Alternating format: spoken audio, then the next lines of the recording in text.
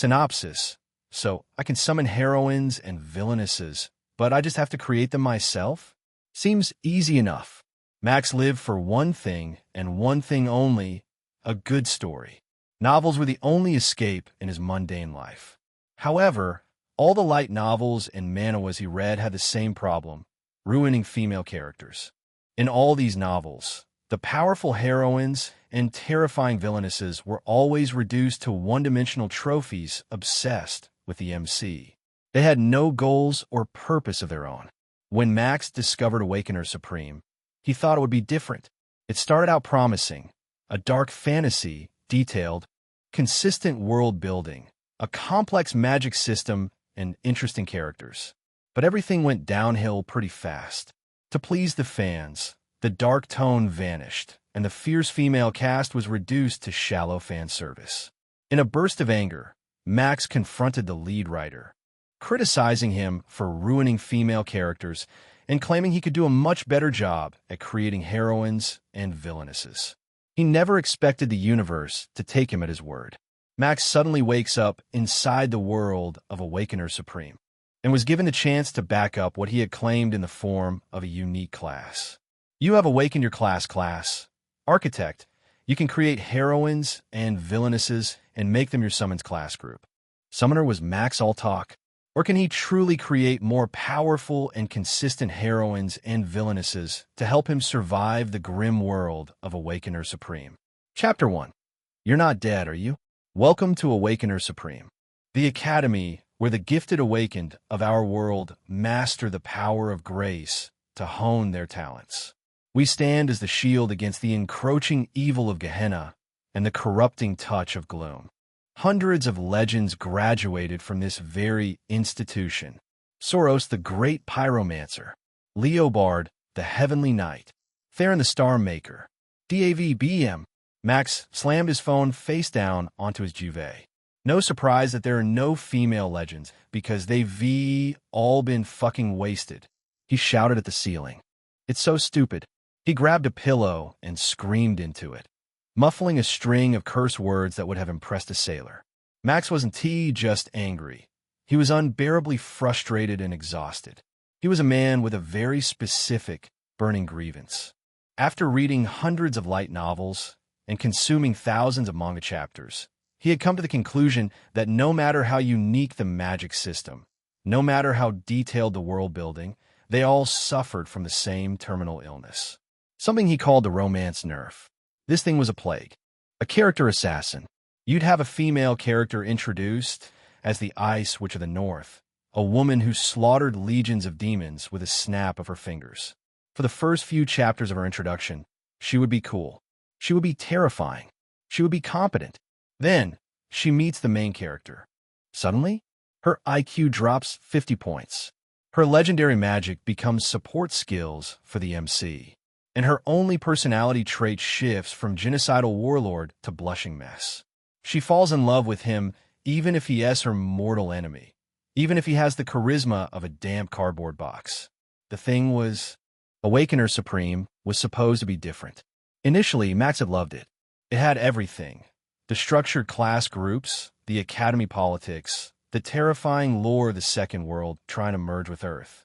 For him, it was dark fantasy done right, especially in a world where the trope was a dying art. But then came the popularity polls. Then came the editors. And slowly, the grim-dark masterpiece turned into a harem-collecting simulator for gooners. Hating a novel was easy. But there was a different kind of hate one feels when a novel they really love does something so stupid it destroys the entire experience. That was exactly how Max felt. Why? He groaned, staring at his ceiling fan. Why destroy a masterpiece for fan service? Almost everyone didn't have the power to change these issues in their favorite novels. They just had to get over it and continue reading. But Max was just a reader. Until about 4 hours ago. He had been a junior assistant narrative editor at Onyx Digital, the publisher responsible for Awakener Supreme. He wasn't high up the food chain mostly, he just checked for typos and continuity errors, but that didn't stop him from making his criticism heard.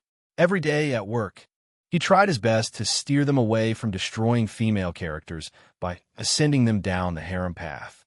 Just last Tuesday, he presented some new female characters he had made to introduce into the story.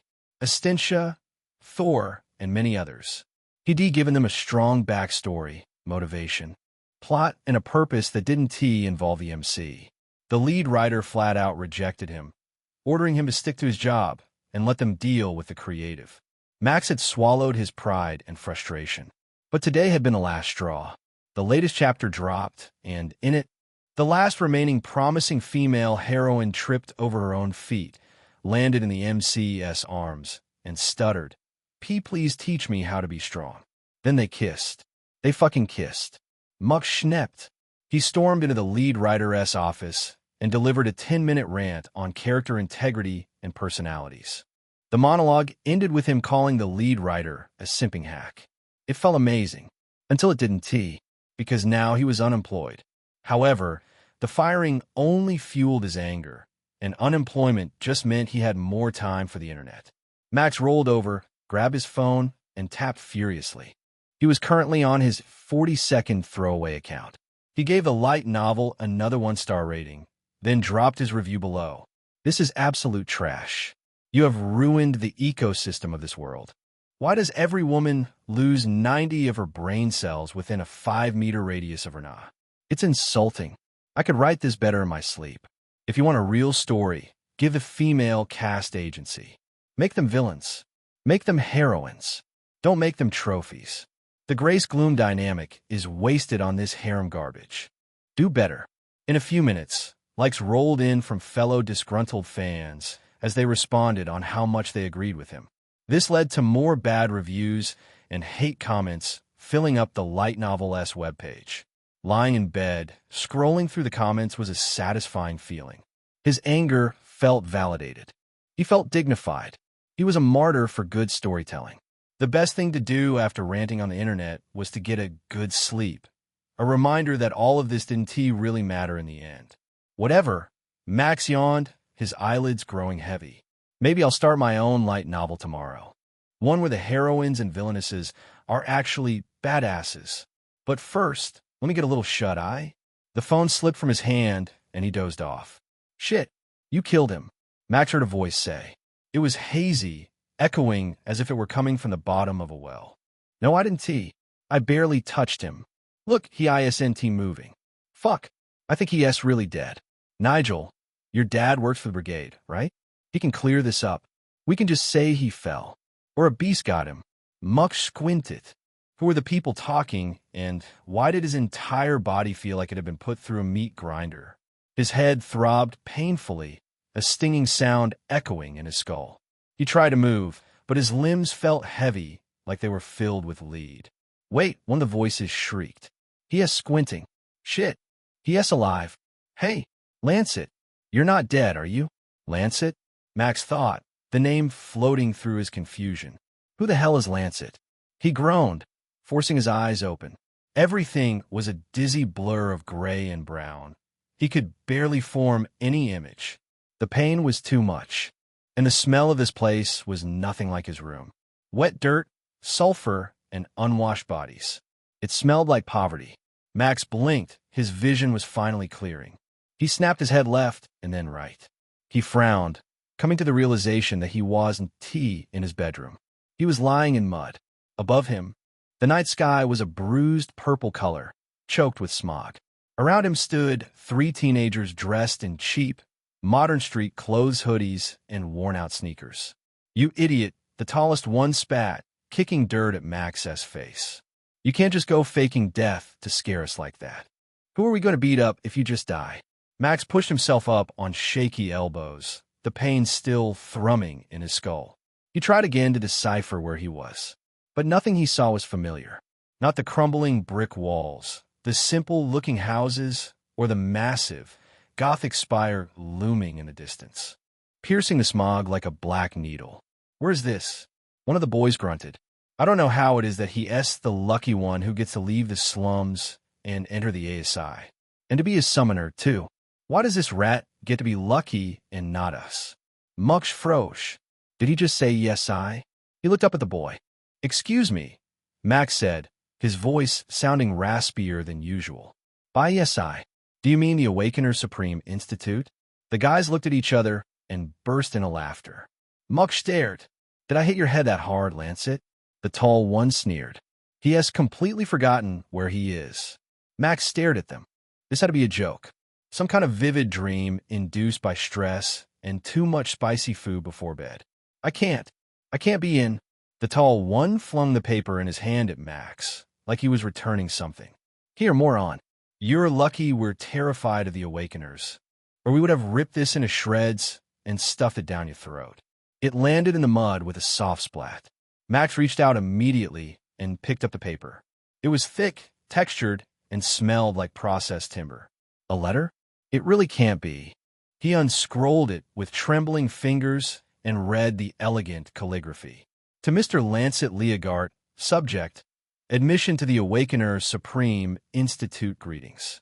It is with the authority of the Crown and Grace that we extend this invitation to you. Your potential for awakening has been detected by the Royal Seers. In accordance with the Grand Defense Act against the Second World, you are hereby conscripted to attend the Institute. Here, you will hone your talents, master grace, and serve the kingdom. We expect great things from you. Name, Lancet Leogart Class Group. Summoner Max S. heart dropped like a stone into his stomach, leaving a cold, hollow pit of disbelief.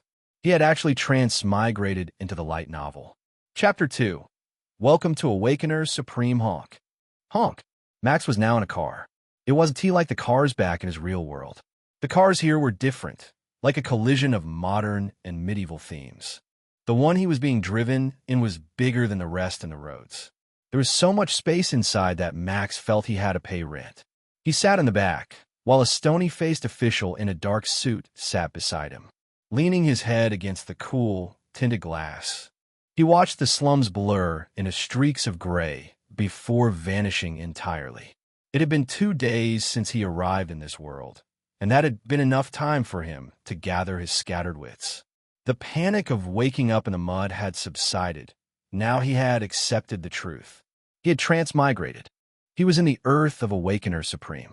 He wasn't the hero or the villain. He was Lancet Leogart, basically a nobody, an extra, a slum rat whose narrative purpose was likely to serve as background decoration or casual fodder for those bullies to beat up until he eventually died. Max had no idea how. He never thought transmigration could be real. Neither did he imagine that it would ever happen to him, in a realistic way at least.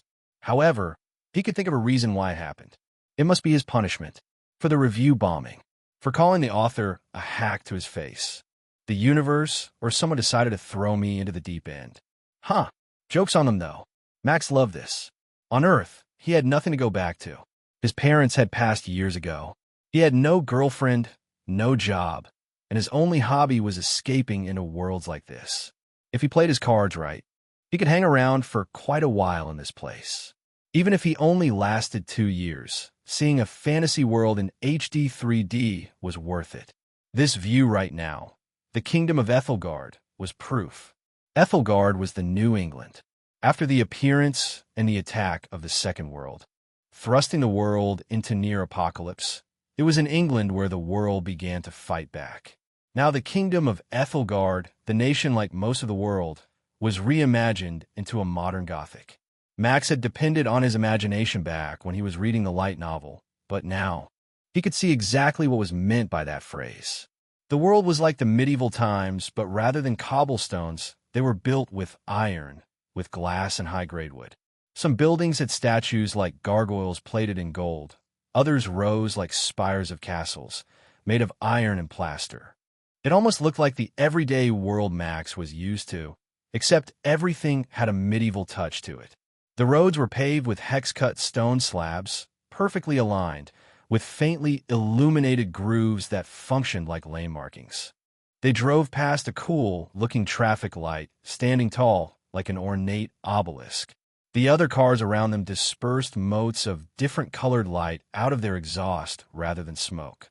Max watched the people on the sidewalks. He saw teenagers wearing denim, but the jackets were cut long and belted like tunics. He saw businessmen in suits, but the lapels were high and sharp, resembling aristocratic doublets. He saw hoodies too, but they were draped like cowls. An amused but fascinated smile squeezed his cheeks. It was unbelievable to him that he was really witnessing this. They whizzed by a workshop displaying a mannequin in platinum armor holding a great axe. Some awakeners were gathered around it. Max's eyes widened. Awakeners. He saw more of them, walking openly, clad in different shiny armor. They were basically treated like celebrities by the passers-by. Can't believe I'm going to be one of them, Max thought. We're arriving, the driver announced. The car slowed as it approached the district that housed the governing body of this world's defense. The Awakener Supreme Institute. Max stared at the building. Whoa, he murmured without knowing. It was glorious. Just as the novel had described it, the building was absolutely glorious. In fact, the text on a screen couldn't do justice to the sheer scale of it. At first, it looked like a cathedral and then a fortress. From the last slab of steps to the tip of the spires, it was covered with white marble and gold iron. The architecture resembled that of kings in the ancient times, except it had been updated with 25th century technology. A large golden crest with the insignia of a 12-edged star was carved into the pediment, supported by 6 towering golden columns that upheld the massive entablature below. Max was still staring when the officials opened the door. Out! Move it! He stepped out, his sneakers scuffing against the pristine paved stones. He felt woefully out of place in his mud-stained hoodie and torn jeans, smelling of the slums. But it was all his proud elder sister. Marcette could get him before he took off for the academy. They led him up the stairs, and the guards by the large doors opened them for him to step in. Can't believe the Seers picked up a candidate from the slums. Who expects a slummer to awaken? Don't worry. He only has the potential to awaken. But with frail bones like that, he definitely won tea. Waste of paperwork. He'll be back in the gutter by noon. Max didn't hear everything, but he knew the essence of their gossip. And to be fair, they weren't entirely wrong. As the doors closed behind him, he came into realization of what was before him. Hundreds of teenagers gathered in loose clusters. They were the cream of the crop, scions of noble houses, children of wealthy merchants, or legacy admits from Awakener families. They wore tailored suits, designer streetwear, and polished armor. Even the lowborns were dressed nicely. He was the only one in near rags. The only slummer. Is that Mud? Someone whispered. Who let us stray in? Guard your pockets. Max sighed, stuffing his hands into the pockets of his hoodie. Of course, he had to be the underdog, the weak-to-strong trope. It was classic, effective for authors, but hell, it was annoying to actually live through. Suddenly, the lights in the hall dimmed. A spotlight snapped onto the raised dais at the far end of the room. A man stepped into the light. He was tall, wearing the flowing black and silver robes of the Institute's dean. Dean Ordnance, Max remembered. He had a gray beard and sharp eyes, one blue and the other silver. Ordnance raised his hands, and his voice boomed without a microphone, amplified by pure magic. Welcome to Awakener Supreme, he began. The academy where the gifted awakened of our world master the power of grace to hone their talents. We stand as the shield against the encroaching evil of Gehenna and the corrupting touch of gloom. Max felt a shiver run down his spine. It was the exact speech he had been reading on his phone before he smashed it. Hundreds of legends graduated from this very institution. The dean continued. Soros the great pyromancer, Leobard the heavenly knight, Theron the star maker. The crowd watched in rapt silence, captivated by the promise of glory. Ordnance lowered his hands, taking a more solemn expression. You have been chosen by the royal seers because you possess the spark. But a spark is not fire. Today, we determine if you will burn bright or fade into ash. He gestured to a massive, intricate runic circle engraved into the floor of the dais. You will step forward one by one. You will enter the circle. Your class group has been predetermined, so only your class shall be revealed. If you do awaken one. The dean smiled cunningly. Let the event begin. Chapter 3. I bet he summons rats. The officials began organizing the aspirants into lines based on their predetermined class groups. Max answered when Lancet Leogart was called. Next thing he knew, he was sandwiched in between a tall, broad-shouldered guy and a girl who was so heavy-chested that he couldn't dare move else be branded as a pervert. 3 more lines were made to the left of him, filled with aspirants classified under the other 3 class groups. In this world, there were 4 class groups: elementalists, specialists, enchanters, and summoners. Elementalists were basically the royalty of the ASI. They wielded grace to manipulate the physical elements like fire, water, lightning, and shadow. They were flashy, destructive, and numerous. Because their powers were visually impressive and effective in mass combat, they always ended up with the highest amount of tributes, Academy points, every year, and so received the lion's share of the Academy's funding. Specialists were the mighty. They used grace internally to enhance their physical stats, mastering weapons and martial arts. Some of the most popular classes under the specialist class group were knights, assassins, archers. Enchanters were the weirdos, the scary ones. They manipulated the non-physical, health, time, the mind, or raw, crystallized grace. Basically, they were so attuned with grace that they could manipulate the magical element itself, not just use it to manipulate other things. They were usually the most powerful of all class groups, but because they were so rare, they lacked the numbers to challenge the elementalist's reign in the Academy. And then, there were the summoners. Max's class group. Summoners used grace to call forth beings from their summoned space or bind existing entities to their will. They too were powerful, but held no personal strength of their own. Add that with their low numbers, and they too didn't stand a chance against the elementalists. Nevertheless, the competition was upheld. ASI was brutal when it came to this. A damn meritocracy disguised as a school. Rank was everything. Max recalled the hierarchy in the Academy detailed in the early starts of the story.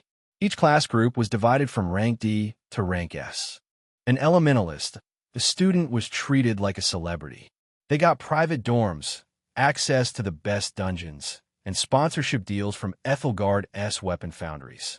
An elementalist D was looked down upon by everyone, including fellow elementalists a few ranks higher than them. They were their seniors, and the juniors below them had to earn their own place and respect. That meant growing stronger.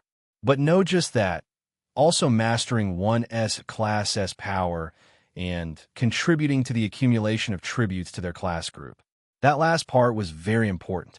If a D rank failed to meet the monthly quota of dungeon clears, they were disciplined by the C ranks or B ranks.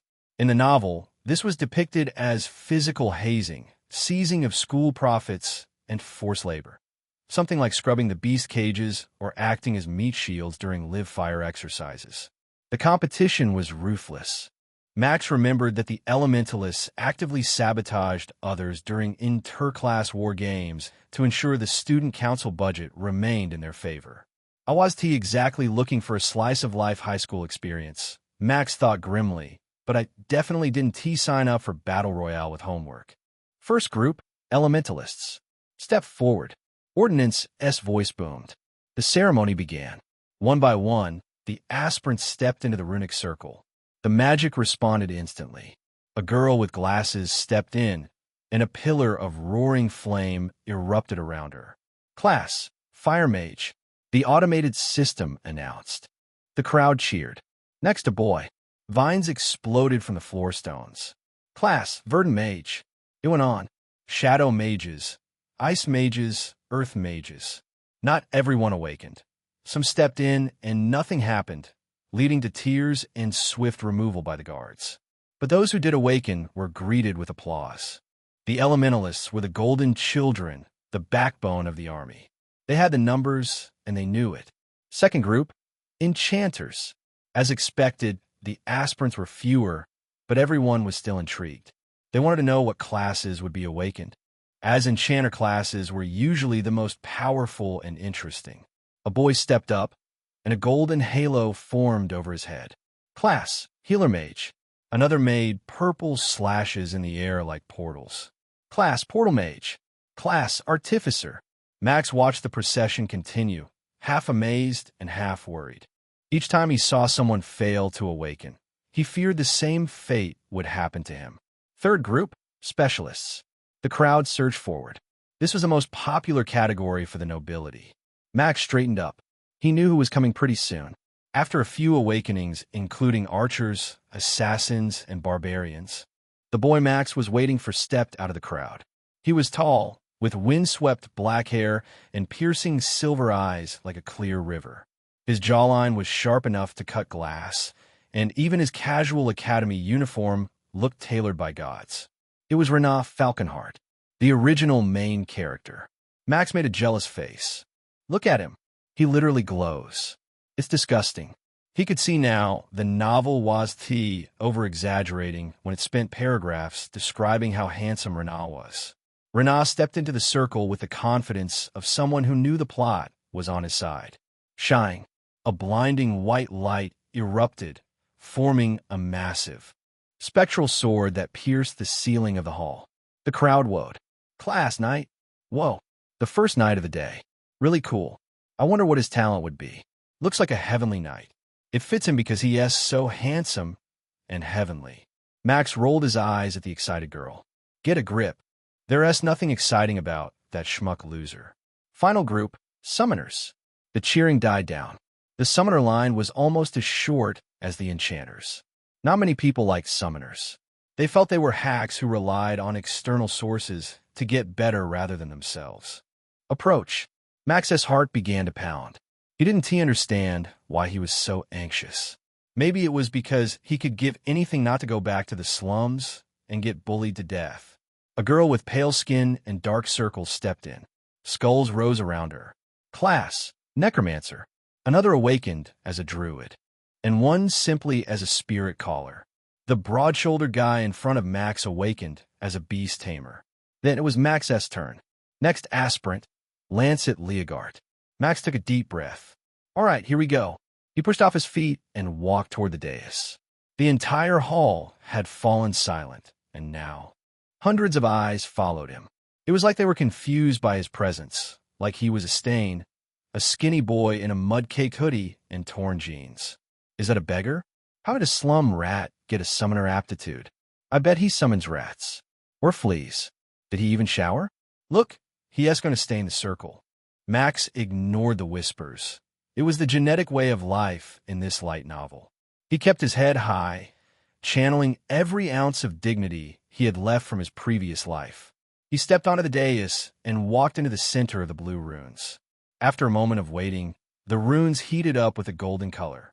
He closed his eyes, waiting for the system to assign him a beast or a spirit. The circle didn't erupt in fire. It didn't summon a spectral monster.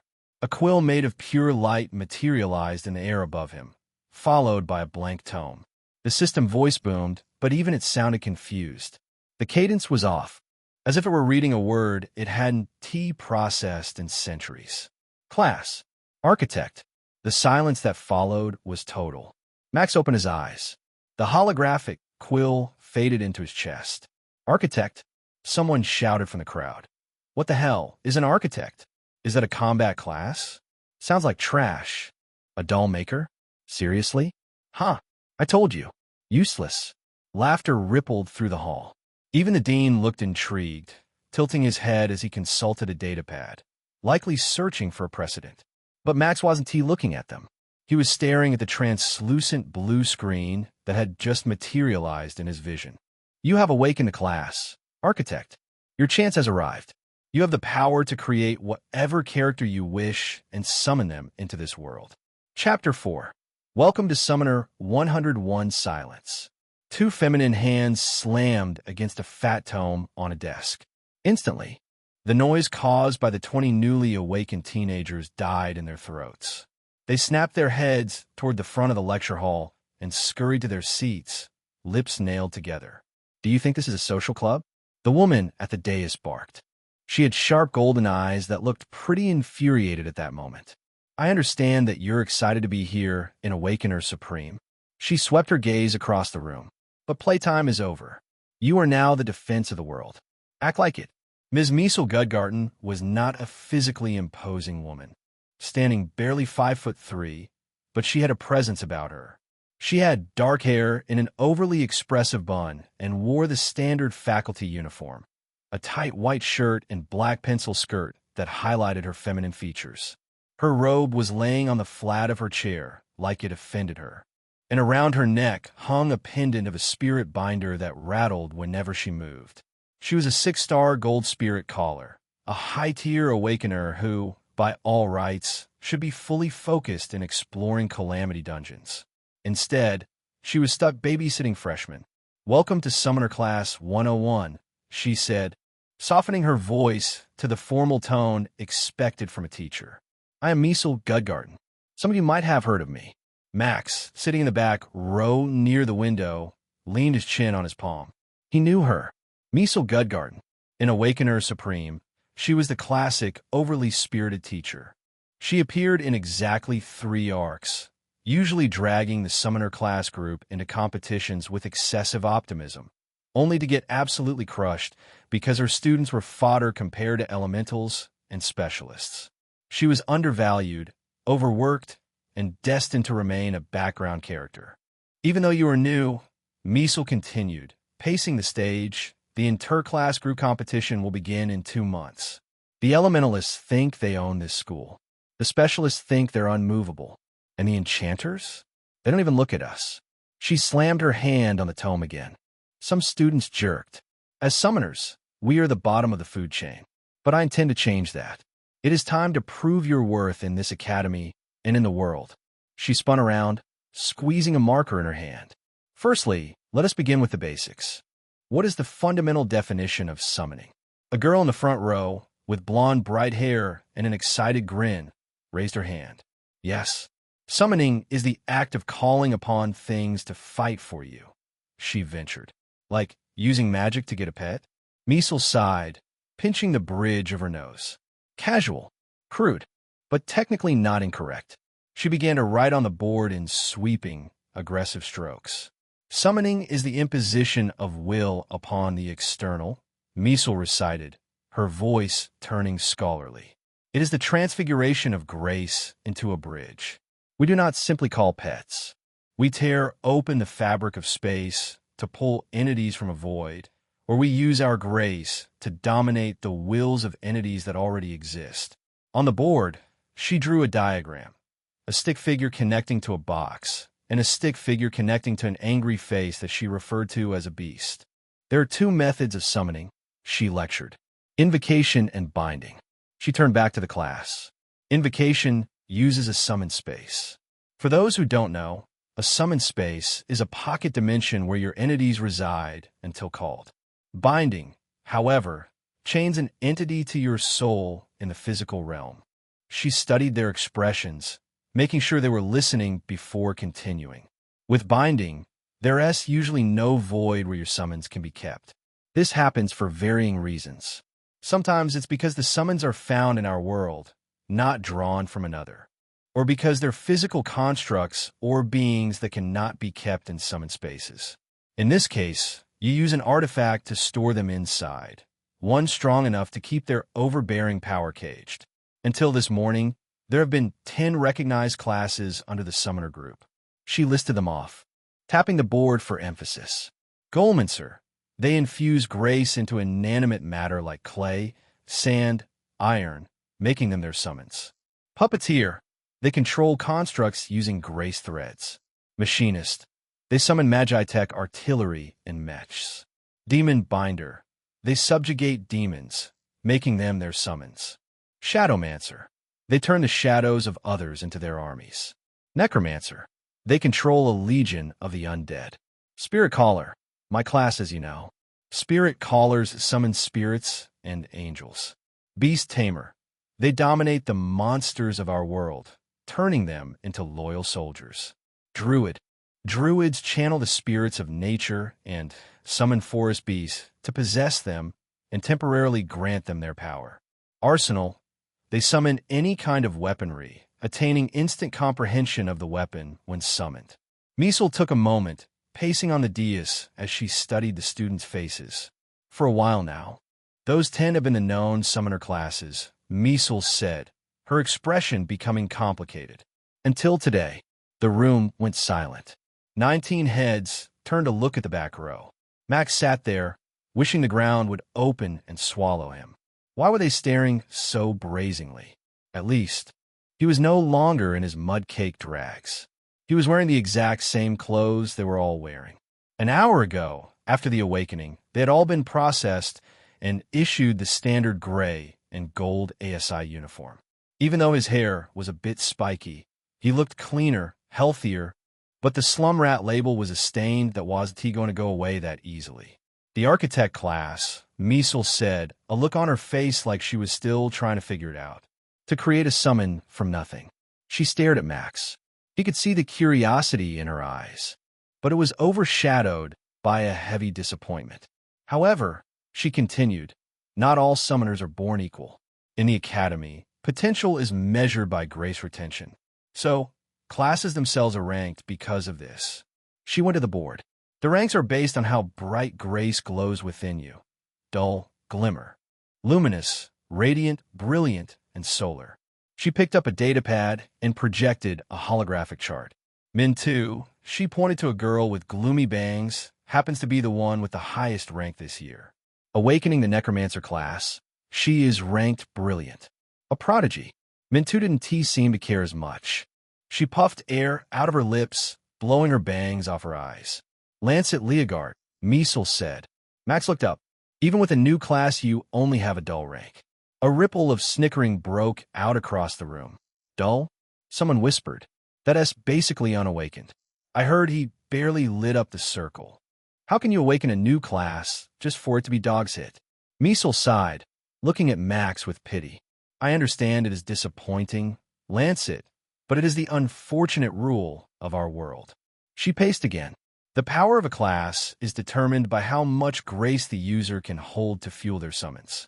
Summoners naturally have low retention because we outsource our power. But the Architect class, she shook her head. Your retention is near zero. It seems your class requires almost no grace connection at all, which, paradoxically, makes it the weakest potential in the history of the Institute. Measles wasn't just disappointed for Lancet. She was disappointed herself. She had hoped that this new class would be a secret weapon to help Summoner D survive the coming competitions. Instead, it was the weakest in the class. A liability rather than a strength. Sigh, how underwhelming. Moving on, she said, dismissing Lancet with a wave of her hand. Let's discuss the will. As summoners, one thing we have at the back of our minds is that our summons are often stronger than us. If you show fear, a demon will eat you. If you hesitate, a golem will crush you. You must be a conqueror, a dominator. Let me explain how. As Measles launched into a lecture on mental fortitude, the class scribbled notes furiously. Max, however, leaned on his desk, his eyes glazing over. Dull rank, he thought, still a bit overwhelmed by everything. Of course they think that. But right now, they're judging a fish by its ability to climb a tree. Naturally, all classes depended on grace as a currency to create whatever output they intended. But the golden HUD in front of him said something a little different. System notice explanation. Your grace retention is classified as dull because you do not rely on grace to fuel your creations. Therefore, you do not need to retain a lot of it. Creating your summons does not need any grace. Your currency is creativity points, CP, analysis. User possesses high levels of narrative understanding and imagination. Max watch the number scroll at the bottom of his vision. Your creativity has been testified for. Starting creativity points, 2,500 CP. Whoa. Max's eyes widened. You are incredibly creative, so your starter points is massive. Begin your summon creation journey soon. Max looked up at Ms. Measles. Whatever she was teaching wasn't going to be news to him. Since the interface was suggesting that he started creating, don't mind if I do. Chapter 5. This better be good. Heroine creation system profile. Lancet Leogard class. Architect, dull. Rank, 1 bronze level. 150 grace. 10-10 weapon. Power. Omnipotent character manipulation skills. Heroine creation currencies CP. Creativity points 2,500 AP. Archetype keys 0 rosters created heroines. 0 archived heroines. 0 modules. Creation summon stats relics archive world. We've quest log Lancet stared at the screen, shocked by the wall of terms he couldn't even begin to understand. His class was only dull ranked, so it made sense that his grace was only 10 and his rank was a 1-star bronze. But how could he be all of that and have a power tagged omnipotent? This better be good. With hopeful anticipation, he tapped Heroine Creation, his only skill, and a new interface blinked open. Heroine Creation console balances CP 2500 AP. 0 with your Heroine Creation skill. You can create any heroine with sets of powers, skills, traits, and motives to help you along your journey. Lancet's eyes widened. So this is really legit? I mean, I thought it might be it, but no actual way. I can create characters? Heroine Creation costs creativity points, CP. The more powerful the heroine, the more expensive it will be to create. Each created heroine must have a narrative role in the world of Awakener Supreme. The backstory of created heroine cannot affect the overall lore and background of the story. Only the future. Lancet narrowed his eyes, his interest completely swallowed by the screen. These must be the rules. Created heroines cannot be duplicates of already existing characters. He frowned. I don't think that would be an issue. Archetype keys are used to unlock power sets. You cannot give a created heroine a class unless it has been unlocked by an archetype key for that class, huh? His brows raised. Well, how then can I get them? Archetype keys are earned by leveling up your existing heroines. The higher their growth, the rarer the key rewarded. Bronze, silver, or gold keys will be required, depending on the power tier of the archetype. Created, his heart sank. But I have no existing heroines. He almost yelled. Right now, this entire thing was starting to look like a damn scam. Freaking gotchas. Just can't escape them. Move on to Heroine Creation interface? He sighed. Might as well just check it out. He mentally selected yes. The system responded with the next interface. Name, appearance, personality, role assignment, Heroine Villainesses, noble, civilian, NPC. Lancet was surprised at the NPC option, but it did seem like something that could weirdly come in handy one day. Backstory, family, birthplace, event, motive. Archetype keys.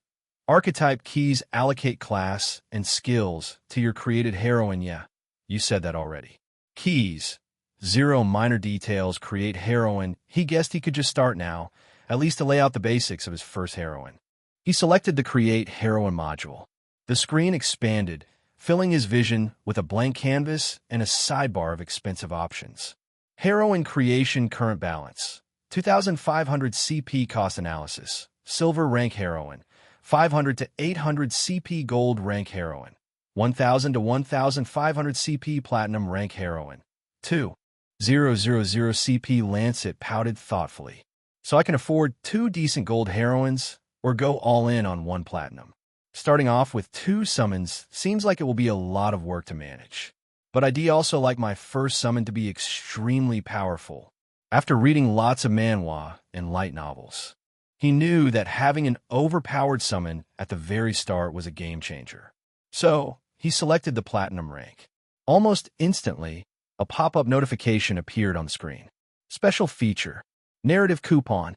CP cost increases with your created heroine's power. But you can cut the cost by giving the character a strong background story, narrative depth, logical motivation, and perfect lore attunement. If your heroine's story impressed the system, CP cost will be subsidized. Lancet became wide-eyed. He was right all along. This whole thing was because of what he said. The system was testing him, wanting him to prove that he could truly create better heroines. Heroines with more depth, more personality, unique motivations, and desires. Since creating powerful heroines cost more CP, if making them better characters cut the cost, then it was the key. The key to having overpowered summons. But what was the lore attunement part? Oh, he remembered that the heroines he creates have to be part of the story's lore somehow. So lore attunement had to mean how seamlessly he could weave a created heroine into the established lore of Awakener Supreme. There was good and bad news with this rule. The good news was no one else knew the lore of Awakener Supreme more than him. Lancet knew everything, every detail. if knowledge was the requirement. He far exceeded it. The bad news was that he didn't quite yet understand the mechanics behind it. If these heroines were his summons, it meant they would either reside in a summoned space or they were binded to him. But both scenarios meant different things considering the importance of Lord Tumut. The first possibility, they were binded to him. If that was the case, then they weren't abstractions or constructs. He would create awakeners like him, people living in the modern world. They would have families, histories, maybe even friends, but they will be bound to fight for him. The second, if they were in a summoned space, then proper lore attunement meant they were figures from the past, awakeners who became fallen heroes, ancient champions, dead legends, or just any dead person if he pleased. He was the one who would decide their story anyway. But by crafting their backstories to align with the world as history, he wouldn't just be inventing characters. He would be resurrecting them. The system would bend reality itself, rewriting collective memory, convincing the world that these people had always existed, that their names had always been spoken, their deeds always recorded. Either way, the conclusion was unavoidable. Lancet held the power to write lives directly into the fabric of this world. Only now did the name of his power truly begin to make sense.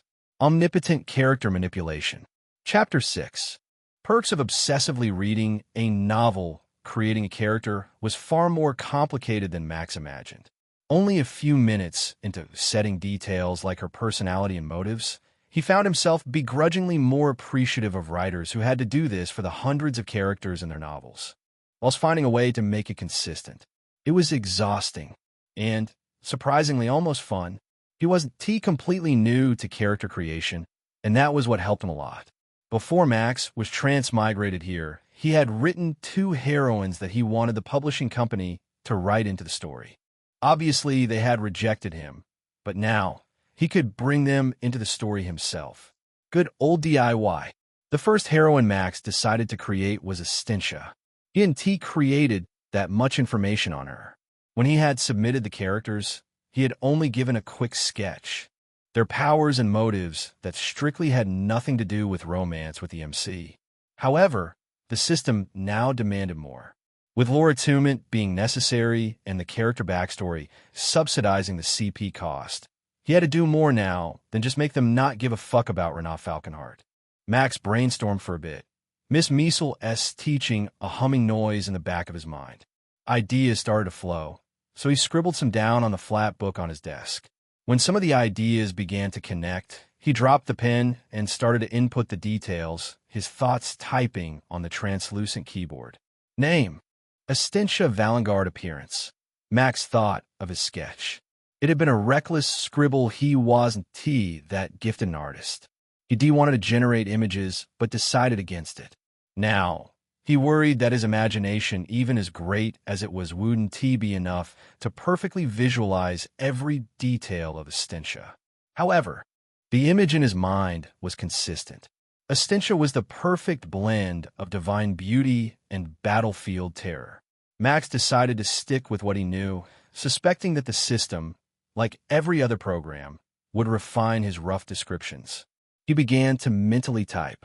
Appearance: height, 180 centimeters. Physique: Amazonian but graceful. Hair: liquid gold, kept in a thick, disciplined braid that rests over her left shoulder. Eyes: piercing azure, the color of a frozen ocean. Armor: the plate of divine will. It consists of heavy, silver pauldrons, accentuated cuirass, golden breastplates, and armor details, and a winged Valkyrie helm. Personality: well, he was half decided on that. With Estintia being his first summon, he wanted her to be fiercely loyal to him. However, not to the point where all her autonomy and decision-making is destroyed.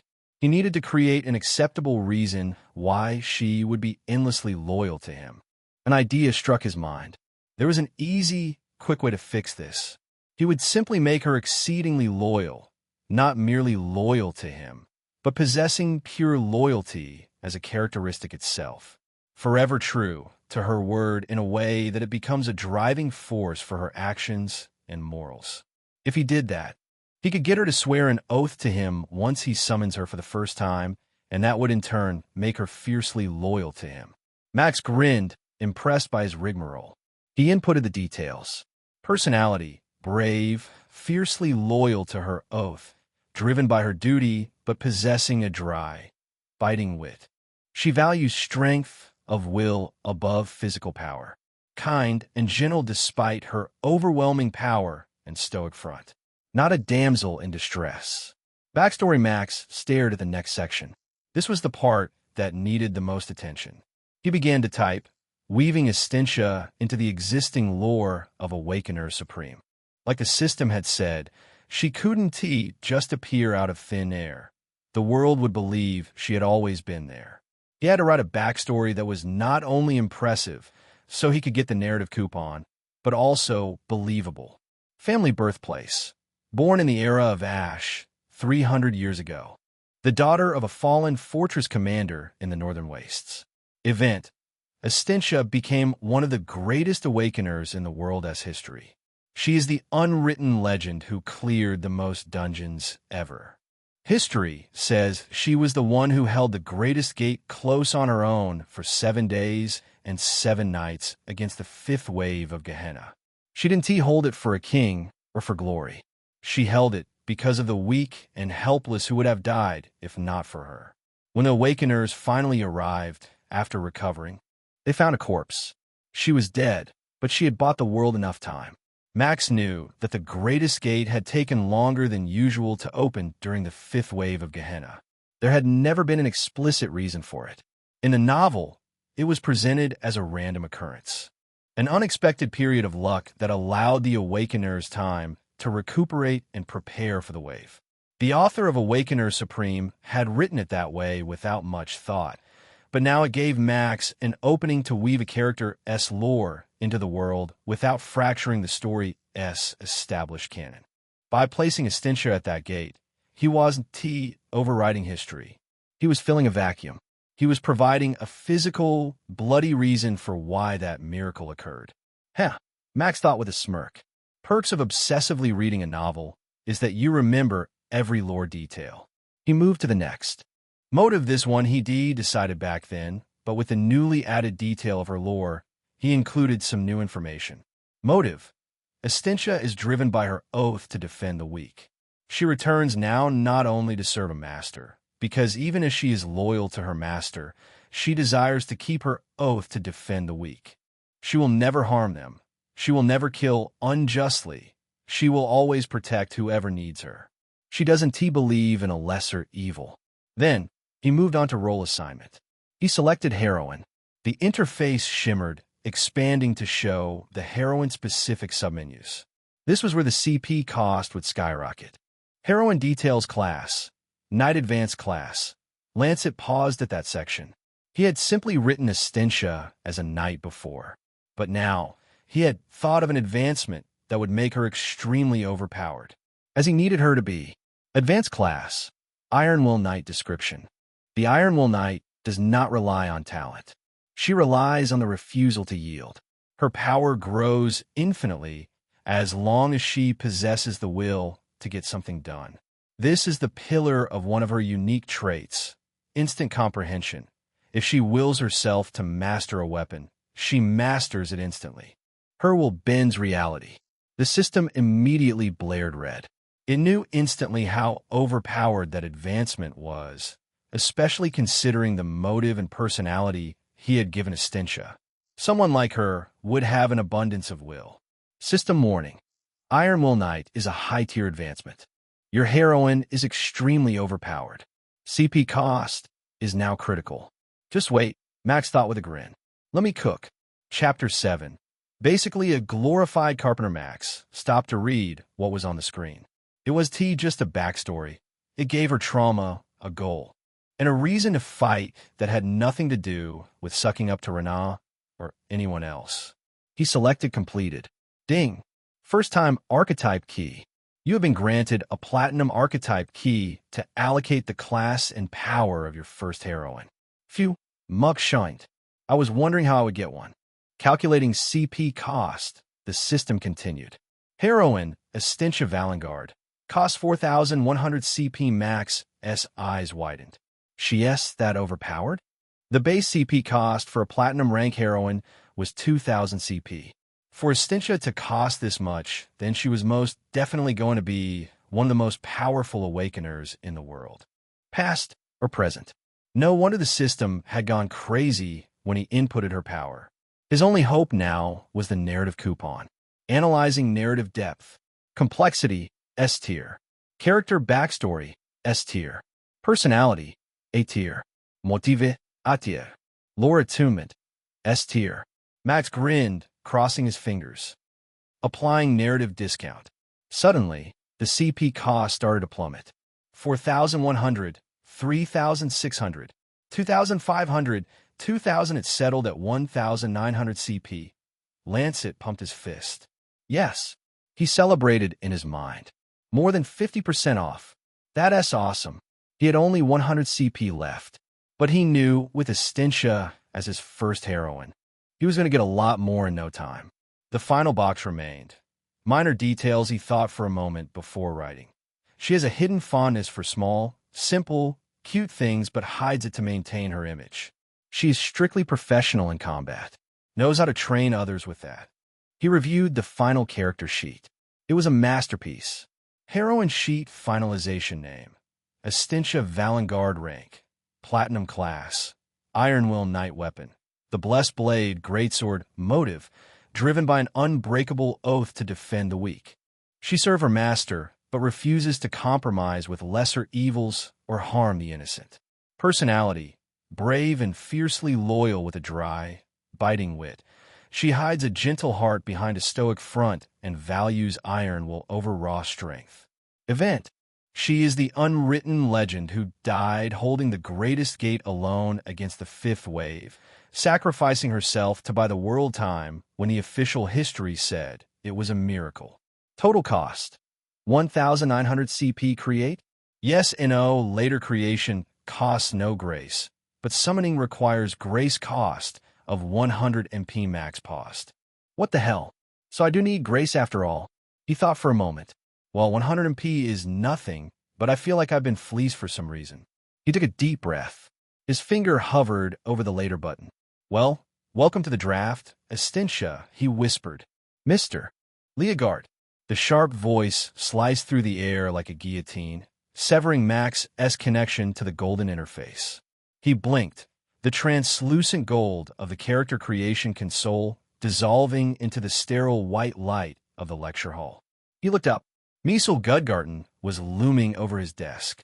Her eyes narrowed into slits that promised a very creative detention. Are you with us, Lancet? She asked, her voice dangerously sweet. Or has your spirit wandered off to a dimension where paying attention is optional? Max stared at her blankly for a split second. Right, he thought, the realization hitting him with a dull thud. Lancet, that's me. E.M. Lancet. For the last 20 years, he had been Max responding to Lancet Leogard, felt like trying to answer to a stranger's nickname. But if he didn't start overriding his default settings, he was going to get flagged as brain damaged before the lunch bell rang. I'm here, Lancet said, straightening his posture. Just visualizing the imposition of will, Ms. Miesel. Visualize it on my whiteboard, she retorted, pointing a manicured finger at the front of the room. The interface will not save you if you don't understand the fundamentals. Close it. Lancet mentally swiped the window away. Heroine creation bullshit. Data saved, he exhaled. He had the weapon loaded in the chamber, but he couldn't fire it just yet. He needed to survive the rest of Summoner 101 first. And then, he had to start retaining grace.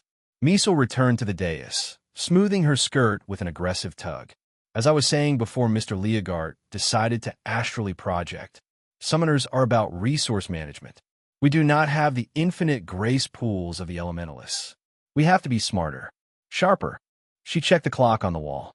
However, she sighed, the fire leaving her frame. Orientation day is chaotic, and the dormitory wardens are impatient. So, we are ending early. A collective sigh of relief swept through the room. Chairs scraped against the stone floor as 19 students scrambled to pack their bags. Do not celebrate yet. Miesel barked, causing a few students to freeze. You are to follow me to the residential district for room assignment. Try not to get lost. If you wander into the higher grades wing and get used as a spell experiment, I am not filling out the paperwork. Lancet chuckled. The hallways of the Awakener Supreme Institute were designed to make you feel small. The ceilings were at least 30 feet high, supported by columns of white marble veined with pulsing blue lyrium. Banners of the 4 class groups hung from the rafters, showing their sigils. The sigil of the Elementalists was a 4-pointed star, with each angle pointing at the 4 main elements. The sigil of the Specialists was a shield with 2 swords crossed in front of it. For the Enchanters, it was an eye with a multi-pointed star as a pupil. And finally, the sigil of the Summoners were 2 palms spread, slightly open like a gate. Lancet smirked as he walked past them, recognizing the descriptions from the light novel. He walked at the back of the pack, hands in his pockets, watching Miesel march at the front like a mother duck leading her ducklings through a minefield. They turned a corner into the grand atrium, and Miesel suddenly stiffened. The rattling of her spirit pendant stopped dead. Coming from the opposite direction was another line of students. But unlike the nervous group of summoners, these students walked with a strut. It was not that their uniforms looked brighter or that they were richer. It was their posture and aura. They stood straighter, prouder. Some of them were casually playing with flickers of fire on their thumbs or twirling water droplets between their fingers. Leading them was a man who looked like he had been sculpted out of ego and hair gel. He wore an expensive crimson suit with gold epaulets. His robe hung proud on his shoulder, and his hair was a perfectly coiffed mane of burning auburn.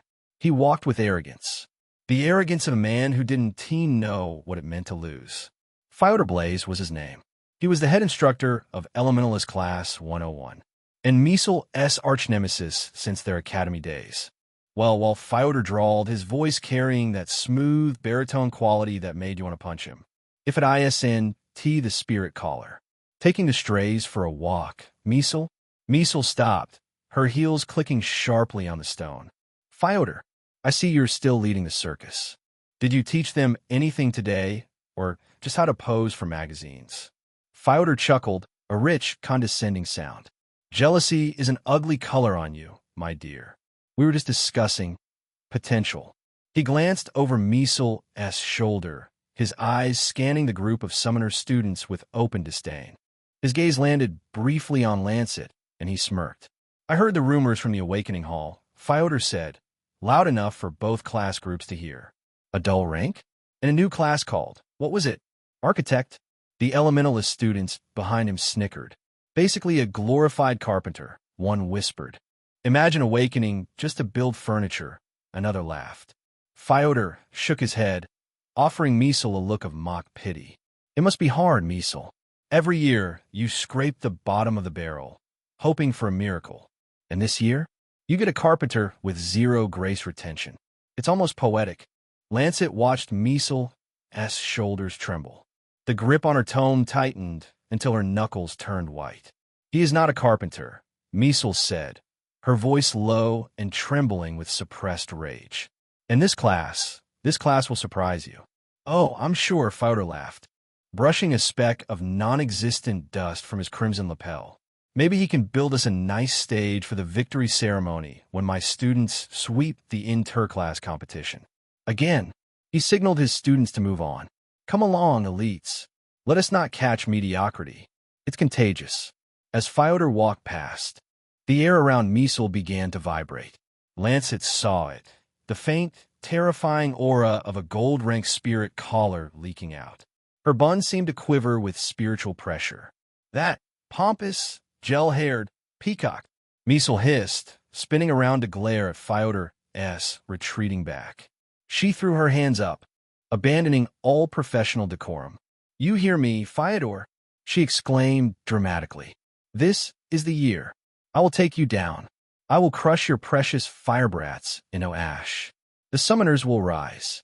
We will bury you. Ms. Miesel? A timid blonde girl in the front row whispered, terrified. People are staring.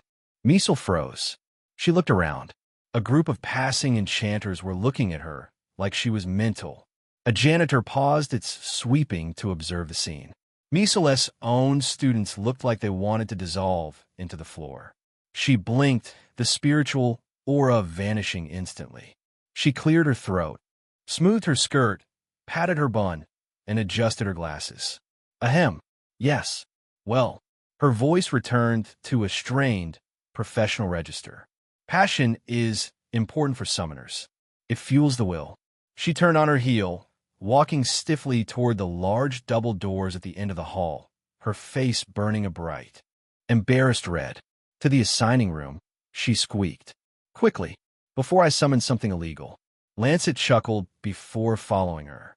I remember now one of the reasons I like this damn novel, he thought, glancing at Miss Measle. The comedy is pretty good. Chapter 8. Home Sweet Hell. The assigning room was as grandiose as the rest of the academy. Measle led her students inside, her heels clicking rhythmically on the linoleum floor. She looked exhausted. The encounter with Fyodor had drained her social battery, and now she had to deal with another bureaucratic annoyance. Lancet walked with his hands still in his pockets, looking left and right as he studied the place. He watched Fyodor and the students of Elementalist D leave the assigning room to head to whatever dorms had been allocated to them. Unexpectedly, his eyes caught the gaze of a red-haired girl who was staring directly at him. Lancet froze. That looked like Frida, one of the first heroines to fall for Renaa Falconheart and join his harem. She was a fire mage with a brilliant talent. Lancet remembered clearly that she was a bitchy-type character, and she had an opportunity to go on a legendary character development, until she ended up love-struck by Renaa's display of skills and couldn't leave his side. Truthfully, Lancet didn't care much about her. She was one out of many heroines who suffered from the romance nerf. He was more curious as to why she was staring at him. After a while, Frida looked away and disappeared out the doors with the rest of Elementalist D. Modric, Lancet heard Miss Measle call with a sigh. They had stopped before a high, semicircular desk that looked more like a fortress wall. I have the new awakened students for the Summoners class group. Behind the desk sat a man who could best be described as a sphere of flesh squeezed into a uniform 2 sizes too small. Modric, the head of residency, was currently engaged in intimate combat with a massive, dripping chicken sandwich. MF. Modric grunted. He swallowed a bite that would have choked a hippopotamus, wiping a smear of butter from his chin with the back of his hand. More fresh meat. Not the type that you could eat, Lancet thought, though he wouldn't completely put past the rotund man. Modric extended a greasy hand, palm up. IDs. Line him up. Measle gestured sharply to the students. You heard him. Step forward. Hand over your student cards. As the line shuffled forward, Lancet observed the room. On the wall behind Modric hung a massive holographic map of the residential district. He could see exactly what was described in the novel. Awakener's Supreme S-caste system. At the top, glowing with a divine white light, were the platinum dorms. They looked like individual villas, complete with private gardens and fountains. Don't bother looking up there, Casto, the nervous boy standing next to Lancet, whispered. He adjusted his thick, brass-rimmed goggles. That's 8-star platinum territory. You could be the king's son, but if you aren't at least an 8-star platinum awakener, you aren't getting in. Lancet ignored the boy with a pout of his lips. He knew that. He knew everything about this world. Below the platinum dorms were the gold ones. These ones were also incredibly luxurious. They were dedicated for the higher-ranked students and wealthy nobles. Then the silver dorms, respectable suites for the middle class. And finally, at the very bottom, on the edge of the map, were the simple-looking wooden bronze dorms. The line reduced as Lancet's classmates submitted their cards and were assigned to their separate dorms. Lancet Leogart, Modric read, squinting at Lancet's card. He looked Lancet up and down, taking in the unkempt hair and the lack of any family crest. You're the one who awakened a new class only for it to be a dull rank. Modric snorted a wet, unpleasant sound. Way to make a fool of yourself on day one, kid. Better to not even awaken at all. Measle's brows creased angrily, and she quickly came to her student's defense. Stop bad-mouthing my students, Modric. and just do your job. The head of residency looked her up and down and scoffed. He s a dull rank and came from the slums. Were we scraping the barrel here?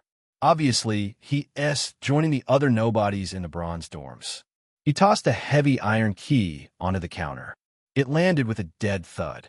Bronze dorm, block 4, room 102. It's a mixed unit for the leftovers. Next, Lancet took the key. It felt cold and gritty. Charming, he muttered, stepping aside. The whale-s insults didn't really get to him. Although he finally understood how MCs of these light novels and manhwas felt when people looked down on them so crudely. All he wanted to do was teach this Michelin-built idiot a lesson, to prove he was wrong for ever doubting him. Lancet sighed inwardly. Am I turning into a manhwa MC myself? Under Miss Measel's order, he waited alongside his other classmates who chatted amongst themselves, ignoring him. The only person who tried to have a conversation with Lancet, Casto, he ended up ignoring him. He didn't mean to be mean. He just wasn't interested in anything the boy was saying. Soon enough, they left the assigning room. Measel gave them a warning, letting them know how rough life was in the dorms. She wanted them to prepare and protect themselves. Summoner D wouldn't have a chance against other class groups if the students were all injured. She told them to be on time for lessons the next day and handed to each of them the supplies and provisions allocated according to their standing in the academy. Lancet carried a small box of clothes, tissue paper, toothbrush, and other simple essentials. If he didn't know better, he would have thought he was being sent into his prison cell. The bronze dorm certainly looked like one. It was a simple gray building that looked like a mix between a duplex and a story building. The paint was peeling, and the lights in the hallway flickered with an ominous buzzing sound. Lancet climbed until block 4, unlocked room 102, and stepped inside. It was a single large room with 4 bunk beds pushed into the corners, leaving a small common area in the middle. There were 2 windows, and both looked out onto the back of the academy, where the waste piler mounted in the distance. Home sweet hell, a voice said from behind him. Lancet turned around to see 3 others shuffling in, carrying the same standard-issue provision boxes. Hey, the boy with goggles beamed at Lancet. Lancet frowned. Him again. I'm Casto, the boy said, claiming the bed nearest the door. He immediately tore open the protein bar in his provision box and munched it down. Lancet narrowed his eyes at him. What class are you? Oh, I'm a machinist. Lancet's eyes widened now. A machinist? How'd you get bronze dorm then? Casto looked like he was thinking for a while. Well, I'm from Agathar, so my family is pretty poor. Even though my class has a talent rank of Radiant, I have to prove myself first before I get into the higher dorms. Lancet stared at him. Machinists are really overpowered from what I remember in the novel. To create and summon Magitech and mechas in a fantasy world is quite the game changer. I'm surprised they put someone with so much potential in the same room as me. Hey, Lancet saw Casto call the boy who dropped his box on the top bunk. What's your name? Luke, said the boy. He had shaved hair and a scar running through his left eyebrow. I'm Arsenal class. Also, don't touch my stuff. Casto smiled. As you say. He looked at the girl standing at the end. She looked nervous. Anita, she whispered. She was tiny, and her blonde hair was so long it dragged on the floor, hiding half her face. I'm a puppeteer. Lancet stared at her. I know this girl too. He watched her place her box on the last lower bunk, and he immediately regretted not choosing a bed the moment he entered. You all know my class, he said. Heard it in the homeroom, so let us not talk about it. He dropped his box onto the remaining top bed. And my name is Lancet. No one said anything. They all stared at him. Casto was smiling. Luke was emotionless. Anita was peeking nervously through her blonde strands. Good talk. Lancet slapped his laps. You're the weakest in the academy, aren't you? Luke suddenly asked. Lancet, about to climb to his bed, stopped and turned. Huh, I wouldn't say that. I'm sure there are a few other awakeners with a dull talent. Casto glanced at Luke. We should look down on others, especially our own roommates. It's not that, Luke grunted, crossing his arms. It's just, we're already targets. Having the weakest student in our room just puts a bigger target on our backs. Before Lancet could respond, the door to their room slammed open. Bam! It hit the wall with enough force to crack the plaster. 3 older students strode in. They wore the summoner uniform, but their sleeves bore the 2 stripes of the second year C rank. Leading them was a guy with slick-back black hair and a face that was 90 sneer. He held a black grimoire in one hand, tapping it against his thigh like a baton. Lancet recognized instantly that he was a demon binder. Chapter 9. You got a death wish, dull rank? Lancet's 3 roommates seemed terrified. Anita was confused, Casto was panicky. Luke seemed angry more than anything. To them, this was a group of seniors coming to shake them up. But Lancet knew more than that. It was the former class Group D, now class Group C, here to show their superiority. These guys had probably marked their room, and each of them here, as the students they're going to spend the rest of their senior years bullying. While the demon binder Theo drawled, stepping into the room as if he owned it. Look at this cozy little nest of rats. His 2 lackeys, a Golmancer named Gully and a beast tamer named Day Snicker behind him, cracking their knuckles. Orientation is over. Fresh meat, Theo announced, kicking Casto's bag across the floor. In Awakener Supreme, we have a tradition. The seniors ensure the juniors are disciplined. We can't have you embarrassing us in the interclass war. Theo's eyes scanned the room, landing on Lancet. A cruel smile stretched his lips. Hey, just our luck. The smile upgraded to a grin. ISNT at you? He pointed with his grimoire. The moron who awakened a new class. Just for it to be ranked dull. Luke narrowed his eyes, moving his pupils to Casto, as if to say, I told you idiots so.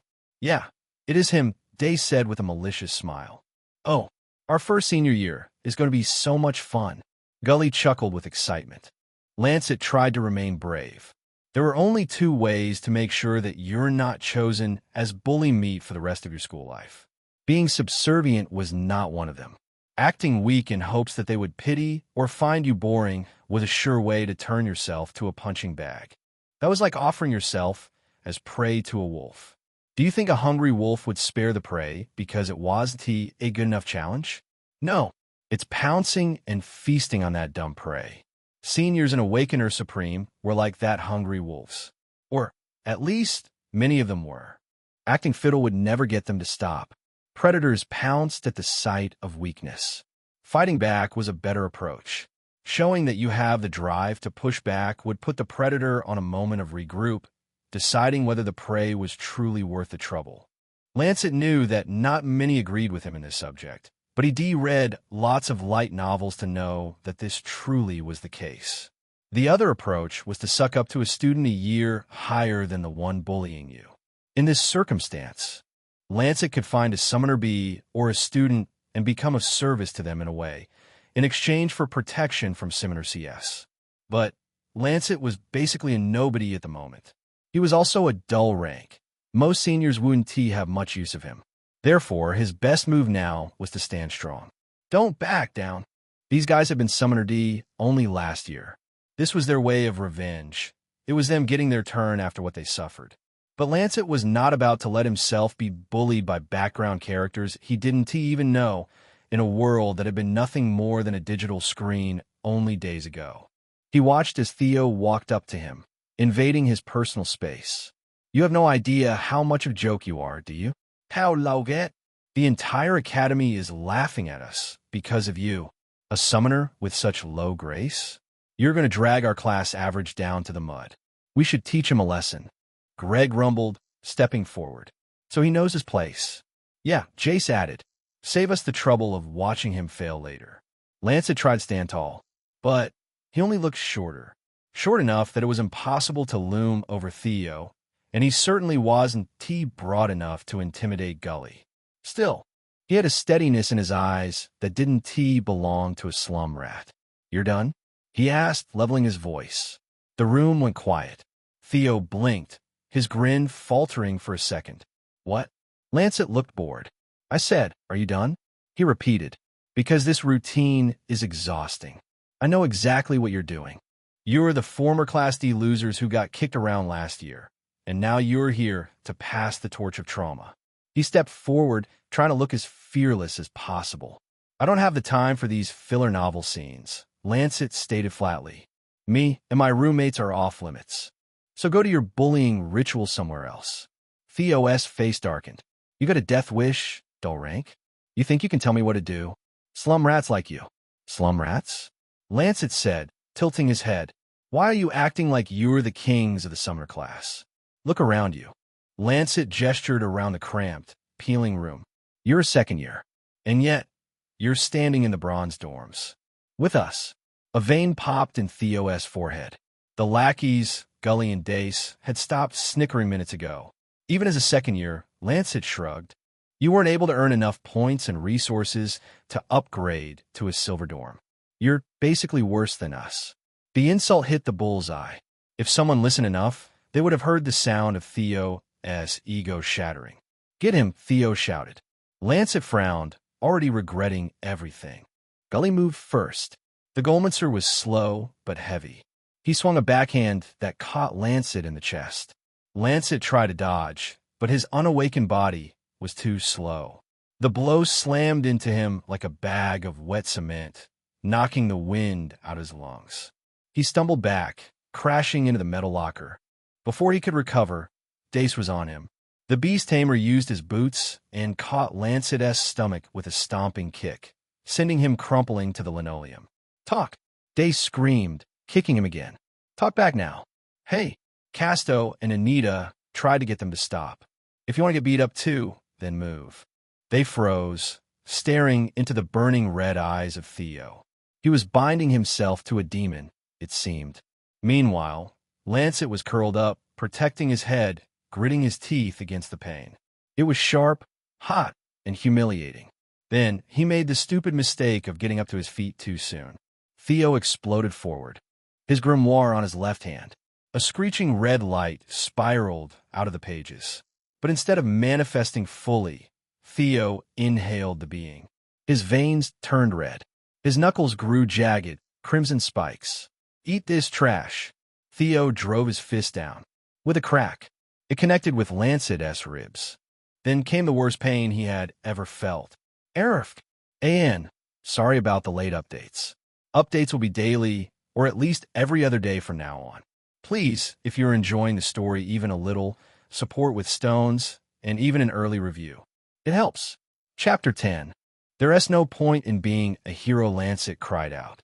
The pain spread through his body in a flash, tightening his bones and muscles as shock spasms took over. He was thrown off his feet and slammed his frail back into the wall, causing another burst of pain through him. With a groan, he fell face first to the floor and rolled onto his back, coughing, blood spattering his chin and the floor. The pain was blinding and unnatural. Whatever demon it was that Theo had just binded its power, it was pretty powerful. The pain was so much that he was already regretting everything. Theo stood over him, shaking his hand to dismiss the crimson smoke and spikes. He looked down at Lancet with pure disgust. Casto and Anita were wide-eyed. They wanted to help, but feared what would happen to them if they did. Luke just watched apathetically. You wanted to act tough? Theo spat near Lancet's head. Fine. Then let us do this properly. He leaned down, his voice dropping to a whisper that still rang in Lancet's head because of the pain. 3 days from now, after school, meet me in the old abandoned training hall in the East Wing. It has a training pit that is still functional. Lancet wheezed, trying to see through the haze that filled his visions. I challenge you to a duel of summons, Theo declared. If you win, which is impossible, my crew and I will never touch you or your pathetic friends again. Kakik. He straightened up, rolling his shoulders. But when you lose, you belong to us. You will carry our bags. You will do our schoolwork. And you will be our punching bag every single day until you graduate or drop out. Lancet coughed, tasting copper. Disgusted, Theo squatted, grabbing Lancet's hair and pulling his head up. If you don't show up, he said, his smile turning evil, we'll come back here. And next time, we won't stop at bruises. He let Lancet's head fall. Then he rose to his feet. I'm going to teach you a proper lesson for thinking you can stand up to your seniors. He signaled his lackeys. Let us go. The smell in here is making me sick. They marched out, laughing, leaving the door swinging on its hinges. For a long moment, the only sound in the room was Lancet's ragged breathing. Casto and Anita waited until they were sure the Summoner CS were long gone from their door. Then, they hurried to their wounded teammate. Lancet. Casto moved first, falling to his knees beside Lancet.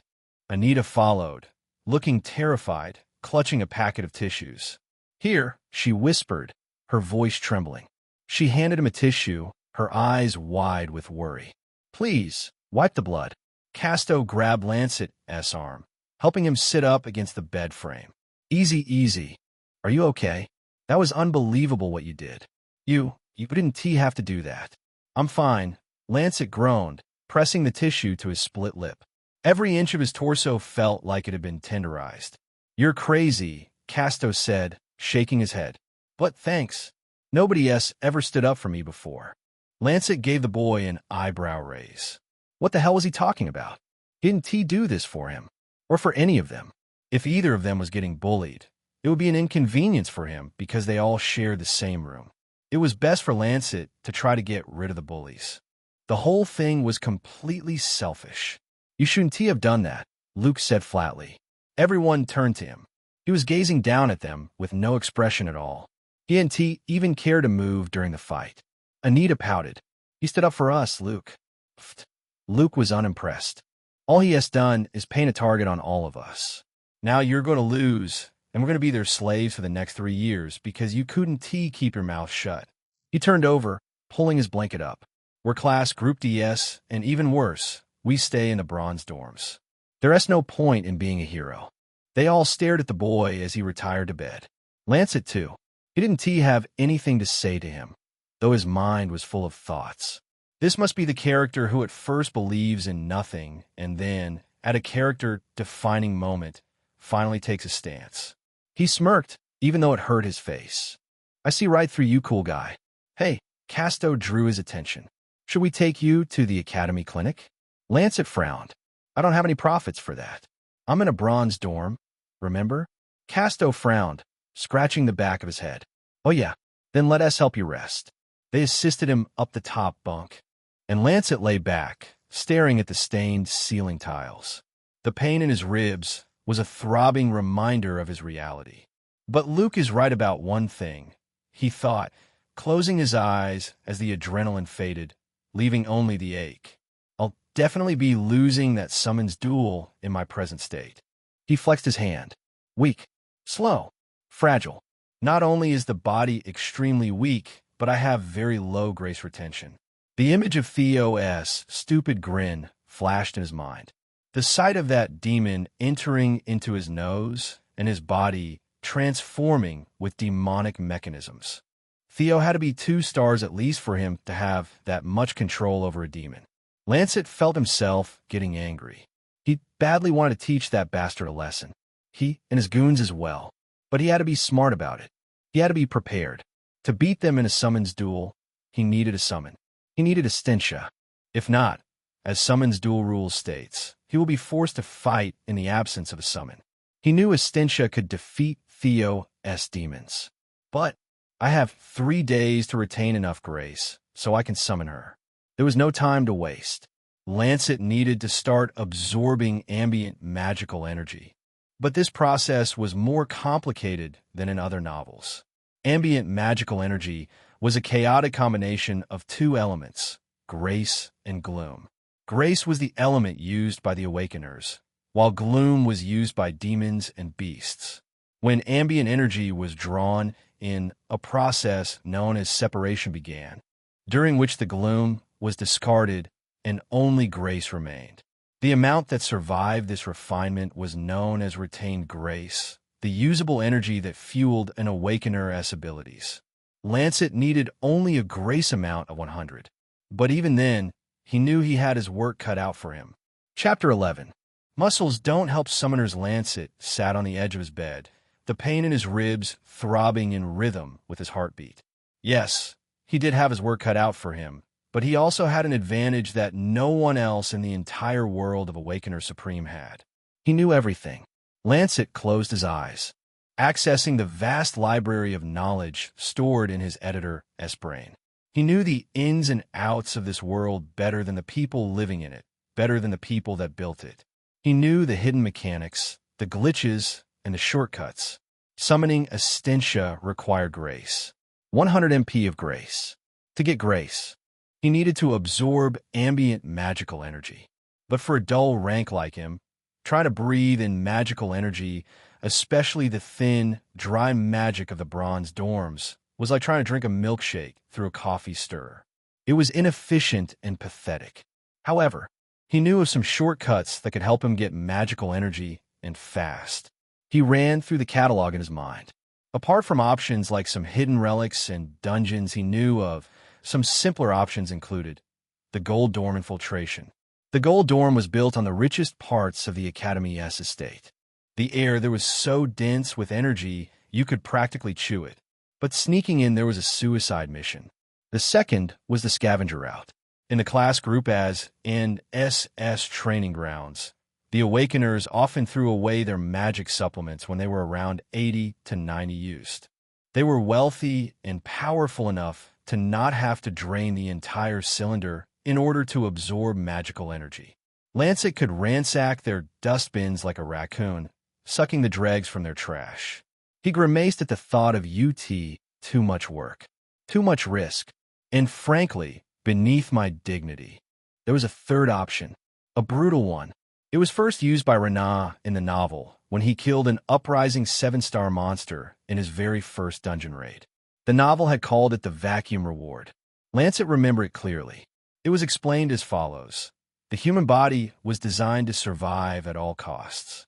When an Awakener's soul core is completely drained of grace and energy, when they are on the verge of death, pushed to the absolute edge of collapse, the biological safety protocols would shatter. The body would panic, and it would forcefully tear open every single channel, desperate to suck in any energy source to keep the heart beating. Right now, that was the quickest way for Lancet to absorb magical energy. He didn't have any monsters to fight him till he lost all his energy and stamina, but there were other ways to that. Suddenly, without a word, Lancet slid off the mattress and dropped to the floor.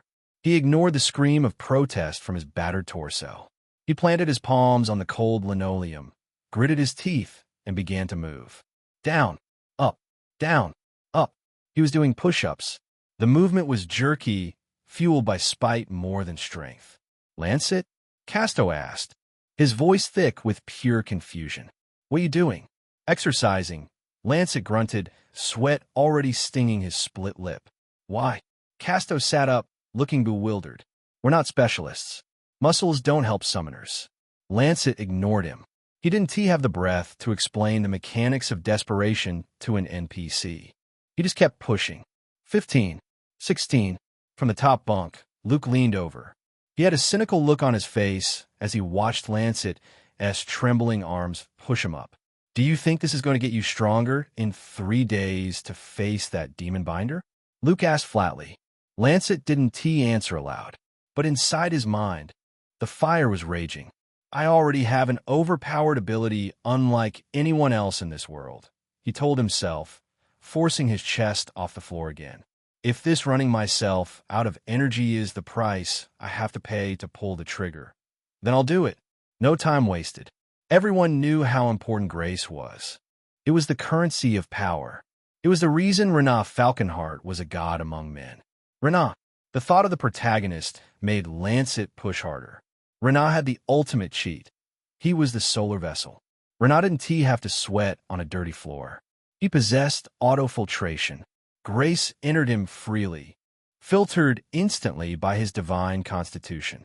He was immune to gloom, and his grace regeneration was infinite.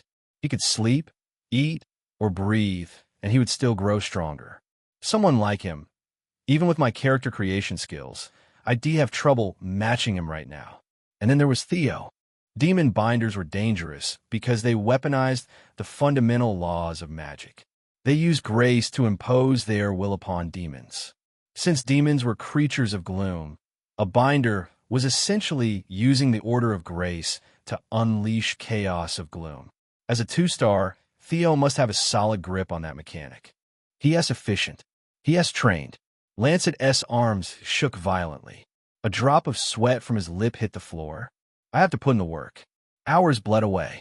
The room grew quiet, save for the wet, ragged sound of Lancet's breathing. He had done push-ups until his chest failed, then squats until his legs turned to jelly. And now he was back on the floor. His roommates watched him with a mix of horror and confusion. Has he gone mad?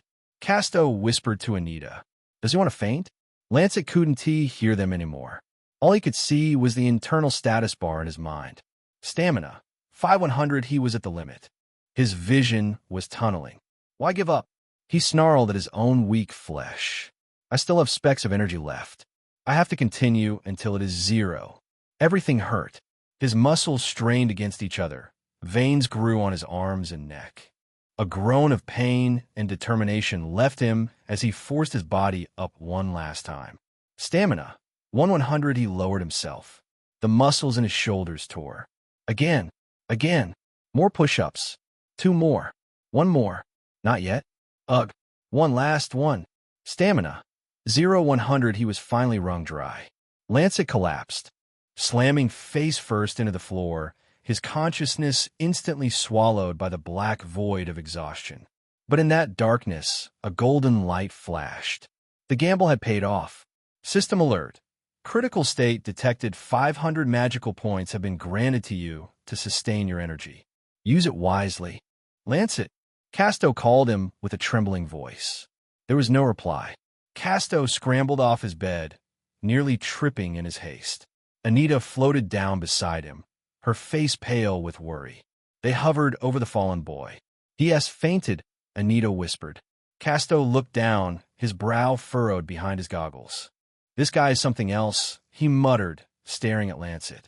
Who faints with a smile on their face? Ian. Enjoying this story so far? Hope so. Remember to support the novel with Power Stones, reviews, and tickets. Chapter 12. I need a bath. When Lancet opened his eyes again, it was like he'd been hit with a flashbang. His head ached, and the golden light of his interface blared before him. He could see the same notification he had seen before fading away. System alert. Critical state detected. 500 magical points have been granted to you to sustain your energy. Use it wisely. Mepe. 400. Lancet blinked, his brain still booting up. 400? Wait. If he had 400 left, that meant the system used 100 MP to sustain his body. And that meant the energy, both grace and gloom, had already circulated through his system.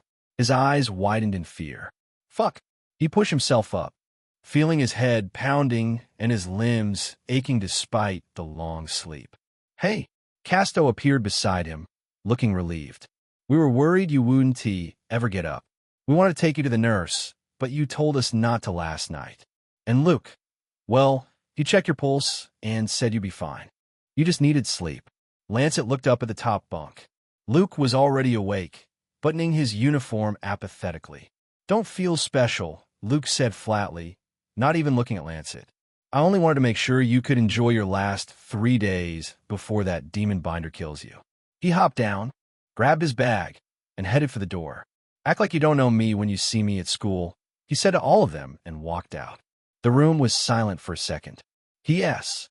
A character, ISNT, Casto muttered, awkwardly scratching the back of his neck. Lancet barely even heard anything. His heart was racing, and there was a creeping coldness in his gut.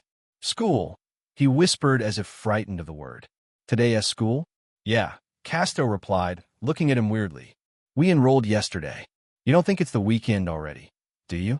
Anita, the quiet puppeteer, turned to look at Lancet. She tilted her head, her long hair swaying. Are you all right? She asked softly. You look kind of worn out. Your skin is gray. I have to see the nurse, Lancet blurted out. Suddenly, he bolted for the door, still wearing the sweat-stained, crumpled clothes he had passed out in. Hey, Casto yelled after him. I thought you said you didn't have profits for the clinic. Lancet ignored him. Profits? He would beg, steal, or go into debt. Money was a problem for the living. If he didn't fix this, he wouldn't be living much longer. He sprinted down the hallway of the bronze dorms, bursting out into the morning air. Separation wasn't something that could be postponed. It was important, very important. As soon as an awakener drew in ambient energy, they had to filter it immediately.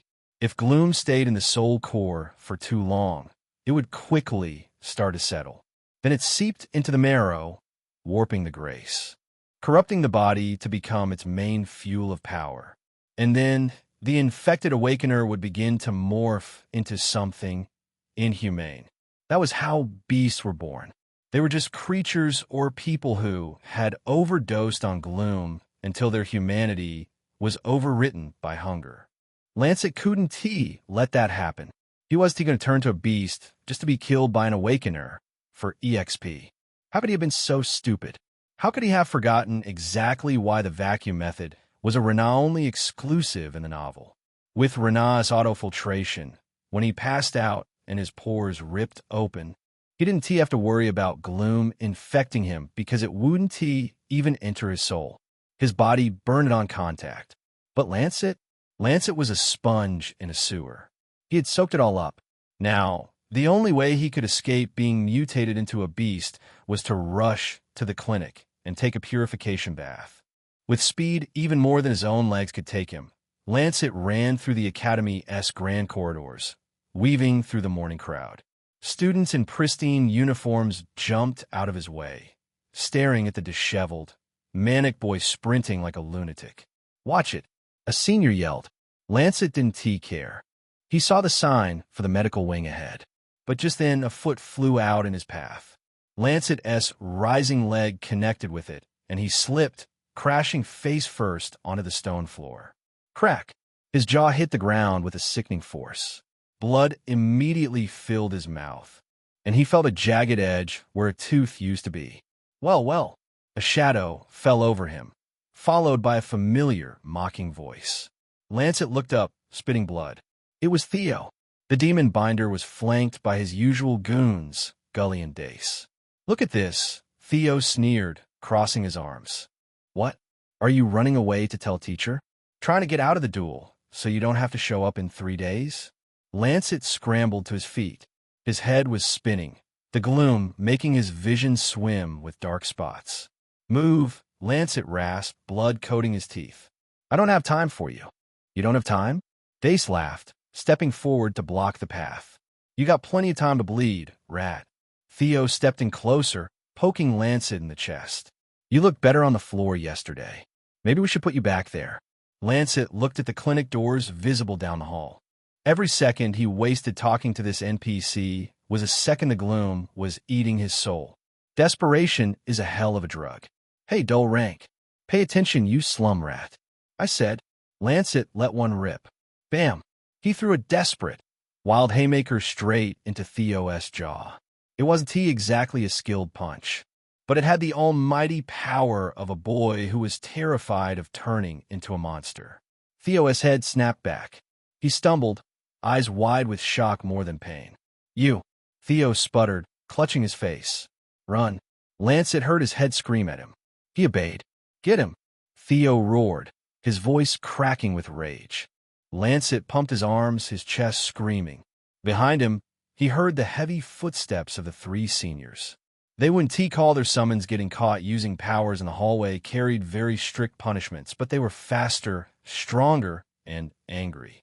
"You're dead," Gully shouted, his heavy footsteps thundering closer. The clinic door was 10 meters away, and then it was 5. Lancet could hear Dace's breathing right behind his ear. A hand grazed the back of his collar. Lancet lunged with desperation. He grabbed the brass handle, twisted, and threw his shoulder against the wood. It gave way. He tumbled inside, kicked the door shut with his heel, and slammed the deadbolt home. Thud! A heavy body slammed against the other side of the door a split second later. The handle twisted, but wouldn't nudge. "Open up, you little shit!" Theo screamed from the hallway. "You're dead. Dull rank. We'll kill you when you return to the dorms. Just you wait." Lancet slid down the door, gasping for air, clutching his bleeding mouth. What is the meaning of this? A stern voice cut through the noise. Lancet looked up. Standing in the center of the pristine white room was a woman in a clinical white robe. Her green long hair was braided, hanging on both her shoulders, and her aura was strong enough for one to presume she had a high rank. She was one of the academy nurses, a 7-star healer mage. She marched to the door and yanked it open. Theo and his goons tumbled forward, almost falling into the room. They froze when they saw her. "Miss Hallow," Theo yelped, straightening his jacket.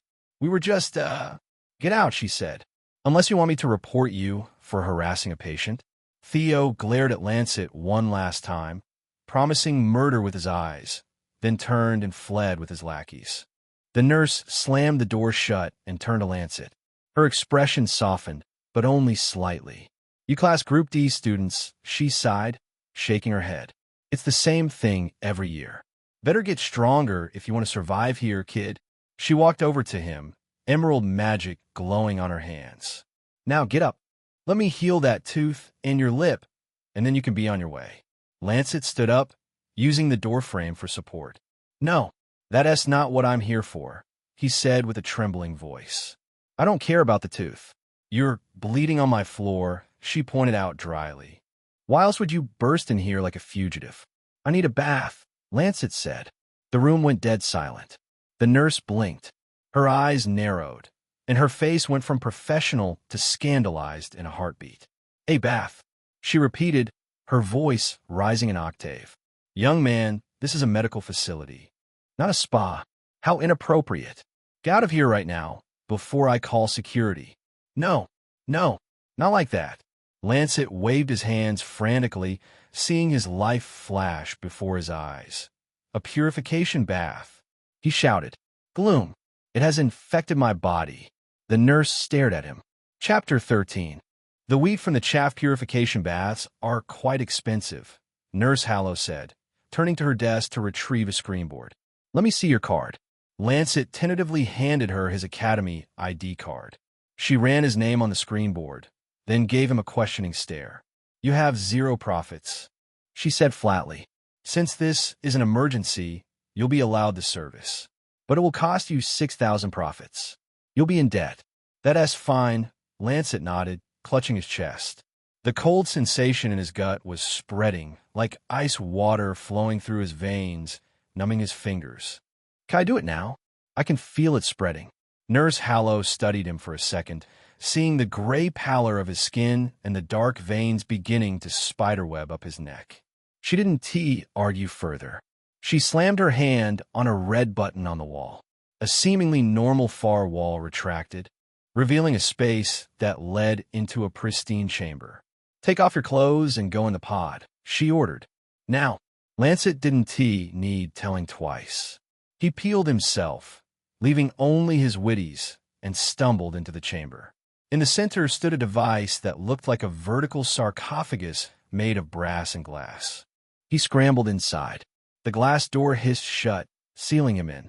Nurse Hallow approached the pod and cross-checked to make sure everything was in place. Then, after pressing a few buttons, she said, "Try to be calm. You will feel an itch." Lancet closed his eyes and prepared himself. He knew she was lying. In the novel, he read that the purification pod caused an inward burning sensation, and it typically hurt. Nurse Hallow was only saying that so he wouldn't panic. In no time, liquid light flooded the chamber. It looked like ordinary water, but it was paler, glistening with purple.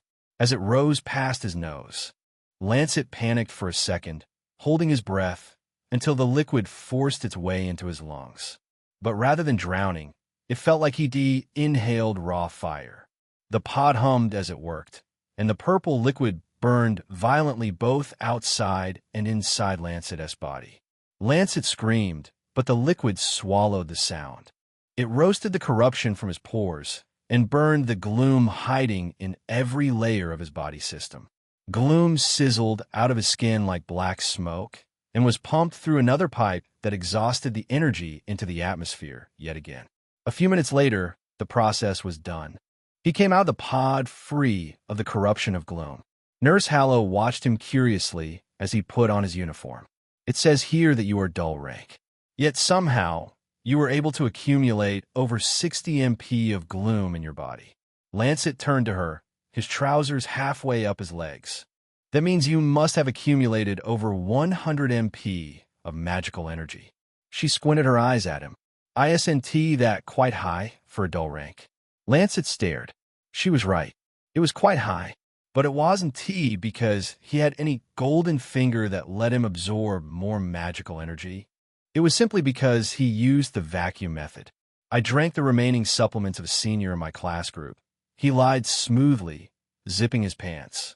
Nurse Hallow narrowed her eyes at him. And you knew that you had to take a purification bath? Lancet thought about the question. Purification baths was certainly something that slummers like him and a few first years wouldn't know about. A friend of mine told me what to do, he said casually. Nurse Hallow gazed at him for a while. Seconds passed, and then she finally let him go. Remember that your academy account will be automatically debited until the 6,000 profits are paid. Lancet nodded. He left the clinic with a huge sigh of relief. However, the problem wasn't over yet. He still had 400 MP of unfiltered magical energy within him. He had to begin separation straight away. The academy bells rang for lessons to begin. Lancet was rushed into the homeroom of Summoner 101. He spent the entire time sweating. Every time he shifted in his seat, he felt the raw energy inside him roiling, wanting to escape. He had to clench his spiritual muscles, forcing his soul core to stay shut. If he leaked even a drop of this dirty energy to empower his body in any way, he would be corrupted once again and would have to take another bath. Class dismissed, Meisel finally announced. Proceed to the main lecture hall for your joint lesson on grace retention. And try not to embarrass me in front of the elementalists. The main lecture hall was a massive amphitheater, large enough to house a dragon. Year 1 students from all 4 class groups, elementalists, specialists, enchanters, and summoners filed in, filling the tiered seats. As usual, each class group sat amongst themselves. Elementalist ES took the front seats. Summoner D stayed at the far back. Lancet scanned the sea of heads until he found him. Renat Falconheart. The protagonist was sitting in the prime spot of the specialist section, looking effortlessly majestic. Even from this distance, Lancet could almost see the faint golden shimmer around him, the visual effect of his solar vessel trait constantly filtering the air. And sitting right next to him, laughing at something he said, was the redhead from yesterday. Frida, the brilliant rank fire mage. Of course, Lancet thought bitterly. She is already orbiting him. The plot moves fast. Settle down. A booming voice silenced the hall. Instructor Gunther Thaz, a 7-star arcanist, stood at the podium. He was a proud, gallant man with a stern face, red hair, and a royal orange gear. Today, we discuss the foundation of our power, Gunther announced. Retention. It does not matter how much power you can draw. If you cannot use it, it is fallow. You must learn to separate the wheat from the chaff, to filter the gloom and harness the grace. He went on a long speech on how this was done, a speech that Lancet didn't need to hear, as he already knew everything. At the moment, he couldn't afford to focus on anything else that wasn't suppressing the magical energy within him. Then, with a snap of Gunther's fingers, the chairs all flattened backwards, turning to mats. Begin the meditation process. Draw in the ambient energy. Separate it. Claim your grace. The air in the hall shifted as hundreds of students closed their eyes, beginning the breathing exercises. The main lecture hall was sizzling with magical energy. Even dull-ranked Lancet could feel it. But he didn't need to draw new energy in. He already had enough. This was the chance to clean what he had, to get rid of the gloom. Hopefully, there would be enough grace left to summon Essentia. He closed his eyes and visualized the technique he had read about in the novel. It was a method used by one of the most powerful awakeners who Renat was supposed to meet in the future. Others were using pure meditation. But he used a shortcut. Imagination. Imagine the energy is dirty water. Lancet coach himself. Muddy. Toxic. Chaotic. In his mind's eye, he saw the swirling gray storm inside his core. Now imagine a sieve. A golden mesh of pure will. He visualized placing the sieve over his core's output. He mentally grabbed the chaotic energy and poured it through. Push. there was some resistance. The gloom was heavy, sticky like tar. It wanted to cling to the grace. Keep filtering. Lancet urged himself, exerting his will. He forced the mixture through the mesh. The heavy, black tar of gloom got caught in the mental sieve, unable to pass.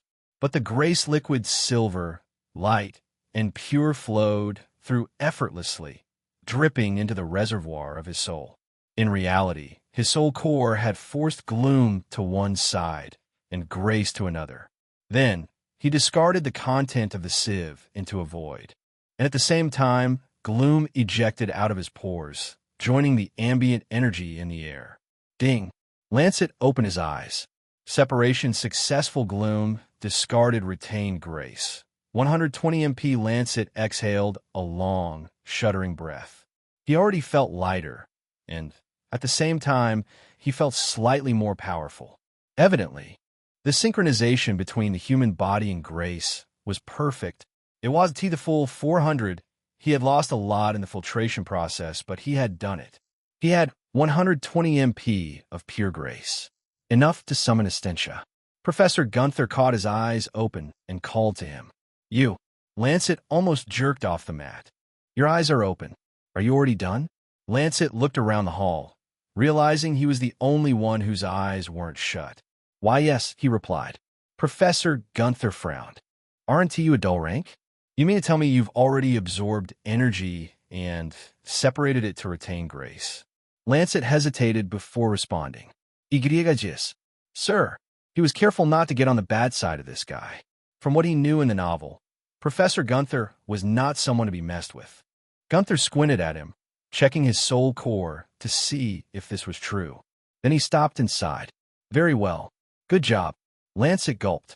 The next to be finished was Renat. But Lancet knew that he had finished long before even him. He was just pretending to not let his secret out. Renat glanced at him for just a second before looking away, uncaring. Lancet grimaced. From then on, others completed the process and the bell for recess rang. Professor Gunther dismissed them. Lancet, excited to summon Essentia, hurried out of the hall, with the grace in his soul core. He was no longer worried about the duel with Theo. Ugh, Lancet had run straight into a wall of muscle. Going somewhere, rat? He looked up, and his heart sank. Gully stood in front of him, arms crossed, looking like a granite boulder with a uniform. Behind him, Dace was leaning against a pillar, tossing a dagger. And in the middle, glaring like the demons he binded, was Theo. You think you're clever, Theo hissed. Running to the nurse? Hiding behind a teacher's skirt? Lancet took a step back. Let's not do this here, Theo. We could get in trouble. You said 3 days. Fuck 3 days, Theo spat, stepping forward. His eyes were burning with humiliation. He grabbed Lancet by the collar and slammed him against the brick wall. You punched me, Theo snarled, his face inches from Lancet's. A dull rank, punch me. It was a reflex Lancet choked out, his feet dangling off the ground. I didn't mean it. Too late. Slamat. Theo dropped Lancet, and before Lancet could recover, Dace kicked his legs out from under him. Lancet hit the dirt hard.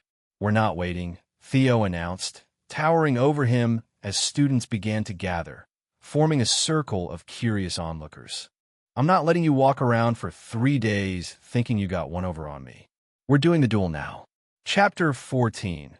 Guardian of the Greatest Gate, located deep in the lower levels of the academy, was the old training arena. An Awakener Supreme. It was explained that this place was where students gathered to battle outside the knowledge of the professors. The place was mainly dark with light spilling in from the entrance above, the shattered windows, and other holes on the wall. Broken pillars rested over each other. Rocks made from makeshift stands where students gathered in crowds. Today, unexpectedly, it was packed. Word traveled fast in the Awakener Supreme Institute, especially when it involved public humiliation. Fights on the first days of school gathered a lot of traction. Most of the students present were summoners' first years looking for entertainment, second years looking for blood, but there were others too. A few elementalists bored with their own perfection, some specialists leaning against the railings. But of course no one above second year, class group CS, care to show up for these childish bouts. Casto and Anita were huddled near the front of one of the crowds, their faces pale with worry. In another crowd, almost blending into the shadows, Luke stood with his arms crossed, no expression on his face. "Move it," Dace grunted, shoving Lancet forward. Lancet stumbled into the center of the battleground, his shoes skidding on the grit. His heart hammered against his ribs. Even though he had the grace ready, he wasn't prepared for this. Not yet. He had hoped for a few days to summon Estintia, then explain the situation to her, to get her to pledge her loyalty to him and see what she is truly capable of. Being thrown into the duel was too risky. What if there was something he had forgotten to do? Look at him shaking. Gully jeered, playing to the crowd. "House my, I'm going to teach you a good lesson in front of everyone, kid," he announced, his voice echoing off the walls. He stood at the opposite end of the field, a manic look on his face that showed just how certain he was that he would win this match, and just how much he was going to enjoy it. "Get ready to be my toilet paper for the rest of your academy life." Lancet swallowed hard. He adjusted his stance, trying to look less like a victim and more like a participant. "Begin," someone shouted. Theo didn't waste a second. He withdrew his grimoire right out of nowhere, and the pages fluttered in front of him, then stopped. "Come forth and feast." The red smoke burst out from the pages. Unlike the previous day, Theo didn't inhale the essence to transform himself. Instead, he let the red mist rise into the air. It started to take shape a few feet away, forming a terrifying creature that could only be described as a nightmare. It stood 8 feet tall, its skin flayed to reveal wet, crimson muscle. Rusty chains were embedded in its flesh, rattling with every breath. It had no eyes, only a mouth filled with rows of needle-like teeth. Entity identified, faceless flayed man-eater rank. Descending 3-star demon, the crowd gasped. "No way," a student muttered. "That's Theo's most powerful demon. He's using that? He really wants to kill the newbie, huh?" Another laughed nervously. "He is going to smash whatever summon that slum rat pulls out." Lancet stared at the monster, watching saliva drip down its mouth face. He was used to horrific descriptions of demons in the novel, but seeing them face to face was a whole new deal. Theo grinned, holding on to the invisible chains of grace that kept the demon bound to his will. The faceless man-eater let out a shriek that scraped Lancet's eardrums. The only thing stopping it at that moment from devouring him was Theo's chains. But that wasn't going to be the case for much longer. "How thou win? Where's your summon, slum rat? Come on," someone from the stands yelled. "Do something. Show us what an architect does, dull rank." Lancet stood frozen. The sheer pressure of the 3-star demon was making his knees weak. He knew it was now or never. He had no time to hesitate further. He summoned his interface. "Do you wish to officially create Heroine Estintia Villainesses? Cost 1,900 CP, yes." "Yes." Lancet screamed in his mind. "Heroine is being created. Please wait." "He is not summoning anything," a girl shouted. "He is empty. That means he has to fight himself. That's the rule." Laughter rippled through the arena. They all pointed at him, mocking him. "How et vin widen?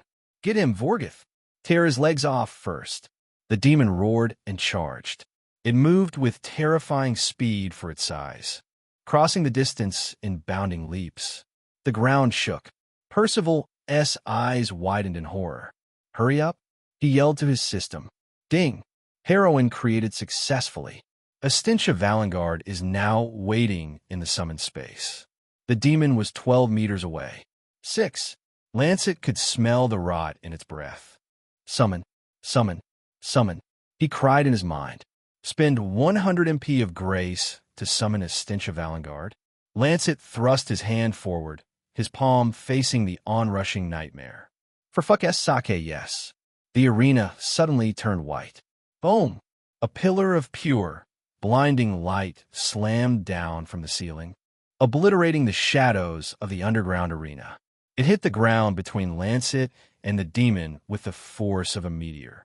The shockwave caught the man-eater midair and was swatted away like a fly, tumbling backward across the stone floor before crashing a foot away from Theo.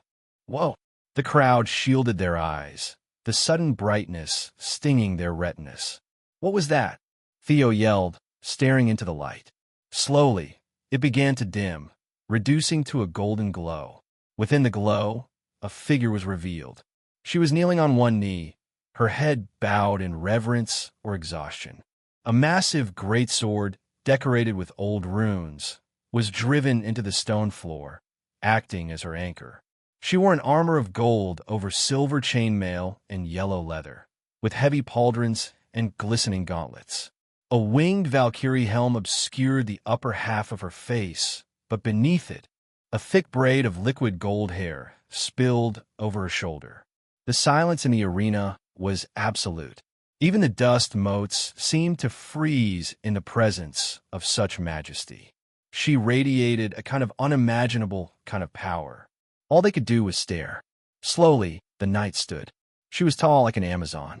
The great sword was pulled from the stone with effortless strength, the blade singing as it cut the air. Her shield hung firmly beside her. Unbelievable was the first word she muttered. I live. The crowd stared, slack-jawed. Who is that? Dace whispered, stepping back. I've never seen that kind of summon before, Gully stammered. A real person? In the crowd, Casto stared in disbelief, his hands shaking as he pointed. Wait, the winged helm, the golden braid? It can't be. You know who it is? Anita asked. Are you kidding? That looks exactly like Estintia, he whispered, the guardian of the greatest gate. On the field, the golden knight's gaze swept through the crowd. Then, as if they were insignificant, she turned and looked at Lancet. Theo had an expression of rage and disbelief in his face. What the hell was happening here? You, she said. It wasn't a question. It was an accusation. You summoned me here. You pulled my soul from the eternal. She took a step toward him, the metal of her greaves clanking softly. Why? Lancet stared up at her. For a moment, he was completely befuddled. He couldn't believe it. His creation. She was real. He had actually done it. He had brought a real person into the world of Awakener Supreme. And not only did others believe she was real, she believed so too. He gazed at her face. She was more beautiful than he had anticipated. Intimidating too. Way more intimidating than any description he had typed into the window. Perhaps it was the aura that came with an Awakener, such as herself. An Awakener he created. Lancet swallowed the lump in his throat. I need your help, he said, his voice trembling. He didn't even have to fake the fear. He pointed a shaking finger at the demon, who was still sprawled on the floor. I know who you are, Lancet said, looking into her eyes. I know that you defend the weak from evil, from the strong who wrongfully impose their will upon them. I know you can help me. He took a breath, playing the role of the desperate summoner to perfection. I am completely helpless, he confessed. That boy, he summoned that demon to hurt me, simply because I am weaker than him. How et thou greets? What is this little shit trying to do here? Please, Estintia, Lancet pleaded. You're my only hope. Estintia stayed still. She looked at Lancet, a boy with no armor, no weapon, and barely a flicker of grace. Then she looked over her shoulder at Theo, who was screaming at his demon to get up and kill them both. She looked back at Lancet, her expression softened by a fraction. You brought me back, she murmured, because you believed in my goodness? She gripped the hilt of her great sword tighter. You put your hope in me, summoner? You could have called upon monsters, or beasts, or the hundreds of other awakeners. But you chose me. To her, this wasn't a random summon. It was a call to duty. A weak master had reached across time, bypassing all others, to ask for her shield. It was the highest honor a knight could receive. Very well, Estintia said. She turned to face Theo and his bound demon. Her cape snapped in the unseen wind of her rising aura. The air around her began to shimmer with the power of grace and her unadulterated will. I will not fail you, summoner. Chapter 15. Get up and fight. Kill her. Theo shrieked at the top of his voice. Tear her apart, Vorgith. Do something. The descending three-starred demon roared and lunged. Its claws, wreathed in suffocating gloom, slashed through the air with enough force to shear through solid rock. Astentia stood firm like a mountain, unreactive to the demon's charge. Then, when it was close enough, she simply raised her shield. Clang! Vorgoth's claws struck the divine steel and shattered instantly on impact. The demon howled, recoiling as black blood sprayed from its fractured fingers. "Hideous demon," Astentia whispered. "I have killed hundreds like you." She stepped forward, pushing her strength into the arm that wielded her shield. Night skill. Shield bash. She slammed the rim of the shield into the demon's chest. There was a sickening crunch as ribs pulverized. The massive beast was lifted off its feet and hurled backward, skidding across the arena floor. "What are you doing?" Theo screamed, tearing at his own hair. "Get up, you useless trash. Get up and fight." The flayed man-eater scrambled to its feet, oozing gloom, and opened its maw to fire a concentrated beam of corruption. Astentia spun her greatsword. The blade stole light from the holes in the wall, then used it to block against the demonic beam. Night skill. Deflect. She swatted the beam aside like it was an annoying insect, sending the blast into a nearby pillar, which disintegrated instantly. The crowd whoaed in unison. Theo's eyes widened. What the hell is this? Just how powerful is this woman? Suddenly, Astentia vanished, and in almost the exact second, she appeared before the man-eater. Night skill. Divine severance with her greatsword. She drew a single, vertical arc of light that sliced at the demon. The man-eater frantically used its hand to block, but the arm was gone in the same second. Astentia's sword had severed it cleanly at the shoulder. The demon leaped up, crying in pain as it tried to slam Astentia from above with a gloom blast. But Astentia's swinging motion continued as she raised her sword again, just in time while her body completed the pivot. The blade caught the other arm, severing it by the ankle this time and ultimately dissipating the gloom blast. The hand fell on the ground with a thud, and the demon followed after, collapsing into its knees as it wailed in agony. "No, Tau Gapet, Steeping Buck. That's impossible. That's a descending demon." Astentia raised her greatsword high. The blade began to glow with a blinding, executioner-esque light. She aimed directly for the demon's neck. "Finish it," someone in the crowd roared. Astentia's muscles tightened. She brought the blade down. "Stop." A figure threw itself into the path of the blade. Astentia halted the massive sword inches from Theo's nose. The wind pressure from the stop blew his hair back, cutting a shallow gash on his cheek. Theo was on his knees, his arms spread wide over his mutilated demon. Tears were streaming down his face, mixing with the snot running from his nose. "Don't," Theo sobbed, his voice trembling so hard he could barely speak. "Please, don't kill him. He's a 3-star. My strongest demon. If I lose him, my rank drops. I'll be a nobody all over again." The arena went deadly silent. Astentia loomed over him, a golden goddess of war looking down at a pathetic mortal. Her blue eyes narrowed behind the helm. "You have punished the innocent," she said, her voice cold and resonant. "You unleashed this monstrosity upon a defenseless boy. Why would you, the guilty one, not also be punished?" "Em Soda," Theo wailed, clutching at her greaves. "Em Soda. I'll do anything. Just spare him. Please." Astentia didn't move. She slowly turned her head, the winged helm shifting to face Lancet. "What does my master say?" Lancet stood frozen, his heart pounding in his throat. He stared at Theo. The arrogant senior who had beaten him, mocked him, and had threatened to make his life hell.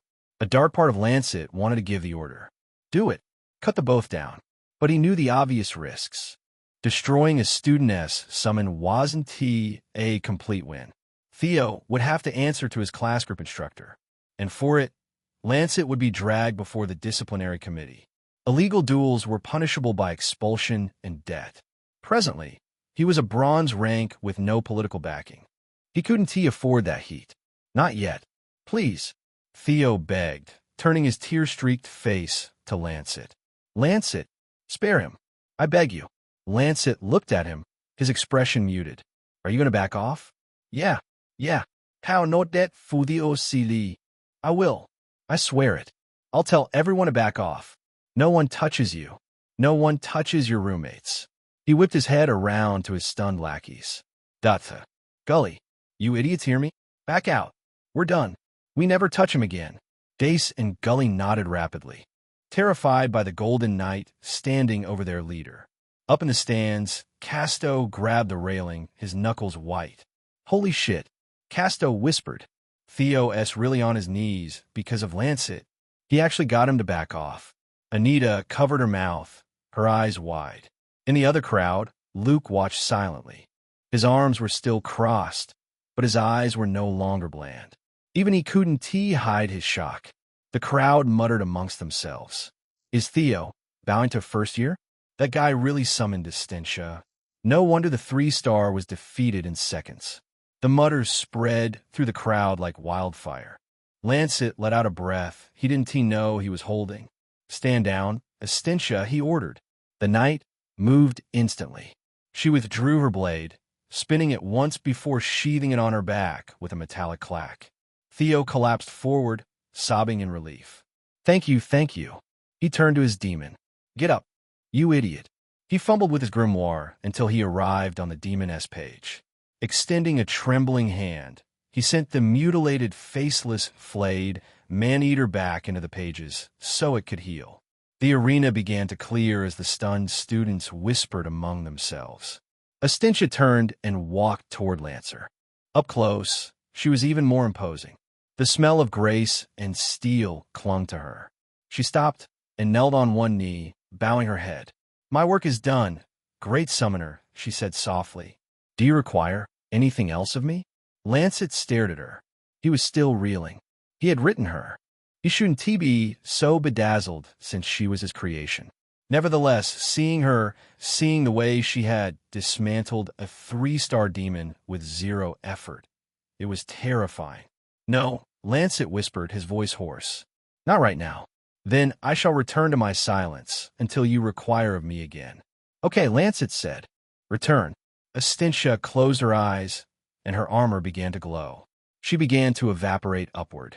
Ribbons of golden light peeled off her form, rising into the ceiling like reverse rain, until the Ironwool Knight was gone, leaving only the stunned silence of the underground training arena.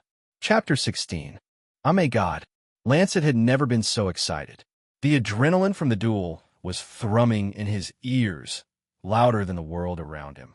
He felt like everyone was staring at him. In reality, less than a quarter of the first years and a handful of second years had witnessed the event in the underground arena, but he knew how gossip traveled in Awakener Supreme. He was headed straight for the Grand Library. There was around 30 minutes left until recess was over, and he had something to check. Back in the arena, he had noticed the expression on some of the students. It seemed that they might have recognized her. But he had to be sure. Was Essentia truly now a real person, a legend, in a world of Awakener Supreme? He walked through the open oak doors and met the silence of the magnificent golden library. He marched to the front desk.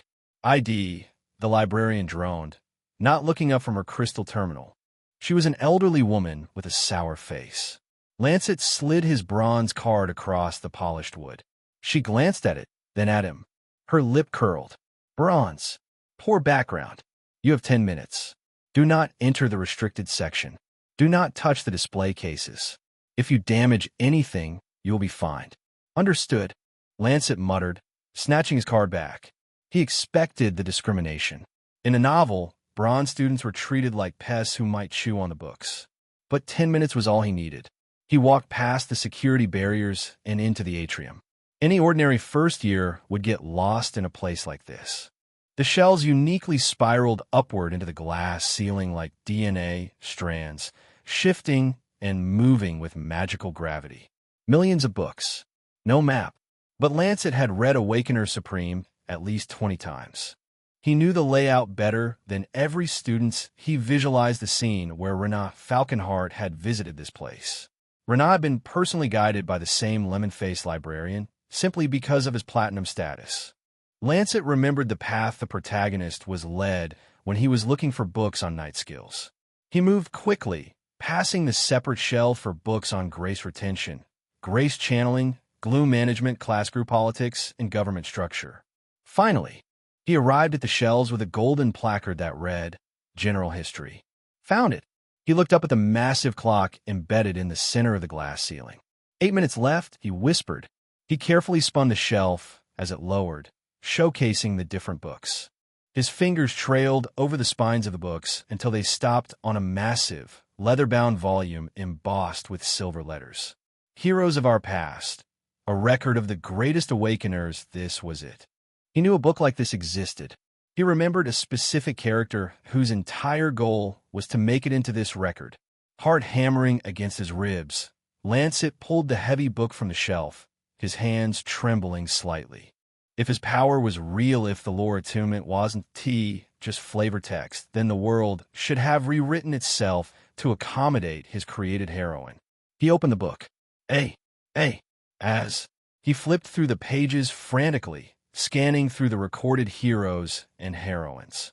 Alaric, Aaron, Asher. He stopped, and so did his breath. There, right on page 6, it showed a woman standing atop a crumbled fortress wall. Her golden braid whipped in a fierce wind, her winged helm gleaming under a gray, ash-choked sky. She was holding a massive set of iron gates shut with her bare hands. Her shield braced against her back, straining against a tide of darkness on the other side. Below the image, the name was printed in bold, archaic font. Estintia Valengard, the iron will of mortality. Lancet's eyes devoured the text. It wasn't just similar to what he wrote. It was exactly the narrative he had crafted in the Golden Window. Historical record. Born in the era of Ash, 300 years ago. Estintia is the daughter of a fallen fortress commander in the Northern Wastes. She is the heroine who cleared the most dungeons in recorded history. While King Thates is credited with the victory, records discovered in the High Gales confirm that it was Estintia who held the greatest gate closed, alone, for 7 days and 7 nights against the 5th wave of Gehenna. A sound escaped Lancet's throat. It started as a gasp and broke into a manic giggle. Let us fucking go. It was real. He had actually sunk his almighty finger into the timeline of this world and edited it. He had inserted a person who never existed, gave her a history, a legacy, and a death, and the world had accepted it as absolute truth. I'm omnipotent, Lancet thought, a shiver of pure, electric ecstasy running down his spine. No one has motion like me. I'm a god. I can literally rewrite history. Shoo. Lancet looked to his right at a girl who was glaring at him, finger on her lips. He realized he had said that out loud and squeezed his lips nervously. He returned to the book. Read the page again with a big smile, then slammed it shut. He couldn't leave this here. If he was going to create more heroines, he needed this book as a reference to ensure he didn't contradict existing lore. He needed to study the gaps in history where he could insert his next creation. He marched back to the front desk. Bam! He dropped the heavy tome on the librarian's counter. I'd like to check this out. Please, Lancet said with confidence. The librarian looked up, her expression souring even further. She picked up the book, inspected the spine, and then sneered at him. This is a reference volume, she spat. If you had a platinum card, you could borrow it for free. But for a bronze? She tapped the terminal. The deposit fee is 100 profits. Lancet's confidence evaporated. 100? He barely had 1 profit to his name. Lancet scratched his neck. Can I add it to my academy debt? The librarian sighed. She asked for his card and scanned it. You already have a 6,000 profit debt from the medical wing, she said, looking at him like he was a cockroach. No credits can be given until you've cleared this debt. Lancet grimaced. Is there nothing else? Next, she barked. Lancet stared at the book, defeated. I'll handle it, said a smooth, charming voice that came from nowhere. Lancet looked to his right. Leaning against the counter was a young man who looked out of place among the stressed students. He looked to be around 22 Lancet's age back in Earth. He had a very skinny build, but was fit like a swimmer. He wore a custom-fitted silver and blue gear with a high collar that made him look like a wizard. His hair was a plain white, and his blue eyes were very cunning. He handed his student card to the librarian. It was clearly a platinum. As a platinum, I'm allowed to check the book out for free, right? The man said, flashing a dazzling smile at the librarian. He turned to Lancet, looked him up and down, and winked. Lancet just stared. The librarian's demeanor changed instantly. Of course. Would you like to check the book out in your name? Yes, the young man said. Very well. Please note that any damages will be charged to your account. Not a problem, he dismissed. The librarian quickly processed the book and slid it toward Lancet, looking peeved that she couldn't kick him out. Lancet picked up the book. Thanks, he muttered, keeping his head low. A lot. I'll make sure nothing happens to it. He turned on his heel and headed for the exit, walking fast. As expected, he heard footsteps following him. The white-haired guy caught up to him in no time. You seem in a hurry with that book, he said. Lancet didn't respond. Why? The man tilted his head. Are you trying to choose another awakener from the past to summon? Lancet stopped dead. The blood in his veins turned to ice. He turned slowly to face the stranger. You know about that? Lancet asked with guarded voice. The white-haired man smiled. It was a perfect smile, too wide, too knowing. What do you think? This is Awakener Supreme, kid. Word travels fast. Not everyone summons a dead legend. Lancet said nothing. He gripped the book tighter, like it was some kind of heavenly shield. Name S. Clevis, the man said, extending a hand. Summoner B. But I'm also known as the only classless summoner. Lancet looked at the hand. It was slender, well-manicured, and unlike the rest of his gear, it was completely uncovered. No glove. Strange. He looked up at Clevis's face. It's cool to meet you, Lancet said stiffly. Thank you for helping me out, really. He made no move to take the hand. Clevis's smile remained, but somehow it turned sinister and his eyes narrowed. Are you refusing my handshake, Year One? Lancet gulped. The book, he lied, lifting the heavy tome with both hands. It's really heavy. Clevis stared at him. The air between them grew thick with tension. For a second, the playful facade dropped, revealing a sharp, calculating intelligence beneath. He was clearly analyzing Lancet, dissecting his excuse. Then, the smile turned friendly again. All right, Clevis laughed softly, lowering his hand. I'll let it pass for now, but only because I'm in a good mood today. Lancet let out a breath he had been holding. Use the book well, kid, Clevis said, turning to walk away. I'll see you around. Not waiting a second, Lancet spun around and power-walked toward his next lesson, hugging the book to his chest. That guy. He knew him from the story. He knew him too well. Clevis Cadnam. He was truly a classless summoner. That was a lie he fed to the academy to hide the strange summoning skill that he possessed. Clevis was a skill summoner. He didn't summon beasts or heroes. He summoned the abilities of other awakeners, regardless of their class. The condition for his activation was simple, physical contact, specifically a handshake. First, he registered the target's unique frequency through touch. Then, once he saw the skill in action, he could copy it permanently. Lancet knew that a person like that, if he found out what his skill was, he would never stop till he got hold of it. Lancet could never let that happen. In this world where he could create powerful heroines, only someone like Clevis Cadnam stood as a real threat. Chapter 17. The war begins tomorrow as the bell signaled the end of recess. Lancet returned to the homeroom of Summoner 101. The heads of his classmates turned, giving him curious glances. Thankfully, Ms. Measle entered the homeroom before they had to change to bombard him with questions. The class followed its usual rhythm. Lancet sat near the back, trying to shrink into his oversized uniform. But he could sense the constant glances of his classmates, especially Casto and Anita. Lancet couldn't blame them.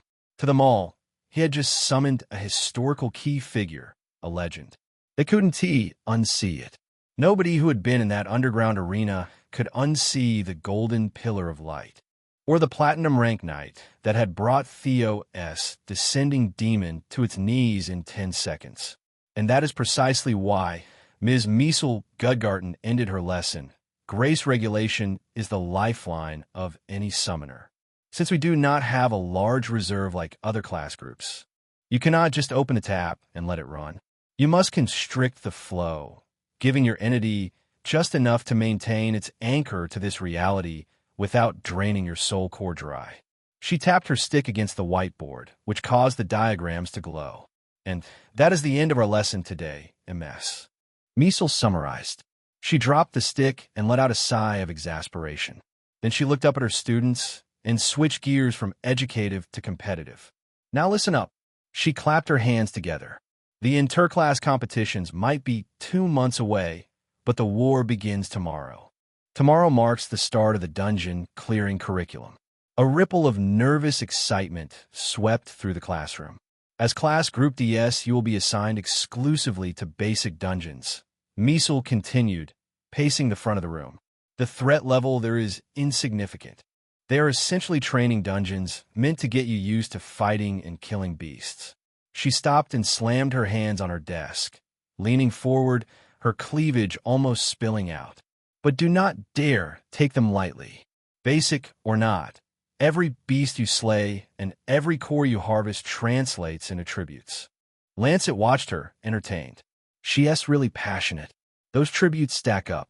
If you want better equipment, better food, or dorms, you need to put in your absolute best to meet the weekly quota. A strong start tomorrow sets the tone for the monthly quota. Lancet agreed with her. He currently had a crushing debt of 6,000 from the clinic, and with his bronze card, he certainly wouldn't be allowed to incur more debt until that was paid. There were many ways to get profits, but the more popular was by performing well in the dungeon raids. Class groups all performed in the dungeon clearing curriculum. Each year from Class Group DS2, as were given separate quotas to hit in a month.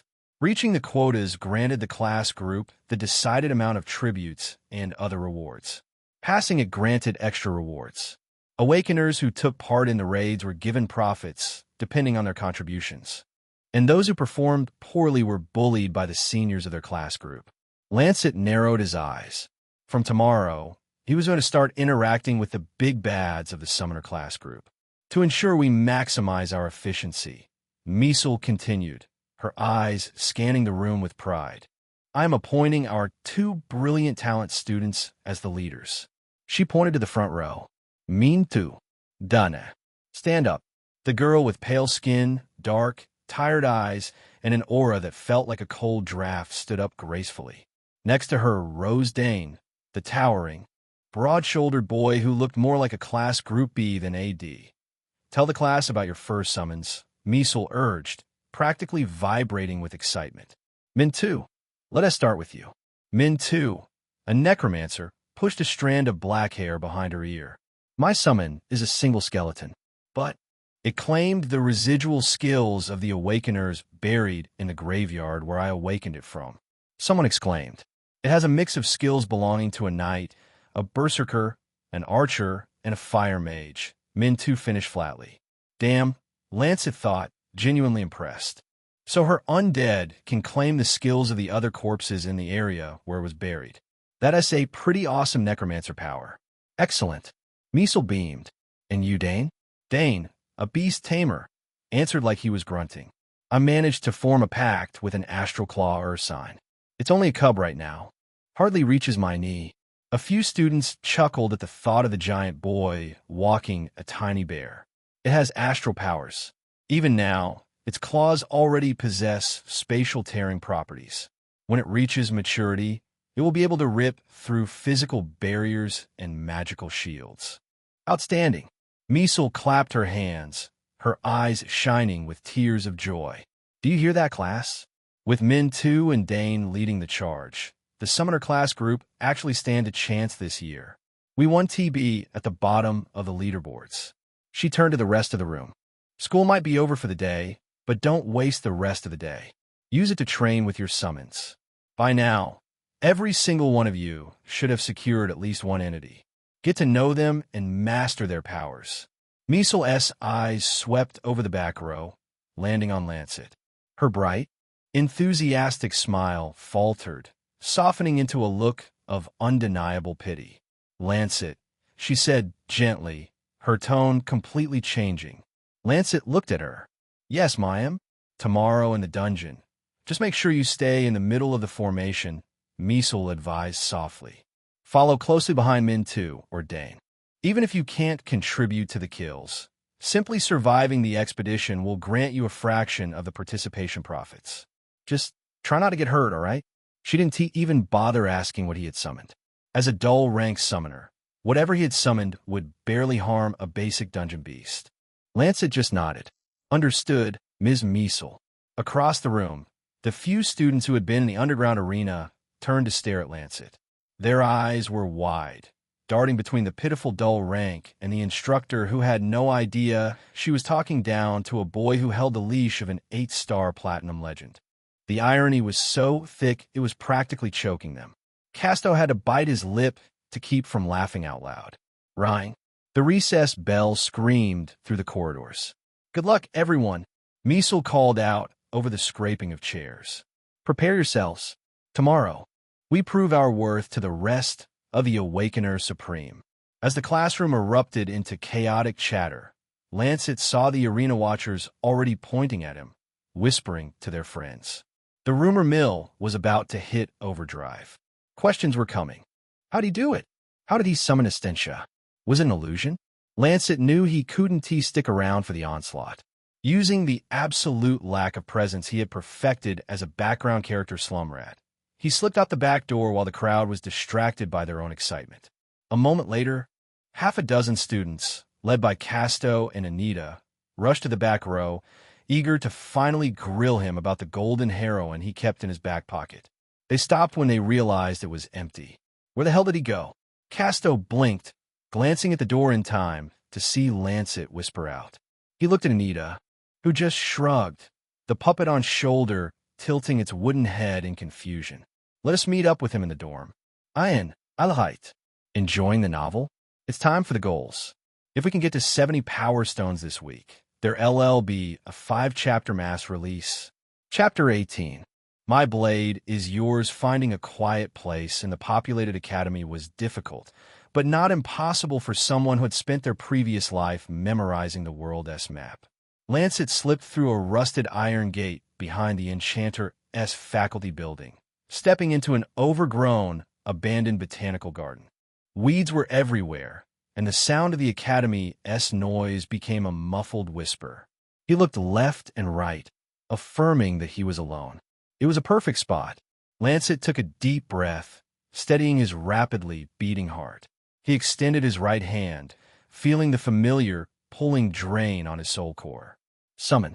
Like before, a pillar of golden light descended from the sky, parting the overgrown canopy of the garden and causing the surrounding weeds to flatten against the earth. When the light evaporated upward, a stench of Valengard was there. She looked around the garden, her gaze lingering on a faraway, holographic advertisement board in the sky before her eyes settled on Lancet. Slowly, the heroine sank to one knee. The metal of her greaves clanged against the stone path. She drove the blessed blade into the dirt, resting her gauntlet hands on the pommel. "You called, Great Summoner," she said, her voice sweet but at the same time powerful. Lancet rushed forward, waving his hands frantically. "Whoa, hey, you don't have to kneel. Please stand up. I'm just a first year." Essentia looked up at him, a faint, amused smile touching her lips. She rose smoothly, towering over him by a good 6 inches. "As you wish," she said. "But you are more than that, Summoner.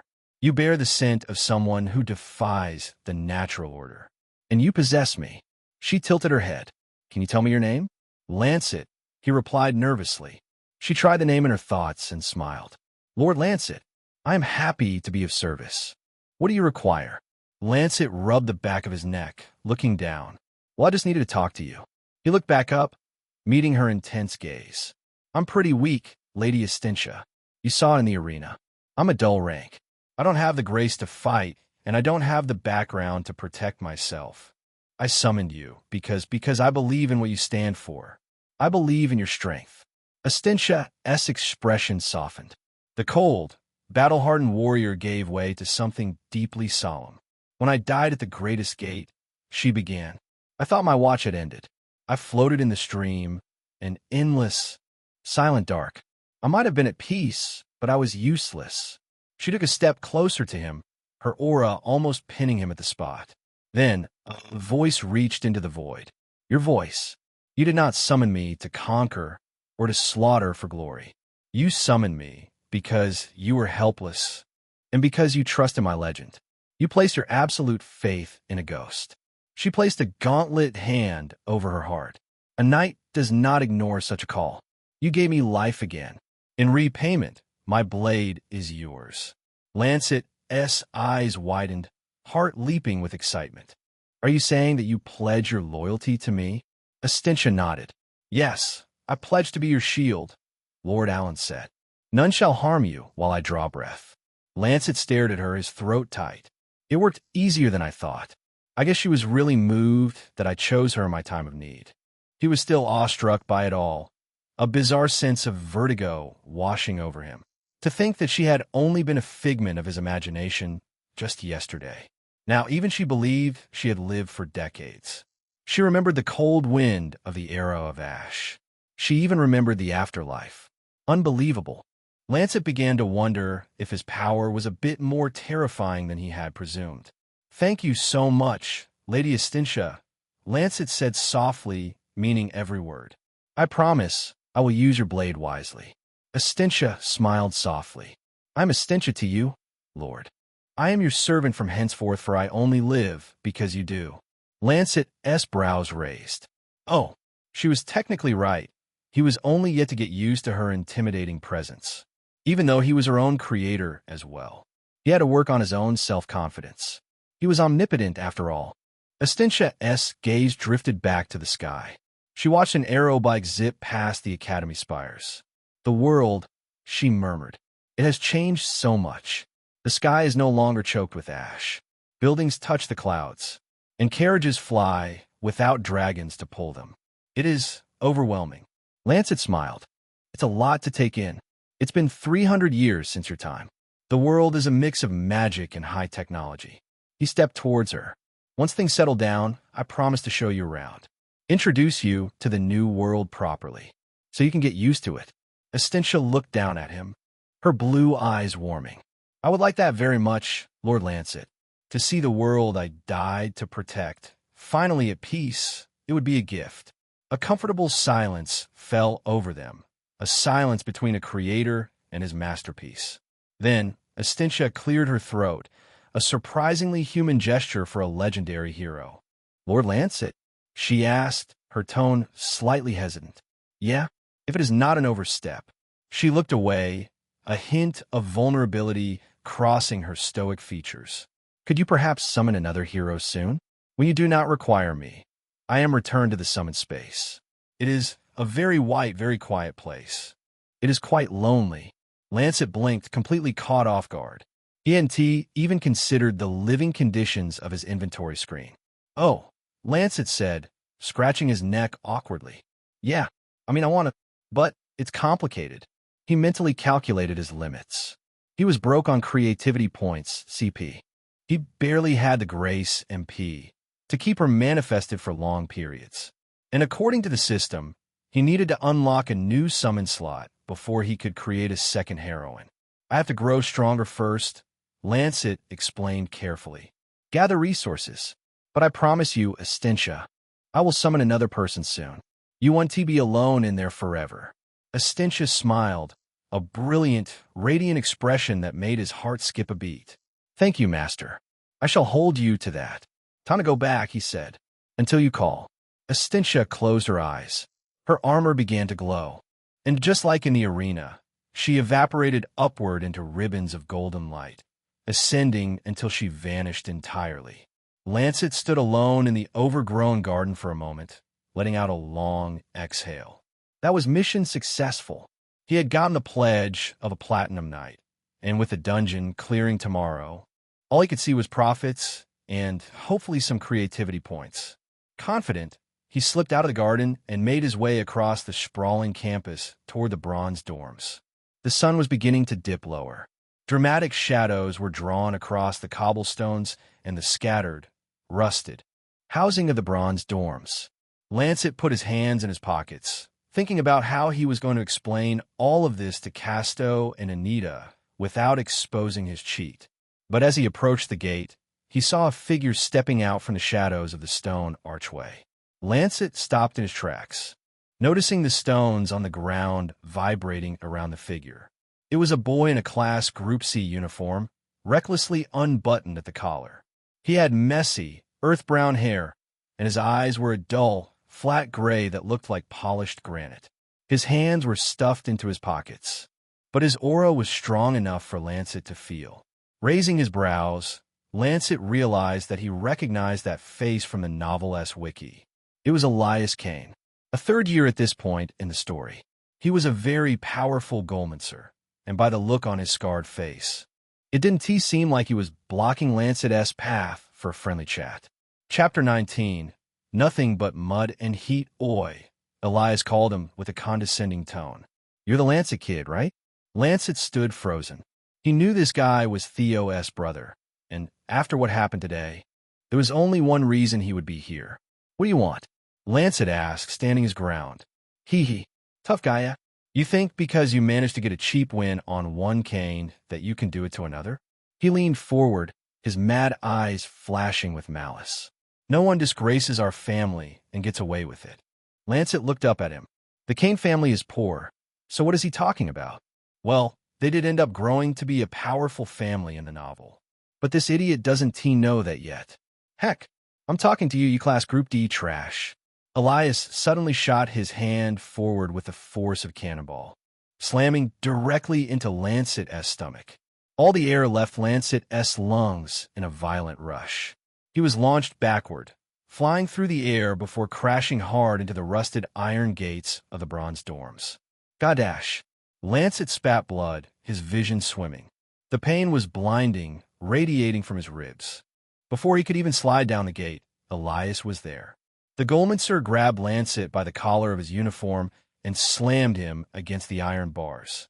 You think a flashy trick makes you untouchable? Elias sneered, his fist pulling back. Lancet saw the rock around his knuckles shift, coating his hand and creating a meager stone gauntlet. This is a lesson to not mess with the canes. He drove the stone fist into Lancet's jaw. The world spun. Lancet collapsed into the dirt, coughing violently. His ears were ringing, and the taste of his own blood flooded his mouth. Elias wasn't giving him a chance to breathe, let alone concentrate. What are you waiting for, dipshit? Elias asked, stepping over Lancet's beaten body. Summon her. I know it was all lies. Why would the great Estintia become a summon for slum trash like you? Lancet gritted his teeth, his vision blurred with tears of pain. He dragged his hand across his face, cleaning his blood. Elias stepped on him over and over again, his boots sinking into his flesh and striking his bones. Arg! He cried. Nothing, huh? Elias laughed. Just as I expected. Get wrecked. You trash. He lifted his stone-covered feet to slam into Lancet's midsection again. But just then, Lancet outstretched his hand and cried, summon. The sky split open and the pillar of golden light crashed down, creating a concussive force of the grace sent Elias flying backward and crashing on a wall. When the light snapped away, the Iron Will Knight stood between Lancet and his attacker. Estintia did not look serene this time. She took one glance over her shoulder at Lancet bleeding, bruised, and coughing in the dirt, and she turned to Elias. Her eyes burned with anger. Her divine aura almost turned to killing intent, leaking from her armor. The air pressure around her became so dense it was hard to breathe. Elias's eyes widened. Ayaz! Estintia! It's really her. Shit! You dare strike my master? Estintia growled. Your master? How can this slum trash be your master? Elias wiped a bead of sweat from his forehead, but another dripped down. He was scared at his toes. Stand up and fight, Estintia demanded. Elias, still flabbergasted, could not allow himself to be defeated by a slum-based class Group D. His pride led him to believe that regardless of the powerful legendary heroine before him, he was still stronger than Lancet. He narrowed his eyes, recovering his composure. It doesn't team matter. He slammed both palms onto the ground. You're still just one knight. You can't take down all three of my strongest golems. I summoned Flamestone, Iceberg, and Volcano. The earth tore open in three distinct places. From the first crater, a towering monstrosity of absolute zero ice pulled itself out, freezing the moisture in the air into falling snow. From the second, a roaring giant of condensed, red-hot fire erupted, scorching the cobblestones black. From the third, a hulking behemoth of molten lava dragged its heavy limbs free, dripping magma that melted the iron gates behind it. Those three golems were all ranked grand, the fourth tier of summon rankings, only two below mythic. The pinnacle of summons. Elias stood behind them and pointed to Estintia. Tear her apart. Iceberg, the ice golem, was the first to strike.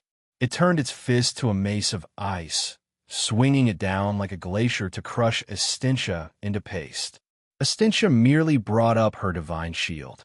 Shield bashed, the collision sounded like a thunderclap. The moment the ice golem's fist met the crest of the blessed shield, the kinetic force rebounded perfectly. The shockwave rippled up the golem's arm, and in a fraction of a second, the entire icy construct shattered into a million harmless, glittering snowflakes. Elias's jaw dropped. What? The fire golem roared, unleashing a torrent of condensed flames hotter than a furnace, intended to melt Estintia inside her armor. Estintia stepped into the inferno. Rather than burning her, the flames parted around her, unable to even singe the divine enchantments of her plate. She reached out, her gauntlet glowing with pure will, and grabbed the fire golem by its stone-hot throat. "Seize," she commanded. With a squeeze of her hand, the golem's neck shattered into pebbles, its head falling and rolling over. The ice golem stomped forward, turning its second hand to an ice blade. As it swung, Estintia blocked with her sword, then lifted her leg. Iceberg's eyes widened in fear. Putting all her strength and will, Estintia thunder-kicked the stone summon, cracking its chest and sending hurling so fast that when it struck the wall, it was hard to distinguish which stone was part of the wall and which stone was the poor golem. "No, Iceberg!" Elias cried, helpless. He threw his hands forward desperately. "Volcano, it's up to you. What are you waiting for? Kill her. Melt her to slag." The lava golem, the slowest but most devastating of the three, lumbered forward. It opened its maw to spew a wave of molten rock. Estentia's blessed blade glistened, ready to stroke. "You are not even like the demons I used to slaughter," Estintia declared. "You are nothing but mud and heat." Divine severance, she swung the great sword horizontally, creating an invisible arc of magic that passed cleanly through the lava golem. For a second, nothing happened. Then, the top half of the molten behemoth slid perfectly off its bottom half. As the two pieces hit the ground, the divine energy in the cut instantly cooled the magma, turning the unstoppable golem into two lumps of dead, black obsidian. Silence fell over the front yard. Estintia dragged her blade to the side, returning it to its scabbard with a sharp clack. She turned her piercing, frozen ocean eyes to Elias. She didn't take a step, but the sheer weight of her gaze made the prodigy's knees buckle. "Do you have more mud to throw, bully?" she asked coldly. "Or do you want me to do to you what I did to your toys?" Elias was trembling. "Toys? Those golems were my life's work. Do you know how difficult it is for a golemancer to prove himself in this school?" He looked up at her, his teeth vibrating.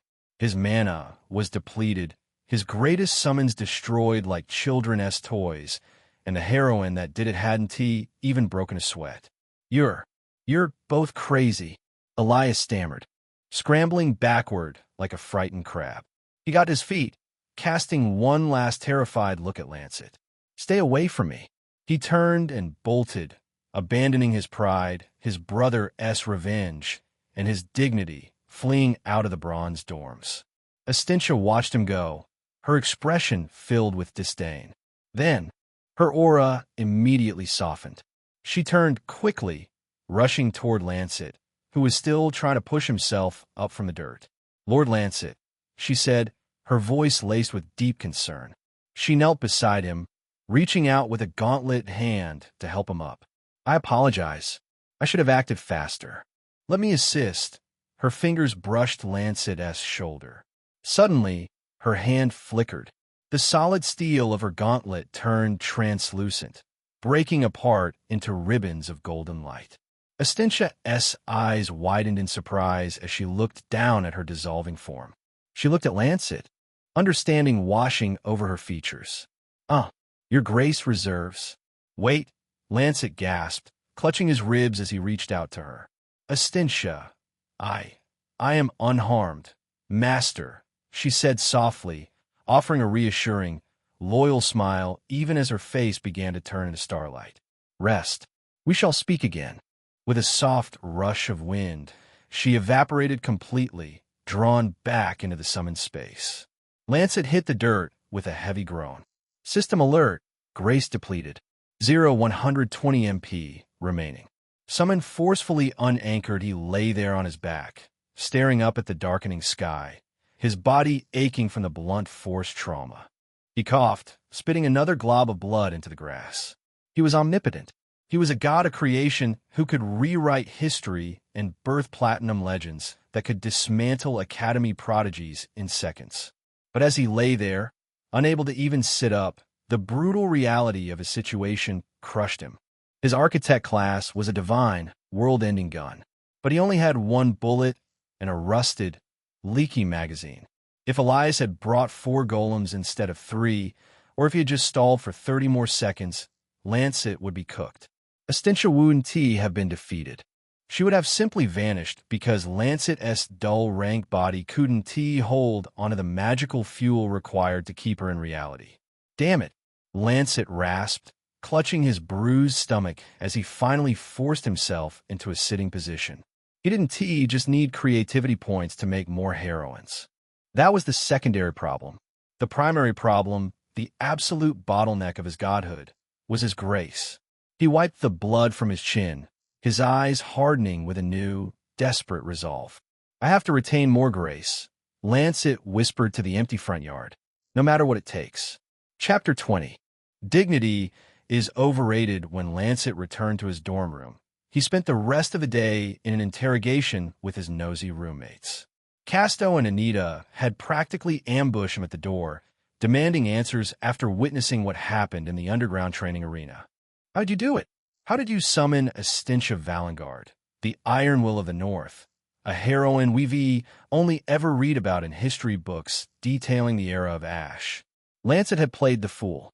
"I have no idea." He had lied, clutching his bruised ribs. "It just happened. I called for help, and she showed up."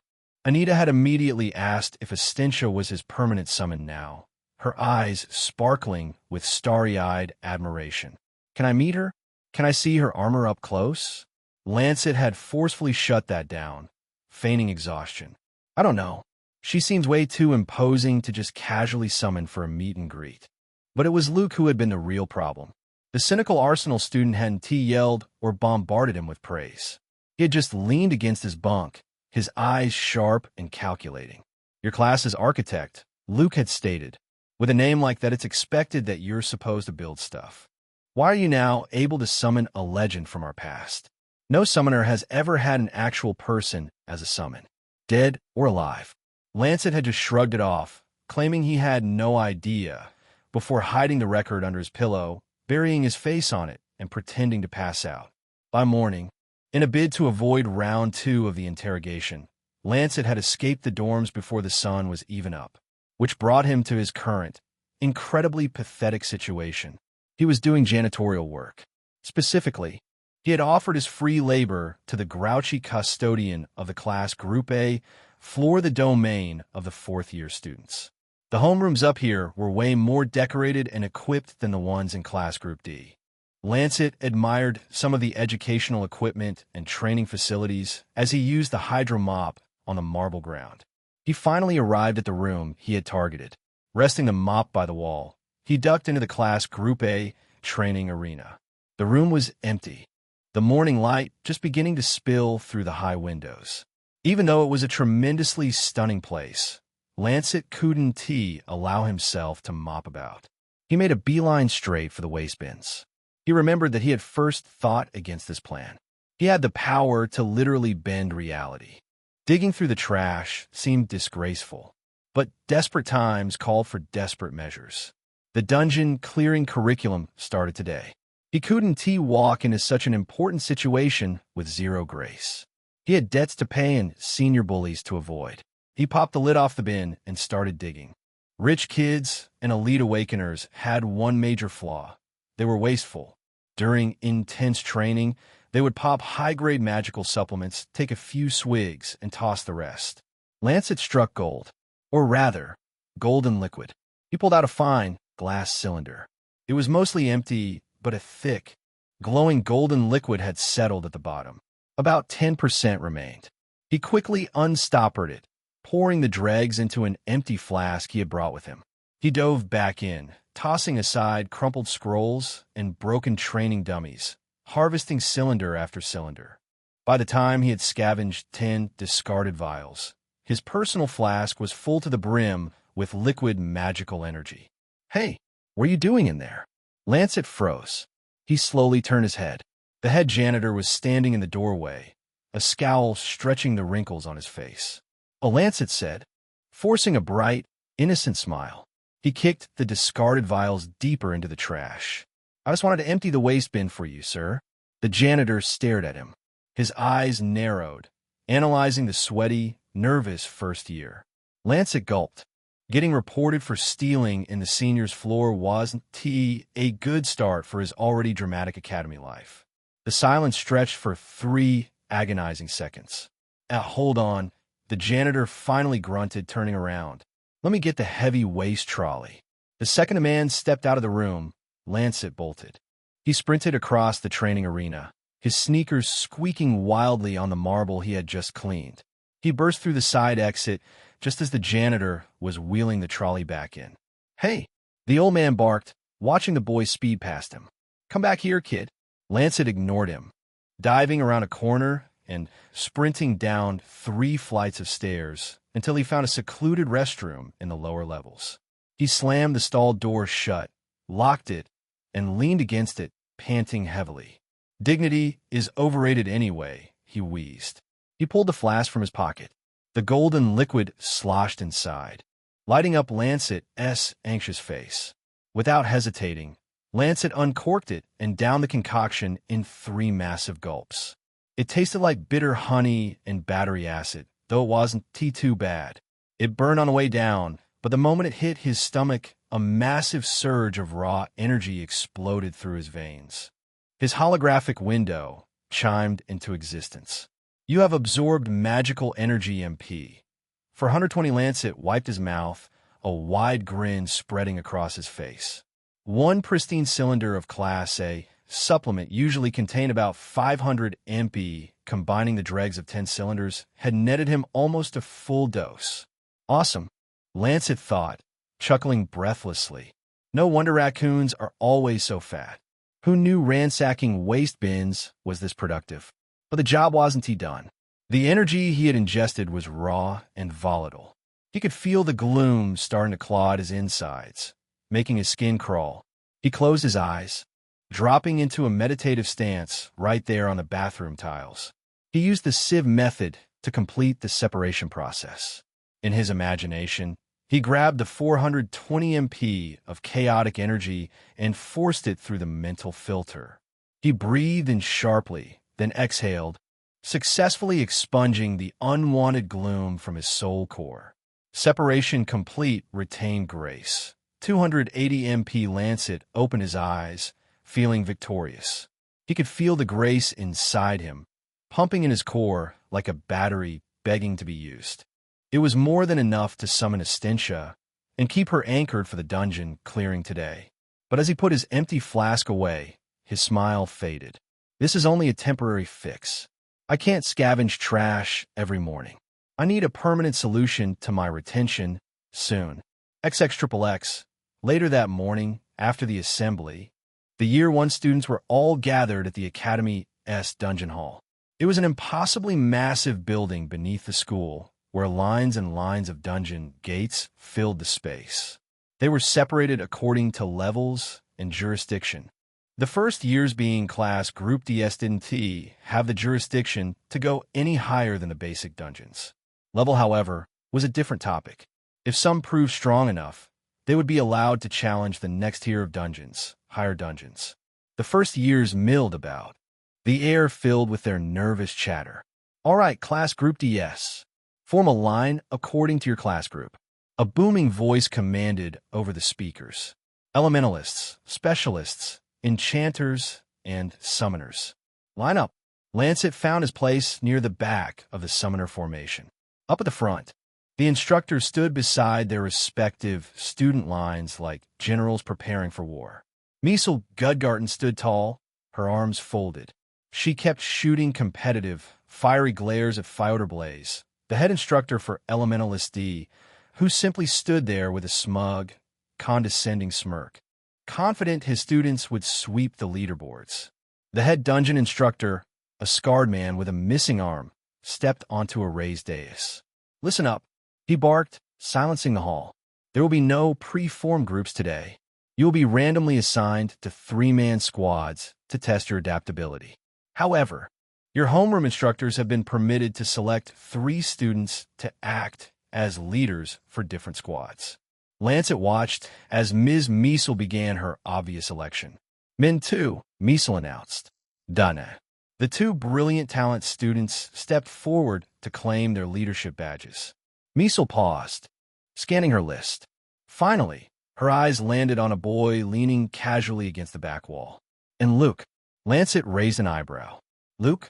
The cynical Arsenal student pushed himself off the wall, his expression blank as usual as he walked up to take his badge.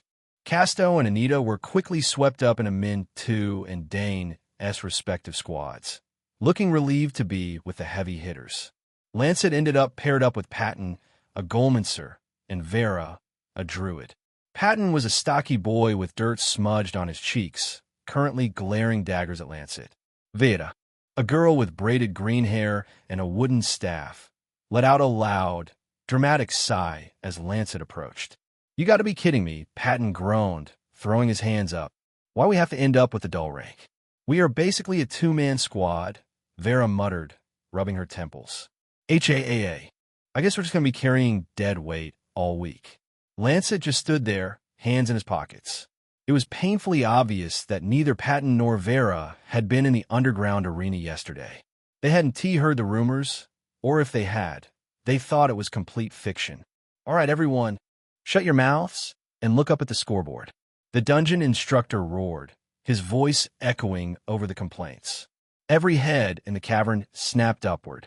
Lancet lifted his gaze to the tall, rectangular monolith hovering directly above the basic dungeon gates. The surface rippled like dark water, preparing to display the live rankings and tributes that would define their entire academy lives. Chapter 21. Enter the gates. Everyone watched as the screen was divided into 4 massive columns, 1 for each class group. Beneath the columns were the names of every enrolled freshman, neatly organized into their randomly assigned 3-man squads, with a hovering 000 point box right beside them. Lancet let his eyes wander over the board. He didn't care about the randoms. He was looking for the heavy hitters. Under the specialist column, right at the top of Squad 2, was Renah Falconheart, the Heavenly Knight and the story's main protagonist. A few squads down sat Sienna Starbridge, a brilliant talent archer whose arrows never missed. In the Elementalist section, the names Frida Castleloft, the fire mage that was already heads over heels in love with Renah, and Darren Dark, a shadow mage, glowed brightly. Feuerblaze looked at their names with a smug grin. He knew they were definitely going to win this week as quota. Under enchanters, Lancet spotted Amira Vinehart, the arcanist who would later become a major player in the Academy's political sphere.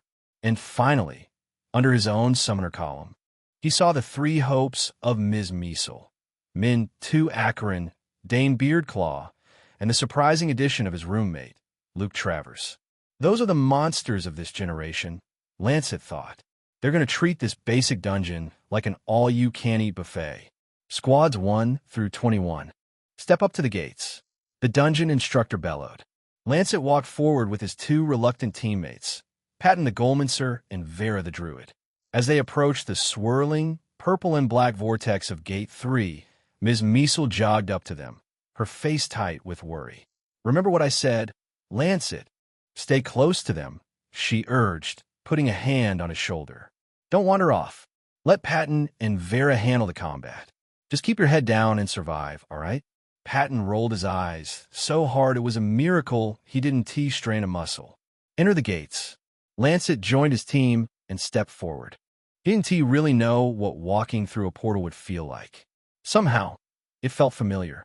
It was like taking a shower, but never getting wet.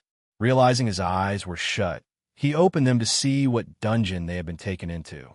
It looked like a jungle, not just because of the giant, bioluminescent ferns towering 20 feet into the air, or the thick canopies of emerald leaves blocked out the artificial sky, but the freaking heat. Lancet was already boiling up that he wanted to get naked right then, before he could even take in the scenery and adjust to the temperature. A hand shoved him hard in the chest. He stumbled backward, catching his footing in the damp soil. He looked up to see Patton glaring at him, his fists clenched. "Listen up, dull rank," Patton snarled, pointing a thick, dirty finger at Lancet's nose. "Ms. Measle might be stupid enough to pity you, but we aren't babysitting you." Vera stepped up beside Patton, gripping her wooden staff tight. Her green braid swayed as she shook her head in disgust. "We are already at a disadvantage being in a three-man squad with a graceless summoner. If you trail behind us, you're just going to aggro monsters slow us down and try to leech off our tributes." "Guys, wait," Lancet started, holding up his hands. "I can actually—" "Shut up and don't dare follow us," Patton interrupted, his voice dropping to a harsh threat. "If I see you trailing us, I'll have my mud golem bury you up to your neck. Go find a bush to hide in until the timer runs out." Without another word, Patton and Vera turned and dashed into the thick foliage, their footsteps quickly fading into the sounds of the jungle. Lancet stood alone in the clearing. He blinked, staring at the shaking fern leaves where they had disappeared. Then, he let out a long, heavy sigh. "Well," he muttered to himself, "if that's what they want." A small blue notification dinged in the corner of his vision. The leaderboard was updating in real time on his UI. Renan Falcon a 45 points, Frida Castelloft 30 points, Mintu à 40. 25 points already? Lancet thought, chuckling. It wasn't like he was surprised or anything. The novel did make sure to make a big deal about Renan being overpowered. Back in the dungeon hall, the atmosphere was electric. The instructors stood before the massive broadcaster screens, watching the live feeds of their top students. Cheers and gasps came when the leaderboard updated. "Look at that." The specialist head instructor, Dexter Marxist, a muscly man with a greatsword strapped to his back, roared with laughter. Falconheart just cleaved through those goblins without even breaking a sweat. He is already at 50 points. The kid is a monster. Fire Blaze scowled. He lacks finesse. My elementalist, Frida, is completely incinerating the trolls in her dungeon. Look at her perfect control of fire. That is true power. Measle Gudgarten stood a little further back, wringing her hands as she watched Min 2's skeleton warrior expertly dismantle a mob of goblins. "We're doing okay," she thought, praying silently. "Even if we're not first, we just need enough points to mount a challenge next week." Inside the dungeon, Lancet was taking a leisurely stroll. He was yet to run into any threat and started to worry that Patton and Vera had already killed all of them. If he failed to get any kills, then that meant no points, which meant no profits or tributes. He hastened his steps with this realization. A few steps into the jungle, he swiped a massive leaf out of his path, stepping into a small, muddy ravine. Then, a rustling sound brought him to a stop. The hairs on the back of his neck stood up. This was his first time possibly being ambushed, and not just by people, but by monsters. He looked around frantically and saw 5 pairs of glowing yellow eyes staring at him from the shadows of the ravine. Goblins. They weren't the cute, fantasy game kind. These were vicious, hunchbacked creatures with rotting green skin, holding crude, rusted blades coated in dried blood. They scrambled down the muddy banks, entirely cutting off Lancet's exits. They hissed, noticing that he had no weapons and was all alone. Perfect, easy prey. The leader, a slightly larger goblin with a bone necklace, shrieked and leaped directly at Lancet's throat. Lancet quickly hurried backwards, and as he fell into a mud pile, he shot his hand forward and pulled his first heroine from his summit space. Essentia, Lancet called. Minus 20 MP, the jungle canopy above them was violently torn apart. A pillar of absolute, blinding golden light struck the earth like a divine meteor. It slammed directly in front of Lancet. Boom! It evaporated the goblin leader, and the concussive shockwave of the manifestation was powerful enough to hurl the 4 remaining goblins, smashing them into the ravine walls, their bodies crumpling lifelessly before they even had a chance to scream. 5 goblins killed by heroin. Essentia has gained 120 EXP. You have gained 240 EXP. You have gained 50 CP. The golden light evaporated upward, revealing the towering, majestic figure of the Ironwell Knight. Lancet looked up from his system notification and at Essentia as she stood from her kneeling position, the blessed blade tight around her grasp. She looked around the muddy ravine, then down at the pulverized goblins, and finally at Lancet. "You called, Lord Lancet," she said, her voice sweet and resonant, though it seems the landing alone was sufficient for these vermin. Lancet grinned, excited by the points he had just claimed. "Thank you, Essentia." She shot him a beautiful smile. "It is my pleasure, master." "Come on," Lancet said, leading the way. "There is more this way." Essentia nodded and gently followed after her lord. Back in the dungeon hall, the scoreboard dinged repeatedly. But with hundreds of names constantly shifting, minor updates went unnoticed, until an assistant instructor for the dungeon hall squinted at the middle of the board. "Hey," the assistant pointed. "Look at the summoner board. Squad 21 just spiked." Miesel Gudgarden's head snapped over. She quickly located Squad 14 on the giant scoreboard. Squad 21 Patton, 10 PTS Vera, 15 PTS Lancet, 50 PTS. Miesel blinked, rubbing her eyes. 50? That can't be right. Lancet is a dull rank. How has he managed 50 points already? Fyodor glared in conceited anger. "Check the broadcaster screen for Squad 21. The head dungeon instructor ordered, tapping his console. The screen for Lancet's squad above their dungeon gate showed something interesting. It was split to 2 sides. On the left side, the entire hall watched as Patton and Vera struggled to coordinate attacks against a single low level. They were miles away from Lancet, completely out of sync. "Wait," Fyodor Blaze sneered, stepping closer. "He is separated from his team? Then how did dull rank get 50 points all at once? Did he trip and fall on a dying beast? Didn't Team Miesel report that he has no summon?" "No," the head dungeon instructor said, his voice suddenly dropping to a hushed whisper as he stared at the right side of the feed. "It seems he has help." Everyone looked at Lancet's side on the screen. They saw him walking casually through the dense jungle. But he wasn't alone. Walking half a step in front of him, radiating an aura that they could feel even there, was a towering female knight in burnished gold and silver plate armor. Every footstep she took seemed to make the jungle itself bow away from her. Dexter Marxist, the specialist head instructor, pushed his way to the front of the crowd. His eyes were wide, completely entirely stripped of their previous arrogance as he stared at the woman on the screen. The winged helm, the thick braid of blonde hair. "Ha," the man gasped. He pointed a trembling finger at the screen. "ISNT that, the great Iron Will of the North, Essentia Valengard." Chapter 22. A cannon to kill a mosquito. The dungeon hall plunged into a stunned, pin-drop silence. Everyone stared at Lancet's screen, scrutinizing the golden woman with him. "It can't be," whispered one of the dungeon instructors, pushing her glasses up her nose. "She died 300 years ago. The records say her body turned to ash at the greatest gate. How is she here? Look at the armor," another instructor muttered. "That looks exactly like the plate of divine will.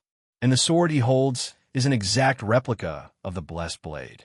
It's exactly like the illustrations in the Royal Archives. Is she a spirit? She has physical mass, Dexter argued. His eyes locked on the screen as Estintia gracefully stepped over a fallen log. She isn't floating. Her boots are leaving tracks in the mud. She's a corporeal entity. He turned slowly, his eyes wide, looking toward the Summoner D section. Is she his summon? All eyes shifted to Meisel Gudgarden. Meisel stood completely frozen, her clipboard dangling loosely from her fingers. She stared at the screen, then at the name Lancet, 50 PTS glowing on the leaderboard. Lancet, she breathed, her mind racing. A dull rank. A boy with the lowest grace retention in this school's year. How has he managed this? Beside her, Fyodor Blaze crossed his arms. His smug grin had vanished, and all that was on his face now was simmering disdain. He hated anomalies, and he hated summoners even more. This is impossible, Fyodor stated flatly. A first year cannot summon a historical platinum rank entity. It is a trick, an illusion meant to farm points through fear tactics. Those goblins didn't look scared to death, Fyodor. They looked pulverized to death, Dexter shot back, crossing his massive arms. He turned to the head dungeon instructor. We must inform Dean Ordnance about this right away. He started towards the door. Wait, the head dungeon instructor interrupted, holding up his remaining hand. His scarred face was intensely locked to the screen. Let's watch the whole thing first. Let us see if the boy can actually command her, or if she is just a rogue manifestation. Inside the humid, bioluminescent jungle of the basic dungeon, the rogue manifestation was currently wiping green blood off her blade with a silk cloth. Around them lay the scattered, broken bodies of a dozen lesser orcs. The battle had lasted precisely 14 seconds. Estintia was completely untouched. She hadn't even broken a sweat, her breathing steady and calm as she sheathed the blessed blade. Lancet, on the other hand, was leaning against a giant fern, trying to catch his breath just from the adrenaline of watching her move.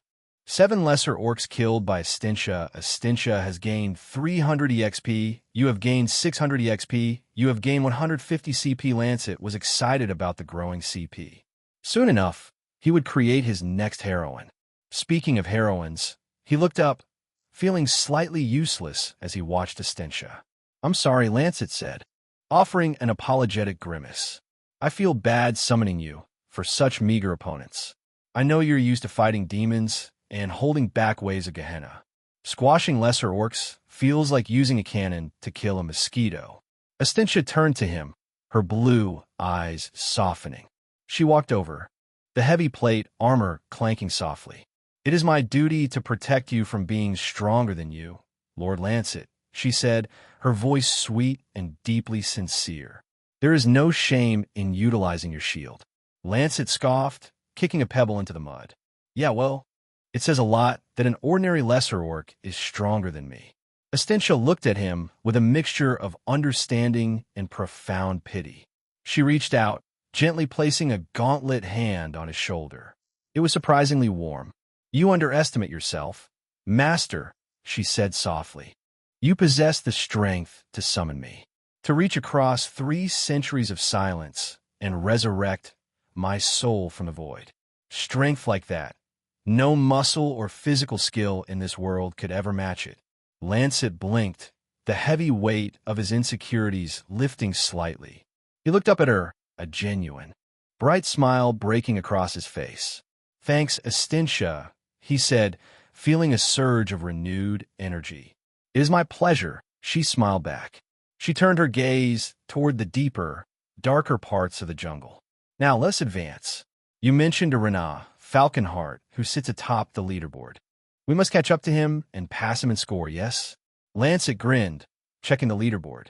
Renat Falconheart, 370 points Frida Casteloft, 290 points Ming Q à 40, 285 points Lancet Léogard, 250 points Definitely. Let us go hunting. From then on, they moved like an extermination team. From spitting spiders to wild bears, Estintia crushed and slaughtered them all with ease. With every kill, the notifications flooded Lancet's vision. Estintia has gained 200 EXP. You have gained 400 EXP. You have gained 250 CP as Grace was holding steady. He had around 140 MP left, and he was already halfway finished with the dungeon. Back in the dungeon hall, the instructors were losing their minds. The leaderboard was updating so fast, it looked like it was glitching. Lancet S-point box was spinning like a slot machine. Lancet, 270 points. Lancet, 310 points. Lancet, 400 PTS, he had blown past Min 2 Akron. He had left Darren Dark in the dust, and was currently sitting at number 2 on the global first-year leaderboard, right directly below Renat Falconhart. He was also the undisputed number 1 in the entire Summoner D class. He is not even casting command spells. Dexter Marxist exclaimed, clutching his head in disbelief. He is just pointing, and she annihilates everything in front of him. Their teamwork is impeccable, and because of her unbelievable power, he barely has to spend much grace himself. Fyodor Blaze was gripping his console so hard the plastic cracked. It's a cheat. It has to be an artifact. A dull-ranked student just cannot possibly have such a summon. Misul just stared, her heart hammering against her ribs. She didn't care how he was doing it. The summoner class was finally dominating. Go for it, Lancet, she whispered. Take us to the top of the weekly quota. Miles away in another sector of the jungle, things were not going well for Squad 21. Hey, Vera, are you seeing this right now? Patton called out, his voice cracking with panic. He was standing back-to-back with the druid in a small, muddy clearing. Patton's interface was open, the gray light reflecting off his sweat-drenched face. He stared at the leaderboard, refusing to believe his eyes. Vera didn't answer immediately. She was too busy trying to channel energy from her summon, a spectral forest stag that was currently shaking like a dying light bulb. They were surrounded. More than 24 simple wolves-level beasts, but terrifying in a pack were circling them, their red eyes glowing in the shadows of the ferns. Growling hungrily. How? How did Lancet get so high? Patton demanded, commanding his mud golem to strike an advancing wolf, keeping it back. Is he using some kind of cheats to get so many points? Vera groaned in frustration as her spectral stag took a nasty bite to the leg, its form losing opacity. It's not fair, Vera cried out, tears of exhaustion welling in her eyes. We're working our asses off, fighting for our lives, and he is cheating to get so many points. Don't worry, Patton snarled, his hands glowing weakly with gray light as he tried to get his summon to throw another mud ball. I'll teach that guy a lesson when we get back. We're about to fail because he wasn't strong enough to be in our team. It's all his fault. We could have won if we had any other teammate. The pack leader howled, causing all the wolves to surge forward as they noticed how vulnerable the two were. Patton's mud golem swung its heavy arms, knocking 2 wolves away, but 3 more leaped onto its back, biting chunks of dirt out of its core. Vera's stag tried to gore a wolf, but its antlers passed harmlessly through the beast as her grace finally gave out. No, Vera screamed. They quickly unsummoned their summons, saving them before their HP hit 0. But it meant Patton and Vera were now left completely defenseless. The wolves closed the circle, snapping their jaws ferociously. We could have won. Vera sobbed as she backpedaled. There's just too much of them. Out in the dungeon hall, Fyodor Blaze finally smiled.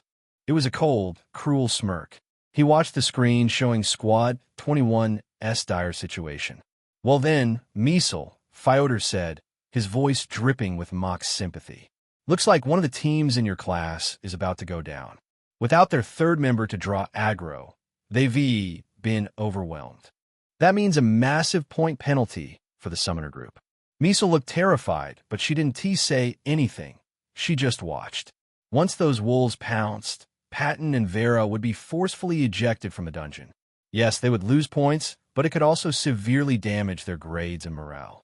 Inside the dungeon, Patton's and Vera's hearts pounded with fear. Even though they knew they wouldn't really die here, losing sucked. Vera squeezed her eyes shut, waiting for the wolves to leap. But nothing came. After a second, she popped one eye open. Hey guys, A casual voice cut through from the growling wolves. Vera pooped both eyes open. Patton spun around. Standing on top of a mossy boulder just at the edge of the clearing was Lancet.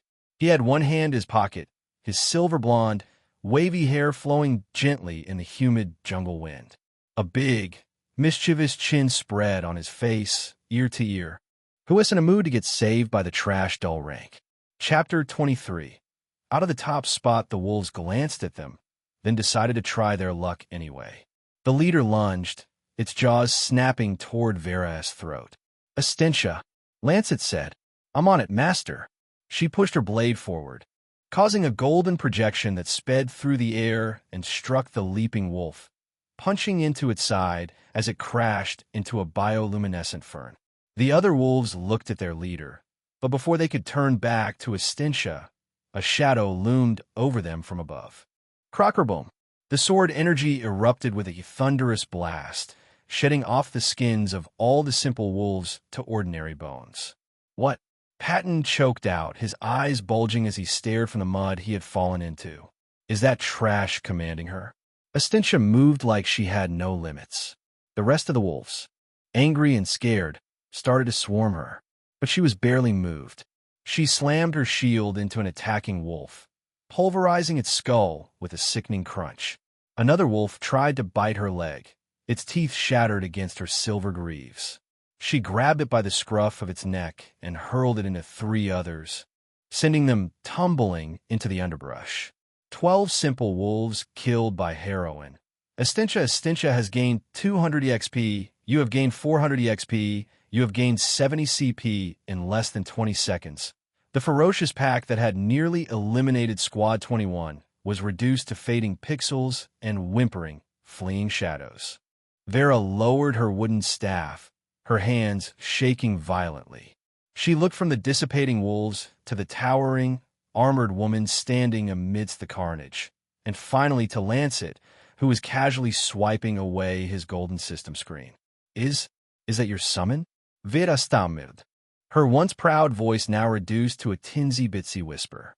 Patton scrambled out of the mud, slowly approaching them as his eyes refused to leave the knight's glorious body. That armor, the winged helm, ISNT, that Astentia, the Iron Will of the North. I've seen a picture of her before. Lancet jumped down from the mossy boulder, landing with a soft thud. He shoved his hands into his pockets and walked past his stunned teammates. Let us keep moving. We have a quota to fill, don't we? Astentia gave them a glance. Perhaps this is a lesson to treat everyone with respect. You don't know who could end up helping you in a time of need. Then, she turned and followed her master deep into the jungle. Outside in the dungeon hall, Fyodor tightened his fist so hard that his nails almost dug crimson into his palms. That cheating slum rat. Miesel smiled, hopeful. He saved them. We're not out of the top race. Fyodor looked at her, face as red as tomatoes. The dungeon expedition continued.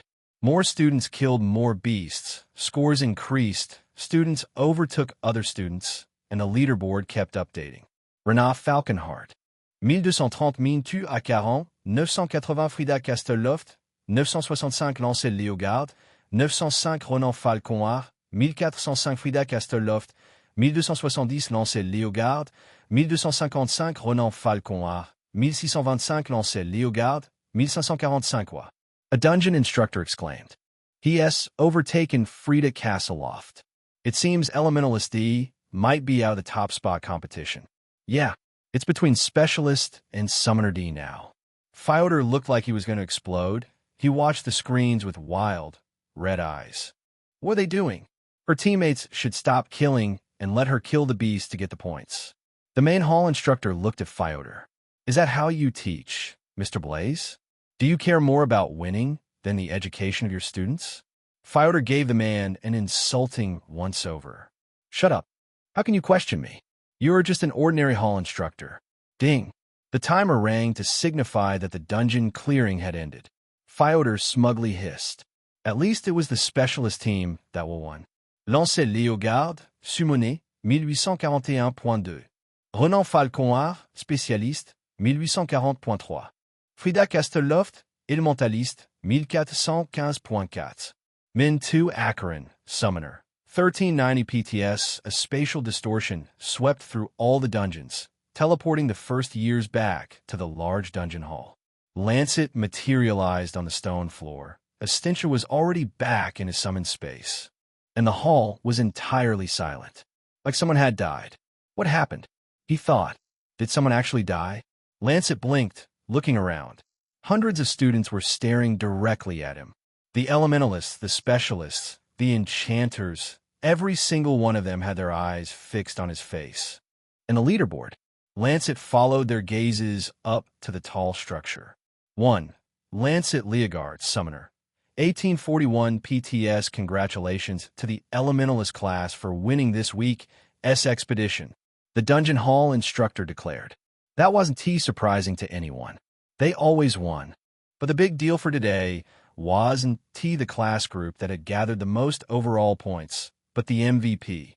And congratulations to Lancet Leogard of Summoner D for being the MVP. Lancet had beaten Revan Falconheart by exactly 1 point. Miesel began the applause as she beamed at him heartily, excited and proud. Then others followed weakly. They didn't care for Lancet truly. They just wanted to know how he got Estintia as a summon. Through the parting crowd of students, Lancet locked eyes with Renat Falconheart. The protagonist stood tall, his silver armor pristine. Renat didn't glare or sneer like the bullies in the novel.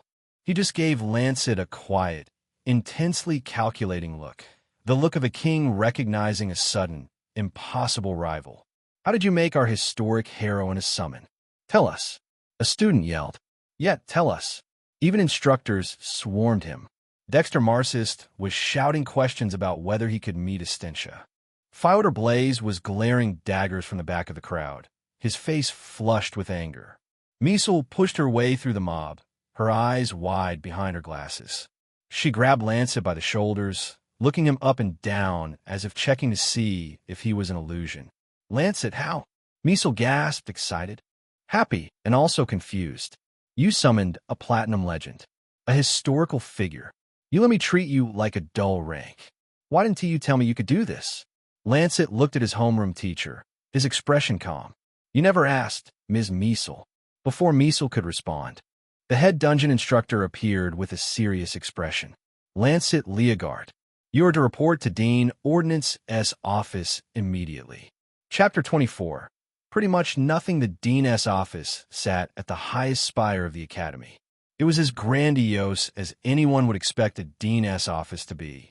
Designed in a circular fashion with fancy high furniture shelves filled with knowledgeable tomes, a large map of the world sculpted into the wall's surface, and numerous charts here and there.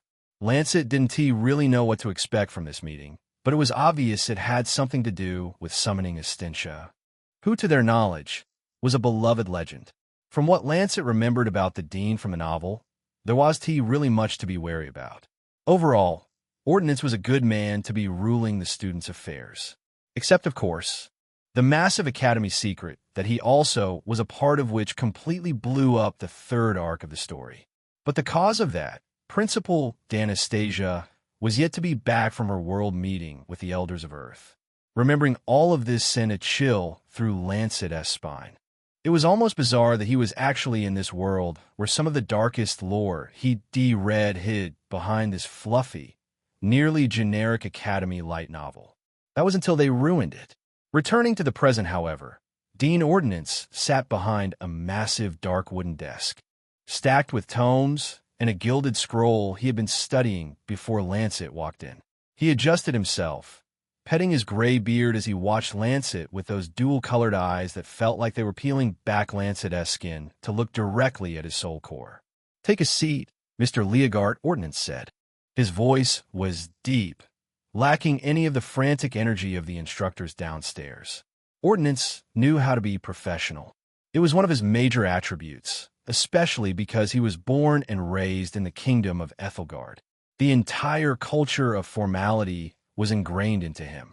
He was made for the role of Dean, and hopefully one day, Principal. Lancet sat down, keeping his posture straight. So Ordnance began, lacing his fingers together. I was informed of what you did today in the dungeon clearing expedition. I have also watched the footage. Lancet waited, unsure if Dean Ordnance wanted him to respond to that. First, I'd like to congratulate you on being the first MVP of the school year amongst the first years, Ordnance continued, unlacing his fingers. Thank you, sir, Lancet replied. Ordnance watched him for a while, a single brow raised. Then he continued, the Academy has seen many unique skills. We understand that students prefer to keep the mechanics of their abilities secret. He pulled out a student S profile image. Look at Clevis Catanum in the third year. He calls himself the classless summoner. Yet we know what he is strangely capable of. Still, we cannot force anyone. Awakener Supreme does not pry unless a student poses a threat to the Academy. He leaned forward, the shadows in the room seeming to lean with him. However, summoning a legendary hero who died 3 centuries ago is not a mere trick. It disrupts our understanding of grace and the afterlife. I cannot force you to reveal your secrets, Lancet, but I require an explanation I can put on paper. Lancet's mind raced. He couldn't mention that he was an all-powerful being who created humans as summons. Not even because it would ruin his surprise element like in most stories, but because they just wouldn't fucking believe him. There was no point in trying. So, for everyone's sake, he needed a lie that fit the magic system of this world. Well, as you know, my class is architect, sir, Lancet said smoothly, holding the dean's gaze.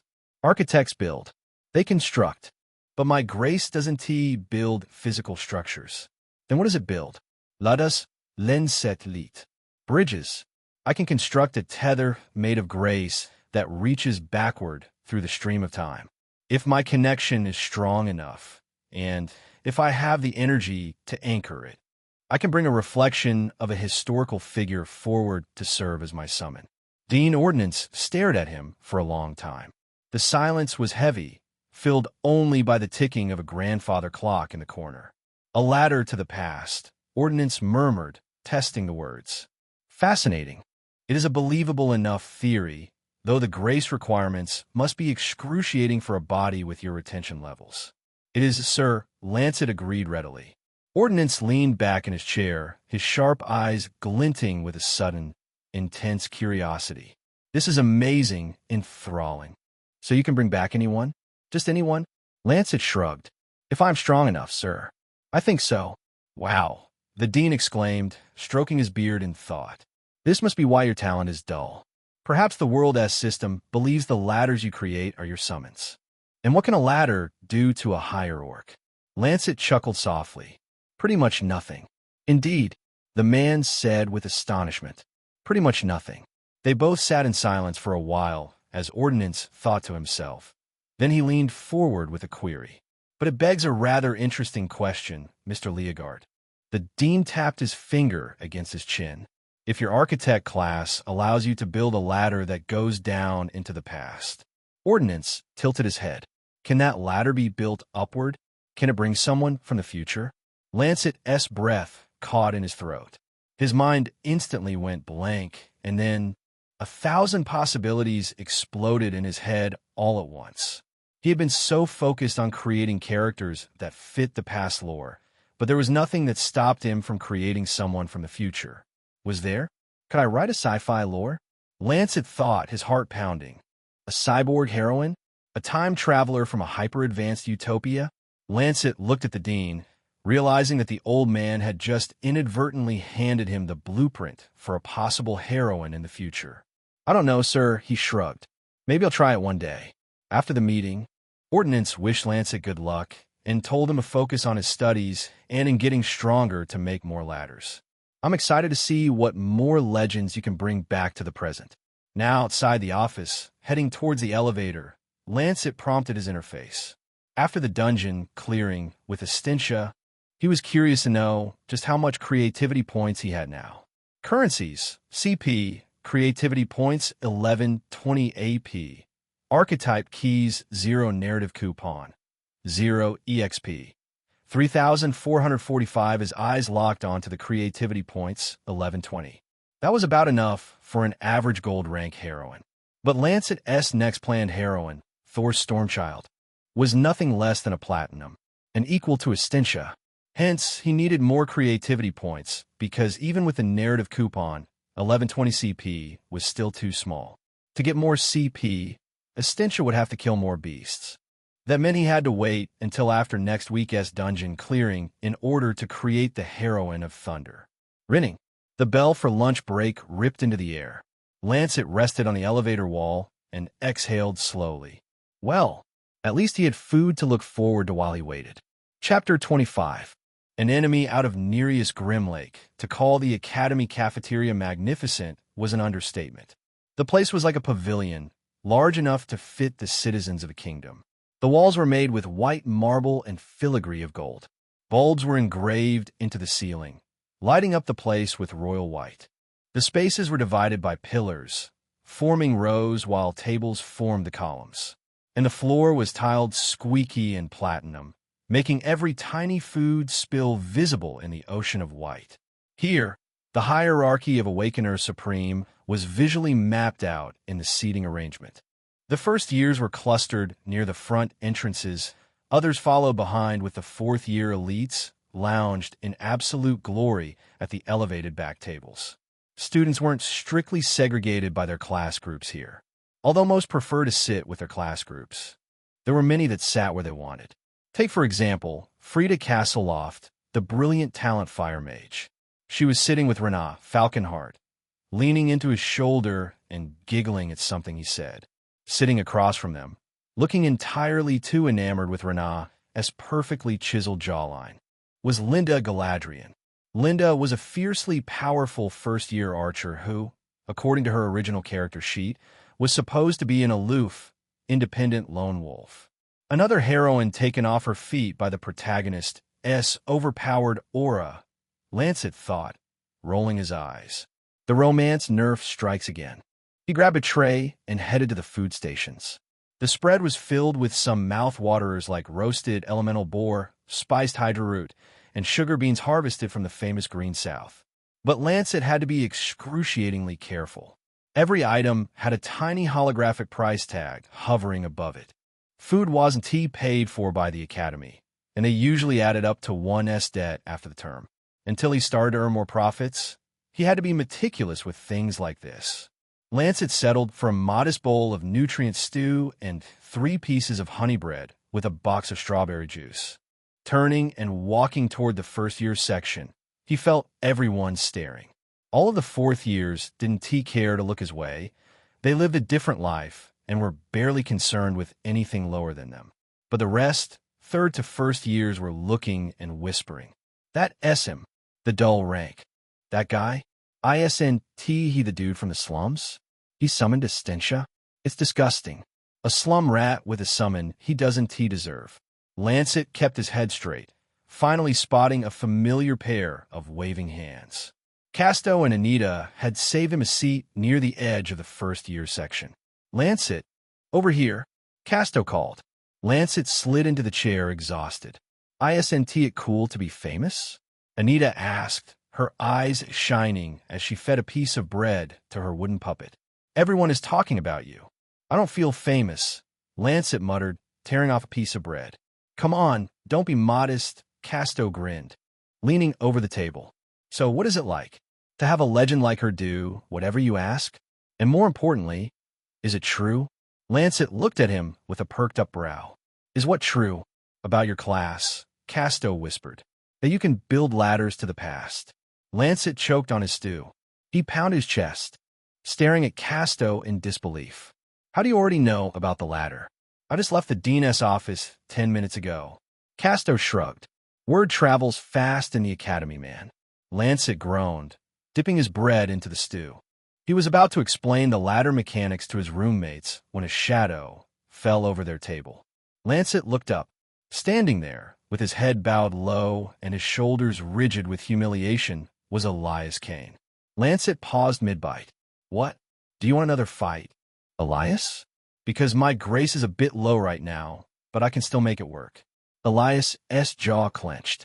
The second-year Goldmancer looked like he wanted nothing more than to bury Lancet under a ton of bedrock, but fear kept his hands tightly at his sides. I'm not here to fight, Elias ground out, staring at the floor. Nereus Grimlake has asked for you to come to his table. Casto's fork clattered loudly onto his plate. Anita gasped, her puppet slumping forward lifelessly. Tell him I'm eating, Lancet said flatly, taking a bite of his bread. Elias looked up, genuinely bewildered. What? I said, I'm eating, Lancet repeated, gesturing to his half-empty bowl. Lancet, are you insane? Casto hissed, grabbing Lancet's sleeve. Do you not know who Nereus Grimlake is? He asked the rank 1 student in Summoner B. Obviously, Lancet knew that. He knew everything about the goddamn story. I know who he is, Lancet whispered back to Casto. But I'm really hungry. And if the bell goes off, Academy rules say I'm not allowed to take leftovers back to the dorm. I have to eat what I paid for. He looked back at Elias. So tell him I'm eating. Elias stared at Lancet like he was looking at a dead man walking. He slowly backed away, turning to head toward the third-year tables to deliver the message. You should have just gone, Anita whispered, her voice trembling. Lancet, you can't make an enemy out of Nereus Grimlake. Lancet gripped his spoon tightly. He couldn't stand being pushed around anymore. First Theo, then Elias. There was no way he was going to allow another person to think they could boss him around because of their power or summon. Lancet remembered what his strategy was to avoid being a bully target. Do not let anyone feel like they could intimidate you, else they LL pounce. But then again, that strategy didn't work out great the last time he tried it, did it? SKRRK. The screech of a chair scraping against marble echoed through the dining hall. Conversations around the first and second year sections died instantly. To the absolute horror of every first-year present, Nereus Grimlake stood up. Lancet's eyes bulged. He actually coming here? Oh shit, Casto squeaked, shrinking down in his seat. Anita looked like she was about to cry. The first years muttered frantically as they watched the third year. Is Nereus walking to him? He going to the first-year tables. For that ordinary slum rat, Lancet pretended to be eating as he side-eyed Nereus approaching. Nereus was incredibly tall and slender, and he had a serene gait that caused tension to build with each step. Thick, raven-black hair fell to his neck, framing an apathetic, chiseled face that looked like it had been carved from pale marble. He wore a high-grade, custom armor set of black and silver covered by the school robes that flowed behind him. Nereus stopped in front of Lancet, looking down at him. There was no anger in his expression. The summoner looked completely, terrifyingly bored. I called you, Nereus said.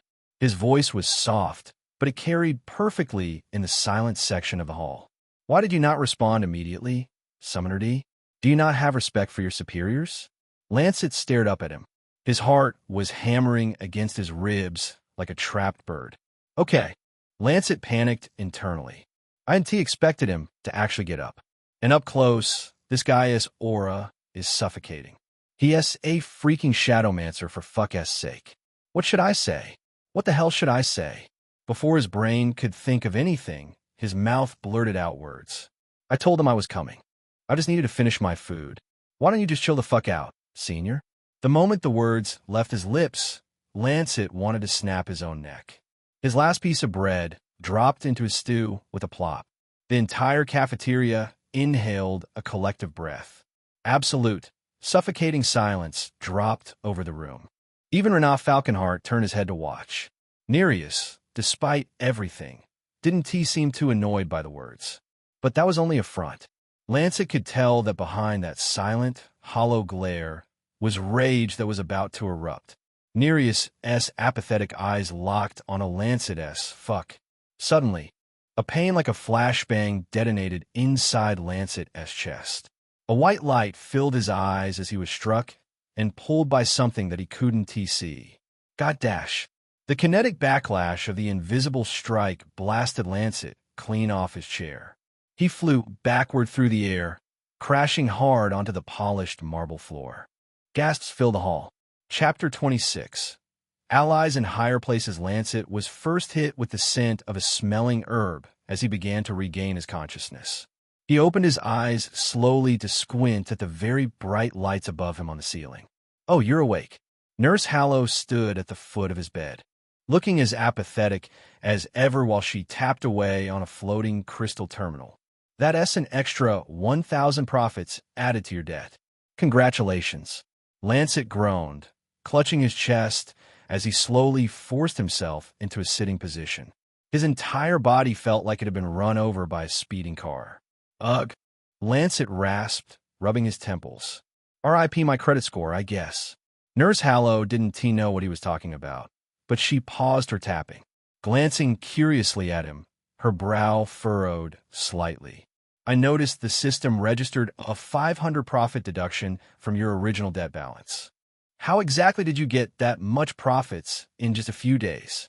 Lancet stretched his stiff neck, offering a weak, lopsided grin. Well, I performed pretty well in the dungeon clearing expedition today. I was the MVP. Nurse Hallow stared at him for a long, flat moment. Is that so? She deadpanned. She clearly didn't believe a single word. To her, Lancet was just a fragile, graceless dull rank who was at least smart enough to arrive early for a purification bath, although stupid enough to let himself be poisoned for that long, because she rarely left the confines of the clinic. She was completely insulated from the Academy's rumor mill, the competitions, and whoever was victor of the competitions. She probably assumed he had won in a bet. Most likely, that was why he'd been beaten up.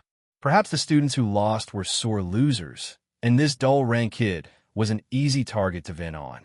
Nurse Hallow sighed, clipping the terminal to her belt. You should be careful, Mr. Leogart. It seems you are getting yourself into far too much trouble. Whoever is the reason you got sent here this time could have easily killed you. Lancet frowned, looking down at his hands. It felt like my soul got ripped out. Clothes, Nurse Hallow explained, adjusting her glasses. They didn't strike your physical body. They struck your shadow, forcing a severe, sympathetic shock directly into your nervous system. Lancet's eyes widened in realization. So that's what happened. Nereus Grimlake was a shadowmancer.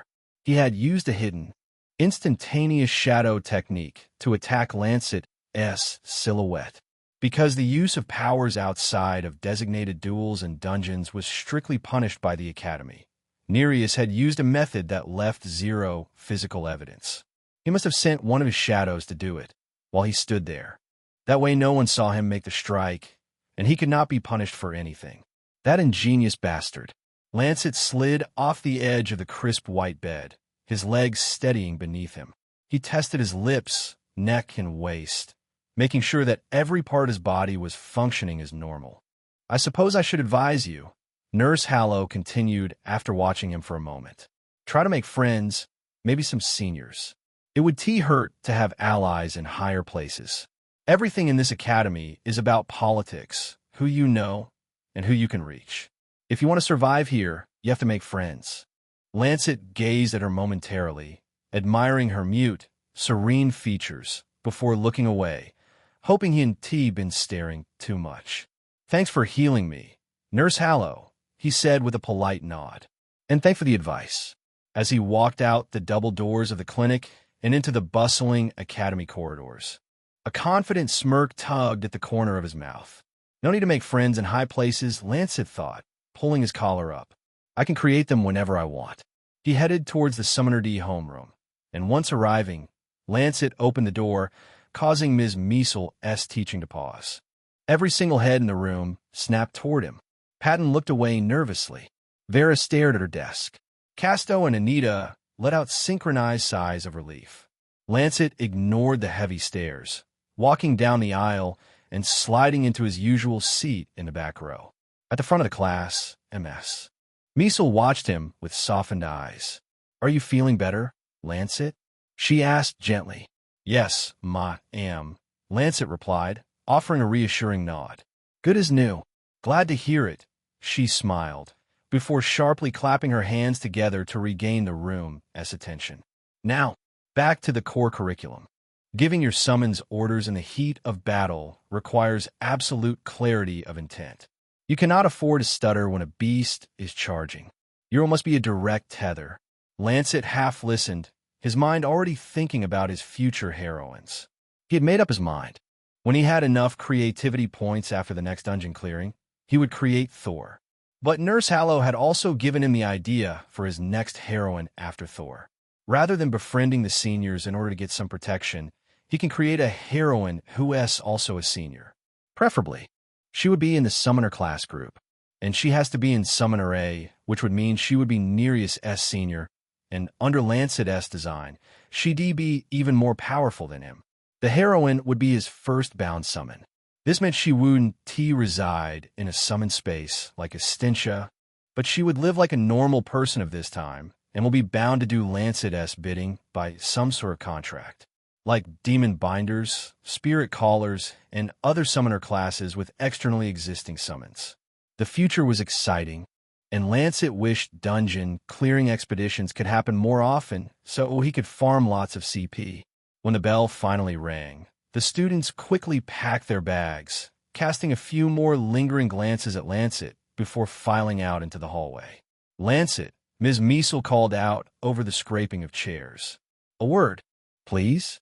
Lancet slung his bag over his shoulder and walked up to the instructor's podium. He braced himself, fully expecting a lecture about provoking the top one student of Summoner B in the middle of the cafeteria. Instead, Measle looked at him with an expression of profound, genuine guilt. "I want to apologize to you, Lancet," she said softly, placing her hands flat on her desk. "I completely underestimated you. I undervalued your potential, and I treated you like a frail, helpless boy who needed to be protected. I was wrong." Lancet blinked, momentarily speechless. "Ms. Measle, you don't have to, I do," she insisted, her eyes shining with fierce pride. "You beat Rena Falconheart. You scored the highest points in the entire first-year block today. For that, thank you, Lancet. Thank you for making Summoner D proud." For the first time in years, the other class groups looked at us with more respect. Lancet half smiled. "I mean, Min 2 also was a huge part of it." Ms. Measle laughed. "Yes, she was." Her eyes glistened with profound happiness. "I can't really believe it. I feel like with the two of you and some of the others, Summoner D really stand a chance this academy year." Lancet gazed into her eyes. She reached out and gave his shoulder a firm, encouraging squeeze. "Don't listen to the whispers," she advised warmly. "Don't let the bullies or the elite students get into your head. Just focus on your bond with Estintia. Nurture that connection. She is a miracle, and together, you can achieve greatness." Lancet nodded slowly. She didn't even suspect that Estintia was just the first file in his expanding folder of legends. Who would have? Yes, he had the time-traveling ladder, but with a low grace retention, it was normal to expect that not many legends could be reached. "I will. Thank you, Ms. Measle." As Lancet left the classroom and stepped out into the corridors, he felt a strange warmth blooming in his chest. A new realization of sorts. Lancet hadn't really cared much about the Academy's politics so far. To him, clearing the dungeons and other future competitions was only for his personal goals. To get CP, EXP, and profits to pay off his debt and enjoy what Awakener Supreme had to offer. But hearing Measle's heartfelt words changed something. He thought about Fyodor Blaze's smug, condescending sneer. He thought about the elementalists and specialists who treated summoners like glorified dogwalkers. They looked down on the summoner class group exactly the same way others looked down on him. As Lancet headed to the dorms, he turned around and looked up at the towering spires of the Awakener Supreme Institute, his silver blonde hair catching the wind.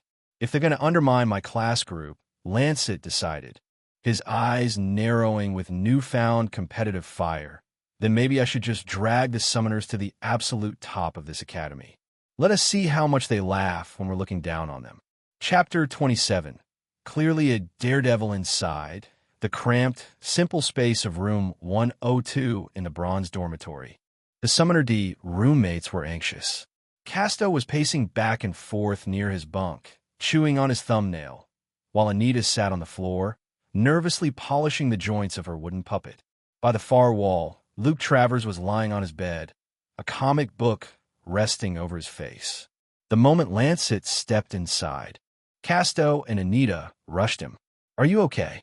Anita gasped, her eyes scanning him for wounds. "I'm fine, guys," Lancet sighed, waving them off as he walked toward his own bed. Nurse Hallow patched me up. Just cost me another 1,000 profits I don't have. Yushutia provoked him. Lancet, Casto groaned, grabbing his goggles in distress. Nereus Grimlake, ISNT, just any senior. He's really smart and cool and knows how to control his shadow summons in ways others can't even comprehend. He has passed every single written and practical examination with an A. And the way it's going, he is likely going to make it to the S class. Most students don't make it to the S class. Anita nodded vigorously. Didn't you see the way he attacked you? He struck you in a way that no one can rightfully prove it was him. The disciplinary committee can't touch him. I get it, Lancet muttered, rubbing his sore chest. The guy is a sociopathic genius. Message received. He really didn't need to be told these things about Nereus. He knew them already.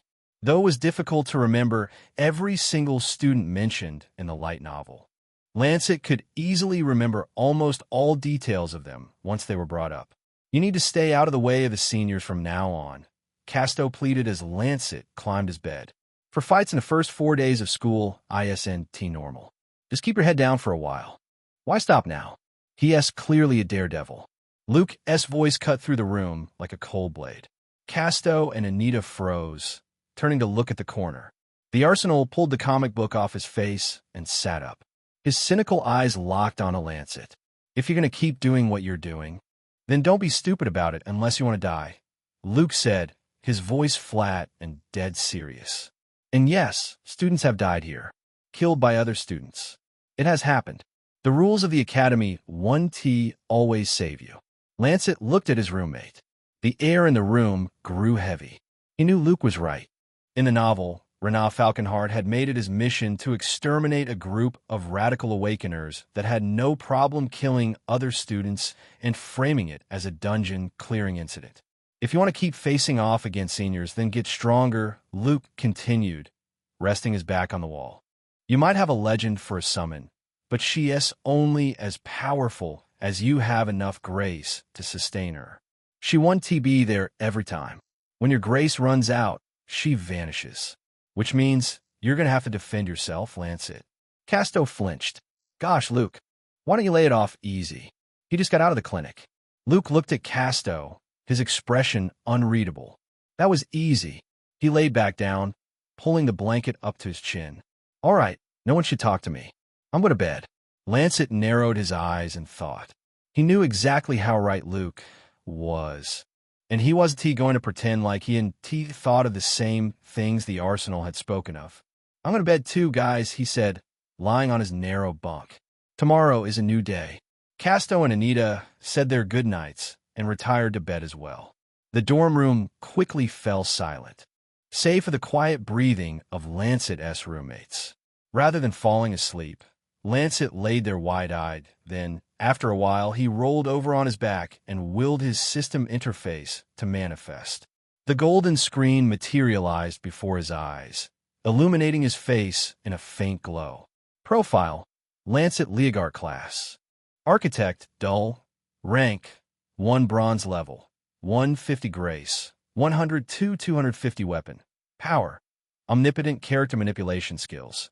Heroine creation. He moved to his stats, and the screen expanded, showing the physical and mental parameters of his current vessel. Attributes: strength, 14 agility, 36 constitution, 25 intelligence, 39 dexterity, 50 retention, 300 Lancet grimaced. It was pathetic. His natural grace regeneration was capped at a miserable 300 MP, meaning he relied entirely on scavenging external supplements. Most first years had at least a 700 to 100 cap, the highest being Renat, who had a 5,000 cap already, even at that very moment. Other stats were even worse. His physical strength was practically non-existent. The only saving grace was his intelligence, likely boosted by his creativity and knowledge of the world, which also made sense for his dexterity. But neither of those attributes would stop a fist from breaking his jaw. He tapped the glowing EXP, 3,455 value. A system prompt chimed softly in his mind. Use EXP to level up? Note: Leveling up assigns EXP efficiently to attributes aligned with your class, Summoner. You may assign EXP manually, though inefficient manual allocation will severely impact your overall level progression. As of now, Lancet didn't care about efficiency. If he let the system auto-assign the EXP, it would dump everything into intelligence and dexterity stats meant for a traditional backline summoner. But as Luke had pointed out, Lancet wasn't a traditional summoner. With his low grace, he was a tasty target because opponents knew his summons wouldn't last long. So, he manually allocated the EXP. He pushed half of it directly into strength, increasing the value until he felt a sudden, warm tightness in his previously stringy muscles. Use 1723 EXP to level up your strength? You chose yes. Ding! Your strength has leveled up. Strength. 1431, he dumped the next large chunk into agility to improve his reaction time, and poured the remaining points into constitution so he could actually survive the kinetic shockwaves of high-tier attacks. Agility, 3643 constitution. 2530 ding. Level up. You're now level 2. Lancet flexed his hand. The difference was immediate. His body felt denser, more grounded. He knew that with the sheer amount of EXP he had just spent, if he had let the system auto-assign it, he would have easily hit level 3. But survival trumped a shiny badge. Then, Lancet remembered the notifications from the dungeon. Astentia had gained a fraction of EXP from her kills, too. He tapped the roster tab on his interface. The screen shifted, showing his single-created heroine in a beautifully rendered character card. The artwork showed the portrait of the Ironwill Knight, like she was a unit in a gacha game. He tapped the card to open her profile. Profile: Astentia Valengard title, the Ironwill of Mortality class. Ironwill Knight, advanced, rank, 8 platinum level, 250 attributes, strength, 11,500 agility, 9,800 constitution, 12,500 intelligence, 4,200 dexterity, 18,500 weapon. The Blessed Blade, mythic skills, instant comprehension, reality bending will, divine severance, absolute shield bash. Lancet stared at the numbers, his jaw slacking. 11,000 strength. It was absolutely absurd.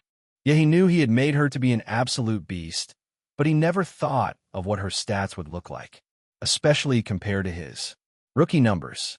Her dexterity was the single highest stat he'd ever seen, but it made sense seeing that she had the skill of instant comprehension, and her Blessed Blade could transform into anything.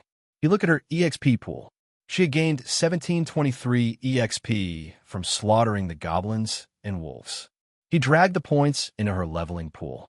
The yellow bar at the bottom of her screen filled up by a microscopic fraction of a millimeter. It didn't even register as a full percentage point. Right, Lancet exhaled quietly. When you're level 200, squashing level 5 wolves doesn't exactly yield high dividends.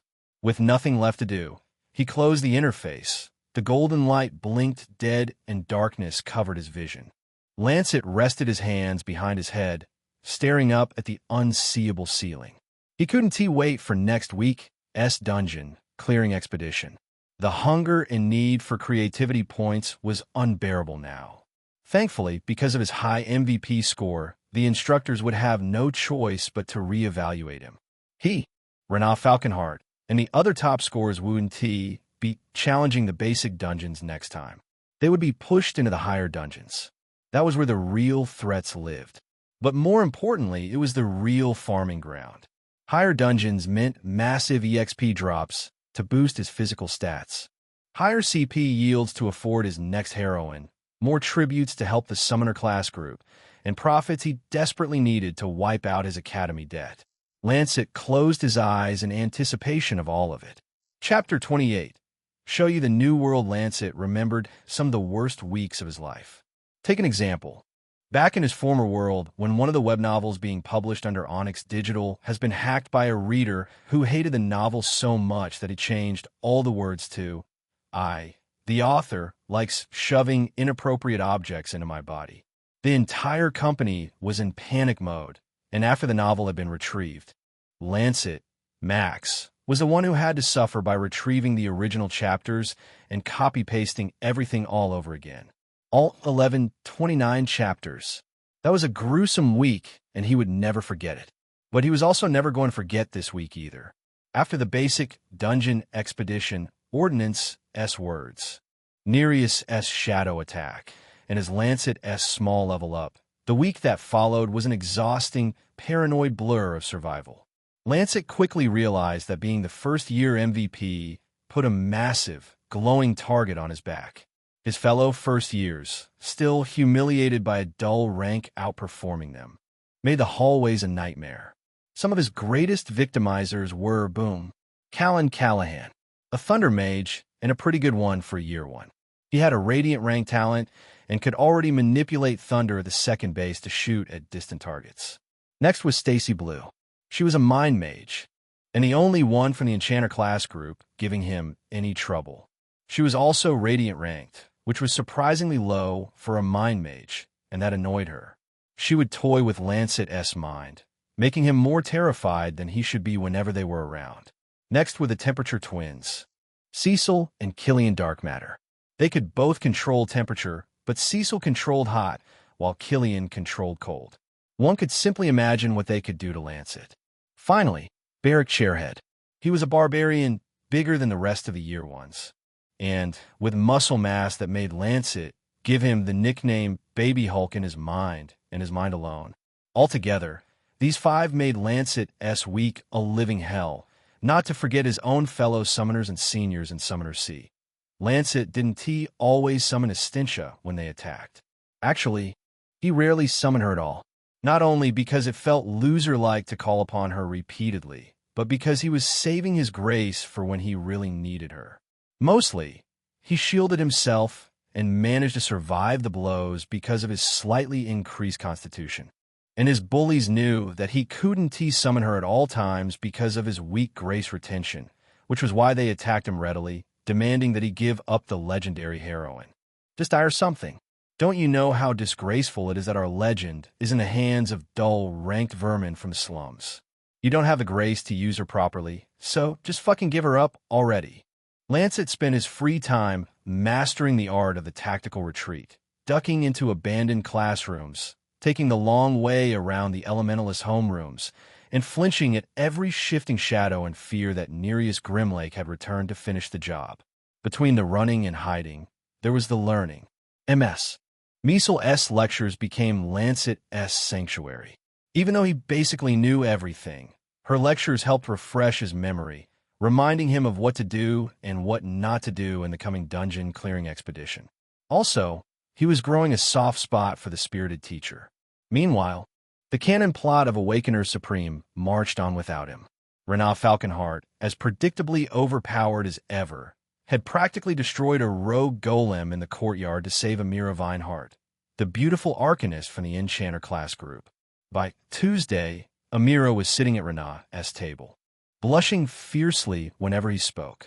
Lancet had watched from afar, rolling his eyes as another brilliant female character was relegated to the protagonist's cheering squad. But Lancet had his own priorities. Every morning before dawn, he sneaked into the class Group A training arenas, scavenging discarded magical energy supplements from the elite waste bins. He purified the dregs through his mental sieve, slowly hoarding pure grace. By Saturday night, his soul core was brimming with 250 MP. Still too small. His next EXP gains would definitely be going into increasing his grace retention. The day before the next expedition arrived, Lancet was standing in the overgrown section of the old wall behind the bronze dorms. The perimeter of the Awakener Supreme Institute was protected by a massive, invisible ward that tracked student movements. Leaving without permission was illegal, and getting permission required a long process and profits that Lancet didn't have. But having read the novel 30 times, Lancet knew that here, the old wall behind the bronze dorm was a blind spot. He outstretched his hand and activated his summon skill. The giant beam of gold slammed into the ground in front of him, crushing the willow branches. Estintia materialized after. She was fully clad in the plate of divine will, her greatsword locked on her back. She immediately scanned the dark trees, her azure eyes sharp. "Is there an ambush, Lord Lancet?" she asked, prepared to defend him. "No ambush," Lancet smiled, holding up a small canvas bag. "Just a promise I need to keep. I told you I'd show you the new world." Astentia blinked, her battle-ready posture softening into surprise. "We are leaving the academy?" "Exactly. But you can't go out there looking like a paladin from the era of Ash. You'd draw too much attention." Lancet unzipped the bag and pulled out a folded pile of fabric. "I borrowed these from my roommate, Anita. Well, she is a lot smaller than you, but they stretch. Put them on. I'll turn around." Astentia stared into the bag. "Modern clothes," she murmured. "Yeah," Lancet smiled. "I've never worn one before," she said in a surprisingly nervous tone. Lancet shrugged. "Well, first time for everything, eh?" He spun on his heel, staring intently at the bark of a willow tree. "I'll give you some space." For a while, he heard nothing. Then he heard some metallic clacking like she was taking off her armor and returning it into her inventory space. Then he heard the soft rustle of fabric. Lancet swallowed hard, his face suddenly feeling very warm. He was a godlike architect, but he was also a teenage boy, and the reality of his situation was occasionally overwhelming. If he turned around now, he could see her naked, see the matured, feminine body he created. His eyes almost started to move on their own, but he fought it and gazed into the sky. "Lord, why do you tempt me so? I am decent. Lancet." "Oh." He turned back around, and his breath hitched slightly. Because Anita was petite, the casual clothes, a high-collared, sleeveless black turtleneck, and a pair of dark, reinforced denim shorts clung tightly to Astentia's frame. The outfit perfectly accentuated her Amazonian height, her athletic, battle-forged musculature, and the undeniable curve she usually hid behind an inch of divine steel. Her thick braid of liquid gold hair fell over her shoulder, framing a face that looked far more human without the winged helm. She pulled at the collar, looking uncomfortable. This fabric offers zero protection against slashing attacks. Lancet cleared his throat, forcing his eyes to stay locked on hers. "You look great. Really great." Now, the Academy's magical ward doesn't cover this section of the wall, but it's 50 feet high. "I need you to jump us over." Astentia stiffened. Her bright blue eyes widened with a sudden, rigid panic. "Master, does this not violate the Academy's curfew edicts? As a knight, my honor binds me to the laws of the land, to sneak out like a common thief." Lancet stepped closer, looking up at her, rather than just commanding her to obey. He shot her a trusting smile. "Astentia, you held the greatest gate for 7 days and died for a world that has moved along since then," Lancet said softly. "Sometimes breaking a small rule is fine if it's for the right reason. You earn the right to see what you saved. So let me show it to you."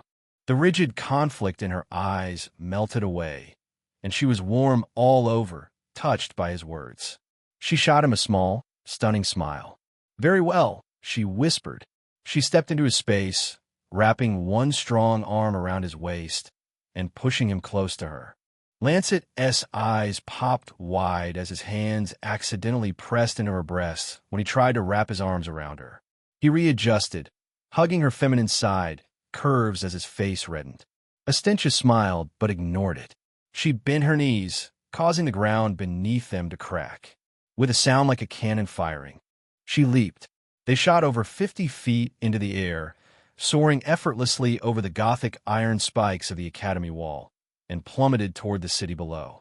The wind roared in Lancet's ears, but he felt completely safe against her side. They landed in a quiet, soft-lit alleyway with a quiet thud. "Welcome to Ethelgard," Lancet grinned, stepping out of her hold.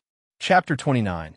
You are a person. They walked out of the alley and into the bustling heart of the city. Astentia walked slower because she was anxious, so Lancet adjusted to her pace, joining her into the light of the city. Her beautiful blue eyes widened at what she saw. There were cathedrals of metal so tall that it looked like they were daring the heavens. They glowed, oddly so, with beautiful colors. Cars drove past the flat roads, pouring colored light from their exhaust pipes.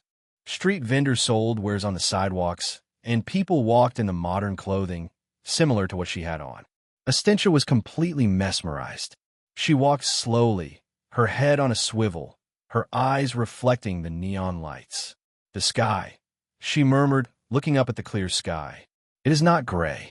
The air does not taste like ash. And the carriages, they ride without horses? Magitech, Lancet explained, walking beside her. The world figured out how to use grace to power machines instead of just people and weapons. Astentia looked at him, stunned. Machines? Lancet smiled. The knight took in a deep breath of the day as air. Come, you must show me everything, master. She held him by the hand and took him to wherever her tall, toned legs were going. They wandered for an hour, Lancet pointing out holographic billboards and automated vendor golems. But soon, the smell of roasted meats and heavy spices wafting from the street stalls made Astentia's stomach growl violently. Lancet noticed. I'm starving, he lied. He patted his pockets. He had 0 cash. And even if he did have profits, the Academy's currency was useless out here. Astentia looked at him with hope, pretending to not be starving herself. She hadn't eaten for 300 years and some days. Lancet looked around and spotted a small crowd gathered around a wooden crate near a tavern. A street hustler with slick-back hair was rapidly shuffling 3 metal cups over a small red stone. Lancet smirked. Hold on. I know how to make a quick buck. Astentia's eyes glistened curiously. What are you? Lancet led her toward the crowd. They watched the hustler slap his hands down over the cups. All right, who has got the eyes of an eagle? Find the stone, double your coin. Lancet asked Astentia to give him her helm. But master, she retorted, that helm was forged for me by the blacksmith of the elders. It is worth too much. Just trust me, Lancet told her, winking. She finally obeyed and handed him the winged helm with tentative but trusting hands. Lancet took the helm and placed it on the table. I'll bet this. The hustler's eyes lit up. Where did you find such quality metal and smithing? He reached for the helm. Don't touch that. The man paused and looked up to Astentia, who was glaring at him with her heroic fury. Realizing herself, she chased her glare away and loosened her shoulders. It's bad luck to touch your prize before you win it. The hustler exposed his yellow teeth with a grin. Hee, to have a beautiful woman like you rooting for me, then I'm sure to win. Lancet chuckled. The man looked at him. She's not rooting for you, Lancet said. She's actually playing against you. The man frowned as Astentia stepped forward and sat by the table, her stunning legs long enough for her to rest her hands without slouching. Whatever. Let us see if your speed matches your beauty. The man's hands blurred. Lancet knew that he was an awakener, perhaps an unranked specialist who failed to graduate in the academy, using low-level agility magic to shuffle the cups at blinding speed. A normal person wouldn't notice the magic. A platinum awakener like Astentia would not only notice it, but defeat it easily. The hustler slammed the cups to a halt. Where is it? Astentia looked at Lancet, utterly confused by the simplicity of the game. With her abilities, the hustler's hands must have looked like they were moving through thick mud. She casually pointed a slender finger at the far left cup. The hustler smirked and lifted it. The red stone sat innocently underneath. The man's smile vanished. Yeah, the crowd around them murmured, happy there was finally a winner. The hustler grumbled, handing Lancet 100 notes. Go double or nothing. Astentia, Lancet whispered. The heroine, unsure what that meant, repeated his words. Double or nothing. You asked for it. The man shuffled them faster. Sweating now, Astentia didn't even lean in. She just pointed to the middle cup. She won again. It happened again. And again. Lancet got 200 notes richer after every round. The man got frustrated, and Astentia was amused by his frustration. She enjoyed winning over and over, and enjoyed Lancet's laugh each time she did. But the mistake she made was not catching on to the hustler's cheating. He threw away the stone intentionally as he swapped the cups, but Astentia innocently bent over, picked it up, and handed it to him. You dropped the stone. The man's eyes widened. What the fucking fuck is this? Who the hell are you guys, You're awakeners, right? You have to be awakeners. Lancet placed a hand on Estintia's shoulder. Come on, it's time to go. She quickly grabbed the helm, got up in a flash, and they ran out of the crowd and into the streets. Get back here, you cursed awakeners. The hustler cried. He was moving incredibly slowly, Estintia said, entirely serious as they ran. Was it a test of patience? Lancet burst out laughing. Something like that. They stopped at a food shop and bought skewers of spiced, roasted drake meat and thick cuts of honey-glazed bread. Estintia took a tentative bite of the meat. Her eyes widened comically. She chewed slowly, savoring the explosion of flavor. By the elders, she whispered, looking at the skewer like it was a holy relic. The meat in my time was not this good. It is incredible. Eat up. Lancet smiled warmly, handing her his second skewer. There is plenty more. They sat there for a long time, and conversation flowed naturally. Lancet asked her what the northern wastes actually looked like. He asked her about her favorite quiet moments before the Gehenna waves hit. In turn, Estintia asked him about how these so-called cars worked, and why everyone seemed in such a rush when there was no war to fight. Lancet explained to her that people had different jobs now, not just merely surviving. Sounds much like slavery, don't you think, Master Lancet? She remarked, except with better clothes. Lancet laughed. As the hours passed, the noise of the city seemed to fade into the background. Lancet found himself simply watching her. The neon lights cast soft, colorful shadows across her face. The wind gently tugged at her golden braid. Estintia turned her head, catching him staring. Rather than looking away, her piercing blue eyes locked onto his, searching his face. You are strange, Lancet, she said softly, the formal lord and master dropping away entirely. Thanks, Lancet chuckled nervously, his heart picking up speed. Wait, is that even a good thing? I mean it as a high compliment, she clarified, shifting slightly closer on the stone bench. The lords and kings of my time, they viewed me as a weapon, a shield to be planted in the dirt so they could sleep safely. When you summoned me, I expected the same. She reached out, her warm, surprisingly soft fingers gently brushing against his arm. But you bought me food. You show me the city of Brightspire. Yes, Brightspire, capital of Ethelgard. And you listened to my stories of the snow. Her voice dropped to a heavy, intimate whisper. I remember summoners of my time as well. They treated their summons as tools, Lancet, but you treat me as a person. Lancet looked deep into her eyes. The urge to lean in was overwhelming. He could even feel the heat radiating from her skin. You're a person, Estintia, Lancet said. You're the most real person I've met since I got here. And I meant what I said. You're no tool.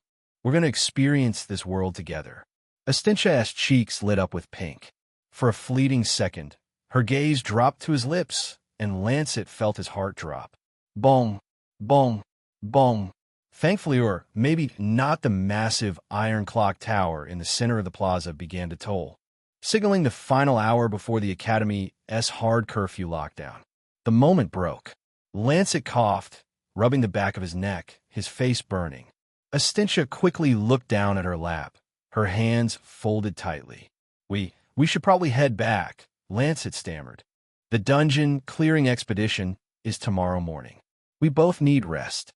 Yes, Estintia agreed, standing up quickly, though she wouldn't quite meet his eyes.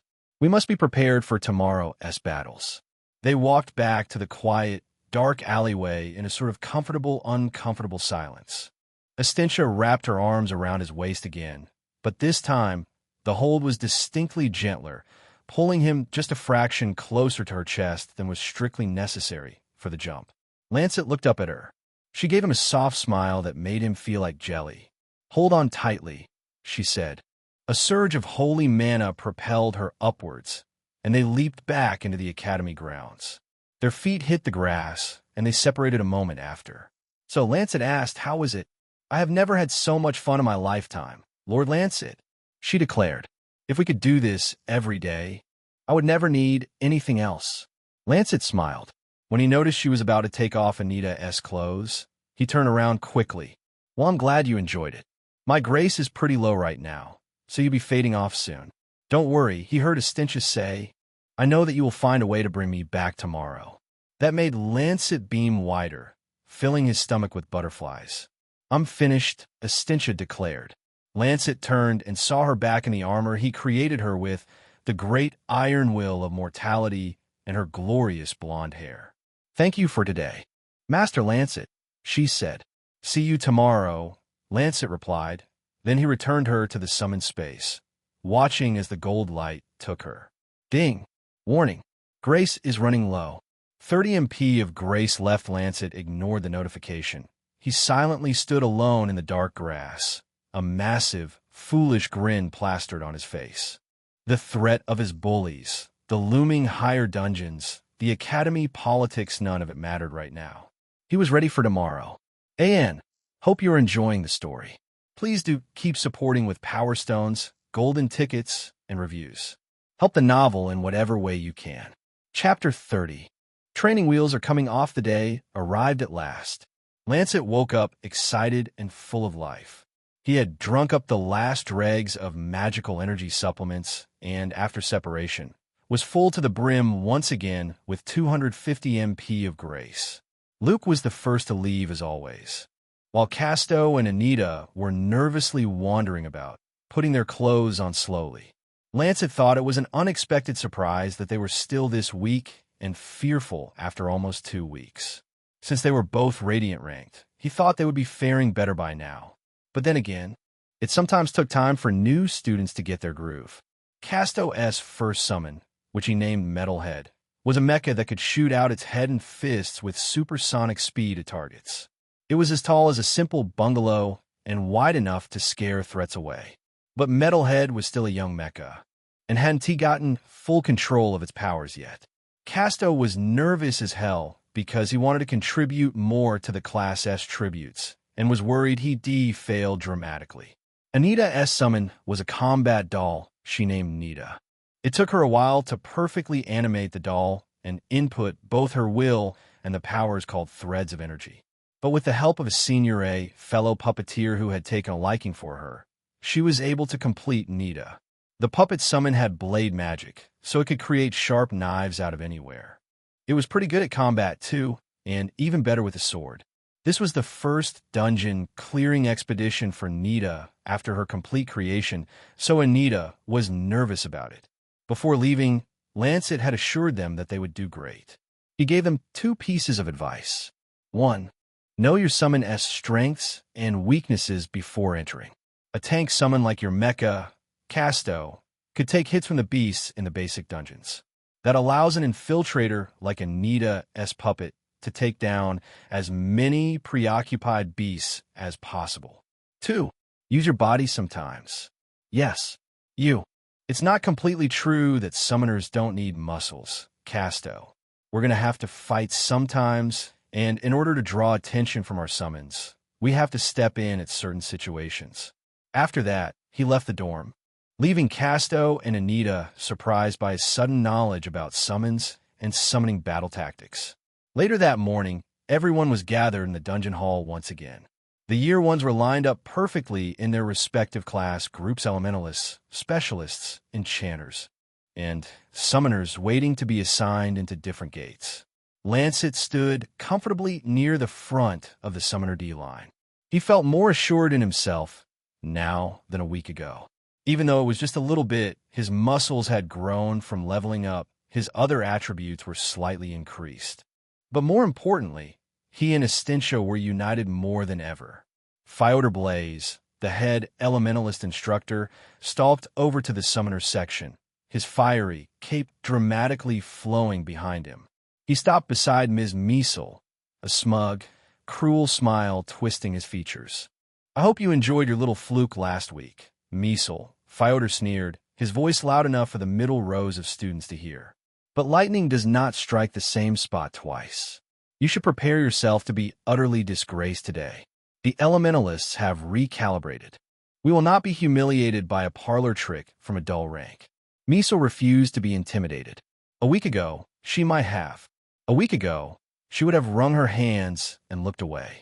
Today, she simply adjusted her glasses, her eyes locking coldly on a Fyodor-S. A parlor trick? Huh. A party trick doesn't T-score 1,841 points. Fyodor, Miesel replied, taunting and proud. Fyodor grimaced. You memorized the score? Miesel placed her hands on her waist. Of course I memorized the score. He is my student, and I'm proud of him. Perhaps you should spend less time worrying about my students and more time actually teaching yours. Fyodor's face flushed a deep, violent red, but before he could snap back, the magically amplified voice of the head dungeon instructor boomed through the hall. Silence in the ranks. The scarred, one-armed veteran stepped up to the edge of the dais, his sharp eyes sweeping over the sea of freshmen. Listen closely, the instructor barked. The basic dungeons you entered last week were meant to test your baseline aptitude. For most of you, you'll continue with the basic dungeon until the month is over. For others, the training wheels are coming off. He eyed Renat Falconheart and Lancet. Based on the exceptional and, frankly, terrifying results of last week's expedition, the curriculum is being split. A wave of confused murmuring washed over the students. Like I said, the majority of you will remain assigned to the basic dungeons to continue your fundamental training. The instructor continued, raising his hand to quiet them. But 7 of you have proven that the basic dungeons offer zero educational value to your growth. For these 7, you will be advancing to the higher dungeons. The hall erupted into shocked whispers. Advancing to the higher dungeons in the second week. Wasn't he that dangerous? The students didn't know whether to be jealous and relieved. The beasts inside higher dungeons had higher stats, but they also possessed intelligence, could actually control elements, and carried lethal intent. When I call your name, step out of your line and climb up the stairs to the higher dungeon's floor, the instructor commanded. Renat Falconheart. The crowd parted as the heavenly knight stepped forward, his silver armor gleaming under the magical lights. He looked entirely unfazed. As usual, the girls stared, stricken by his plot-created aura and his blade-sharp jawline. Lancet Leogart. Lancet let out a slow breath and stepped out of the summoner line. Students murmured, giving him stares of awe and resentment. Out of the corner of his eye, he saw Callan Callahan and the Temperature Twins glaring at him, promising trouble. Lancet ignored them and walked toward the front. Mintru Caron, Frida Castleloft, Amira Vinehart, Darren Dark, and Sienna Starbridge. As the 7 elite freshmen gathered in the higher dungeon floor, the atmosphere in the room suddenly shifted. The doors at the far end of the hall groaned open, causing the ambient chatter of the students to die instantly. Footsteps echoed against the marble. To everyone's surprise, Dean Ordnance walked into the dungeon hall. He wore deep, midnight blue robes embroidered with silver constellations. His hands were clasped behind his back, and his piercing, intelligent eyes scanned the room before settling entirely on the 7 students standing in the higher dungeon floor. The dean? A student in the enchanter line whispered frantically. He never comes to the weekly expeditions. He only shows up for the mid-year finals. Why is he here? Another muttered. Is it to watch Falconheart? Lancet swallowed hard, keeping his posture rigid. He knew exactly why the dean was here. The ladder to the past conversation was still hanging heavily between them. Ordnance was likely here to see a stench of Valengard for himself and watch Lancet and her in action. Chapter 31. I choose that gate a rare honor, Dean Ordnance, the head dungeon instructor said, bowing his head respectfully toward the robed man. Dean Ordnance held up his hand. Carry on, instructor. I'm merely here as an audience today. I wish to observe the first years. The dean's calm, resonant voice echoed across the higher dungeon's floor, but its effect on the students was anything but calming. A collective, anxious thrill shot through the remaining freshmen. To be watched by the Dean of Awakener Supreme was a once-in-a-lifetime opportunity. Posture straightened, hands tightened around staffs and sword hilts. Every single student suddenly felt a burning need to do their absolute best to impress the second most powerful person in the academy. Very well, the head instructor said, turning back to the elite group. Listen closely, because these are higher dungeons. You'll be operating on a completely different philosophy.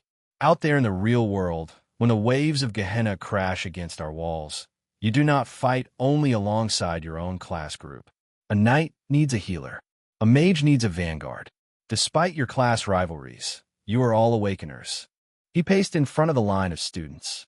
Therefore, you will be assigned in pairs. 2 students per gate, strictly from different class groups.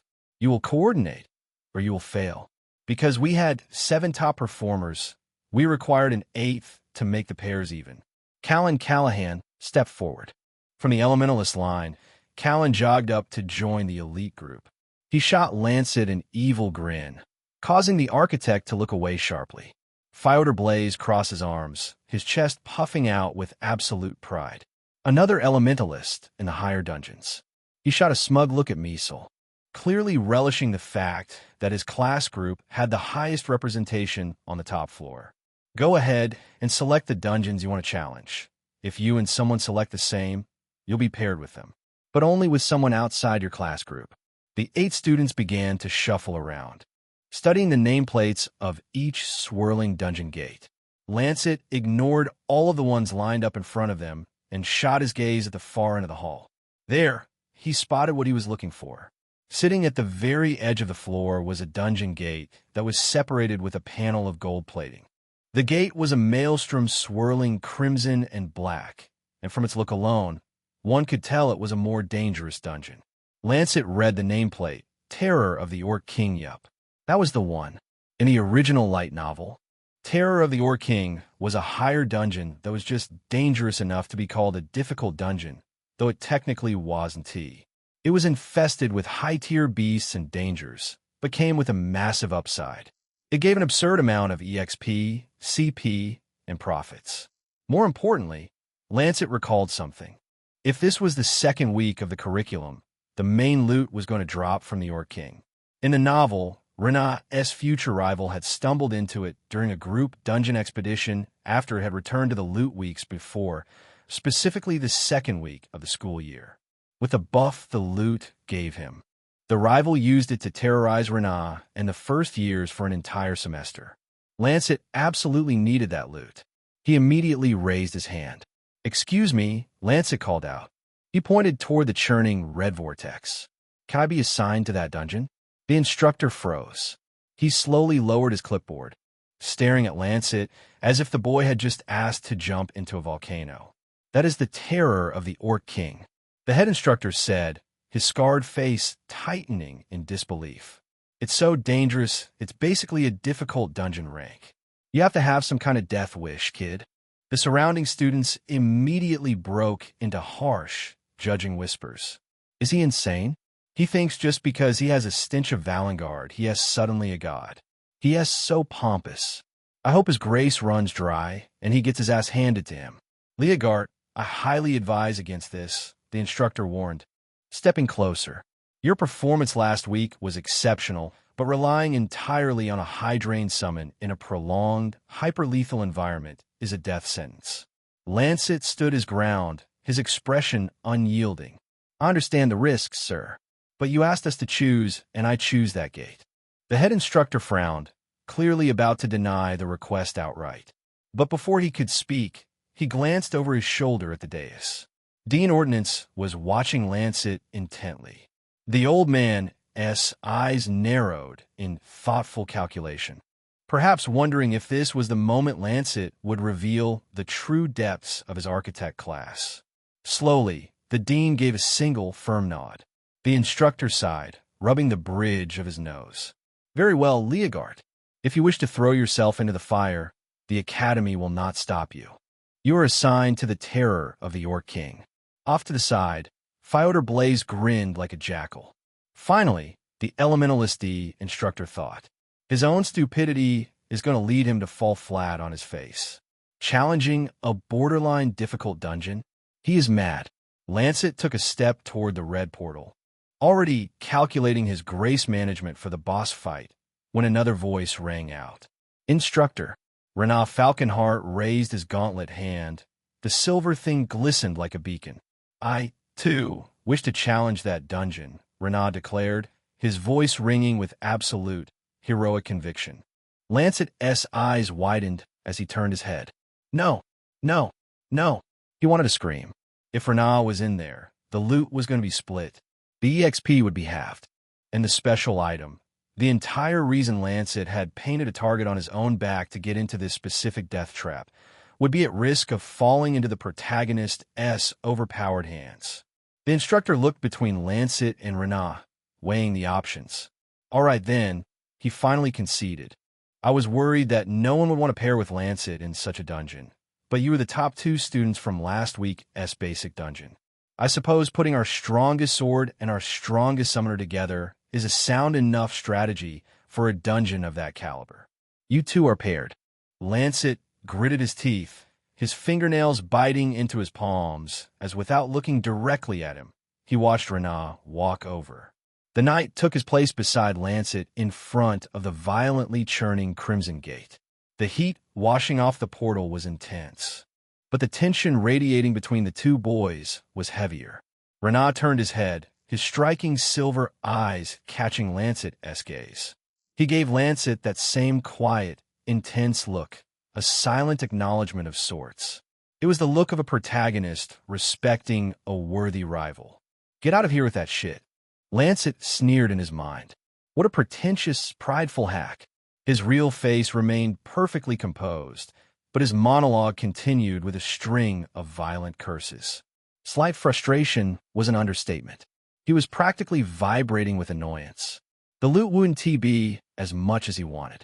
It would still be plenty, sure, but it would have been an absolute monopoly if he had been paired with literally any other of the top 7. Now he had to compete with the universe's favorite child. Pairs, prepare yourselves. The instructor's voice boomed over the hall. Lancet decided to let go of the frustration and focus. It was no longer a challenge to get the main loot now. It was a full-on competition. If he wanted that hidden loot, he was going to have to outpace the Heavenly Knight himself. Enter the gates. Without hesitation, Lancet and Renaa stepped forward together, plunging into the burning red abyss. AN, welcome to the first locked chapter. Things are heating up, so remember to support to keep updates pouring out faster. Chapter 32. Showtime. They emerged into a sprawling, brown badland. Beneath their boots, the earth was cracked and baked, if not for the same boots. Their feet would have been roasted by the heat. The sky was covered for the most part by haze and ash. There was no vegetation, save for a few lonely, twisted trees grasping at the air like hands of skeletons. Lancet immediately narrowed his eyes, his mind rapidly sifting through his encyclopedic knowledge of the light novel.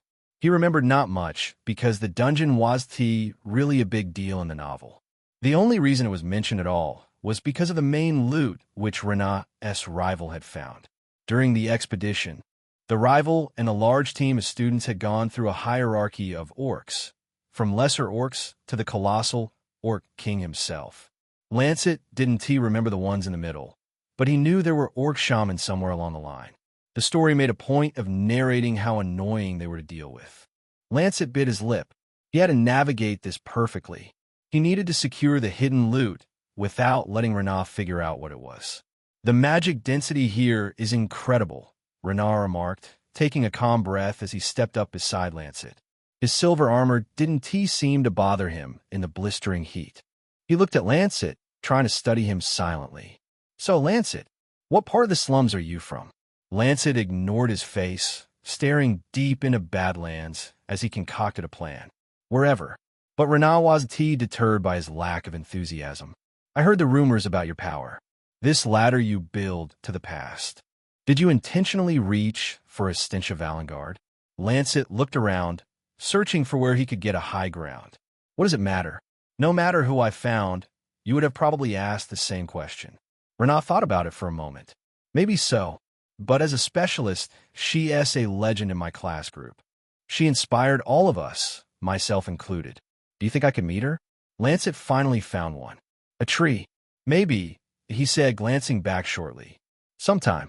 It drains my grace just to anchor her, so I can't exactly bring her out for a meet and greet. Seeking an excuse to end the conversation. Lancet scrambled up the gnarled trunk of the dead tree. He squinted through the hazy air, looking out over the ravines. Well, his stomach dropped. There they are. Lancet saw a massive, churning cloud of brown dust rising on the horizon, followed by the thunderous beating of war drums and guttural roars. It was a stampede. Lancet gulped, sliding back down the trunk. He looked at Renat. "You're the most powerful awakener in our year, right?" Renat raised an eyebrow, a modest but confident smile touching his lips. "I try to do my best."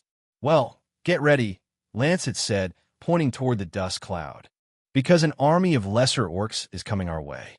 Renat's demeanor shifted instantly. His friendly classmate act, whether it was an act or not, disappeared completely and was replaced by the Solar Knight. He smoothly drew his standard-issue longsword, the steel singing as it left the scabbard. Then he dropped into a flawless combat stance. Right on cue, as if waiting for him, a sudden, inexplicable gust of wind swept through the Badlands, dramatically blowing Renat's silver hair back and catching the edge of his cape, making him look absolutely, infuriatingly epic. Lancet stared. "Are you kidding me? The universe literally provides him with dramatic wind?" Renat glanced over his shoulder. "Aren't you summoning her, Lancet?" Lancet grimaced, checking his interface. He had 250 MP, but he needed to be hyper-efficient. "Just mind your business and do your thing. We're not all like you, with thousands of grace to spend freely." Renat lowered his sword a fraction, his silver eyes reflecting genuine concern. "Oh, I understand. Forgive me." Lancet prepared, but Renat looked at him again, his brow furrowing. "Have I offended you in some way, Lancet?" Lancet squeezed his eyes. "There's an army of orcs coming our way," he snapped, throwing his hands up dramatically. "I don't have the time right now for character-developing dialogue." Renat blinked, thoroughly confused. "For what?" Lancet just glared at him. "All right," Renat sighed, turning his attention back to the encroaching horde. The front line of the lesser orcs dwarven, green-skinned monstrosities wielding rusted cleavers and spiked clubs crested the nearest ridge. "I will take down as many as possible to give you enough time to call your summon," Renat said. "That way, you can kill the rest and still get some tributes for your class group." Lancet rolled his eyes so hard he gave himself a mild headache. "How incredibly kind of you." "Here they come," Renat shouted. The protagonist leaped into the fray. It was like watching a masterclass in lethal artistry. Renat's blade ignited with a brilliant, holy silver aura. He sidestepped a plunging cleaver, his sword cleanly decapitating the first orc. He spun, driving his elbow into the sternum of a second before slicing through the collarbones of a third. Lancet was about to wonder how he had gotten good so fast in combat, but he remembered overpowered MCs just had it that way. Renat moved in blurs of silver light. With techniques he had learnt from combat class and personal training, he took down lesser orc after lesser orc. Lancet watched for exactly 3 seconds before realizing that the crowd was growing. "Showtime," he whispered. Minus 20 MP, the ash-filled sky of the dungeon cracked open, like it was purified by a Estintia's pillar of light. It slammed the ground and faded away to reveal the beautiful blonde knight. Estintia stood tall, the plate of divine will gleaming brilliantly against the dreary wasteland. "It's her," an instructor back in the dungeon hall exclaimed. "She's back." Meisel clasped her hands against her chin, happy. Fyodor leered at her with contempt. Ordnance's eyes locked into the screen with utter disbelief. "It's truly her." Back in the dungeon, Estintia's eyes met Lancet's instantly. "Lord Lancet," she said, her voice soothing amidst the chaos. Lancet couldn't help but smile. All his frustration evaporated the moment she arrived. "Hey, Estintia." She beamed at him, clearly happy to see him again after yesterday. Then, the sound of slaughter caught her attention. She turned her azure eyes toward the battlefield, watching Renat elegantly carve through half a dozen orcs. "Has it begun?" she asked, her arm reaching over her shoulder to claim her blessed blade. "Yes," Lancet said, stepping up beside her. "Those lesser orcs are the primary threat right now, and the guy with the glowing sword is Renat. We're paired up." which means I'm competing with him for points, EXP, and loot. Estintia watched Rena's flawless footwork for a moment, her tactical mind analyzing the protagonist. Then, she looked down at Lancet, a spark of amusement dancing in her piercing blue eyes. I see, Estintia smiled knowingly. So, in the spirit of friendly competition, you want me to kill more lesser orcs than him? Lancet grinned, his eyes gleaming with ambition. Much more lesser orcs. The Iron Will Knight returned the grin, a radiant, breathtaking expression. She stepped forward, drawing the blessed blade from her back. Leave it to me, Master. The orcs finally spilled from the sides, abandoning Rena and running towards Estintia and Lancet. Estintia raised the great sword parallel to the ground. The golden enchantments on her armor flared to life, and Lancet could see what she was about to do. Ugly Smallings, she yelled. Feast on the radiant Grand Cross. She slashed the blade down with magical force, creating a giant vertical arc of concentrated golden energy. But rather than just striking the orcs, when the arc was about to collide with them, it expanded to the both ends, forming halves of a golden cross. Then, the halves slammed together, slicing every one of them clean to death, before forming a great cross in the center. A shockwave followed suit, and wind slammed against everyone before the cross vanished, and silence returned into the Badlands, deafening in its suddenness. Rena Falconheart stood in the middle of a massive, empty crater. His sword was frozen mid-swing. He blinked, looking around at the completely eviscerated battlefield, and then slowly turned his head to stare at the tall, blonde knight standing casually near Lancet. For the first time since Lancet had met him, the protagonist looked entirely, utterly speechless. Not just mysteriously silent. Speechless. Back in the dungeon hall, the scoreboard dinged. The score counters were updating. Lancet Léogarde, 650 points. Renan Falconheart, 250 points. Holy shit. Dexter Marxist exclaimed. She killed all of them in one move. The Grand Cross. Fyodor Blaze glared at him. You do know it's your student? That S losing right now. Dexter? Dexter didn't look at him. Unlike you, Fyodor, I believe there are more important things than winning competitions. Dean Ordnance stood perfectly still at the edge of the dais. He stared intensely at the holographic broadcaster screen, his eyes locked onto Estintia, his golden aura, as he stroked his trimmed beard. Unbelievable. Inside the Badlands, Lancet was bathed in a cascade of beautiful, translucent golden screens. 28 lesser orcs killed by heroin. Estintia has gained 650 EXP. You have gained 700 EXP. You have gained 200 CP. Lancet stared at the numbers, his heart soaring with excitement. Estintia casually rested the blessed blade on her shoulder and looked down at Lancet. Was that sufficient? Lord Lancet? She asked mildly. Lancet looked at the smoking crater, then at Rena's dumbfounded face, and finally back to his smiling heroine. Estintia, Lancet breathed completely in awe. You are absolutely amazing. Chapter 33. They are merely middle orcs. The leaderboard appeared inside the dungeon, hanging on the sky, big enough for Lancet and Rena to see the top 10 students. Lancet Léogarde, 650.2. Renan Falconheart, 250.3. Frida Castelloft, 100.4. Sienna Starbridge, 100.5. Deux d'Arc, 97.6. Mintu à 40, 90.7. Amira Vinart, 88.8.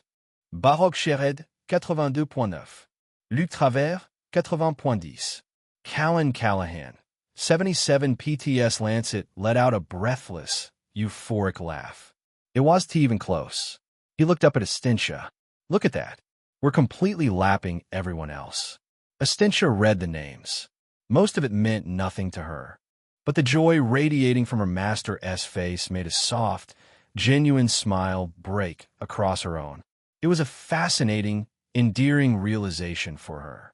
In her previous life, she had done unbelievable things for the people, the elders, the kings that Lancet said didn't even exist anymore. All those great achievements brought her respect, honor, and gratitude. It wasn't like she wanted anything back, but it felt so different here. with Lancet. Here, pointing at a stone under a cup or swinging her sword once at a horde of frail green fodder made him look at her like she had handed him the stars themselves. She couldn't explain how happy that made her. It barely took a speck of effort, Lord Lancet, she said warmly, the wind lightly catching her golden braid. I do hope we meet greater threats soon, so that I might truly earn this praise you lavish upon me. Oh, don't worry, Lancet chuckled, looking out across the desolate wasteland. The real threats are coming right up. Excuse me. The heavy clanking of high-grade silver armor announced Rena Falconheart's approach. The knight walked over, stepping cleanly over the dissipating pixels of the lesser orcs. He completely ignored Lancet, his striking silver eyes locking directly onto Estintia. Lancet raised a brow, folding his arms. What is this guy trying to do? Rena stopped a perfectly polite distance away and offered a flawless, courtly bow. I am Rena Falconheart. It is an absolute honor to stand on the same battlefield as the iron will of mortality. That ability of yours, it was breathtaking. Estintia paused to take a good look at him, then nodded once, polite enough for a knight such as her. I accept your greeting, Rena Falconheart. It is a pleasure. Rena waited. He stood there, his chest puffed out slightly, the ambient light naturally catching his strong jawline. Lancet raised a brow. Fuck is he doing? Clearly, Rena was waiting for her to reciprocate. He had just elegantly dismantled 10 lesser orcs with perfect, holy swordplay. Surely, the legendary specialist had noticed his flawless form? When Estintia said nothing, Rena offered a modest, boyish smile. I hope my own swordplay wasn't too distracting during the Vanguard clash. I managed to take down 10 of them before your sweeping strike. I saw. Estintia nodded simply. Rena's smile widened. Good job, Estintia added, her tone carrying the exact same encouraging warmth one might use when a toddler successfully stacks 3 wooden blocks. For your age, you are quite impressive with the sword. Keep practicing your forms, and you could become a very powerful awakener one day. Thank you, Rena said with a rigid smile. Is that it? He said in his mind. Instantly, Estintia turned her back entirely on the protagonist and looked down at Lancet. Where do we go next, Master Lancet? Lancet had to bite the inside of his cheek so hard just to keep from bursting into laughter. He pointed toward the hazy horizon, where the massive, bleached white ribs curved out of the cracked earth and other bones scattered around. There are giant bones littered far ahead, Lancet said. I'm sure the middle orcs and high orcs might be nesting there. They give you a much bigger challenge than the lesser ones, I hope. Estintia smiled, though her eyes glinted with deep skepticism. All right, let us go. To battle, Lancet shouted. To battle. The Golden Knight playfully echoed. Behind them, Rena Falconheart just stood there, completely paralyzed by the impossibility of what had just happened. He was being shunned by a female character. This has to be some kind of joke, right? In Rena's entire life, women fell into 2 distinct categories. They either drooled over his power and charm, or they aggressively hated him to mask their deep, underlying attraction. Either way, they gave him their absolute, undivided attention. But Estintia had just dismissed him with polite, agonizing indifference. Like she didn't give a shit. But she has to, right? She has to give a shit. Rena stared at her back, the silver plating hugging her athletic, Amazonian figure. Her blonde, beautiful hair, the way her waist swayed with each step despite that armor, the intoxicating weight of her grace. She was, without a single doubt, the most breathtakingly hot woman he had ever laid eyes on. Why isn't she giving him attention? Why is she calling that guy master? It made no sense to him genuinely, almost like there was a subconscious within him that knew he was the main character and everything had to go in accordance with his benefit. This ignited a new, burning conviction in Rena's chest. He didn't care that she was technically a summoned maid of grace. He had to find a way to get her, to make her like him or something. That is how he came to the conclusion of impressing her. Rena was going to put in his all in this dungeon. He kill every beast, including the boss. Besides, it's always the hero that gets to get the girl. 20 minutes later, The trio was crouched behind a massive, calcified skull the size of carriage. Just beyond the bone structure lay a sunken crater filled with fire torches. A pack of 12 middle orcs grunted and snarled around the flames. They were twice the size of the lesser orcs, their green skin thick with muscle and scar tissue, wielding heavy iron axes and crude, spiked maces. Lancet peeked over the eye socket of the skull, calculating the EXP yield. Renat, eager to reclaim his wounded pride and display his tactical brilliance to Estintia, slid over to them. "All right, listen closely," Renat whispered with a commanding and authoritative tone. "They have a tight formation. I will flank them from the right ridge. I'll use my Silver Gale technique to blind the front three.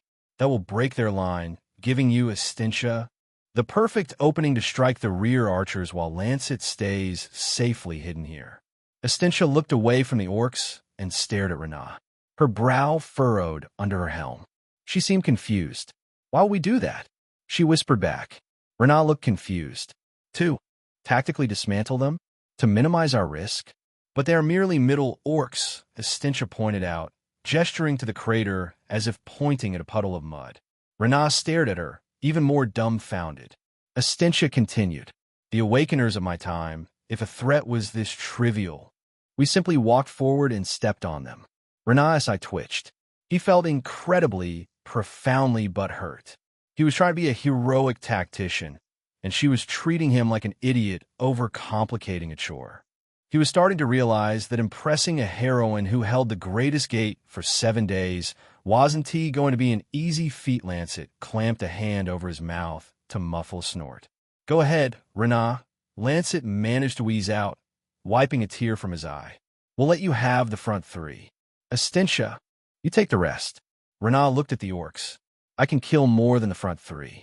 Better join quick, Lady Estintia, so I don't get to have all the fun." He winked at her and rose, unsheathing his blinding silver sword. The middle orcs turned their heads in his direction. Renat immediately burst out from the giant skull, sword angled to strike. Estintia looked at Lancet, still behind the skull. "He a bit overzealous, don't you think?" Lancet just grinned ear to ear. This was the best day of his life. Chapter 34. Heavenly Sword Cannon Bolt. Renat came bursting out from behind that enormous calcified skull like a knight hellbent on impressing the king's daughter. Every middle orc in the crater whipped their heads around at once. These beasts weren't the scrawny runts they just killed back in the hills. These bastards were built wrong. They were tall as teenagers, but twice as heavy, with green muscle stacked so thick it looked like it hurt to move, and bones like rebar under the skin. Their iron axes and spiked maces were already coming up, and the black iron of their ancient armor glinted dully in the smoky light. Renat wrapped both hands around the grip of his longsword. He wasn't afraid, not when he had grace pouring in him like hot oil, lighting up every nerve. He twisted at the hips and swung the blade from the left to right. Silver Gale ripped out of the steel. A shining crescent of light tore across the crater floor, bright enough to burn after images into his vision. The front line of orcs threw up their slab-thick arms and staggered back, boots scraping long, ugly furrows in the dirt. For 2 heartbeats, the air actually cleared between him and them. The Solar Knight didn't wait for them to recover. Renat charged straight at the closest pair. He snapped his sword forward in a clean thrust aimed right at the throat of the one on his left. But right then, Renat realized these middle orcs weren't dumb fodder. The orc on the right reacted like it had been waiting for exactly that move. It smashed the shaft of its mace sideways and knocked Renat's thrust wide. Holy steel rang against rusted iron with a high, painful clang that vibrated all the way up his arms. Renat dropped low the instant he felt the parry connect. Good thing, too, this second, Orc's bone axe came whistling through the space where his head had just been, so close he felt the wind of it part his hair. Renat tried to twist right and open the thing's ribs with a rising cut, but the first orc was already stepping in close, crowding his space, forcing him to jerk his blade back up into a frantic high block. Metal shrieked again. His boots slid backward in the loose ash, heels digging useless trenches. These beasts were quick, way quicker than the lesser ones. But that was to be expected. Renah just had to up his game to take them down. He swung his long sword and slashed at them, suddenly stuck, trading heavy, ringing blows with just two of them. From the corner of his eye, he saw the rest of the pack race towards him, weapons hungry for blood. 5 were already close enough to cause considerable damage. And Renah had to choose between finishing his upper slice to finish the vulnerable orc in front of him or to backpedal and miss the opportunity. In the end, he didn't have to because a sharp, rising whistle cut through the roar of battle. Before those 5 could close the gap, something massive and golden shot out of nowhere like judgment. Estentia's south shield smashed square into the lead orc's temple with a wet, skull-splitting crack. The thing's head snapped sideways, brain spraying in a gray-red arc. The shield didn't even slow. It ricocheted off the second orc's chest plate, sending it flying to oblivion. Then it spun in a blurring, vicious circle and battered the rest of them into the dirt like bowling pins made of meat. Dust exploded upward in a choking cloud as all 5 of them fell dead. The shield kept its momentum, curved back up through the haze, and slapped neatly into Estentia's waiting gauntlet high atop the giant skull. The rest of the middle orcs stopped to see who had killed 5 of their brothers in that simple move. Estentia stood on top of the giant skull, her golden aura burning so bright it hurt the orcs to look. "Prepare," she said, voice ringing clear and cold over the chaos, "to be pulverized by my iron will." Lancet grinned like a fool behind the skull. All the orcs, still standing, forgot Renah existed. Bloodshot eyes rolled upward. Throats opened in a ragged, furious chorus. Greyerar! Estentia jumped. Her grace shot her high above their heads, and she landed at the center of the crater floor with a sound like a cannon shot. The impact caused the earth to crack and erupt. Stones flew, a wall of dirt and force picked the charging orcs up and threw them backward like leaves in a storm. The dust cleared and Estentia was still in the center, dropped to one knee. 4 angry middle orcs came roaring in from 4 different directions at once. Their axes and maces crashed down together to slice her into 4 halves. The force would have done just that to a lesser fighter. But this was the Iron Will Knight. Estentia's golden shield came up at an angle and caught every single weapon at the same instant. Clang! Metal grinded on metal, and sparks showered like dying fireworks. Estentia held back their weapons as they kept trying to force it down. Then, still on one knee, she ripped her blessed blade free of its sheath. Then she spun in a full circle with the great sword pointed forward. The sword carved through the orc's stomach like they were made of warm butter. 4 torsos separated from 4 pelvises in perfect unison. Top halves toppled backward. Bottom half stood stupidly upright for a stupid half-second before blue pixels burst outward in a slow, fading shower.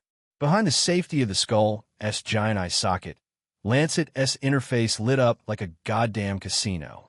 9 middle orcs killed by heroin. Estentia has gained 450 EXP. You have gained 900 EXP. You have gained 180 CP. Lancet clenched his fist so hard his knuckles popped.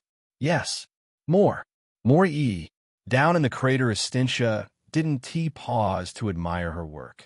Her legs coiled again, and she launched straight up into the dreary sky. Flipped her grip on the great sword, so the point aimed down, and fell like a golden meteor with murder in its heart. Heavenly sword cannonbolt. The moment her sword met the earth, it detonated. A starburst of cracks raced outward. 5 more middle orcs were flung skyward, bones snapping audibly while they were still airborne before they crashed back down in ruined heaps. A few yards away, Renah was still locked in the battle with the orcs. He managed to take down 1, but another had joined, so he was back to 2 again. He slapped an axe chop aside, stepped inside the orc's reach, rammed his silver sword up through its jaw and out the top of its skull. Hot blood sprayed across his gauntlets. He yanked the blade free with a wet, sucky sound, spun on his heel, and took the second one's spine clean through with a horizontal cut that parted vertebrae like string. After the blue slash, that orc was dead too. Renaa half-turned, catching Estintia's cannonbolt skill with wide eyes. Gosh, just how powerful is she? When he saw more orcs spilling over the ridge, he spun his blade and prepared for more bloodshed. The fight turned into something primal, something that lived in the blood and the breath. Renaa sprinted at a charging brute, dropped into a sudden low slide under a club swing that would have caved his chest in. As he shot past, he angled his blade upward and sliced the orc's Achilles tendon clean through. Vit pop, wet snap. The monster bellowed and crashed to its knees. Renaa popped up behind it and drove the heavy pommel of his sword straight into the base of its skull with every ounce of strength he had left. Bone gave way. Blue flash. Then dust. Estintia was on another level. A two-handed battle axe came whistling toward her ribs. She stepped straight into the swing instead of away, caught the thick green wrist in her gauntlet hand and squeezed. Bones cracked and popped like dry branches. The orc's eyes bulged in shock and pain. Her other hand drove the bladed rim of her shield upward, crushing the windpipe, larynx, everything in between. She ripped the shield free in a spray of black blood, spun on her heel to meet the spear coming from behind, used the turn's momentum, and cleaved the spear wielder from collarbone to hip in one long, glowing stroke. Behind the skull, Lancet was grinning so wide it hurt.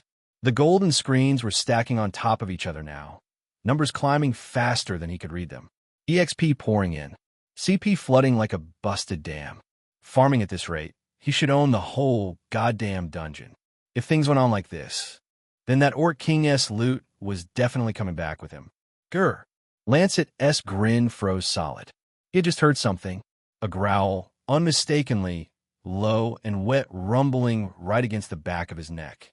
The smell hit him next like rotten meat, blood, and the stench of a wild animal. Every hair on his arms stood straight up. He turned his head one slow, terrified inch at a time. A massive middle orc stood directly behind him. It was huge, almost as huge as a high orc. Thick ropes of drool hung from yellowed tusks, and its bloodshot eyes were locked on Lancet the soft, unarmored boy crouched in the shadow of the bone. Lancet looked down and saw the giant bone axe in its scarred green fists. His heart slammed so hard he tasted blood in the back of his throat. Fuck. Fuck, fuck, fuck. GRRRR. The orc slammed the axe down. Fuck. Chapter 35. Try not to lose your legs. Lancet hurled himself sideways with everything he had, every muscle screaming as the bone axe came whistling down. Crack. The edge of the orc's axe buried itself deep into the calcified skull. A stroke of luck that allowed Lancet the time to get away. He scrambled up, legs shaky but moving, thank fuck for that increased agility, and bolted across the crater floor like his life depended on it. Because it did. Grayrar. The middle orc yanked the axe free with a wet screech of bone on bone. Its bloodshot eyes locked onto him, unblinking, hungry. Then it charged, its massive feet pounding the dirt, closing the gap faster than anything that size had any right to. Lancet sprinted flat out. Red dust boiled up around his boots in choking clouds. He zigzagged wildly between the torches, the heat from the fire adding to sweat from his fear. The orc's footsteps thundered right on his heels, so close he could feel the hot, rotten breath washing over the back of his neck. Back in the dungeon hall, everyone watched Lancet run for his life. Fowder blazed through his head back and barked a laugh that sounded like gravel scraping metal. Look at him go. The little rat's running like his ass is on fire. He shook his head mockingly. Completely helpless the second a real beast looks his way. Pathetic. Miesel kept watching the screen when she responded. He's a summoner, Fyodor. He doesn't have the physical enhancements to fight like other classes.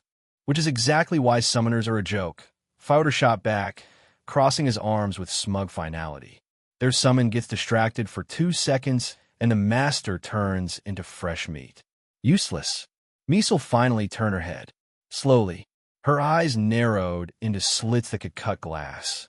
She held his gaze for a long beat, then deliberately looked toward the far end of the dais where Dean Ordnance stood motionless in his dark robes, watching the screen silently. How would you like it if I told the Dean what you just said? Her voice came out soft, almost sweet. It definitely wasn't tea.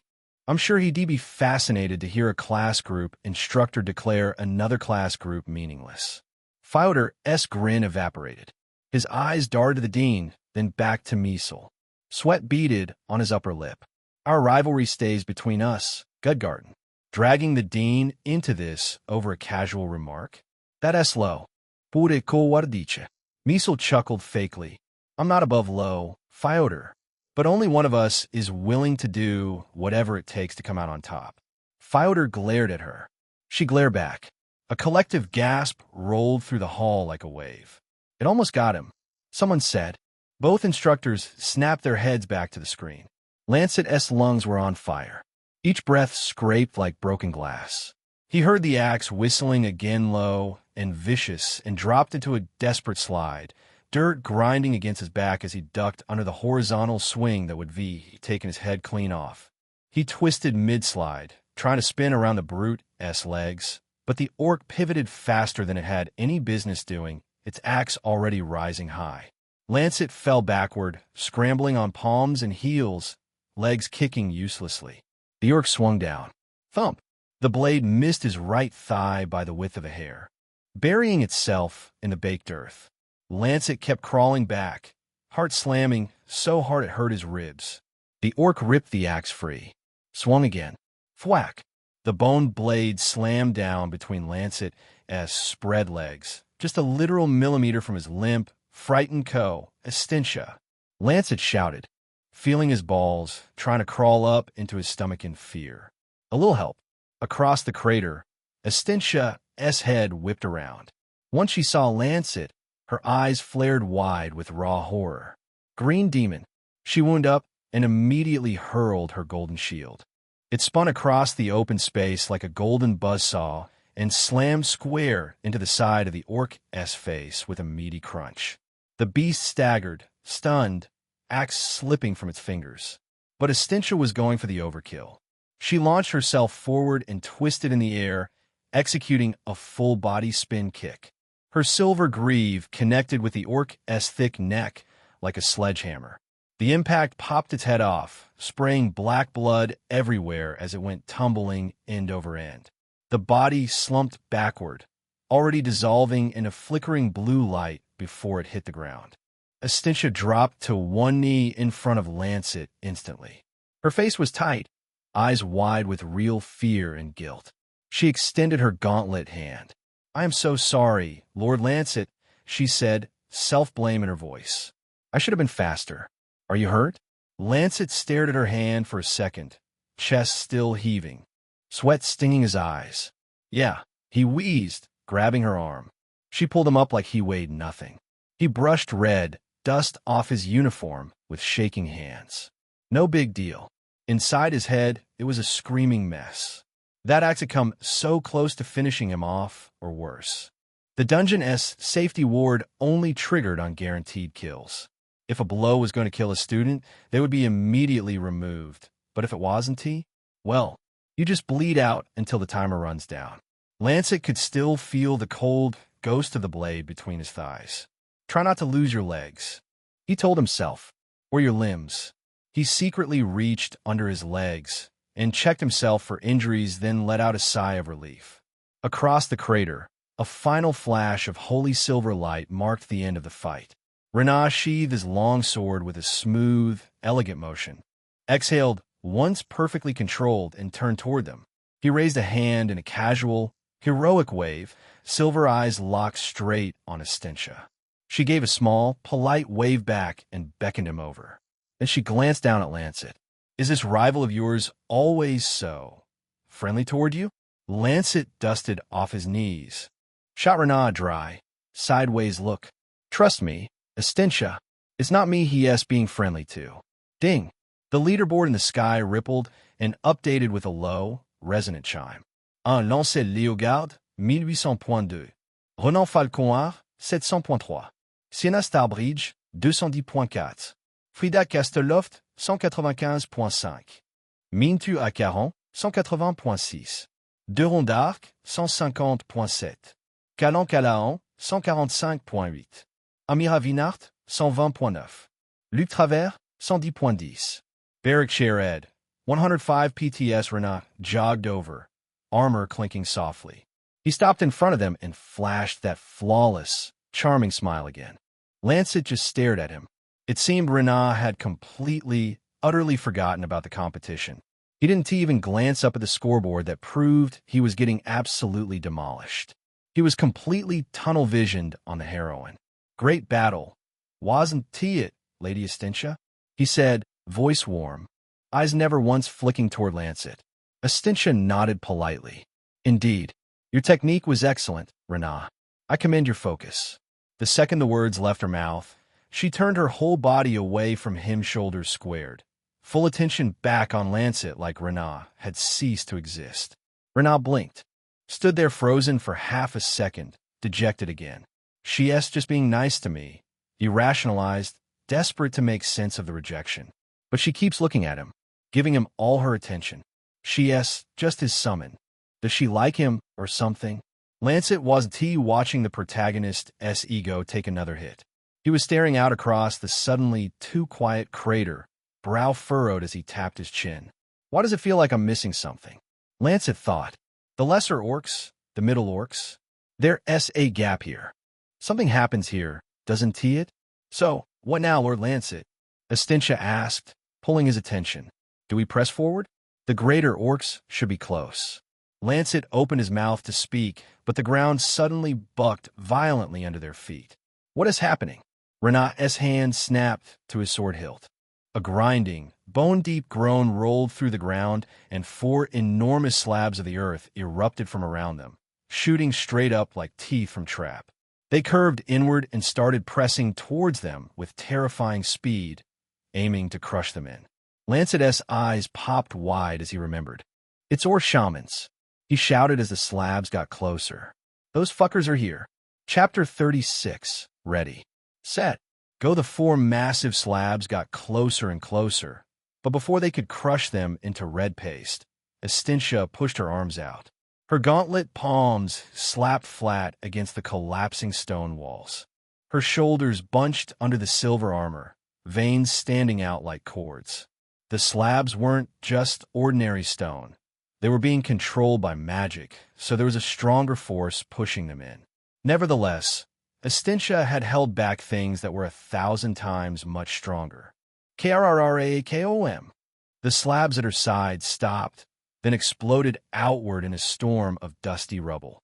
For the remaining 2, she struck thunderous punches that shattered them before they got any closer. Chunks of rock the size of fists rained down harmlessly around them. And once the slabs were destroyed, a new sight was revealed to them. Along the upper rim stood 20 of them. They were in a perfect circle with barely any gaps in between them. These weren't the meat wall brutes they'd been hacking apart. These orcs were thin, almost skeletal, and draped in robes stitched together from dried skin and bleached rib cages that clacked softly when the wind moved them. Their skin was dullish green, barely thick enough to cover their bones. In their long, spindly fingers, they held gnarled wooden staffs that hissed and popped with live magic. Some of the staffs were weeping liquid fire, others rhymed with frost that cracked the air around them, others sizzled with violet lightning. They didn't bellow like the other 2 kind of orcs. They kept snarling in this disgusting manner, a sound that crawled under your skin and stayed there. Renat adjusted his grip around his long sword hilt. His silver eyes flicked from one skeletal face to the next. Lancet, what did you say these were again? Orc shamans, Lancet repeated. He edged closer until his back almost touched Estentia's armored plates. They're like elementalists, but as orcs. Heck, some of them even have powers like enchanters. Up in the dungeon hall, everyone was watching with intrigue. They completely ignored the other first years, both those in the basic dungeons and others in the higher ones, as their focus was locked on Lancet, Estintia, and Renat. They're boxed in completely, the head dungeon instructor muttered, arms crossed so tight the leather of his coat creaked. Orc shamans, the real bastards of this floor. Tricky doesn't even cover it. Tricky how? Someone asked from the side. Estintia built for raw power, iron will, and unbreakable defense. The head instructor explained grimly. But defeating a circle of orc shamans requires more of tactical intelligence. Brute force alone will only get them killed. Ms. Measle pressed her palms together hard enough as she watched with anxiety. Fyodor stared at the screen like a kid waiting for fireworks. Yes, Fyodor thought, a dark smile tugging at his lips. Burn them to ash. Let the entire academy see this dull rank fail. At the center of the dais, Dean Ordnance slowly stroked his trimmed beard as he watched, intrigued to see what would happen next. Back in the dungeon, one of the orc shamans pointed its staff straight at Lancet. A roaring column of fire spiraled out of the wood like a dragon-esque tongue, screaming down toward him. Astentia briskly stepped right into the path and blocked the inferno with her shield. The flames split sideways, splashing harmlessly into the dirt in molten ropes. She retaliated by whipping her sword upward in a vicious arc. A crescent of condensed golden grace tore toward the shaman like a guillotine blade. The orc tapped its staff once against the ground. A swirling wall of pure fire snapped into existence in front of it. The holy crescent slammed into the shield and burst apart in a shower of useless sparks. The orc shaman stood untouched. It let out a mocking, rattling hiss that sounded almost like laughter. Astentia's eyes widened in genuine surprise. A thrill ran down her spine. Finally, the mindless slaughter of the lower-tier beasts in this dungeon had bored her, but this was the exact challenge she had been looking for. She half-turned to Lancet without dropping her guard.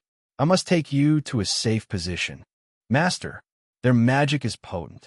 No, Lancet barked, planting his boots in the red dirt.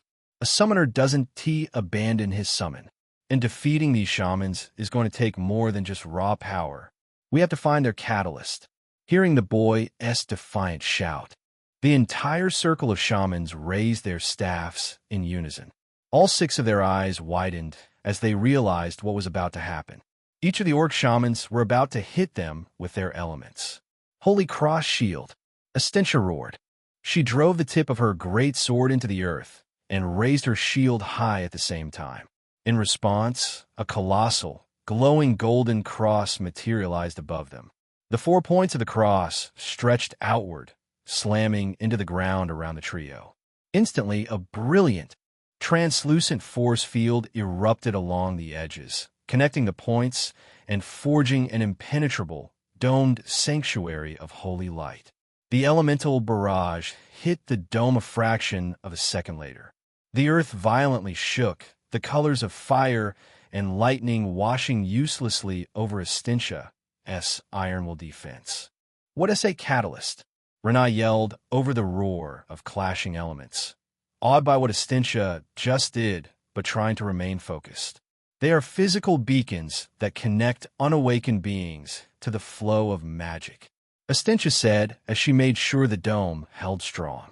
Humans or intelligent beasts can use them to control the elements, and without them, they possess no magic of their own. But orc shamans take it one step further. Lancet quickly added, they link their actual souls directly to their catalyst. You can cut their heads off, burn their bodies. But as long as the catalyst is unharmed, they just reform from the ashes. Renaa let out a frustrated growl. How are monsters like this even in an ordinary higher dungeon? Lancet shot the protagonist an exasperated look. Why do you think they try to talk us out of coming here in the first place? Lancet quickly scanned the shadowy figures that continued to bombard the shield. Astentia, Lancet commanded, a strategy hitting his mind. Focus your strikes on the jewelry on their bodies. The staffs are way too obvious to be the catalysts, but destroy them anyway. Renaa, you do the same. I'll stay here in the center and keep an eye out for whatever glows strangely on their bodies. It'll likely be the true catalyst, and I'll point it out for you to strike. Astentia glared at the orcs, her eyes hungry for battle beneath her helm. I will obey your command to the letter, Lord Lancet, she vowed. Renaa looked at Lancet, and they both nodded at the same time, accepting they had to work together. Lancet raised his hand. Ready. Renaa dropped low into his fighting stance, blade gleaming. Set. Estintia gripped her greatsword with both hands, the muscles in her legs coiling like springs. Go. Chapter 37. They're immortal. They're not. Expanding shield. With that yell, Estentia's shield was violently pushed outward. The golden dome detonated, causing a shockwave that slammed into the orc shamans, throwing them off the crater's ridge and tumbling into the red dust. Then the cross shield rapidly contracted, shrinking from a massive arena-wide dome into a compact, 10-foot sphere centered entirely around Lancet. He was completely protected, but Estintia and Renaa were entirely free to move. Estintia immediately kicked off the baked earth, her heavy silver boots launching her directly toward a shaman that was scrambling to its feet. The skeletal beast hissed, thrusting its gnarled wooden staff forward. From the tip of the spear, an ice dagger shot directly at her chest. Estintia fearlessly raised her left arm, angling her golden shield. The ice spear collided with the divine metal, shattering into 1,000 harmless, freezing fragments. Using the momentum of her charge, she stepped cleanly inside the shaman's guard, pivoted on her heel, and swung the blessed blade downward. The greatsword sheared effortlessly through the shaman's neck and continued its path, cleanly severing the creature's right arm and the wooden staff it held in the same motion. The shaman's headless body crumpled to the ground. But instead of fading into the blue pixels of the dungeon-esque system, the body rebuilt itself together like reverse entropy. The shaman's bones reformed, the flesh knitted itself back together, and the severed wooden staff snapped right back into its spindly hand. The staff reformed. Estintia called out, stepping back as the creature immediately began channeling a freezing gale. It's not the catalyst. Across the crater, Renaa was facing his own nightmare. 2 shamans were at his sides, their staffs crackling with violet lightning. One thrust its staff downward, sending a bolt of electricity tearing through the ground toward Renaa's boots. Renaa dropped into a sudden slide, the lightning scorching the earth just inches above his face. He planted his left hand in the dirt to break, coiled his legs, and sprang upward, driving his holy silver sword straight through the ribcage of the second shaman. With a sharp twist of his wrist, he ripped the blade free and brought it down in a vertical chop, splitting the creature's staff squarely in half. The shaman shrieked, dissolving into ash only to immediately reform a second later. The 2 halves of its staff seamlessly fusing back together as lightning arched across its bony jaw. Damn it, Renaa cursed, parrying a follow-up lightning strike with the flat of his blade. They're immortal. They're not, Lancet yelled, his eyes darting frantically across the battlefield. He tracked the shaman Estintia had just decapitated. As the orc raised its hands to conjure another ice spear, Lancet saw what he was looking for. Tucked beneath the rotting folds of its hood, a crude earring was pulsing with a green light. Estintia, Lancet screamed, pointing directly at the creature. The orc that controls ice. It's in the left ear. The earring. Understood. Estintia ducked underneath the orc's attack and appeared into its personal space within a blink of an eye. She grabbed the collar of its rotting robes with her free hand to anchor it, and brought the heavy, flat pommel of her greatsword smashing directly into the side of its skull. The bone earring shattered into a dozen glowing green splinters. The orc shaman unleashed an ear-piercing, unearthly shriek.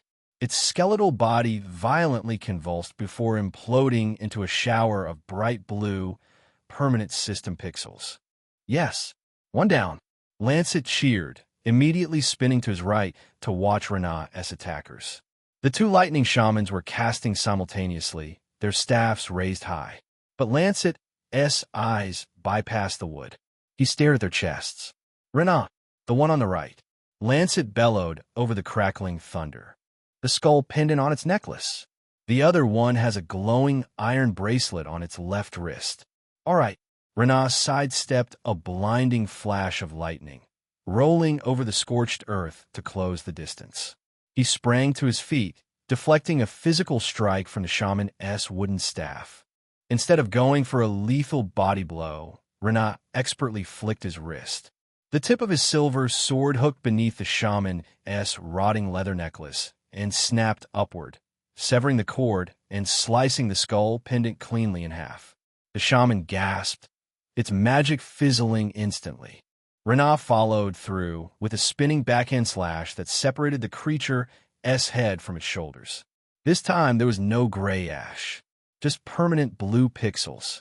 Without pausing, Renat pivoted, ducked a desperate swing from the second shaman, and drove his blade cleanly through its left wrist, shattering the glowing iron bracelet and the arm entirely.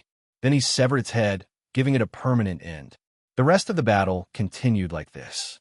Astentia and Renat engaged the remaining 17 shamans in a brutal dance of parries, dodges, and calculated strikes. Whenever a shaman reformed, Lancet's eyes locked onto the glowing source of its magic. Astentia, the fire one behind you. The beaded anklet, Lancet called out. Astentia parried a wave of fire with her shield, spun, and hurled the golden disc low to the ground. The heavy shield shattered the shaman's ankle and the glowing beads with it, returning to her hand just in time for her to block a volley of acid. Renat, acid caster on your left. The jade ring on its right index finger. Renat vaulted over a jagged earth spike, cleanly severing the shaman's right hand at the wrist, destroying the jade ring before burying his sword in its chest. Outside, in the dungeon hall, the audience of hall and class instructors were watching with intrigue. Dean Ordnance stood with his hands clasped behind his back. Fascinating, he murmured to himself. The boy lacks the physical grace to engage, yet he commands the flow of battle flawlessly. Lancet's synergy with a stench of Valengard is breathtaking. Miesel Gudgarten let out a shaky breath, a proud, watery smile breaking across her face. Fyodor Blaze, meanwhile, was gripping the edge of the dais so hard he almost shattered it, his teeth grinding audibly as he watched the display. Back inside the Badlands, the final orc shaman fell. Astentia brought her greatsword down in a devastating vertical cleave, shattering a glowing obsidian belt buckle and splitting the shaman entirely in two. Lancet, still inside the cross shield, was blinded by notifications. 15 orc shamans killed by heroin. Astentia has gained 800 EXP. You have gained 1600 EXP. You have gained 300 CP. Lancet smiled.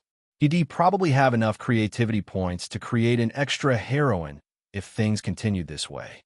The holy shield dissipated around him and Lancet stepped out. He opened his mouth to congratulate Astentia, but the words caught in his throat. A few yards away, Renat was smoothly sheathing his silver longsword. The protagonist was panting slightly, a small cut on his cheek, but he looked at Astentia with profound respect. He said something to her, something Lancet couldn't quite hear. It must have been funny because Astentia laughed. This was a full laugh, not just the courtesy she had given him earlier. She had genuinely laughed and now was smiling with it. Lancet frowned.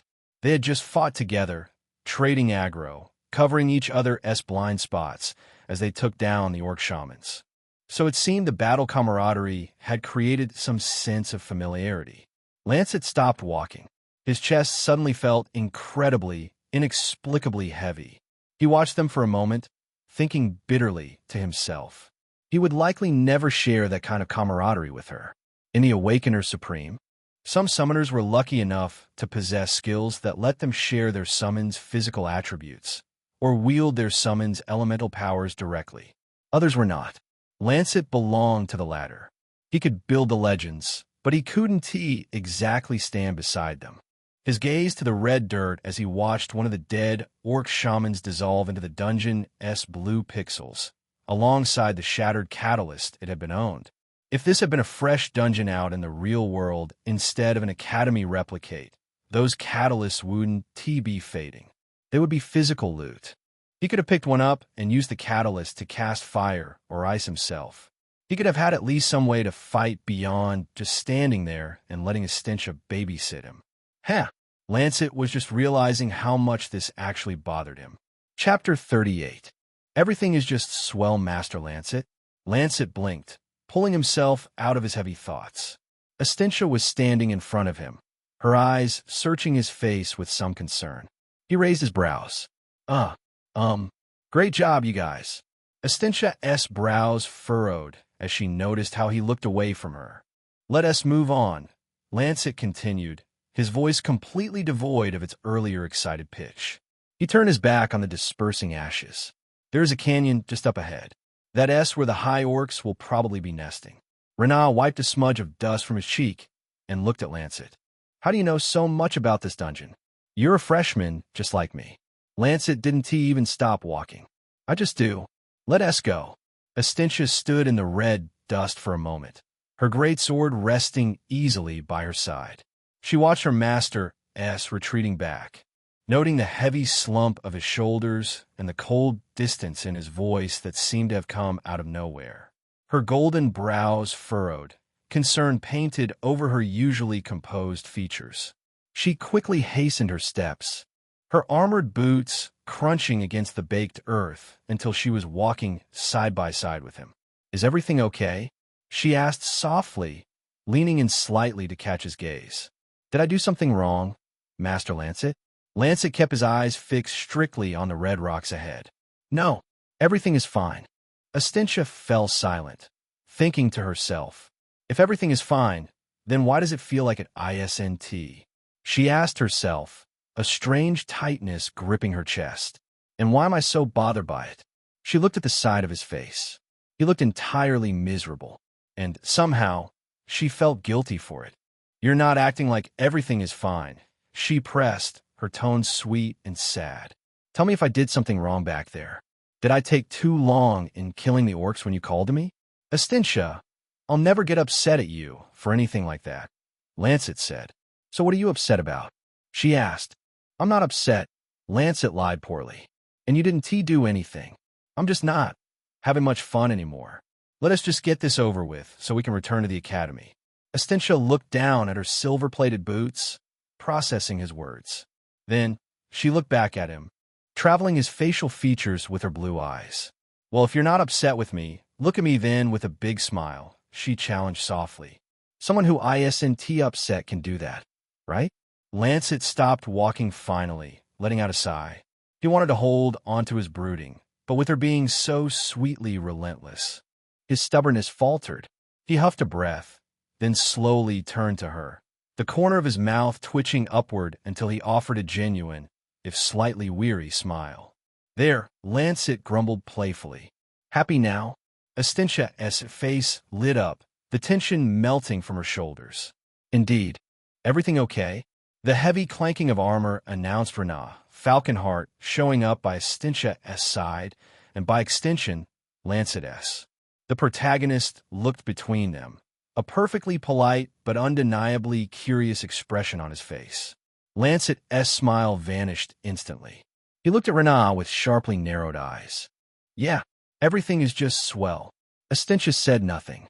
She looked at Renard and his heroic posture, and then at Lancet with his rigid defensive stance. A storm of realization and turmoil swirled in her blue eyes. She didn't fully understand the mechanics of this academy's social hierarchy, but she understood the bitter resentment of someone who felt overshadowed. She looked ahead toward the canyon, her grip tightening on her sword hilt. 10 minutes later, the Badlands presented a humongous, plunging ravine. After descending down a slope, all three of them stood behind a boulder at the edge of the canyon, peering down into the deeper gorge. Lancet swiped his hand, checking his system interface. I only have 100 MP of grace left, Lancet whispered, his voice strictly business. We have to hurry it up. At least, the orc shamans are dead.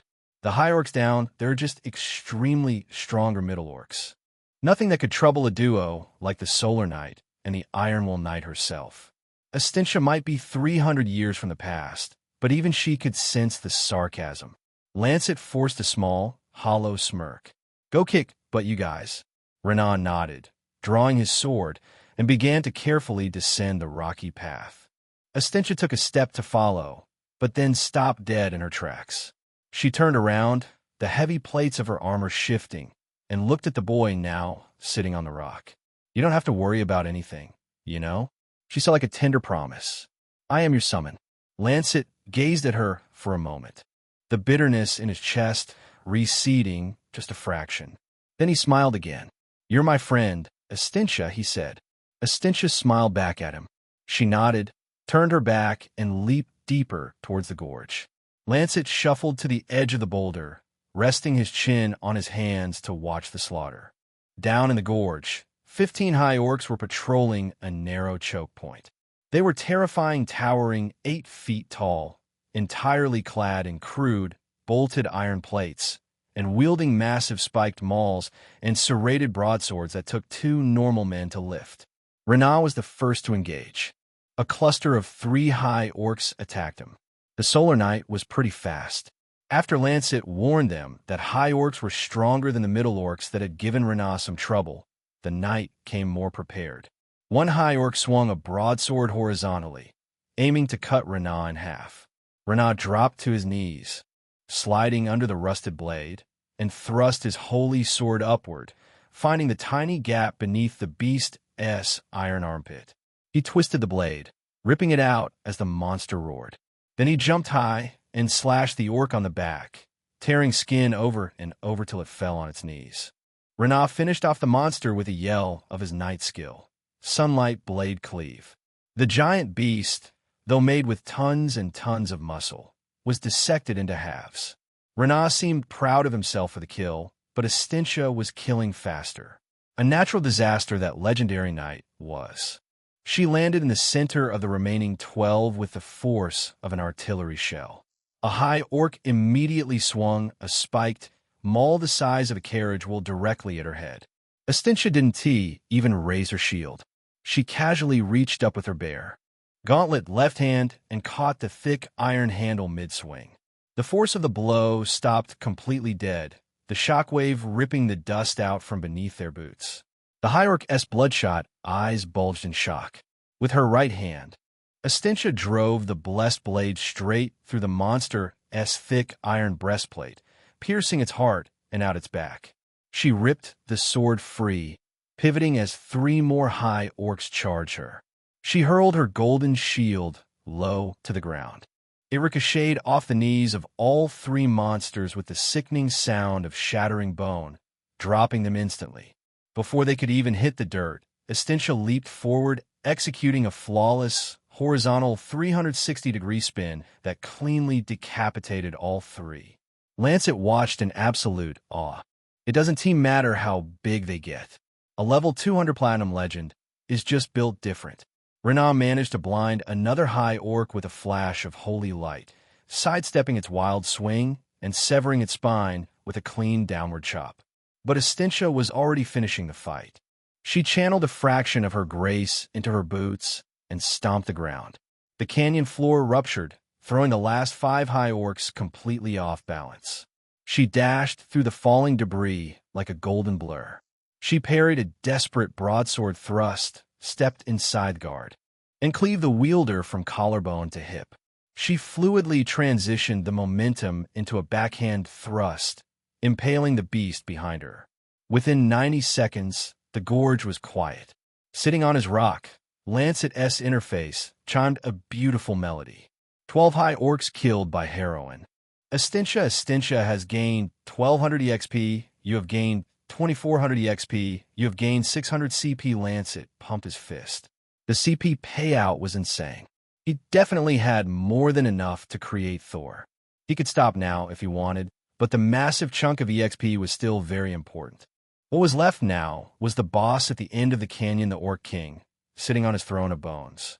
Lancet slid down the rock, his boots slipping on the loose gravel, and jogged toward the gorge. As he approached, Renah Falconheart was already trying to initiate conversation. The protagonist sheathed his sword with a dramatic flourish, wiping a single drop of sweat from his brow. He stepped toward Estintia, opening his mouth to undoubtedly compliment her devastating shield throw. This time, Estintia walked straight past him. She completely ignored the Solar Knight, not that she wanted to, but her eyes were presently locked entirely on her master. "Did I do well?" she asked, a hint of hopeful anticipation in her voice as she walked towards him. Lancet smiled, the last remnants of his gloomy mood vanishing. Yeah, you did. You were amazing. He checked his interface one more time. I only have 60 MP left. I'm not sure how long I can anchor you here. Estentia's expression instantly sharpened into absolute focus. Then we must hurry. She took a step closer to Lancet. Master, if I may. Lancet stared. May what woe? Estentia securely wrapped her strong, armored arm around his waist, pulling his back flush against her side. She held him tightly, protectively, anchoring him to her hip. She then turned her head to look at Renaa, who was still standing a few yards away, looking completely baffled by being ignored a third time. You have speed, Estentia told the protagonist matter-of-factly. So use it to meet us at the end of the canyon. Renaa's jaw dropped slightly. He looked at Estentia, holding Lancet like a precious cargo, and then pointed at himself. Okay. Hold on tightly, Lord Lancet, Estentia whispered. Lancet did as she asked, hugging her wonderful, feminine curves. Estentia bent her knees, and the canyon floor spiderwebbed beneath her silver boots. Boom! Estentia shot straight up into the hazy, ash-choked sky like a golden missile, carrying Lancet high above the canyon walls as they rocketed directly toward the Orc King's throne, leaving the protagonist standing alone in the dust. Chapter 39. You have my word over the winding canyon. Estentia's leap created a golden streak in the hazy sky. Then it started to descend, almost like a falling star. They landed with a heavy, dust-scattering thud at the very end of the gorge, directly in front of the boss's chamber. Almost immediately, a new kind of scent barrado Lancet's nose. The air was strong. Despite the wind, there was still a smell of rusted iron and dry blood. Before them sat the throne of bones. The thing was huge, grotesque in its shape, but built like a monument from the bleached ribs and curved tusks of dead behemoths, bound together by rusted chains. However, what was more terrifying was the beast that sat on top of it. Upon the throne was the apex predator of the Badlands, the Orc King. The beast was colossal, easily 15 feet tall, its dark green flesh covered in ritualistic crimson scars and thick slabs of iron armor bolted directly into its skin. It wore a spiked crown of molten iron and rested a war hammer the size of a boulder against its knee. It was eating a giant bloody thigh, likely offered to it by the high orcs they had just killed. Sensing the intruders, the Orc King's heavy yellow eyes snapped open.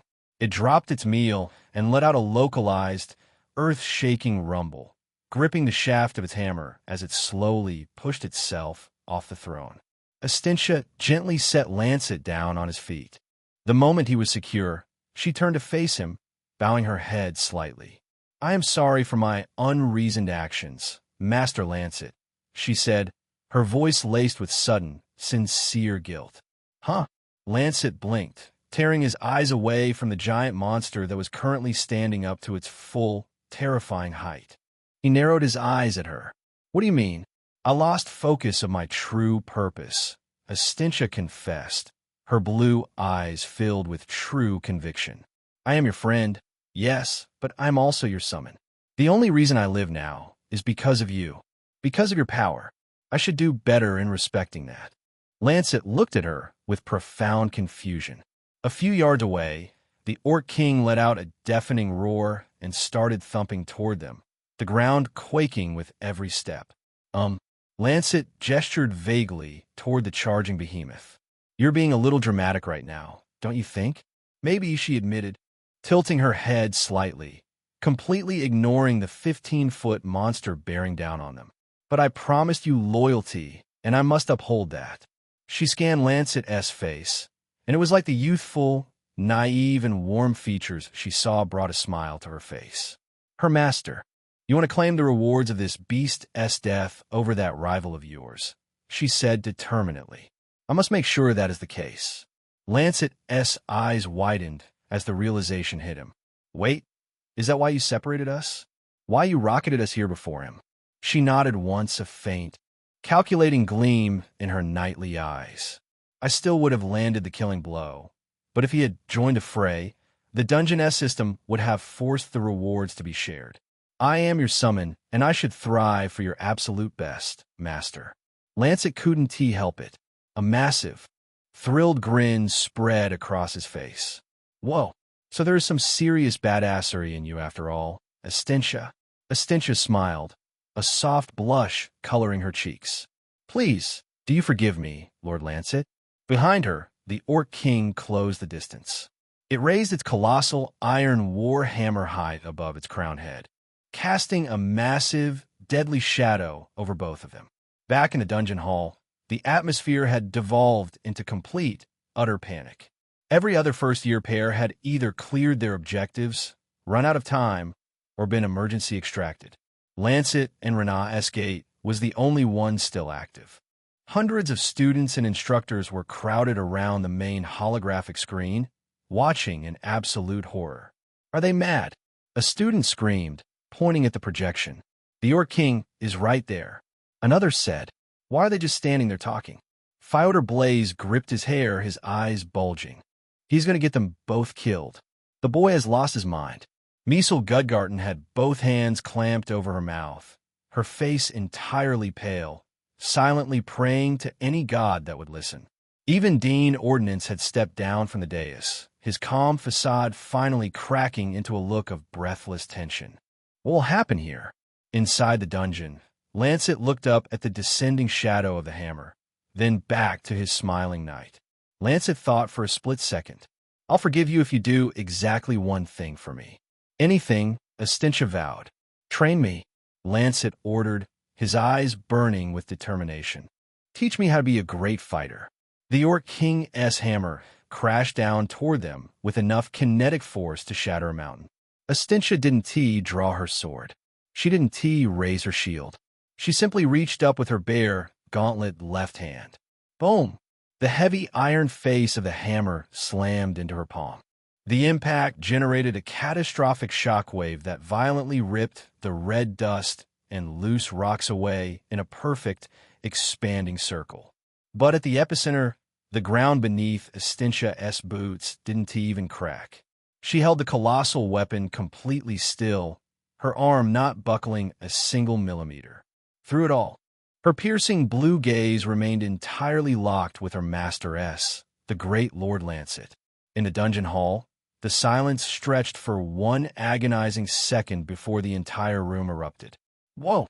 The collective scream of disbelief shook the academy walls. Students were grabbing their heads. Instructors were yelling. And Miesel Gudgarten let out a laugh that sounded more like a sob of relief. You have my word, Master, Estintia whispered her promise. Though somehow, that whisper carried easily over the roaring wind of the shockwave. It sent a thrill through everyone, even the viewers back in the dungeon hall. Chapter 40, Glorious Sword Projection. Instantly, her demeanor shifted from devoted friend back to the iron will of mortality.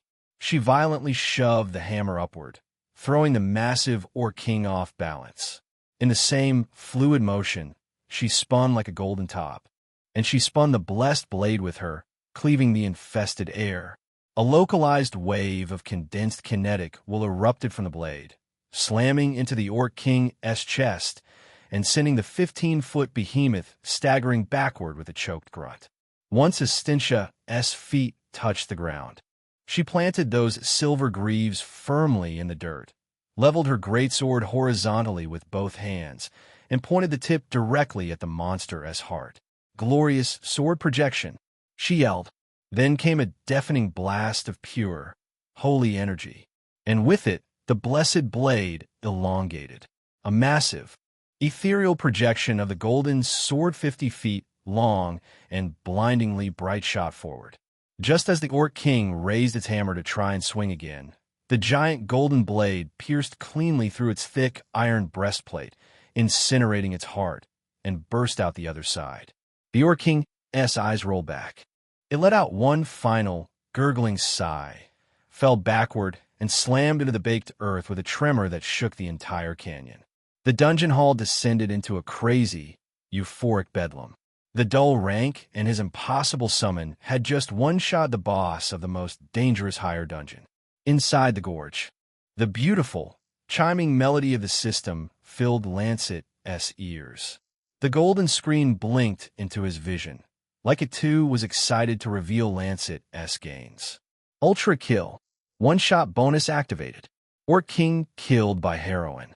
Estintia has gained 3,000 EXP. You have gained 6,000 EXP. You have gained 2,000 CP. Lancet stared at the rewards with bulged-out eyes. That was definitely more than he thought he was going to get. And it was all because of Estintia. Did she somehow know that one-shotting a boss would give him a major bonus? Is that why she had done it? He already knew the answers to his questions, his excitement, his thrill, just couldn't he stop him from asking them. When his vision cleared, he stopped cold. Estintia was kneeling in the red dirt before him. Her head was bowed in perfect, absolute reverence.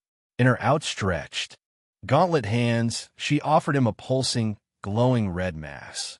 The Orc King's heart B-grade item. Edible. Is she kneeling to him? A stunned specialist whispered in the dungeon hall. A platinum legend. Kneeling to him?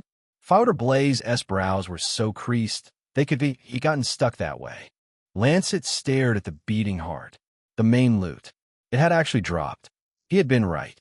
In replicated Academy dungeons, the loot wasn't replicated, except the main loot of the dungeon that only regenerated once every 3 to 5 years, depending on the dungeon's rank. Slowly, Lancet reached out, his hands trembling slightly, and took the warm, pulsing item. The Orc King's heart B-grade item. Edible description. When consumed, it permanently increased the user's present magic retention by exactly 5 times. Lancet's current grace cap was a pathetic 250 MP. With this, he would instantly jump to 1250 MP. It was protagonist level yet, but it was enough to completely change his survival odds. It meant he wouldn't be constantly dry after anchoring a single summon. It meant he could keep his Estintia summon for longer. Thank you, Lancet said softly, his voice thick with genuine emotion. Thank you for getting this for me, Estintia. He carefully stored the heart in his system inventory. He looked down at his interface. His grace was hovering at a critical 10 MP. You're going to be fading off pretty soon, Lancet noted with a bittersweet tone. Estintia stood up gracefully, dust falling off her armored knee.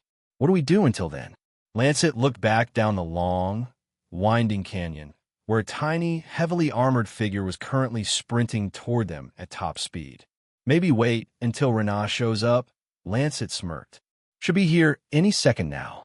Estintia threw her head back and let out a bright, ringing laugh.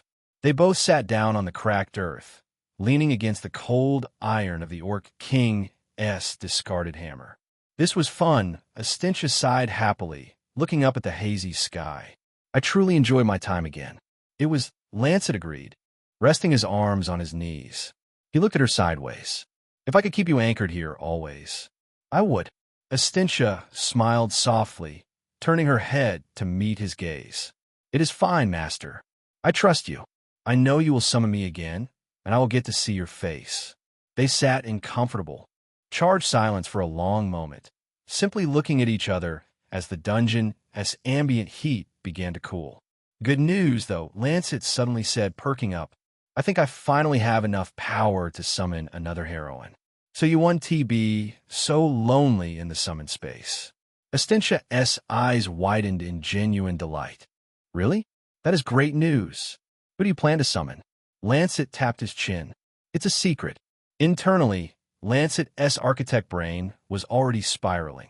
What would actually happen if I told her I was making Thor? She wouldn't recognize the name because Thor doesn't exist yet.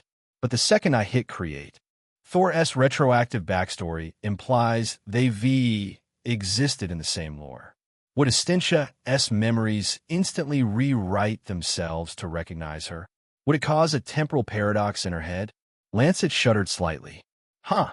Yeah, I definitely don't want to test that out. Ever. Warning, grace depleted.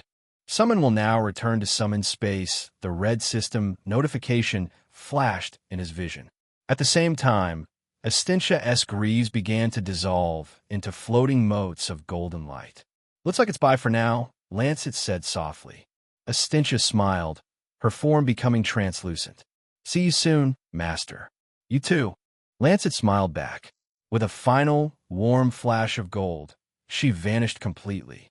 Exactly 3 seconds later, Renat Falconheart burst into the clearing, panting heavily, his silver sword drawn and ready for an epic boss fight. He slid to a halt, looking wildly around the empty throne room at the dead Orc King, and finally at Lancet, who was just sitting casually on the dirt. "What happened?" Renat gasped, trying to catch his breath. Lancet slowly stood up, brushing the dust off his uniform. "You took too long. Essentia killed the boss." Renat's shoulders slumped. "That canyon was significantly longer than I thought."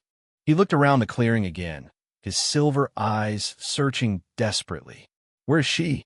"My grace finished." Lancet shrugged indifferently. "So she's gone." Before Renat could even process his disappointment, a pillar of blue light descended from the hazy sky, enveloping them both. Lancet looked at his hands as they began to turn into blue pixels for the extraction. "Looks like so are we," he smirked. "Ian, 82. Hopefully you enjoyed this mini arc of Lancet's starting journey. If you find yourself liking this novel, please do support with stones, tickets, reviews, and gifts. It helps motivate me to write more. Thank you. Chapter 41. Sweet bliss of selective hearing. Lancet and Renat disappeared into the blue motes of light and reappeared on the floor of the higher dungeons, right outside the gate of the one they had just cleared. Lancet wanted to take a deep breath, but he immediately held it, worried that it would be as loud as a bell. Outside here, absolute silence filled the place. Every single face in the dungeon hall was turned upward, staring directly at them. Lancet wiped a smear of red dust from his cheek and began to walk down the marble stairs to the main floor, Renat trailing half a step behind him. Their shoes went clack, clack, clack against the steps, echoing through the hall like a metronome. It all amplified the unbelievable thing that had just been broadcast on the screens. When their boots finally hit the ground floor, the head dungeon instructor stepped forward. He adjusted his mic, though in the dead silence, he barely needed it. "This week's dungeon clearing expedition has concluded," the scarred veteran announced, his voice booming over the gathered freshmen. He looked directly at the summoner section, a rare, genuine smile tugging at the corner of his mouth. "And for the first time in the history of Awakener Supreme, the winners of this week's expedition are Summoner D." For a split second, the Summoner D students just stood there, completely paralyzed. The dull rank was so used to being the punchline of the academy that the words didn't compute. Then, everyone was hit with the realization. Miesel Gudgarten let out a loud, breathless gasp, instantly covering her mouth with both hands as her eyes welled up with tears of sheer joy. Behind her, the Summoner D students erupted. The underdogs grinned ear to ear, aggressively shaking hands, slapping backs, and throwing high fives. For the first time since enrollment, they were standing tall over the elementalists, the specialists, and the enchanters. Over in the elementalist section, Fyodor Blaze looked like he had just been force-fed a lemon. He crossed his arms tightly, his face twisting into a scowl of pure, unadulterated disdain. This historic victory, the head instructor continued, raising a hand to quiet the celebration, is due to the collective, outstanding efforts of Casto Merrick, Luke Travers, Min 2 Akron, and... The instructor paused, his eyes locking onto the boy in the dusty tracksuit. The MVP for the second week in a row, Lancet Leogard. The reaction was immediate and painfully telling. When the other names were called, there was polite applause. When Lancet's name dropped, the clapping across the hall instantly withered into a weak, quiet smattering. The jealousy, the lingering prejudice against his slum rat origins, and the fact that he owned Essentia and her power kept the applause stifled. Except for Miss Miesel. The joyful instructor was clapping so loudly and proudly that her palms were probably bruised, beaming at him like a proud mother. Lancet looked out over the sea of conflicted, glaring faces with no particular expression. He didn't really care about their applause, so they could keep it. Things were working out for him anyway. He felt a heavy, armored hand tap his shoulder. He turned his head to see Renaa looking at him. The protagonist's expression was surprisingly friendly, though Lancet thought he saw bruised pride somewhere in his silver eyes. "Congrats, Leogard," Renaa said with a short smile. Without waiting for a response, the Heavenly Knight turned and walked down the aisle, rejoining the golden children of Specialist D. Lancet stuffed his hands into his pockets and strolled over to his own class group. As soon as he crossed the threshold into the Summoner D section, Miss Measle excitedly stepped right up to him, her eyes shining behind her glasses. "Lancet, that was—" "I have no words," Measle gushed, a massive, uncharacteristic grin on her face. "I would give you a hug right now if I could." Lancet smiled nervously. Looking at her, he almost wanted her to, but before those naughty thoughts could simmer any further, Lancet hurriedly chased them away. "I can't believe it," Measle continued, gesturing toward the class group leaderboard. Summoner D on top. "It almost feels like a dream." Lancet turned his attention to the final tributes distribution hovering in bright, glowing letters. 1. Summoner D, 780 tributes to. Spécialiste D, 700 tributes 3. Elementaliste D, 665 tributes 4. Enchanté D, 660 tributes. The point spread was remarkably close between the bottom three, as it usually was amongst all class groups. But today, Summoner D had ripped ahead, giving them a fairly massive, undisputed cushion of space at the top.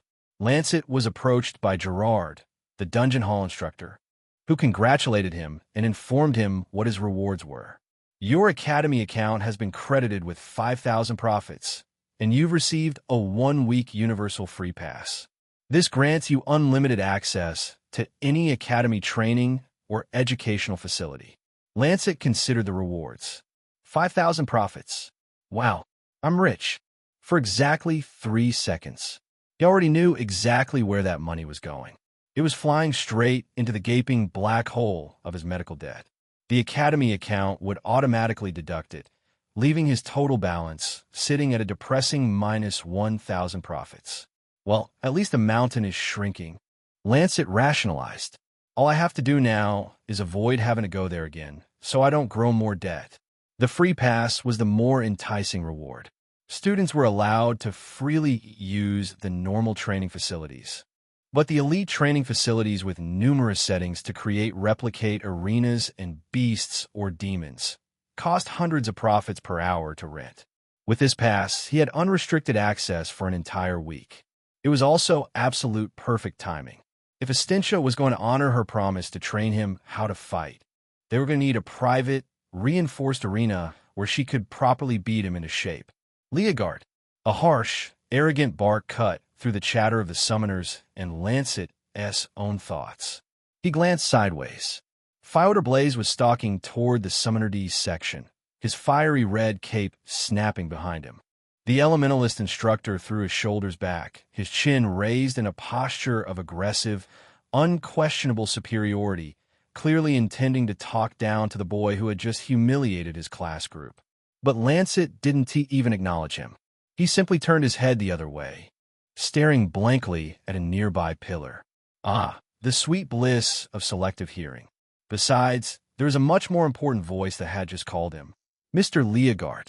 The low, authoritative voice made the entire immediate area freeze. Lancet, along with Measle, Fyodor, and half the surrounding students, turned toward the doors of the dungeon hall. Dean Ordnance was standing there. The shadows of his midnight blue robes seemed to absorb the ambient light. He looked squarely at Lancet, gesturing politely toward the open doorway. "May I have another word with you?" the dean asked. A fresh wave of frantic, jealous muttering instantly swept through the freshmen. What is this? Why does he get to hang out with the dean so much? Is he getting expelled for cheating? He has to be cheating. Lancet completely ignored the whispers. He stood up a little straighter, offering a respectful nod. "Of course, sir," Lancet replied smoothly. Without a second glance, Lancet walked away from Fyodor Blaze. There was no gloating or sneering. Lancet treated the fiery instructor like he was nothing more than a piece of uninteresting furniture taking up space in the hall. He left Fyodor standing there, completely ignored and fuming in front of his own students. Miesel even noticed it and smiled. She was having a great day. Meanwhile, in the Specialist E section, Renat Falkenhart was watching him walk away. The protagonist's silver eyes were narrowed as he tried to piece together the anomaly that was Lancet Leogard. Chapter 42. I Wanted to Have It. Lancet was once again in the dean's office. He didn't really mind.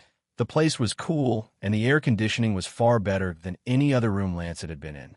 Ordnance gently closed the door, sealing away the ambient noise of the academy corridors. He walked around his massive desk, his dark robe sweeping gracefully over the polished floor. He carefully pulled his chair backwards. I know younglings like yourself would rather spend their free time playing, boasting, and running around the academy causing trouble, Ordnance said, his deep voice holding a trace of dry amusement. So I assure you, I will not take too much of your time. Lancet politely smiled. It's an honor just to be invited into your office, sir. I have no complaints. Ordnance nodded and took his seat, then gestured for Lancet to take the one opposite him. When Lancet did, the dean adjusted his robes before placing both hands on his desk. First, I have a question, he began. Lancet prepared for anything. The main loot of that dungeon, Ordnance said. Did you know it had dropped? Main loots drop once in 3 to 5 years. For it to drop on the same day, you chose the most dangerous higher dungeon we have. That is a magnanimous coincidence, don't you think? Lancet downturned his lips innocently. To be frank, sir, I had no idea at all. My reason for choosing it was selfish. I knew Estintia could handle it, and I would get more EXP and profits to clear my academy debts. Ordnance looked thoughtful for a while, then huffed, relaxing his shoulders. Of course, I was only greatly curious, but there is no way you truly would have known. They both gazed at each other for a semi-awkward moment. Then, Ordnance tapped the table gently and rose to his feet, muttering to himself. He turned his back and walked over to a mighty bookshelf that had ancient, leather-bound grimoires spread on its aisles. The dean waved a single finger. A complex, glowing array of magical gears materialized in the air, unlocking a hidden compartment with a soft click. The dean reached inside and pulled out a small, velvet-lined wooden box. He turned around, opened the lid, and presented it to Lancet. Resting on the velvet cushion was a band of shiny, dark metal with blue runes engraved on its body. Lancet's eyes went completely wide. His breath hitched in his throat. A phantom ring, his fanboy mind screamed. Fully called the Phantom Tag Team Conduit Ring. I'm actually seeing a popularly used item in the novel in real life. That S.A. Lancet gasped out loud, the words tumbling past his lips before his brain could hit the brakes. He snapped his mouth shut, his teeth clicking together. Idiot, he berated himself. A slumrat wouldn't have a clue what an item like that would be. He cleared his throat, forcing his expression to shift from recognition to innocent curiosity. What is it, sir? He asked, trying to sound appropriately baffled. Ordnance's eyes gleamed with that same calculating intrigue he had shown during the expedition. He didn't press Lancet on his slip-up. It is a Phantom Tag Team Conduit Ring, the dean explained, his voice echoing softly in the quiet office. Simply called a Phantom Ring or a Conduit Ring. It is a highly specialized artifact. To put it simply, it allows a summoner to wield a fraction of their summon's active power. Lancet feigned a look of awe. How does it do that? By absorbing the magical energy spent from your summon's battles, Ordnance continued. Each time your anchored summon secures a kill, the ring siphons a sliver of that residual energy, charging itself up. Once the runes glow fully, the ring reaches maximum capacity. At that precise moment, you are granted the ability to activate one of the summon's skills, though the skill is drastically scaled down to safely fit your own level and grace limit. Whoa, Lancet breathed, letting a genuine smile break through. That is a really awesome item. It is, Ordnance agreed, snapping the box shut and holding it out. And I want you to have it. Lancet blinked, momentarily breaking his act. He pointed a finger at his own chest. Me? Why? Ordnance looked at him intently, his expression completely serious. Because of what I saw in the dungeon today. The way you and your heroine worked together, it was unlike anything I have seen from a summoner in decades. He smiled, thinking of a memory. Then he looked at Lancet again with his wise eyes. The emotional connection you two share is palpable. I felt it from where I stood. I saw it too. I saw the respect with which you treated her. You did not treat her as a disposable tool or a meat shield, which is how, unfortunately, many others in this academy would have used her. The dean sighed, sitting back. More importantly, Leogard, you really need it. The world of Awakeners is brutal, and your physical vulnerabilities were made glaringly obvious today. Lancet pouted. They were not that obvious. You cannot always rely on Estintia to swat the axe away from your neck. With this ring, you can at least earn some strength of your own after directing her towards those kills, exactly as you did with the shamans. That was truly epic commandeering. You have the mind of a general. You simply lack the sword. So take it. Lancet slowly reached out. He picked the cool, dark metal ring from the velvet box. Instantly, a translucent blue screen popped up in his vision. Item: Phantom Tag Team Conduit Ring B-Grade Effect. Charges via Summon S kills, 0-20. At max charge, host may cast one scaled-down active skill belonging to the anchored summon. Consumes host SMP upon cast. Lancet slid the ring onto his right index finger. The moment the metal cleared his knuckle, the blue runes flared to life. A sudden, thrilling rush of energy traveled up his arm, settling warmly in his chest. It felt like a tether waiting to be connected. Lancet looked up, his eyes shining with genuine gratitude. Thank you, Dean Ordnance. I'm really grateful for this. You are welcome, Ordnance said, relaxing on his high-backed leather chair. But this is more of an investment. I expect great things from you, Lancet Leogard of the Eastern Slums. Carry on with your day. Lancet rose and gave a deep, respectful bow. Half knowing the heavy expectations the old man was placing on his shoulders, he turned and exited the office. He stepped out into the quiet, sunlit corridor, admiring the shiny metal band on his finger. This changes everything. If I consume the Orc King's heart to boost my MP, and Estintia farms enough kills to charge the ring, I can actually cast magic of my own. I won't just be sitting on a rock anymore. Well, hello there. Lancet stopped walking. Leaning casually against a marble pillar just a few steps down the corridor was Clevis Caddenham. The senior in Summoner B was wearing his pristine academy uniform, flashing an oily, overly friendly smile as he looked down at Lancet. What a coincidence that I ran into you again, Clevis said smoothly, pushing off the pillar and stepping in a Lancet's path. Lancet stared at him, his face deadpan. Coincidence? Sure. Hey, senior, Lancet said, instinctively putting his hands in his pockets. If this is about the library book you helped me with, don't worry. It's safe and clean. Oh, no, Clevis chuckled, waving a hand dismissively. I'm not worried about that at all. I actually heard that you won the MVP title again this week. That's back-to-back. I wanted to congratulate you specially. Clevis stepped closer and enthusiastically offered his right hand. Well done, Junior, Clevis smiled, his eyes gleaming with a hungry, predatory intensity. Lancet looked down at the outstretched hand and back up at Clevis's face. Thank you, senior, Lancet said plainly. He didn't move his hands from his pockets. He didn't accept the handshake. Clevis's oily smile twitched. He left his hand hanging in the air for another agonizing 3 seconds before slowly letting it drop to his side. His friendly face transformed to almost cartoonish anger. Not accepting your senior's hand for the second time in a row, Clevis said, clearly peeved. You're really courting death, kid. You know that? Lancet tilted his head, looking at the senior like he was a particularly confusing puzzle.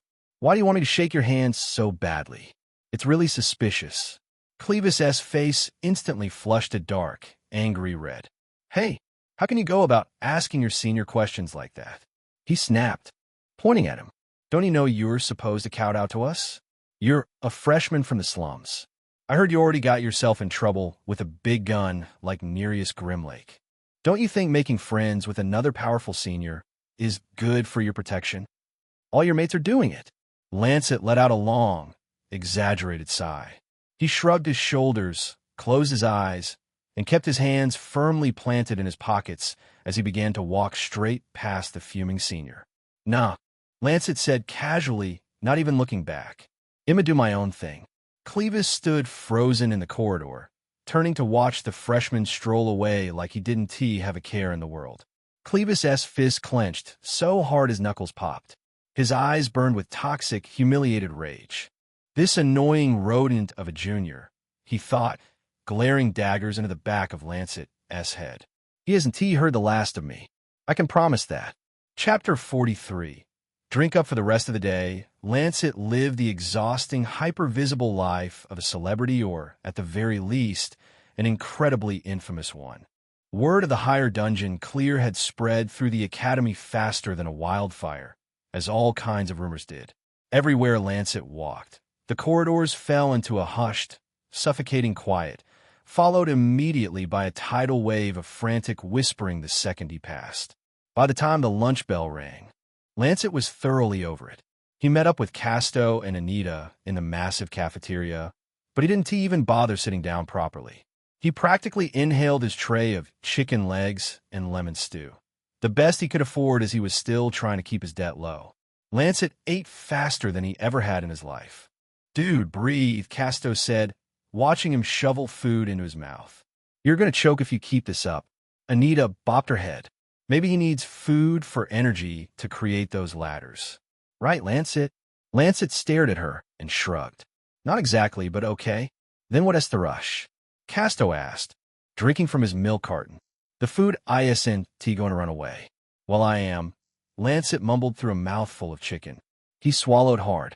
I'm not sticking around for Nereus Grimlake or any other bored, jealous senior to wander over here and try to use me to test their authority. I have places to be.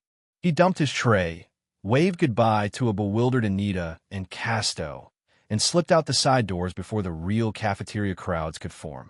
Lancet wasn't entirely giving up on his strategy of not standing down, but fighting back when attacked by a senior. However, if he could prevent it altogether, then that was what he would do until he got stronger. Anything to avoid having his shadow slap the fuck out of him. That was a painful experience he didn't want to go through ever again. Now, on the note of getting stronger, Lancet summoned his interface. He selected the inventory option and selected the only item. The Orc King's Heart B-grade item. Edible description.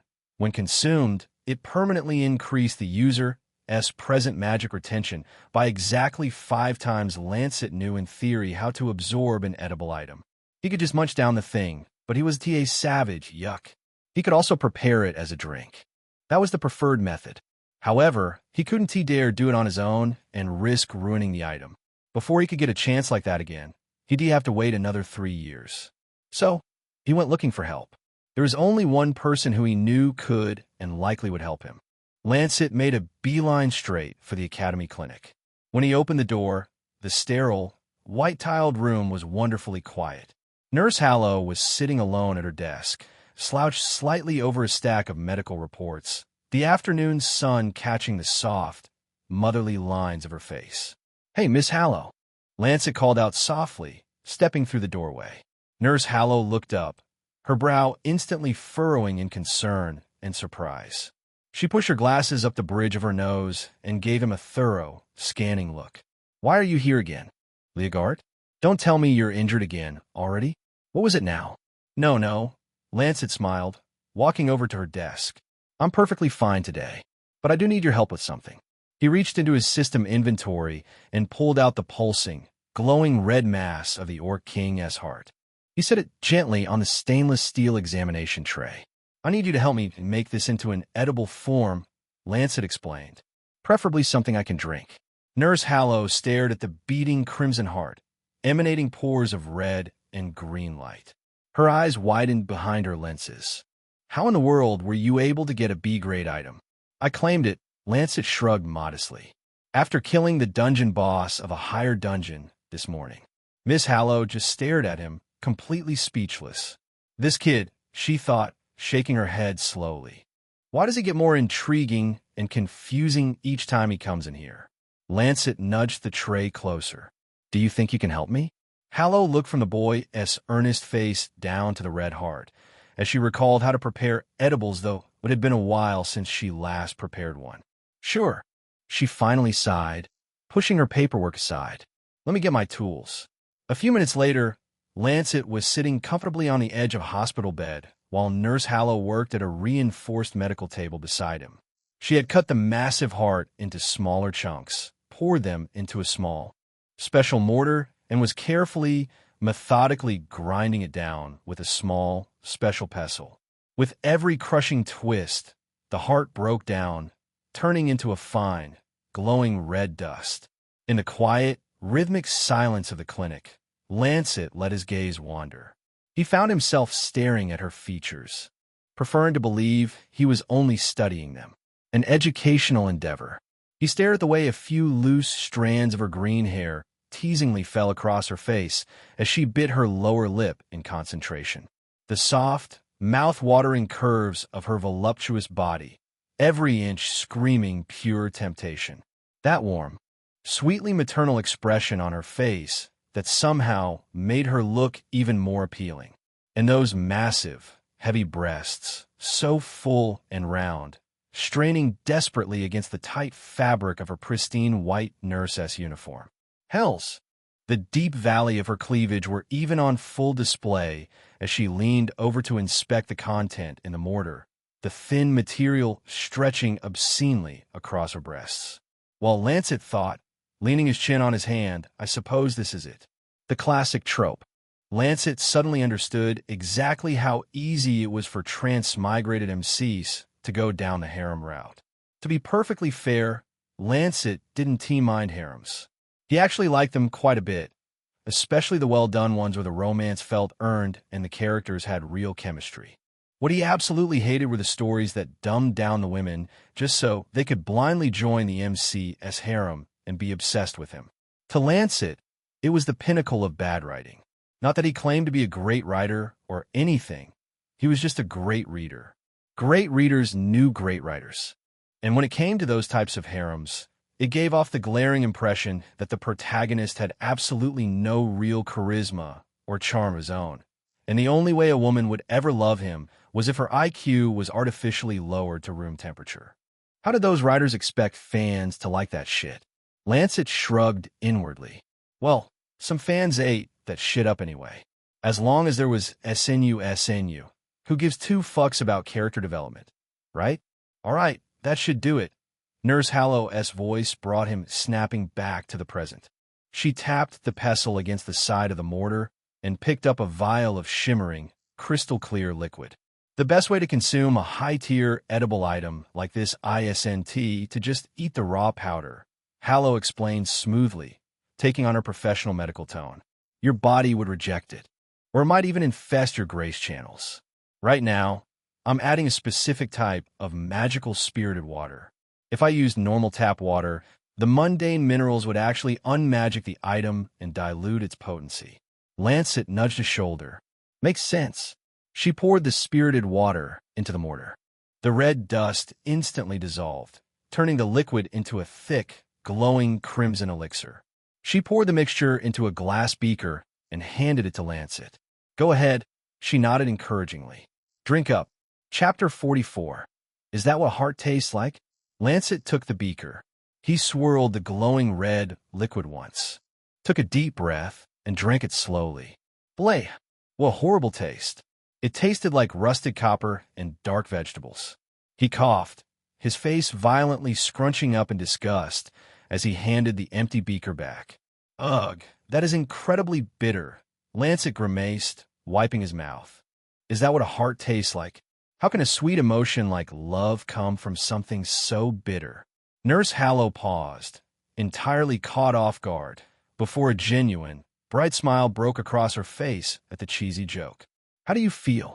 She asked, her eyes crinkling. Surprisingly normal, Lancet said with a shrug. I don't feel any. He stopped mid-sentence. He instantly clutched his chest, his fingers digging into his uniform. Dum, dum, dum.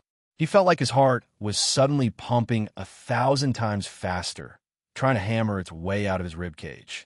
A wave of searing, euphoric heat exploded outward from his chest, forcing his veins to expand.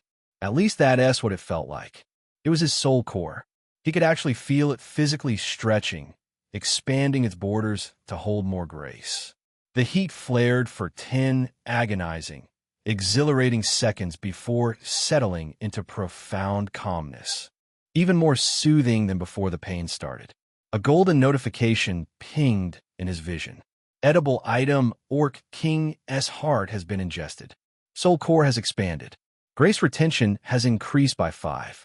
250 max MP, 5, 1250 max MP. Lancet stared at the numbers. 1250 max MP. A huge, monumental jump. He was dry well anymore. He was a reservoir. It works, Lancet breathed, looking up at Nurse Hallow with a bright, thrilled grin. He hopped off the bed. Thank you so much, Miss Hallow. You're an absolute lifesaver. You're really good at your job, and you're kind too. That is really rare in this school. Nurse Hallow blinked, a sudden, furious blush dusting her cheeks. She quickly turned away to clean the mortar, trying to hide her flustered, frustrated face. This boy, she thought, feeling suddenly defensive. I also noticed your account earlier, Hallow said, trying to regain her professional composure as she wiped the table. Your medical debt was paid down almost completely. A direct deposit of 5,000 profits. You only have 1,000 left to pay. How come? Lancet stretched his arms over his head, feeling lighter than air. I told you already. I cleared a higher dungeon in today's expedition. I was the MVP again. Hallow turned around, watching him walk toward the door with a newfound, confident spring in his step. Is he really telling the truth? She thought, utterly bewildered. If so, then how can he possibly be a dull rank? Goodbye, Nurse Hallow, he said. The doors closed. Hallow just stared. Goodbye. Time trickled by fast, and soon school was over. The late afternoon sun was casting long, dramatic shadows across the academy grounds as Lancet finally made his way back toward the dormitories. The adrenaline of the dungeon and the euphoria of the core expansion were finally wearing off, leaving him pleasantly exhausted. Once he reached the bronze dorms, it was pretty dark. Lancet tried to hurry his steps. He was a big fan of the dark. Lancet stopped dead in his tracks. He had definitely just heard a scary laughter right now. The eerie, high-pitched giggle had echoed from the shadow of that stone fountain. Lancet tried to act tough. Suddenly, a painfully thin girl burst out of the shadows, executing a flawless, erratic series of cartwheels across the cobblestone path. She landed in a crouch right in front of him. She had wild, multicolored hair tied in messy pigtails, giving off major Harley Quinn vibes, and was clutching a horribly disfigured, stitched-together stuffed doll against her chest.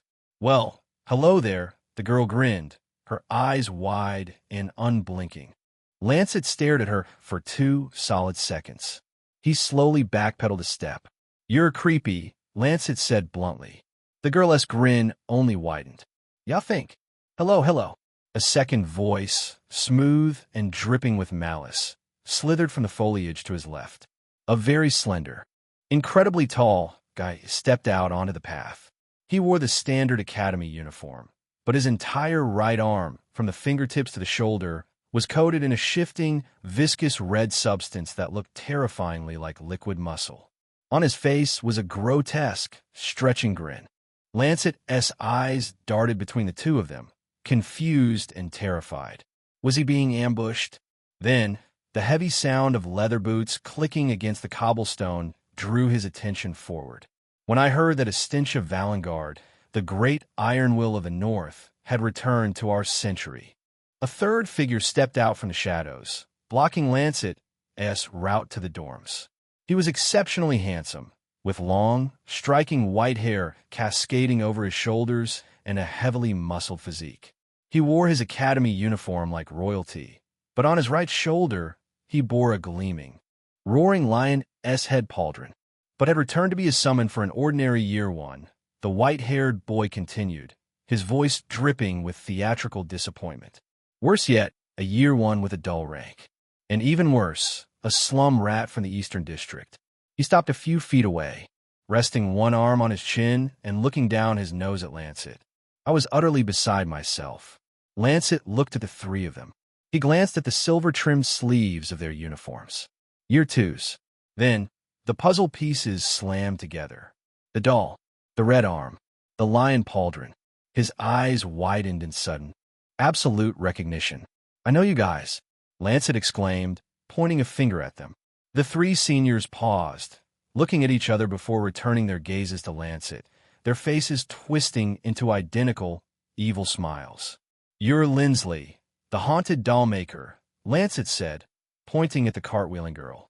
Lindsley giggled madly, grabbing the edges of her uniform skirt and dropping into a mocking, theatrical female curtsy. Lancet shifted his finger to the tall boy. "You're Muskard, the gruesome spirit caller." Muskard offered a slow, sweeping bow, his red-coated arm leaving a faint trail of crimson mist in the air. Lancet finally looked dead center at the white-haired leader. "And you're Calum, the ominous beast tamer." Calum's dark grin widened, clearly pleased to be recognized. "You're all from Summoner's Sea," Lancet continued, his voice dropping as the gravity of the encounter set in. "You're known for your sinister partnerships, actions, and your incredibly twisted types of summons." Lancet took a breath. "You're the Terrible Three." Calum let out a low, dark chuckle. He adjusted the lion pauldron on his shoulder, his eyes flashing with dangerous intent. "It seems our reputation precedes us. I'm seeing the support, and I'm thankful. Please keep it up." Chapter 45. The infamous Lancet Leogard. Actually, their reputation didn't precede them at all. The Terrible Three were basically nobodies, at least at this point in the story. Even though Lancet knew they eventually grew into much higher, more dangerous roles in the novel, they were still just bottom feeders compared to others. Others in this context were the people they were desperately trying to work for. The Serpent Society, a highly secretive and illicit faction of Awakeners operating within the school as shadows. At this current point in the timeline, Lindsley, Muskard, and Calum were trying to build their names. They had only unified a few weeks ago in the Summoner's Sea homerooms, entirely out of necessity. They were the outcasts, the misfits. This was because, amongst others with their majestic summons, theirs were downright terrifying. In the world of Awakener Supreme, classes weren't completely identical. One swordsman didn't have the exact kind of power as another despite having the same class. Within the same class group, Awakeners possessed specific themes or affinities. Take beast tamers, for example. Most tamers could only bond with specific species, some specialized in avian beasts, others in reptilian lizards, slimes, or swarming insects. Very few possessed the versatility to tame everything. Calum, unluckily or perhaps luckily for him, could only tame haunted beasts, the stuff of nightmares, the things that scared children in folklore. When Lancet had read the novel, he thought it made for an incredibly unique and interesting power set for an MC. But Calum ended up going down the villainous route precisely because society segregated and feared him for his strange, monstrous affinity. It was the exact same story for Lindsley and Muskard. Lindsley was a puppeteer. Puppeteers utilized things called threads of energy to literally sow grace and particular powers into their inanimate creations. But Lindsley's threads were corrupted with strange, eerie affinities. Instead of the usual powers like elements or abstracts, her energy turned her puppets into twisted, Chucky or Annabelle-type dolls, giving them haunted powers and deeply unsettling appearances. Then there was Muskard, a spirit caller. His existence was probably the strangest and most universally hated of the three. Traditionally, despite falling under the same class group, spirit callers and demon binders absolutely despised each other. They viewed themselves as two opposite sides of a holy coin. But Muskard came in and completely tainted that dynamic. He could summon spirits, yes, but only cursed spirits. entities dripping with evil energy that specialized in corrupting the minds of their victims. So, this group of terrifying misfits had banded together to create the Terrible Three. Their powers were undeniably intriguing and probably extremely potent. But their mutual decision to rebel against the school's standard curriculum left them completely cut off from the Academy's official resources to nurture their growth. Instead, they preferred to just take what they wanted from weaker students. Students exactly like Lancet. Lancet stumbled backward, his shoes scraping against the cobblestone until his back hit the cold, hard stone of the dormitory outer wall. Calum stepped closer, his tall, heavily muscled frame completely shadowing him. He leaned in, his striking white hair falling over his shoulder as he inspected Lancet's face with gray, calculating eyes. "So, you are the infamous Lancet Leogard." Lindsley tiptoed closely, popping up beside Calum's elbow. She tilted her head, her multicolored pigtails swinging as she hugged her stitched-up doll. "He's cute," she giggled, poking Lancet's cheek. "He has the face of a baby." "And a legend for a summon," Muscard rasped. He looked at Lancet coldly, the viscous red coating on his arm shifting unsettlingly. "Are you really that special, kid?" Suddenly, an unsettling smile tore his face. "There's nothing special about you." Lancet stared at the 3-year twos, his heart hammering against his ribs. "Remember the strategy?" he told himself. "No backing down. Don't let them smell your fear." Lancet forced himself to puff out his shoulders. He narrowed his eyes, plastering on a look of dismissal. "What do you clowns want, anyway?" Calum's silver eyes flashed dangerously. "Clowns." In a flash, his hand shot out, his fingers locking around Lancet's throat like a choker. Lancet found out firsthand just how strong he was as he lifted the freshman completely off the ground. Lancet groaned, his hands immediately flying up to claw desperately at Calum's thick wrist. His legs kicked and shook uselessly in the air. "Not again." Lancet mentally wept. "Do you want me to introduce you to my beasts, little rat?" Calum snarled, bringing Lancet's face inches from his own. "Have you ever heard of an abominable snowman?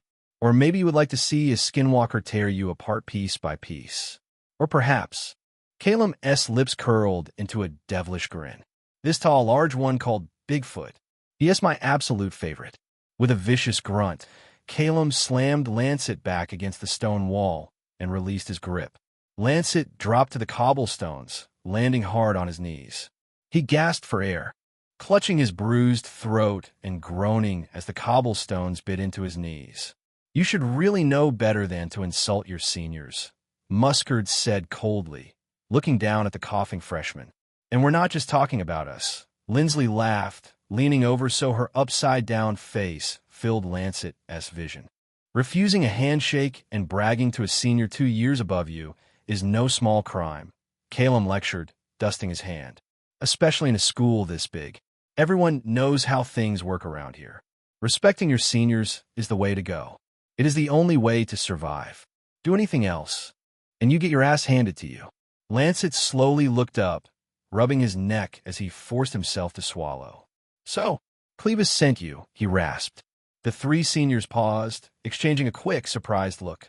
"Indeed," Calum grinned, crossing his arms. "Did you really think insulting an esteemed member of our secret group would go unpunished?" Lancet was still for a moment, thoughtful. Then he spoke. "You're not talking about the Terrible Three. You're talking about the Serpent Society." The trio stiffened. For a moment, their arrogant playfulness disappeared. Then it returned right after. "Indeed," Calum repeated, his voice dropping to a cautious murmur. You're quite informed for year 1 from the eastern slums." "The thing is," Lancet said, pushing himself up so he was sitting against the wall, "neither of you are actually in the Serpent Society." He looked right at Calum's bewildered face. "So if you're out here doing this, it's because Clevis sent you to do his dirty work with the promise that you'll finally be allowed to join." All 3 of them physically recoiled. Muscard's red arm flared with angry, dark energy. Lindsley stopped giggling, her grip on her doll turning white-knuckled. Calum looked absolutely furious for a split second his jaw tightening. But then, surprisingly, he let out a dark, booming laugh. Correct again? Calum smiled, looking genuinely impressed. You might be a slum rat, Lancet, but at least that big head of yours carries a big enough brain to excuse its size. Lancet looked directly into the handsome senior's eyes. Your breath kinda stinks, he deadpanned. Silence instantly dropped. Lindsley slapped a hand over her mouth, desperately trying to hold in a giggle. Calum's eyes widened, then squeezed in anger. You runt. He backhanded Lancet across the face with brutal force. The impact sent Lancet spinning, his shoulder slamming hard into the stone wall before he collapsed onto his ass, his ears ringing violently. Kid has got a mouth, Muscard said, looking down at Lancet with disdain. Clevis asked us to beat you up, to teach you a permanent lesson about hierarchy. Calum spoke, his voice dripping with venom as he stood over Lancet. And you are completely vulnerable right now, because everyone knows you spent all of your little grace anchoring Estintia in that higher dungeon. The three seniors extended their hands at the same time, evil smiles on their faces. Then, swirling energy began to pool in their palms, a telltale sign that they were about to call their summons. Lancet's eyes widened in sheer panic. He had a greater grace retention, but hadn't begun absorbing yet. He had the ring, but there was no change yet, and he had no grace to summon Estintia. He was completely defenseless against 3-year, 2 elites. But just as the summoned horrors threatened to materialize, the swirling magic suddenly dissolved. Their dark energies faded into nothing, and they lowered their hands. Lancet grimaced, thoroughly confused. Calum smirked at his fear. However, we were intercepted by another serpent, one who sits even higher in power than Clevis. The white-haired beast Tamer slowly squatted down, bringing himself face-to-face with Lancet. Up close, despite the cruel smirk, Lancet could clearly see just how infuriatingly handsome the senior really was. Calum rested his forearms on his knees, his silver eyes locking onto Lancet's defiant face. They say we should recruit you instead, Calum whispered. He tilted his head, the smirk widening into a full, devilish grin. So, what do you think, Lancet Leogart? Want to join the Serpent Society? Chapter 46. There are many ways to hurt someone. Lancet gazed up at the white-haired senior for a long, quiet moment. The Serpent Society is trying to recruit me? What? But as the initial shock faded, Lancet's fan brain kicked in, and he quickly realized it wasn't actually that surprising. The Serpent Society was the overarching, secret confraternity of elite student awakeners that Renaf Falconheart eventually set out to destroy in one of the novel's major arcs. They were constantly prowling the Academy's underbelly, seeking to recruit the most powerful students with the highest potential, especially those with strange, rule-breaking powers. Someone exactly like an architect. The society didn't view themselves as evil. In their eyes, they were the righteous rebellion.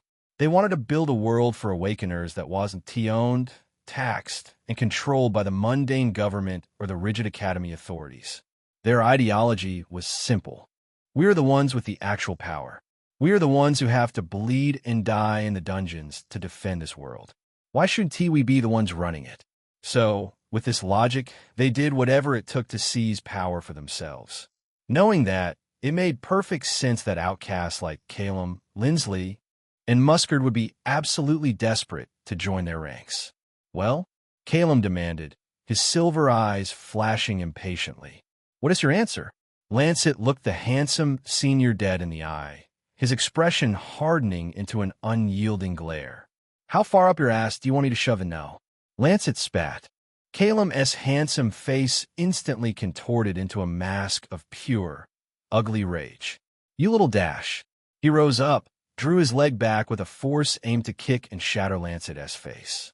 But before the heavy leather boot could connect, the floor below Calum's feet opened and a spectral, pitch-black hand, dripping with viscous shadows, jutted up from the solid stone and clamped an iron grip around his ankle, stopping the kick dead in its tracks. Everyone turned to Muscard. The spirit caller was standing with one hand in pocket. His other one, the red-coated arm, was raised. fingers twitching as he controlled the dark spirit hand. "Control yourself, Calum," Muscard rasped, eyes plastered on Lancet. "We were explicitly told not to harm him. If they see visible injuries on him, we will never be allowed into the society." Calum gritted his teeth, the veins in his neck bulging. He glared at Lancet, then violently yanked his leg free from the spirit-esque grasp, adjusting the lion pauldron on his shoulder as he forced his breathing to slow.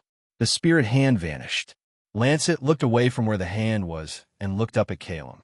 Rather than fear, the blond bastard kept his face strong, hiding the sudden rush of relief that he wasn't about to lose his teeth. Lindsley popped up right beside Lancet. She tilted her head, her wild pigtails falling over. "Do you really think you can just refuse the Serpent Society?" she whispered, her eyes wide and unblinking. "He doesn't have a choice." Calum boomed. Lindsley turned to him, her pigtails swiping away from Lancet's view. "Unless you want your life here to be miserable," Calum threatened with a leer. "Serpents are everywhere, Lancet. Every class group, every year, every homeroom. Even a sweet little friend of yours could already be a serpent. We will punish you until you break and eventually join." "We?" Lancet smirked mockingly. "You think you're actually part of the team?" He threw his head back and burst out laughing, the sound echoing harshly in the dark alleyway of the bronze dorms. The Terribles looked at each other, then at him, fuming. "You're just an errand boy," Lancet taunted, looking right at Calum. "Aren't you ashamed that they sent you to give me an invite? You're doing their grunt work. If you were really a hotshot, wouldn't it be the other way around? They're using you like dogs." Calum's fist clenched so hard his veins could popped. "This kid, are you actively trying to make me kill you? Ooh, let me do the killing this time." Lindsley cackled madly, bouncing on the balls of her feet and squeezing her stitched doll. Let me. He baiting you," Muscard interrupted, stepping forward. The gruesome spirit caller looked down at Lancet with cold, calculating realization. "He baiting us into striking him. This lunatic kid doesn't mind taking a hard hit right now because he knows it will hurt us the most. He would absolutely love knowing he's the sole reason we failed our initiation and didn't get into the society. Don't let him win." Lancet dropped his smirk, staring up at the tall, slender senior. "You're no fun, are you?" Muscard squinted his dark, hollow eyes at him. His smile was long gone. Now, he was pissed to a boiling point. "I said not to hit you because it would leave a scar," the spirit caller whispered, his voice suddenly frightening. "But there are many ways to hurt someone, and it doesn't have to be physical." Muscard touched the ring in his finger, one of the fingers of his red-coated arm. Then, he outstretched the arm. From his open palm, a formless, shrieking mass of dark gray mist erupted.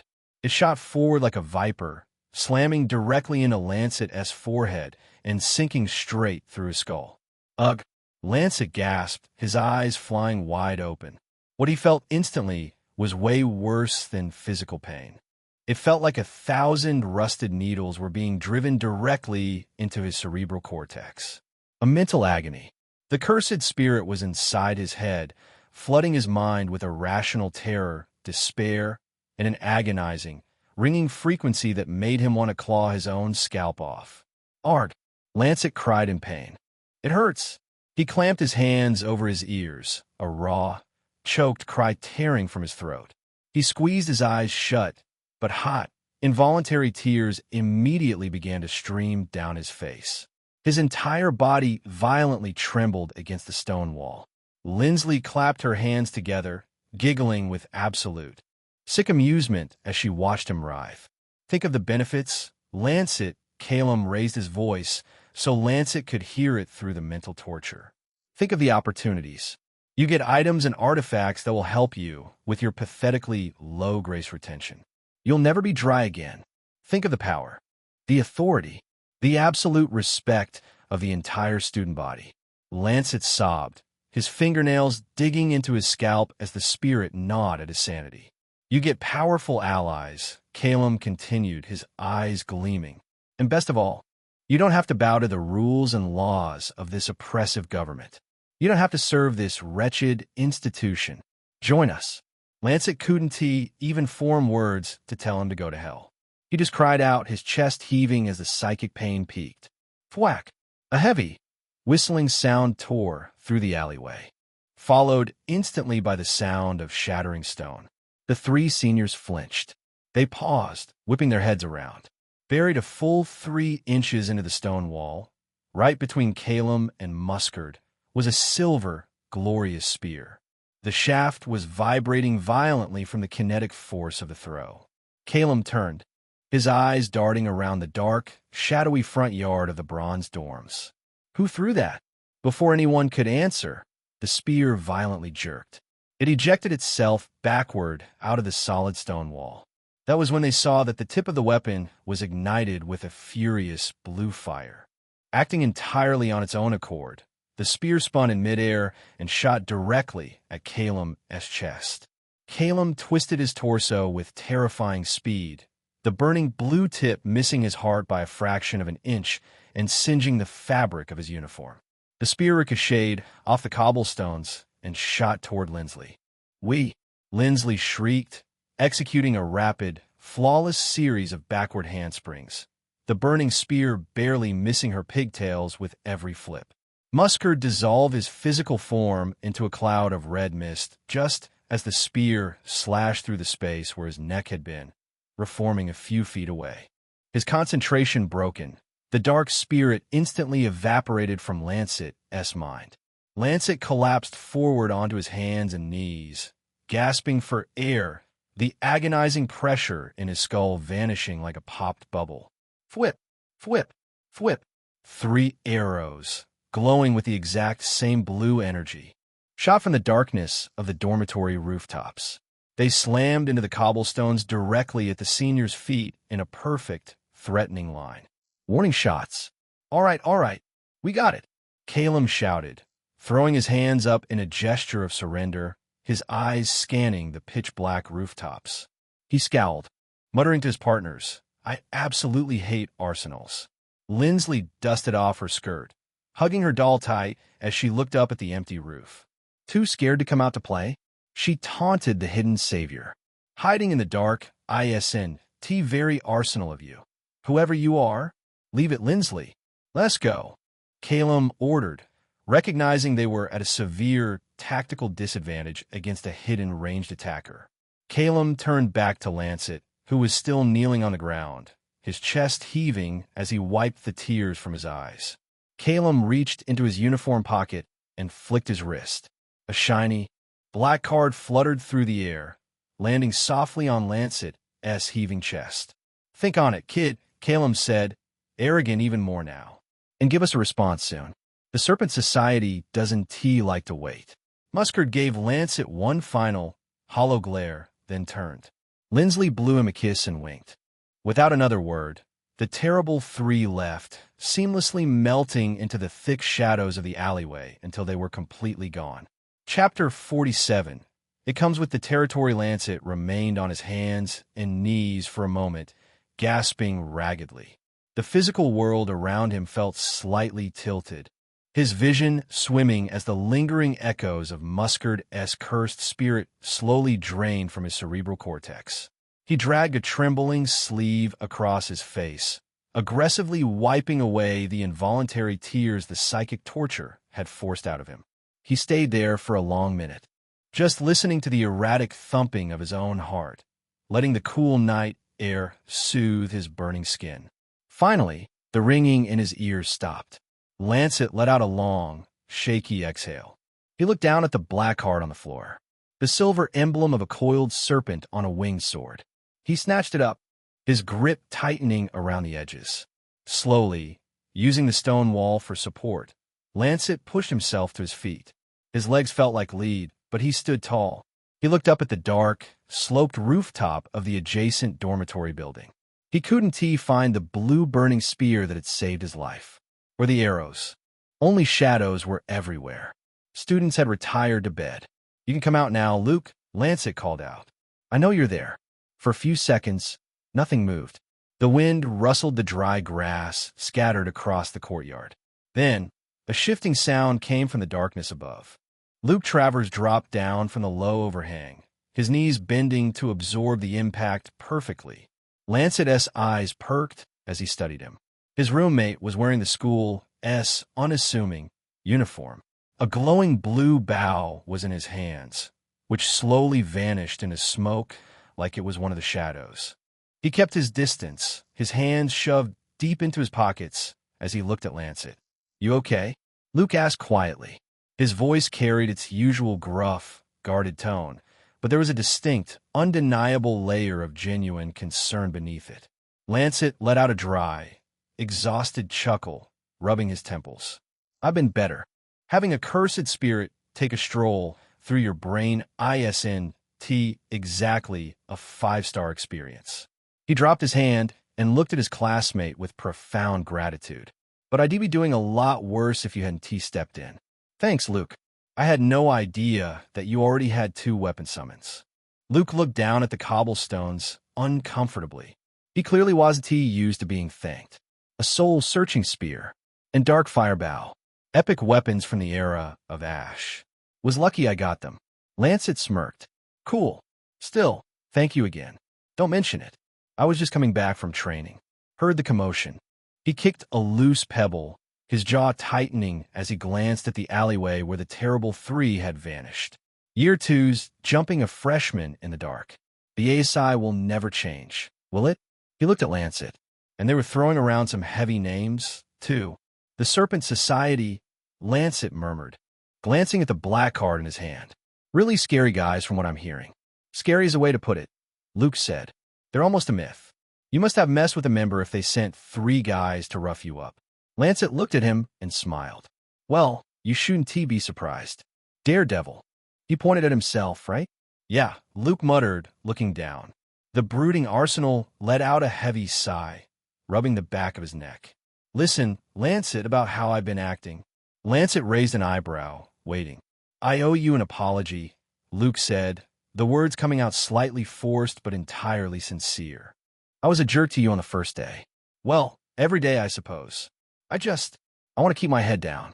I want to survive this academy without drawing attention to myself. When you fought with those Year 2 douchebags, I figured you were just a walking magnet for disaster." Luke looked at the bruised, exhausted freshman leaning against the wall. "But seeing those 3 gang up on you, I get it now. It's completely impossible for you to stay out of trouble. When you have a platinum legend standing behind you, you don't even have to look for a fight. The fight is going to come to you whether you want it to or not."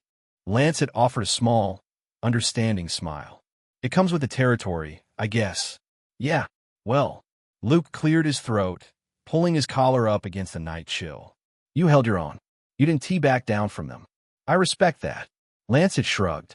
"Would you look at that? Character growth came earlier than I expected." Luke shot him a raised brow. "What are you talking about?" "Never mind," Lancet replied gleefully. The Arsenal looked at him for a while and just sighed, his expression hardening back into his usual guarded look. "But do me a favor. Okay, don't tell anyone I helped you tonight, or that we had this talk." "Why?" Lancet asked, already knowing the answer. "You don't want anyone to know you're friends with the slum rat." "Yes," Luke said firmly. "But not just that. I don't want the Serpent Society looking my way. I don't want a target on my back or anything like that. I just want to fly under the radar until I leave this school. Just keep this between us." Lancet looked at his roommate. He saw the quiet determination in Luke's eyes, the desire to just survive in a school that treated their class group like dirt. "Huh, I guess you have my word, Luke." Lancet nodded solemnly. "I want to tell a soul." Luke nodded appreciatively. "Get some rest, Lancet. You look like hell." Without another word, the Arsenal turned and walked away, heading into the dorms that they both shared. Lancet watched him go, a quiet sense of camaraderie settling in his chest. Summoner D was full of outcasts, but maybe they weren't entirely alone. He followed after Luke into their room. As he walked, he looked down at the black card in his hand. This wasn't the original plot, but still the plot was moving. It was moving way too fast for him. The big bads of the academy were already sniffing around, trying to pull him into their war. If he refused them again, they wouldn't send Year 2s with warning shots. They would send the big guns. And Lancet knew some of them. Grimacing, Lancet tore the card straight down the middle, then tore the halves again, letting the pieces flutter into the trash can. He needed to get stronger, and he needed to do it right now. Thanks to the dungeon clear, he had enough creativity points. And thanks to the Orc King's heart, his soul core was a massive reservoir of 1250 max grace. Tonight, he was going to create his next heroine. He was going to create Thor. Chapter 48. Don't play it down, Lancet, and Luke trotted into the room, keeping a fair distance to avoid assumptions that they had been walking together. Casto and Anita rose from their beds. Where the heck have you guys been? Luke said nothing. He climbed onto his bed, instantly pulling a worn comic book over his face to shut out the rest of the room. Lancet, Casto blurted out, deciding to focus rather on him. Man, we were looking all over for you. Anita let her puppet collapse into a lifeless heap of joints and stood up, brushing off her skirt. Her usual nervous demeanor was replaced with a bright, genuine relief. We wanted to congratulate you properly, she said. Winning the MVP back-to-back is no ordinary achievement. You're making us famous by just being your roommates. Lancet leaned back against the heavy wooden door for a second, letting the solid surface hold up his weight. The headache was still there, ever faint. Thanks, Lancet managed, his voice raspy and devoid of any celebratory excitement. But I really didn't do much. Astincia did the heavy lifting. I was trying not to pass out. Don't do that. Don't play it down, Casto insisted, stepping forward. He glanced nervously at Luke's motionless form, then lowered his voice slightly. Those tips you gave us really helped. I was actually one of the top contributors. Anita did great too for her summon's first time. Anita flashed a happy smile. Lancet nodded tiredly. I'm glad it helped, guys. Now if you just move out of the way. I really need some shut-eye after today. Hold on a bit, Casto said, grinning like he had a secret. He reached under his pillow and pulled out a small, tightly bound leather pouch. He walked over and pressed it firmly into Lancet's chest. We know you're completely drained, so we used some of our profits that we were rewarded today. Lancet frowned, peeling back the flap of the pouch. Inside, nestled in protective velvet, were 2 glass cylinders. They were filled with a thick, incandescent golden liquid. Magical supplements. Lancet's tired eyes widened. Guys, he started, feeling a genuine pang of gratitude cut through the fog of his exhaustion. These are expensive. You didn't have to. Just take them, Anita said softly, offering a warm smile. You earned them. We got those profits because of you anyway, and we know you need it. I really appreciate it, Lancet exhaled quietly. He carefully closed the pouch and slipped it into his pocket.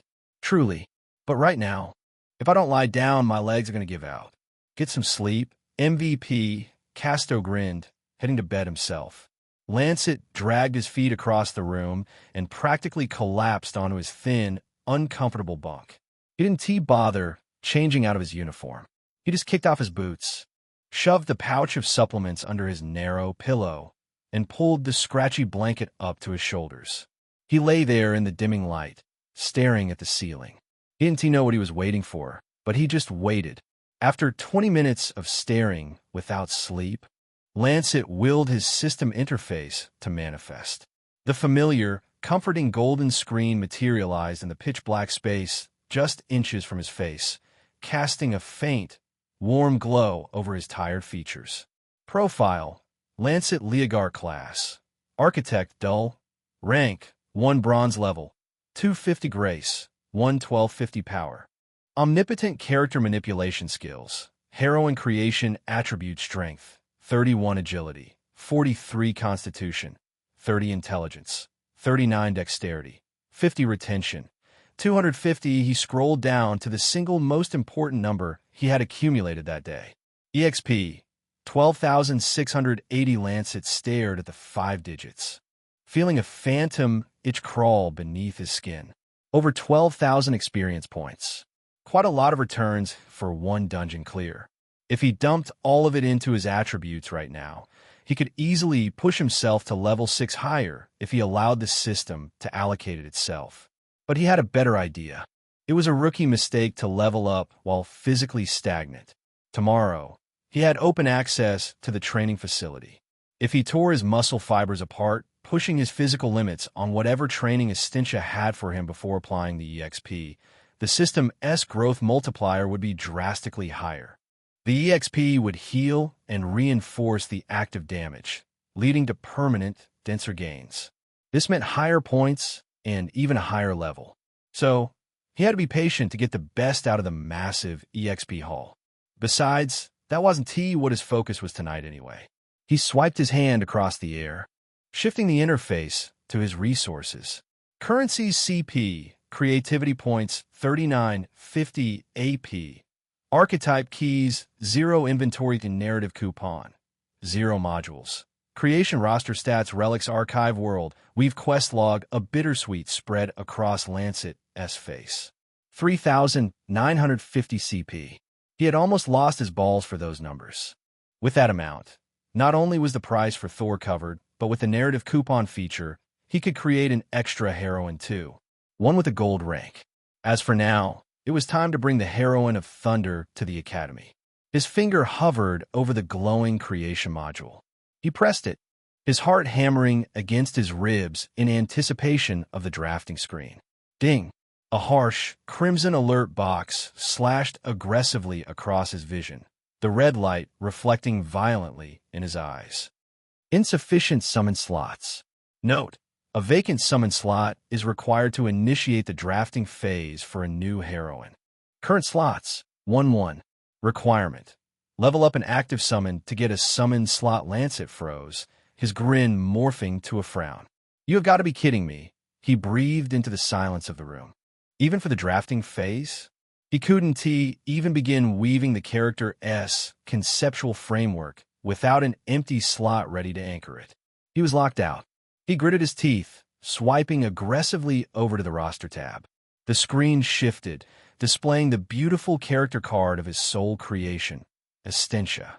Profile: Estintia Valengard. Title: The Iron Will of Mortality class. Iron Will Knight. Advanced. Rank: 8 Platinum level. 250 Lancet focused on her EXP pool. During the dungeon raid, he had subconsciously noted that Estintia was being rewarded exactly half of the total EXP generated by her kills. While he got the full boon, he tapped her profile to open the detailed view. Available heroine EXP: 6,340. Right below that number was the massive, intimidating yellow bar that tracked her progress to level 201. Lancet placed his finger on the glowing 6,340 value and manually dragged it down into her leveling pool. The system chimed softly. The yellow bar lit up, a vibrant gold creeping from left to right. Lancet watched it intently.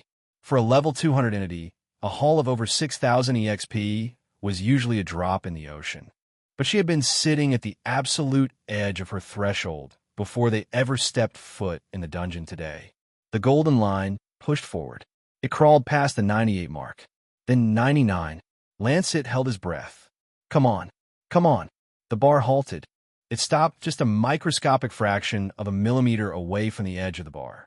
It was so close that if it didn't T-squint, it looked full. But it wasn't T. The system's rigid mathematics cared nothing for visual proximity. She was left needing mere tens of numbers. A handful of experience points to cross the threshold in a level 201 so he could get his second summon slot. Lancet let his hand fall to his side, and he sighed dramatically.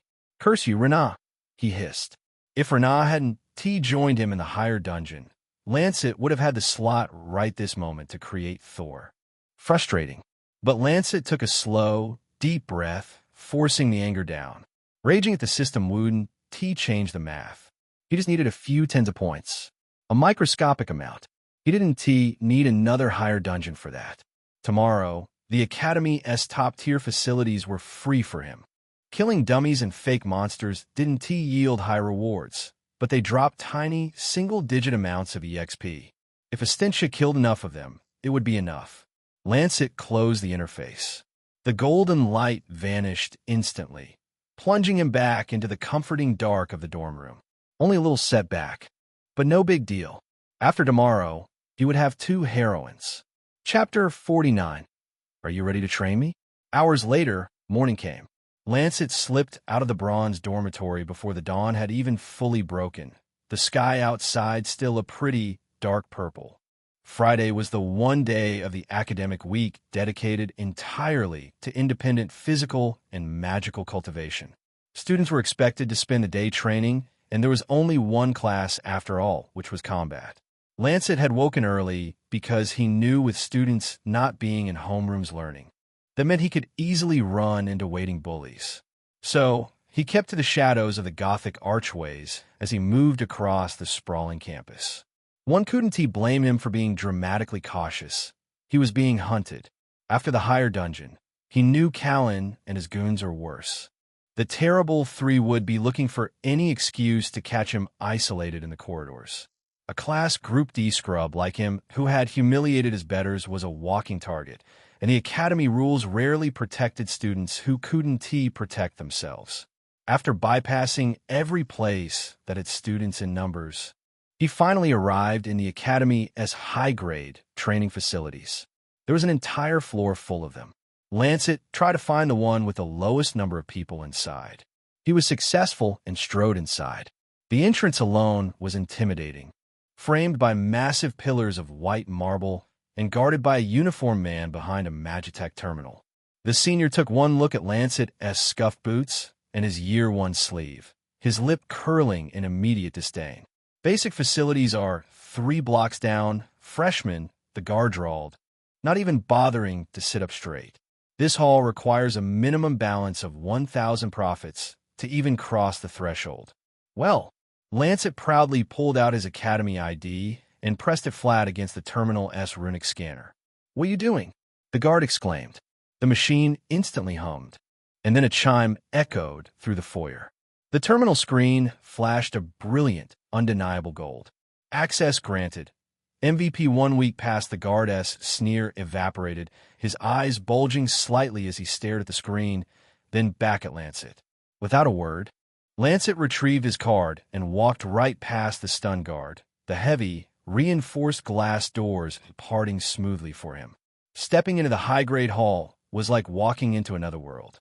The floor was shiny, with a smooth white color that reflected the action going on, including the lights on the room's lofty ceilings. This was the place where the academy's elite, the wealthy heirs and the elite 1 heirs, utilized their profits. Students dressed in shining, tailor-made combat gear were stretching on shock-absorbing mats, and their auras burned with a thick, heavy presence. However, the actual beauty of the entirety of the building was located within the center of the hall in this situation: the spatial simulation chambers. These were not just regular sparring rings, but were instead three-dimensional, huge glass tubes connected to the white floor by huge, complex runic structures. These training boxes used magic and localized folding in space to create several different, fully realistic combat environments based on a variety of terrain features. Through the thick glass of the nearest column, Lancet watched a third-year student wading waist-deep through a hyper-realistic putrid swamp, parrying the vicious strikes of synthetic reptilian beasts. In another column, a swirling, violent blizzard raged, the localized weather system dropping the temperature so severely that frost coated the outside of the glass. The spatial magic was flawless. It was a playground of lethal environments, completely isolated from the pristine hall outside. Lancet found an unoccupied sector near the back, and he slowly walked towards it. He closed his eyes, taking a slow breath as he focused on his core. The magical supplements Casto and Anita had given him were borderline overwhelming. When he had downed the glowing golden liquid earlier in the dorm, it had hit his malnourished system and made him a brand new man. Even now, after initiating separation, he was left with a total grace of 770. For a one-in-a-lifetime student like Renat, 770 MP was pocket change. But for Lancet, whose initial cap was a mere 250 MP, it was a miracle. It wasn't his full 1250 grace capacity, but it was still 520 more grace than he had ever naturally held. Despite that, Lancet couldn't bring himself to be fully happy with this accomplishment. His mind kept creeping back to the Terrible Three and the Serpent Society. He was paranoid, wondering if they were watching him right that moment. Lancet cursed as he swept his gaze across the hall.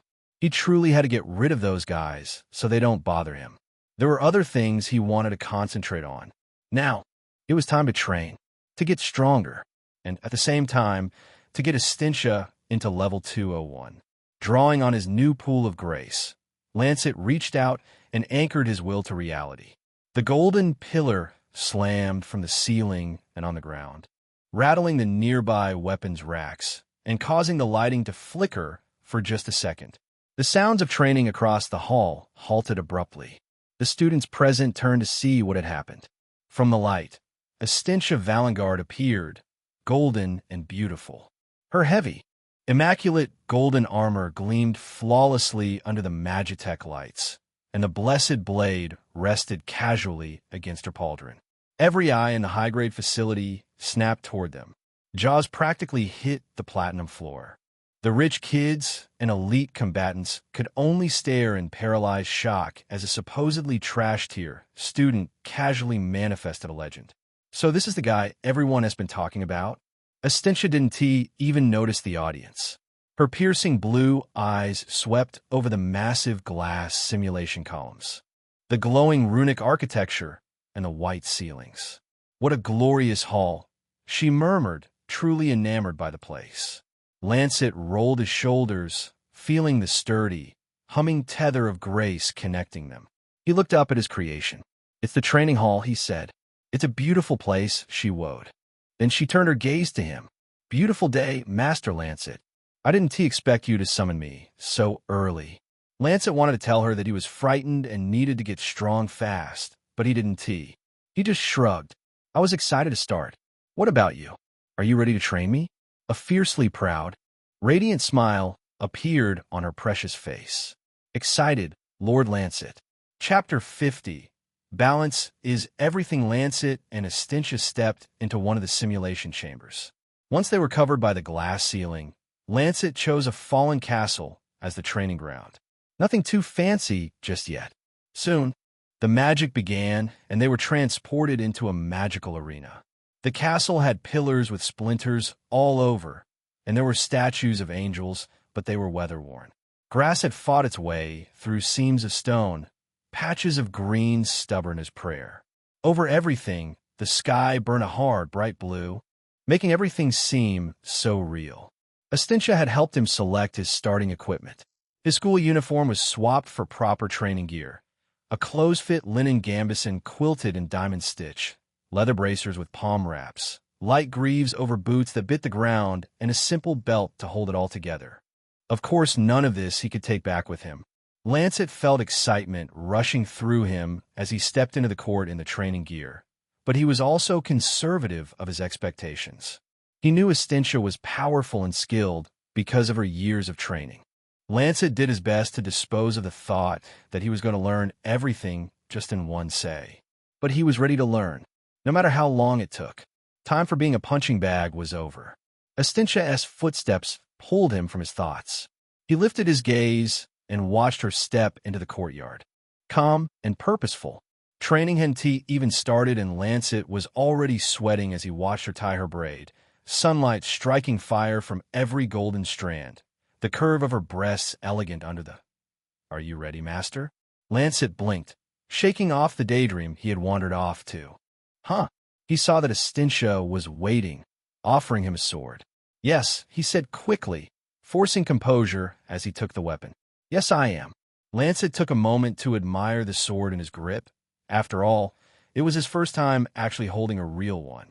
He'd almost expected Estintia to start him with a wooden sword like he'd seen in numerous manhwas, but she had actually given him a real, excellent sword. "There are dozens more like it in the weaponry there," she remarked, pointing to a broken bucket of swords behind Lancet. "But this one I think will serve you for training. Steel teaches faster than wood." Her smile was warm and encouraging. "Is it to your liking, Master?" Lancet looked up at her, tightening his grip on the hilt of the sword. "Yes, it is." He felt the weight of the sword on his palm. The weapon was heavier than it looked. "Thank you, Estintia. I'm only doing as I promised," she replied. Excited, Lancet tested the sword with a few awkward slashes in the air as Estintia watched. "So what now?" he asked after he was done showboating. Estintia folded her arms just below her breasts, tilted her head as a slightly amused smile stretched below her nose. Now, I correct the abomination you call a stance." Lancet's brow furrowed. "Abomination? I thought I looked decent," he muttered, shifting his feet wider. "You look like a farmer trying to swat a chicken, Lord Lancet," she replied playfully. Lancet grumbled, feeling self-conscious all of a sudden. Estintia stepped inward, circling him like a hawk. "You cannot think of the sword as merely a blade. It is three truths in one hand: the hilt where the strength rests, the guard where defense holds, and the edge where death whispers. You cannot neglect any of them if you wish to survive a battle." She stopped near enough for Lancet to notice a droplet of sweat trailing down her neck. All the way down her collarbone and into her cleave, she tapped his shoulder, gently, with 2 fingers, prompting him to straighten his back, regaining himself. "That's a better posture," she applauded him, stepping back a bit. Lancet swallowed. "What am I doing? Concentrate." It wasn't very easy being close to someone as beautiful as Estintia, expectedly when she was once a figment of his imagination. Not many guys were lucky enough to bring their dream girls to life. It was difficult to focus on anything that wasn't her. Yet, Lancet knew that he had to. This was important. "A sword is an extension of your body," Estintia continued. "Treat it like a partner in a dance. Lean too much on it, you stumble. Lose it, you die." Lancet blew out a breath. "Must be a very dangerous dance." "MMH?" Estintia smirked. "You could say that." She moved behind him, guiding his elbows outward, helping his wrists to level. Lancet forced himself to ignore the heat from her skin and focused on the sword. "The weight must settle at your center, not your arms. Feel it flow down your spine into the earth. That is where you find balance." He tried to mimic her words, tightening his stance. He loosened his grip on the hilt of the sword, focusing more on balancing the weight rather than just holding on for dear life. "Like this?" he asked her. Estintia examined his stance for a moment before replying. "Yes, like that. Now, swing at me." Lancet paused, startled. "What? Swing at you?" Her eyes gleamed with confidence, hands behind her back. "Yes, come at me, as though I were your foe." Lancet raised the sword hesitantly. "What if I hurt you?" Estinthia's smile was almost mischievous. "I'm sorry, Master Lancet, but I think I'm the one who should be worried about that." That playful jab was enough to set his mind. Lancet swung. The clash lasted less than a heartbeat. Lancet moved his feet forward and dragged the sword in an arc, but Estintia, barely even moving, sent the blade spinning from his hand by merely blocking with hers. It clattered on the floor like a discarded toy. Lancet rubbed his wrist, glancing up at her. "It's not exactly fair if you are using your speed and agility stats to take the advantage." Estintia shook her head hurriedly. "I promise you, Master. This is pure swordsmanship and nothing else." Lancet grunted, still massaging his wrist. "Nearly took my hand off." She smiled patiently. "Would you like to try again?" Lancet agreed, tentatively, and picked up the sword, drawing close to her with it raised high by his side. Once more he swung, and she blocked it again. He tried yet again, pushing every ounce of his will into the attack, but in a flash his hand was empty. The blade skittered across the stone floor with an irritating noise. Lancet groaned. Is there a point to this? You do know I'll never actually land a hit on you, right? No matter how good I get." Estinthia's smile remained. "Of course, but I'm not the measure, Master. When I notice a shift in your stance and attacks, I will know. Even if you can't hit me, you could still do well against other enemies." He sighed, rubbing his wrist. "So I just have to endure the endless humiliation of being outclassed by my own summon." Estintia gazed at him for a moment, their eyes locked as a cool wind brushed past, blowing strands of their hair over their faces. They both smiled. "You're such a grumpy lord," Estintia said. "You asked for this. Remember?" She crouched, retrieving his sword this time and pressing it into his hands. Lancet looked down at it. "When the sword is torn from you in a battle, You should feel a certain sense of abstract pain, like an amputation, as though your very hand was severed. If you do not feel this pain, then you do not yet know what it means to wield a weapon. Lancet's throat tightened. That S grim. This world is grimmer, she answered simply, even though it is a bit different now. She smiled at him. Would you like to continue the training? Lancet nodded. Yes, I would. That is great to hear, master. Estintia stepped back, then stopped. We'll begin with endurance. Endurance? Endurance and balance, she explained. You must hold the blade until it ceases to feel like a burden. She assisted him into a standing position of legs pressed together, arms outstretched to opposite sides, sword in his wielding hand. The blade extended in the same direction. You must hold the sword until you no longer notice the weight, when it feels like part of your body. Lancet's arm trembled as he held onto the sword. And this is going to make me a better fighter? Estentia's expression softened. Of course. Balance is everything. Lancet shrugged, still maintaining the position. Just don't be surprised if I impress you sooner than you expect. Estentia's lips curved faintly, but she didn't reply. She only watched as Lancet's arm began its long battle with the weight of steel. For Lancet, he found himself wanting to win, but not because survival demanded it, but because Estintia was watching. Lancet was desperately trying to impress her. Chapter 51. Proud is not bad. All he ended up doing was failing monumentally. Training, no matter how brutal, usually kept one busy or distracted. But the rigid T-stance that Estintia had Lancet do was not only painful. It was boring. The first hour wrecked his shoulder. The second hour shattered his pride. By the third, his breath sounded like the dying engine of an old truck. Lancet felt like he too was going to die. At some point, he thought he was already dead. He didn't have the exact adjectives to fit the immense pain he was going through. On the other hand, the sight of Estintia sitting in front of him in the destroyed castle was the soothing part of it. He didn't mind that at all, but she was barely showing him any mercy. The sword had fallen multiple times, and all she would do was tell him to pick it up and keep going. What kind of summon watches her master suffer? She laughed whenever he said that. The sun slid across the castle's roofline. Time was trickling by, albeit very slowly in Lancet's opinion. He had been standing like a scarecrow for hours, with only a few minutes given to him for a lunch break. His arm trembled like a scared goat. The sword dragged at his wrist, and sweat poured down his bloated red face, stinging his eyes. He wanted to cry. Try to hold, Master, Estintia said. I am, he hissed between his teeth. Be gentle and firm, she added gentler now. Do not bargain with the weight, Master Lancet. All it wants to do is wear you down, make you give up. Own it. Lancet did his very best to do just that, to ignore the relief that came with giving up and focus on owning the weight. The rules were simple enough. If he maintained this position, the weight of his sword would continuously pull him down, ache both arms, especially his wielding arm. He had to hold it until the weight vanished. Not because the sword grew lighter, but because his body grew stronger. Because the sword was now part of himself. As simple as it was almost impossible to execute. Lancet failed, and failed again. The blade dipped. His elbow buckled. His shoulder burned and ached, and his collarbone had turned sour. Every time the point of the blade drooped, Estintia would quietly lift it with 2 fingers and set it back straight.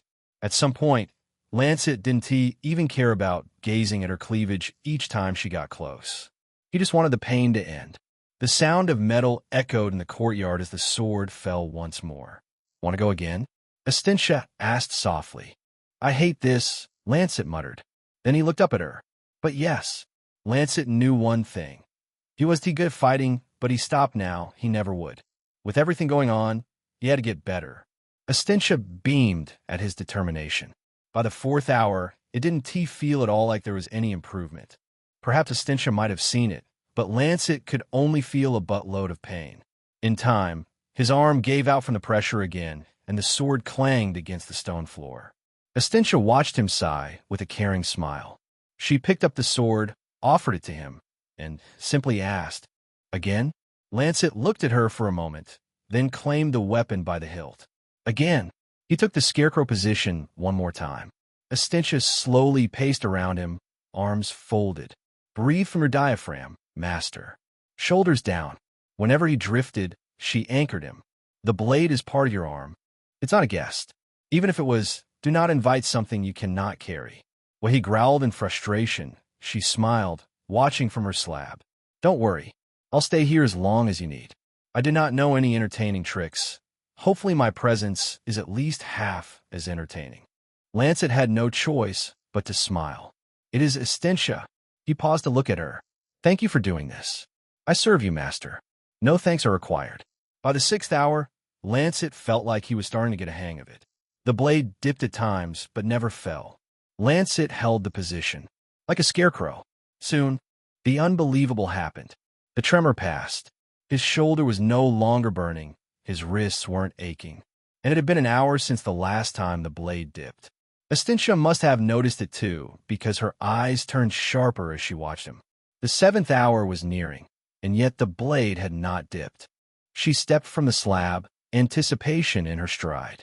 Keep holding it, master, she whispered to hide her excitement. I am, Lancet said, and this time it wasn't a lie. Estintia walked closer, counting the seconds in her mind as the 7th hour approached. Once it did, her lips parted into a big, beautiful smile. You did it, master, she praised. You have mastered the first weight. Lancet lowered the sword carefully, feeling a rush of fulfillment flow through him. 7 hours. 7 hours it took him to master the weight of a freaking sword. But at least it was worth it. Not only was he stronger, but he got to see the smile on that beautiful face of hers. So, you're impressed? He asked her. I am proud, she corrected. It landed like a benediction. Proud is not bad. It's better than impressed, I suppose, he said, grinning despite the sweat. But hold on. Maybe I didn't hear you well before, but did you say first weight? They stared at each other. Left hand, Estintia said at once. Lancet frowned. Seriously? Wielders who die often do so because they never learn to live with weakness. We'll train your left hand another day. Lancet let out a sigh. That's a relief. How about we move on to combat for now? Estintia suggested. I'm not a swordsmaster, but with my instant comprehension, there is basically no weapon I cannot use. I can teach you fairly well how to fight with a sword. Lancet's blue eyes glistened. I can't wait. All right. Estintia unsheathed the blessed blade and spun it by her side. There are 8 main types of sword attacks. High Sunday, low moon. East wind. West wind. Falling star. Rising river. Serpent S cross. And angel S needle. Lancet stared at her. Estintia, that was way too many words. She smiled. You'll catch on quick. Don't worry. She was fairly right. Lancet did catch on quick. They drilled the cuts together. Vertical down, high sun, diagonal right, west wind, diagonal left, east wind, a short, savage thrust, angel S needle. With these names, Lancet found swordsmanship very easy to learn. He hadn't really tested other weapons, but he already subconsciously decided that the sword would be the weapon of his choice. Cliché as that was. Estintia layered in footwork. She taught him how to advance, gather, retreat, and sidestep. She made him count beats in his head, 1 for measure, 2 for claim, 3 for finish until he hated numbers. Then she taught him how to parry. She made him binder blade, made sure he felt the pressure through the crossguard. Because of her near perfection in using the blade, Lancet pushed himself harder, wanting to keep up with her, even though it was impossible. As hours passed, sweat drenched his back. When Estintia stopped the training, he almost kissed the floor in thanks. Lancet rested his back on the pillar, panting the hardest he'd ever panted in his life. As she watched him, Estintia tried not to feel guilty for putting her master through such gruesome training. Though it was nothing like what she went through during the era of Ash, she could see the toll it had taken on his much weaker body, even though it was for his own benefit. And he did ask for it. Estintia walked towards him, then stopped, her toned, thick legs blocking his vision. We've been here for almost 10 hours. She said, should we not return? Lancet shook his head. Don't worry. It's only been 5 in the real world. Oh, Lancet took one deep breath and rose to his feet. All right. He plastered a determined look on his face. What is next? Astincia, unable to hide her admiration, smiled lovingly, tilting her head to the side. How about a spar? Lancet froze. Chapter 52. You want me to spar with you? You want me to spar with you? He asked her, unknowingly giving her a once-over. Yes, Astincia said, her smile still present. How else would I know that you've learned anything if I don't see you use it in combat? Lancet pouted his lips as he thought for a while. Don't worry, Astincia noticed his silly fear. I want to use my full power on you, master. Lancet pretended to not have been concerned about that. He straightened his shoulder and puffed his chest. Worry? I wasn't worrying at all. Astincia's smile widened. Of course not, master. Lancet picked up his sword and stepped into a circle that had been drawn with chalk. Astincia stood across from him. The blessed blade looked humbler in her hands than it had any right to. Lancet's sword, on the other hand, felt like a long-limbed animal he was trying to convince not to bolt. His stance and his hold hand reached near perfection, at least for a learning human. But a platinum awakener like her? No one matched her stance and hold. Have you ever had a spar before? She asked him. Lancet downed his brows. That obvious, huh? No, she chuckled. Not all. I was only asking so I could measure your experience. You want to know how hard you should go? He asked. Well, give me your best, and don't hold back. Lancet bent his knees and clenched his grip on the hilt. Astincia knew she couldn't do that, and he didn't even mean it anyway. But she was going to be completely docile or take it too easy on him. She and Tia found out why her master was so determined on learning how to fight. But for now, she was fine with making sure she completed the task he gave her. Teaching him how to fight. Remember, she said, I am not your measure. Lancet sighed, wondering if she had read his mind. I know, but if I touch you just once, then I win. Astincia smiled. I wonder what it is you would ask for as a prize. Lancet's eyes suddenly widened. Is she teasing me? I didn't know there were prizes. He smirked. Now I'm for sure going all out. He opened briskly with Rising River, the blade coming up from low to high with a cut meant to catch her under the guard. Astincia slid aside, light as a rumor, and tapped his knuckles with the flat of her sword. Lancet grunted and tried Serpent's cross across her midline. She stepped in, stole his space, causing his own guard to trap his elbow. Then she spun around and pointed the tip of her blade on his stomach. This is humiliating, Lancet said, breathless. But again? She asked, smiling. Lancet peered in her eyes, seeing she was enjoying herself. Again, he concurred. And so they sparred for minutes, their sweats mingling with the air, their swords clashing and their hearts beating. Lancet lost every exchange. But on the 16th one, he feinted west wind and twisted into Angel's needle, a short, mean thrust. But Astincia vanished from his line, so quickly he barely tracked it. When he spun to find her, she tripped him, causing him to lurch. However, Lancet pulled the unexpected move of snatching her elbow and pulling her with him. Both of them went down together. With a thump, Lancet's back hit the ground, and Astincia fell on top of him. Olaf. Astincia's hair smelled like sun-warmed leather and spice, and her eyes were just as blue as heaven. She pressed close to him, nearly losing her balance as the sword skittered away. Quickly, Astincia raised her head, and their eyes locked almost instantly as they realized their proximity. They stared at each other for a while.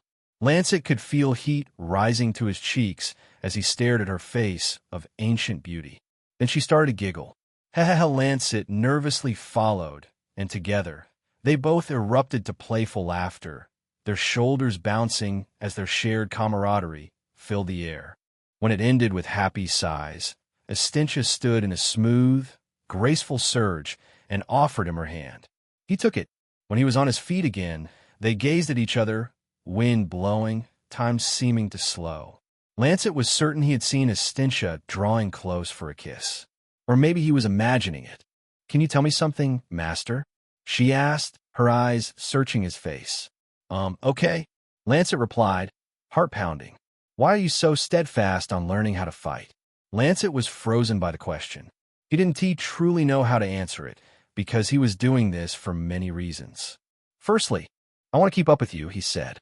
Estintia's blue eyes raised a bit, surprised. Back in the orc dungeon, Lancet continued. To be honest, I didn't like staying behind while you and Renah fought the orc shamans or the high orcs.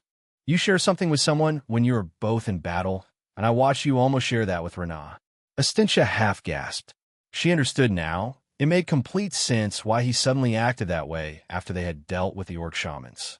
It might not have meant anything to her, but to him, she saw how he could have felt left out and replaced by someone who was even a rival. Estintia's heart ached. I'm sorry, Master, she pleaded. It was my actions that made you feel this way. No. Lancet waved his stretched hands. It's not your fault at all. It was bound to happen. And besides, you've already apologized, and you got me the orc's heart. It's up to me now to get stronger so I can fight side by side with you, not just yell command from the back. Estintia smiled warmly. Should we do just that then? You said there are simulated monsters beyond this castle. Yes? Yeah. Then why don't we go battle and kill them together? Lancet's lips stretched to a small smile. Let us do it, he said, gripping his sword's hilt with conviction.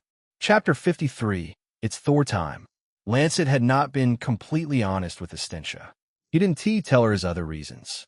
He didn't tell her about the Serpent Society, and he definitely didn't tell her about the EXP he needed her to get so he could unlock another summon slot.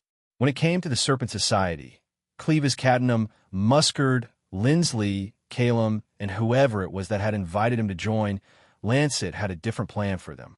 He could tell Estintia about them, but she would only bring them to justice, making sure they were reported to the authorities. Lancet knew that wouldn't be enough, not just because the serpents were strong and vengeful enough to strike back at him, if not permanently knocked down, but whatever justice Estintia would give them was too kind compared to what they deserved. Lancet wasn't going to force her to go beyond her morals. He was going to ask her to do something against her own code just because he asked. That was the whole point of this, wasn't it? So instead, he was going to make Thor Stormchild do it. Estintia is a heroine who believed in justice, truth, and protecting the weak. Thor was coming, and she would be a heroine who believed in vengeance, power, and destroying those who harm. Lancet was going to deal with the Serpent Society problem using her. They're close. Lancet snapped from his thoughts at the sound of Estinthia's voice. He noticed rustling in an underbush and his grip tightened on his hilt. Through the thick ferns, 3 hunched figures emerged. They were forest goblins. Although simulated, they were just as ugly and green, clutching rusted blades. Level 4s, Lancet muttered, reading the floating markers above their heads. Seems like a perfect baseline, Estintia said calmly, taking a deliberate step back and lowering her sword. The one in the center is yours. Remember what we learned in the castle. Lancet nodded at her. With a shriek, the center goblin launched itself forward with terrifying speed. Lancet moved out of the way. The goblin landed and swung wildly at his ribs, but Lancet stepped into the guard rather than away from it. He brought his sword up, catching the goblin's rusted blade near the hilt where the leverage was weakest. Sparks flew. Lancet's arms vibrated violently from the impact, but his footing held. With a sharp exhale, he twisted his wrists, shoving the goblin's blade wide, and drove his shoulder directly into the creature's chest. Lancet looked with wide eyes, shocked that he had been able to do that. He watched the goblin stumble backward. Off balance, quick to follow through, he gripped his sword and cleaved downward. The steel bit into the goblin's simulated collarbone. The construct shattered into a burst of blue, polygonal light before dissolving entirely. Immediately, the golden interface shimmered at the edge of his vision. You killed a forest goblin, simulated. You have gained 16 EXP. Estintia, who had been watching with anticipation, erupted to an applause. That was magnificent, Lord Lancet. If only you could have seen yourself. Lancet stood straight and beamed a proud smile. Then he realized the other 2 goblins were attacking. I always knew. Estintia continued to praise him as she simply slashed her sword, killing both goblins with the wind arc her sword created. That you learn fast. The goblins disintegrated into blue pixels before they even hit the ground. 2 forest goblins, simulated, killed by heroin. Estintia has gained 32 EXP. You have gained 64 EXP. Lancet leaned against his training sword, wiping a thick layer of sweat from his forehead. So I get more EXP from my heroines killing a beast than I do when I kill the beast myself. This system really wants me to sit back and let my summons do everything.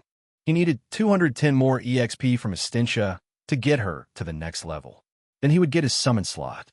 Come on, Lancet said. Let us kill as many as possible before they close the facilities for combat class. They spent the next 2 hours tearing through the artificial forest. Estintia drilled him mercilessly on his footwork, forcing him to engage the simulated beast while she handled the overwhelming numbers. Lancet's muscles ached, his lungs burned, but the steady ding of small EXP drops kept him moving. Estintia's experience points increased, gathering up to 60, then 90, then 150. Lancet gathered points of his own, adding more to his already massive pool that he was excited to add to his attributes once they were done with this. Estintia reached the 210 mark past it actually by demonstrating a cool spin-slashing move. She killed a high goblin with it. Then a robotic bell echoed from the invisible ceiling of the facility. A blue screen appeared in front of them. Alert! Training facilities are closed. Please report to your respective combat classes. Vacate the simulation chambers immediately. The forest around them began to dissolve. The trees and moss melting back into the white floor and heavy glass walls of the training cylinder. Lancet let his training sword drop with a metallic clatter, his chest heaving as he dropped to one knee. He was drenched in sweat, completely spent physically, though his grace pool was still robust. Saved by the bell. Lancet gasped out, resting his forearms on his knee. Estintia walked over to him, her armor spotless, not a single breath out of place. She knelt gracefully before him, lowering her head in a gesture of profound respect. I hope I taught you well today, Master Lancet. Lancet managed a tired grin. Of course you did. Heck, it may have been only a simulated beast, but I got my first ever kill. Thanks to you. Estintia smiled. You are stronger than you'd expect, Master. And no matter who I fight with, my loyalty will forever be with you. Lancet stared at her, his heart heavy as she stood stoically, waiting for the gold light to take her away. He stood up, his legs shaking slightly, then he waved her goodbye. See you in a bit. As always. The golden light came, and Estintia faded into the air, retreating into the sanctuary of the system. Lancet took a deep breath, the heavy silence of the hall rushing back in. He looked around and saw that everyone was staring at him. All right now, show us over. The guard from earlier called. Everyone get moving. Head on to your classes. Lancet didn't linger to bask in the stares of the elite students. He turned and left the hall before they could even sheath their weapons. The corridors were beginning to crowd with seniors and elite awakeners heading to their homerooms. Lancet kept his head down, his eyes darting to the crests on their uniforms. When he reached an elevator, he balked. He couldn't risk getting trapped in a confined glass tube with potential serpents. So Lancet pivoted and shoved open the metal door to the utilitarian stairwell. His thighs screamed in protest with every step he took down the seemingly endless flights, the torn muscle fibers burning from his recent training, but the paranoia kept his pace brisk. By the time he arrived in the combat hall for Summoner D, he was out of breath and his uniform was clinging to his back with sweat. The class Group DS combat halls were not as highly built and maintained like the ones in the higher levels, but they were still imposing and beautiful to look at. Mainly, this one set aside for Summoner D was a sunken arena lined with heavily scuffed black tiles and blast-shielded bleachers. It was pretty small compared to the A-class and B-class arenas, but large enough for the newbies of the academy to throw their low-tier summons at each other without collapsing the roof. Lancet scanned the rising rows of seats and immediately spotted a familiar couple. Casto was sitting in the middle rows with Anita. Casto looked up, tapped Anita on the shoulder, and pointed. They both smiled in relief and gestured to the empty seat they had actively defended between them. Lancet gave them a weary nod, climbed the steps, and collapsed into the hard plastic chair. Down in the center of the arena, Professor Chance, a scarred veteran with a perpetually scowling face, barked for silence. "Listen up, you miserable lot," Chance's rough voice echoed off the blast shields. "I've allowed you guys to settle in these last 2 weeks. But now, I'm done with taking it easy. Today we begin combat at the highest form, summon versus summon." The excited students began to murmur with each other. Casto and Anita shared a worried glance. First, Professor Chance raised a finger. "I will give you the proper education of how to engage in a duel of summons." Lancet's attention immediately drifted. Nothing he didn't already know. Besides, he couldn't wait any longer. The anticipation was gnawing at the edges of his mind. He called his system to life, swiping past his own abysmal character sheet and opened Estentia's roster card. There he saw the EXP Estencia had gotten from the training hall. 255 EXP. Lancet reached out, his finger pressing against the glowing pool of accumulated EXP. Deliberately, he dragged the points down and dropped them directly into the yellow bar. The interface lit up with golden light that reflected in Lancet's eyes. Then came a cascade of chiming notifications rapidly stacked in the center of his vision. "Ding! Your summon, Estencia Valengard, has leveled up. LV, 200 LV. 201. Congratulations on your first heroine level up. Preparing rewards. Ding! Rewards. 1 archetype key, platinum. 1 archetype key, gold. 1 summon slot." Lancet smirked with excitement. "All right, it's Thor time." Chapter 54. Pretty awesome. Sometimes Lancet's heroine creation screen blinked to life in front of him, displaying the panels he had first been introduced to when he created Estencia. Name, appearance, personality, role assignment, heroine, villainess, noble, civilian, NPC, backstory, family, birthplace, event, motive, archetype keys. Archetype keys allocate class and skills to your created heroine keys. 2 creativity points. 39, 50 minor details. Create heroine before he selected the first option. Name, he investigated the pricing once again, wanting to refresh his memory. As he remembered, if the narrative coupon subsidized the cost well enough, he could have enough CP to make a gold rank heroine too. Current balance: 2,500 CP. Cost analysis: silver rank heroine, 500 to 800 CP. Gold rank heroine, 1,000 to 1,500 CP. Platinum rank heroine, 2,000 CP. Last time, the coupon had cut down Estentia's pricing from over 4,000 CP to 1,900 CP. If Lancet performed to his best in creating Thor's character, he would certainly have enough to create the Academy senior heroine he wanted later on. But for now, all focus was on the heroine of Thunder. Lancet slid his hand to pull out the piece of paper where he had jotted everything he'd come up with so far for Thor. He looked left and right, making sure Casto and Anita weren't looking. Thankfully, their attention was fully captured by the ongoing duel of summons between 2 of their classmates. Lancet freely relaxed and began the character creation process.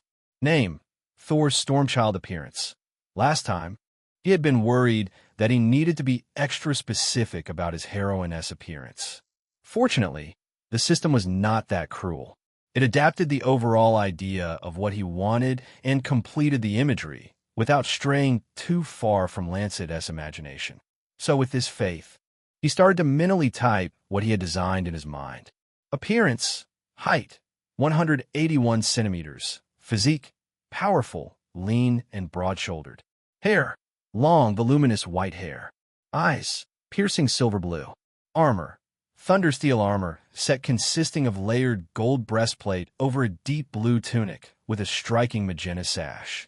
Headwear: a heavy, dark metal crown with glowing golden angular accents. Weapon: the Hammer of Force, a giant black and golden warhammer with kinetic powers to control her lightning ability. Lancet reread what he had written. He reimagined her in his mind and inspected his accuracy. Once he was satisfied, he moved on to the next category, one that was very important. Personality. Now, the reason this category was important was because it was molded by other categories. One S personality was a result of appearance, background, backstory, and even motives. With this in mind, Lancet knew that his Thor-S personality had to be consistent with every other attribute of her character design. Either he derived her personality from the motives and backstories he created, or he formulated motives and backstories to match the personality he wanted. The point was, doing exactly what he wanted wasn't easy or even optimal. If he created contradictory attributes like a stern personality, even though a character had a sweet, easy life, he would risk losing the narrative coupon and having to pay the full price. Not just that, he would also risk being a hypocrite, creating a heroine that made no sense, that had personalities and motives that clashed with other aspects of themselves, just so he could get a new summon to protect him, was exactly what he had criticized the author for. Lancet could just tell that whoever had sent him here was salivating at the thought of him proving them right and succumbing to the same thing he berated them for. So, even though Lancet could decide to fuck it all and just make an irrationally submissive heroine with mighty powers all for his purpose, he kept true to his code. Personality. Fiercely proud and unapologetically militant. Thor takes her duties as an awakener gravely, driven by a relentless hunger to slaughter demons and other forces of Gehenna. She is a soldier who loves to fight for a cause, but more importantly, a worthy master. She despises cowardice and weakness. Yes, in Lancet's head, that sounded like Thor all right. Even in his first draft for her, that was how he had always imagined her. He'd always planned for she and Estintia to be a duo, one kinder than the other, one fiercer than the other, both almost equally powerful. Now, it was time for the backstory. This involved two sections, family birthplace and the event. Lancet wanted Thor and Estintia to know each other, which meant grounding her firmly in the era of Ash. As for her birthplace, he chose Valkyrie Falls, though in Thor's time, it hadn't earned that name yet. Back then, it was known as the Crumbling Blue, a vibrant territory situated beneath a piercingly bright sapphire sky, framed by colossal mountains that constantly crumbled down massive stones, yet miraculously kept growing. Lancet looked away from the floating screen to his note, reading what he had written down concerning Thor's event. Event basically referred to the occasion that the heroine would be most known for in the lore, or just the most significant moment of their lives. Lancet had been thinking about this for a long time. He had written and rewritten ideas. He had gone through the record of heroes he had with him over and over. Finally, he came to a decision. In the canon of Awakener Supreme, the era of Ash was an incredibly important time. It was the first actual regrouping of the world to fully fight back against the Second World, Gehenna, and the demons it brought. Because it was such a chaotic, expansive period, a lot of massive historical events were just stated as fact but never fully explored. One of the most glaring examples was the Valkyries. They were a vanguard of 5 female awakeners led by the most powerful male and most powerful overall awakener of that time.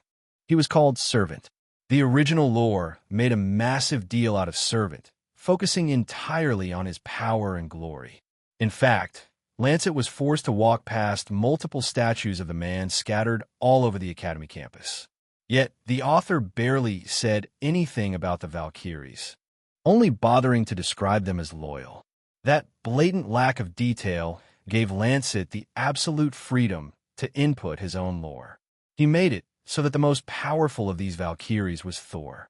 According to the official history books, Servant and his Valkyries had set out to Devil Fall, demon-claimed city turned into a citadel of Gehenna. Their mission was to cleanse it, though even now, hundreds of years later, Devil Fall remained uncleansed. The original lore only stated that Servant and his Valkyries died there. That was the empty space Lancet was going to exploit. He lowered the paper, turned to the translucent keyboard, and began to type his own truth into the system. Family birthplace. Born in the era of Ash, originating from the Crumbling Blue, known today as Valkyrie Falls, event. Thor was the strongest of the 5 Valkyries, the elite vanguard sworn to Servant, the greatest awakener of his time. History books say that Servant sacrificed himself to buy his Valkyries the opening to execute the demon head. But despite his sacrifice, the threat was insurmountable. Thor watched her sisters fall, and although she held on for long against the demon head, she was ultimately killed. Thor died with the agonizing guilt of failing her master's final command. Lancet had done it again, with the story never bothering to mention who the Valkyries were and what exactly had happened in Devilfall. He has been granted another opening to exploit. Lancet wrote Thor not just as one of the Valkyries, but the strongest amongst them all. Servant's second in command. The lore attunement was perfect. So perfect it felt like he had just slipped Cinderella's leg into the glass slipper. I'm pretty awesome sometimes, he praised himself. On to the next. Motive. With the backstory, Thor's motive almost seemed obvious. To be consistent, there was only one honest way to go. What would a character with her personality and backstory be motivated by? Motive. Thor seeks the absolute and ruthless eradication of all evil, no matter the cost. As an awakener and the only surviving Valkyrie, purging the forces of Gehenna is her holy mandate.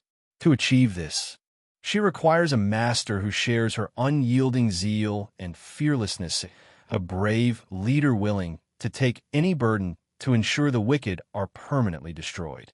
More personally, driven by the guilt of what happened in Devilfall, Thor wishes to fulfill her former master's final, uncompleted command. Lancet sat back and inspected his work. Holy hell, why don't I have a Netflix contract or something? He chuckled at his joke, but was still extremely happy with what he had come up with. It might have seemed like he was making it a bit too difficult for himself to make Thor a loyal summon. But what she wanted was a brave, fearless leader like Servant. And Lancet knew just how to prove that to her. But now, let us give Thor her thunder. Chapter 55. A battery of brutality role assignment. Heroine Villainesses. Noble civilian NPC Lancet selected heroine and moved to the next option. Heroine details. Well, here he was. In this section, the main price of Thor Stormchild would be decided. Then, depending on how well he did in the last section, the narrative coupon would cut the price. But just because he wanted her to be cheaper, didn't mean Lancet was going to be conservative when assigning her power. No, no, no. She is from the era of Ash, and she is supposed to be an equal in strength with Estintia. Speaking of Estintia, Lancet couldn't wait to see the conversations they both have, as if they've always known each other. Gosh, this power was so damn fun. I finally understand how it truly feels to play God, he thought with a smile. Heroine details class. Lightning Mage Advanced Class. Being a Lightning Mage, it meant Thor was under the Elementalist class group, although at her time, the Awakener Supreme Institute and class groups didn't really exist. Either way, Lancet could imagine fire blaze. Instructor for Elementalist D, being enraged at the idea of Thor being Lancet as summoned. Till now, Lancet was still ignoring invitations from Professor Dexter Marxist, Specialist DES instructor. The excited weeb teacher wouldn't stop questioning Lancet about meeting Estintia. In Fyodor's case, his jealousy might blow off the roof. But there was one factor that distinguished Awakeners who shared the same class group, or even similar classes. An advancement. Not all had it. Those who did were usually in the higher ranks from Radiant to Solar. It was a personal talent that manifested in one's class. Like in Estintia's case, as the Iron Will Knight. Her class was Knight, and her advancement was her Iron Will, making it possible to do anything within the reaches of her class itself. For Thor, Lancet had chosen Advanced Class, Tempest Lightning Mage description. Thor's power grows exponentially with every strike she takes in battle. This is the pillar of her unique trait, Cataclysmic Absorption. With it, every physical blow or magical attack she endures is instantly converted into raw, apocalyptic lightning within her core. The more she bleeds, the more catastrophic her retaliation becomes. She has a battery of brutality. A battery of brutality, Lancet repeated in his thoughts. Gosh, what did I get so poetic? Again, like with Estintia, a red light reflected in his blue eyes. The system rang the warning notification, letting him know that the heroine was worth more than the CP he had available. Lancet grinned, then crossed his fingers. Hopefully the coupon does its thing. The system began to ding softly, calculating CP cost.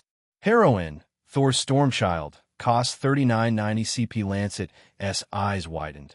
Then he tilted his head. Just 100 CP, less than Essentia. 2 overpowered heroines to start. Such great fortune. His eyes moved to the narrative coupon. All right, come on coupon, my best bud. You came clutch for me with Essentia. Don't let me down now. Analyzing narrative depth. Complexity, S tier. Character backstory, S tier. Personality, A tier. Motive, S tier. Lore attunement, S tier. Lancet leaned in. Those are higher scores than Essentia. Applying narrative discount. With eyes wide, he watched the $39.90 CP price sprint backwards until it rested at the price of $1,400 CP. Fuck yes. Lancet pumped his fist, only to realize that he had said that out loud. Casto and Anita stared at him. Gee, Lancet, I didn't know you were such a fan of Vera. Lancet looked down at the center of the hall, where Vera had taken down the mud golem of her former partner, Patton. He shrugged pretentiously. I just thought it was a cool move executed by our forest ag. Casto and Anita shared a hug gaze and returned their focus to the center, where Professor Chance had called on 2 new students to duel. Lancet looked away from the center and to his floating, waiting screen. He was grinning ear to ear as he gazed at the new CP cost, admiring it like a girlfriend. What a beautiful set of numbers. Who knew 1400 had such an appealing design? The great news was that with the coupon, he could create another platinum heroine if he impressed the system again. But did the year 4 student heroine he wanted to make have to be platinum? I'll think of that later, he decided. For now, let us finish up with Thor. The final box was minor details. There, Lancet added. Thor is a foodie. Her favorite meal is roasted duck and honey stew. She also likes jokes, surprisingly. She is extremely ruthless in battle and will likely go for killing blows rather than minor or major damage. After all that was done, he reviewed the final character sheet with a smile on his face. Heroine sheet finalization name. Thor Stormchild rank. Platinum class. Tempest Lightning Mage weapon. The Hammer of Force, Warhammer. Motive. She seeks the absolute eradication of all evil, requiring a fearless master who shares her unyielding zeal. Driven by the agonizing guilt of Devilfall, she also wishes to finally fulfill her former commander's last, uncompleted command. Personality. Fiercely proud and unapologetically militant, she despises cowardice and weakness, driven by a relentless hunger to slaughter demons for a worthy master. Event. The strongest of the 5 Valkyries sworn to servant. She died fighting the demon head in Devilfall after his sacrifice, carrying the agonizing guilt of failing his final command. Total cost. 1,400 CP create? Yes and no, later creation costs no grace, but summoning requires grace cost of 100 MP. Lancet saw no reason to hesitate. He had the CP and had more grace than ever since transmigrating into this world. So he briskly selected, yes, heroine is being created. Please wait. Lancet watched with anticipation as the system sang in his head. Heroine is being woven into world-s lore. Heroine is being woven into people's memory. Heroine is being added into records, books, memoirs, etc. Ding. Heroine created successfully. Thor Stormchild is now waiting in the summon space. Lancet smiled jovially. Wicked. Lancet Leogard. The shout snapped Lancet back to reality. The light of his interface vanished. He blinked, realizing the sudden silence in the room was because everyone was staring directly at him. In the center of the hall, Professor Chance stood between Min 2 Akron and Dane Beardclaw. The 2 students had already taken their positions on the floor, their grace beginning to stir as they prepared to manifest their summons. It seems you are elsewhere while such an important event is taking place, Mr. Leogard, Chance said dryly. Are you bored? Lancet straightened his posture, feeling dozens of eyes on him. He quickly tucked his note away, centering himself as the professor's gaze sharpened. No, professor. I apologize. Chance took a deep, uncaring breath. Well, be prepared, he said, a challenge in his tone and a small smile on his face. Because once this duel concludes, you're going next. Chapter 56. Call your summons. Professor Chance turned his back to Lancet and strode down into the center of the battle floor. His footsteps echoed sharply against the stone tiles until he came to a halt precisely between the two duelists. He looked to his left at Min Tu, then to his right at Dane. Call your summons, Chance commanded. On the left, Min Tu Akron let out a long, exhausted sigh. As always, the girl looked like she hadn't slept in a week, heavy dark shadows hanging deep under her eyes. Her thick, dark hair was unkempt, sticking out in wild tufts. She wore her academy uniform with a ragged, tomboyish disregard for the rules. Her tie hung loose, her shirt was half untucked, and her blazer looked like it had been slept in. But the moment the necromancer raised her pale hand, the lazy demeanor was gone in a distance. And then came the dark aura of her power. Black, viscous energy pooled onto the stone floor, bubbling like boiling tar. From the center of the dark mass, a skeletal hand gripped the edge of the physical world and pulled itself up. The skeleton was almost 8 feet tall when it stood straight. It was like any ordinary skeleton, obviously. Ordinary skeletons didn't wear A-grade Awakener armor, or hold giant magic staff spears that looked like it controlled the element of doom itself. Whoa! A collective gasp rippled through the observing students. On the other end of the floor stood Dane Beardclaw. Regardless of his size, Lancet had always thought that Dane was a pretty neat guy. Even with all the heavy muscles and broad shoulders, he had a soft, remarkably innocent face. With his short blonde hair and bright eyes, he looked like the kind of gentle giant who would apologize to a piece of furniture if he bumped into it. The beast tamer slapped his large palms together. A rift of starry, deep blue grace tore open in the air in front of him. With a low, rumbling growl, his beast, an astral claw sign, stepped through. The creature looked like a bear, but its fur shimmered like a midnight galaxy. It had 4 legs that were heavily muscled and ended in shiny, razor-sharp claws. Those didn't look like any ordinary razor-sharp claws either.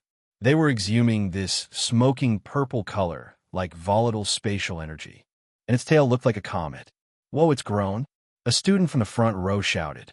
Casto tapped his lap like an excited kid. "Isn't this cool?" he whispered to Lancet. "Technically, if we're not counting you because of your legend summon, Min Tu is the most powerful summoner of our year." Lancet looked at him. She's ranked with a brilliant talent, and Dane is right after her. Casto pointed eagerly at the armored undead. Isn't that her undead soldier that has the abilities of a knight, an archer, a berserker, and a fire mage? All because she resurrected it in a mass grave where those specific awakeners died together. He shifted his finger to the giant, starry bear, and Dane's astral claw sign. It has spatial tearing properties. It can teleport and break almost any physical defense. Dane says it can teleport other things too, creating portals anywhere on the battlefield. He did a happy dance. This duel is going to be awesome. Lancet looked away from his hyperactive friend, watching the floor with newfound intrigue. You're actually right. Professor Chance walked briskly away from the center, moving behind the safe barrier at the edge of the floor. The rules remain the same. His voice boomed over the hushed crowd. Combat continues until one is defeated or yields. Do not cause extreme harm or kill your opponent as summoned. Chance raised his hand, then sliced it downward. Start. Buster, void step. Dane roared instantly, completely shedding his gentle demeanor. P.S. rushing in. A student yelled in the crowd. Awesome. The sign vanished. There was no blur of motion, just an instant displacement of space. A split second later, the massive beast materialized directly above the skeleton. It had its spatial claws above its head, and there was a blinding purple light glowing around them as it brought them crashing down to rend the undead to dust. "Shield," Min2 muttered, barely raising her voice. The skeleton SI sockets flared with a brilliant, steadfast gold. That meant it was using a knight skill. It planted the butt of its staff spear into the floor. A translucent tower shield, made of hardened grace, projected outward, meeting the Ursine S claws. Boom! The impact sounded like a cannon firing. Shockwaves rippled across the arena floor, cracking the stone beneath the skeleton S boots. But the Knight S defense held perfectly. Use portal swipe, Dana yield, pointing aggressively. While still suspended in the air, the Ursine swiped its left claw at the empty space beside the shield. Min2's skeleton had not anticipated that. A tear in reality opened. Instantly, a corresponding portal ripped open directly behind the skeleton S head, the Ursine S massive spatial claw violently emerging from it to strike the undead S blind spot. Students screamed, anticipating a decapitation.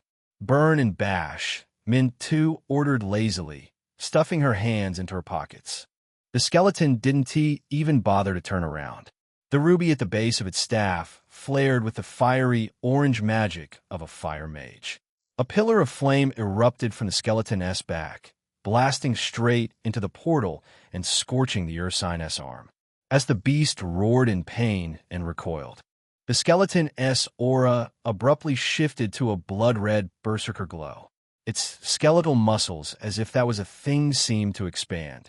Gripping the staff spear with two hands, it swung the heavy weapon like a baseball bat, slamming the blunt shaft directly into the falling Ursine S ribs with bone-shattering force. The beast was launched across the arena, skidding heavily across the stone as the students erupted into ooze and wild cheers. Dane gritted his teeth. "Meteor portals, Buster. Overwhelm it." Lancet's eyes widened, his heart started to bounce, his skin started to crawl. This was awesome. He was watching a novel-esque fight scene in real life. How was he just realizing how cool this was? The Ursine recovered, slamming its glowing claws into the ground. A dozen small portals ripped open in a circle around the skeleton. From the rifts, high-velocity shards of spatial energy and sharp-edged debris began firing out from every conceivable angle, a barrage designed to break past any shield. Min2, somehow, still didn't even look worried. She cracked her neck. "Clear the sky." The skeleton hoisted its staff spear. The aura shifted to emerald green, which meant it was using its Archer S class, mainly for the precision. Instead of projecting a shield, the skeleton twirled the spear. It thrust the bladed tip forward dozens of times in a single second.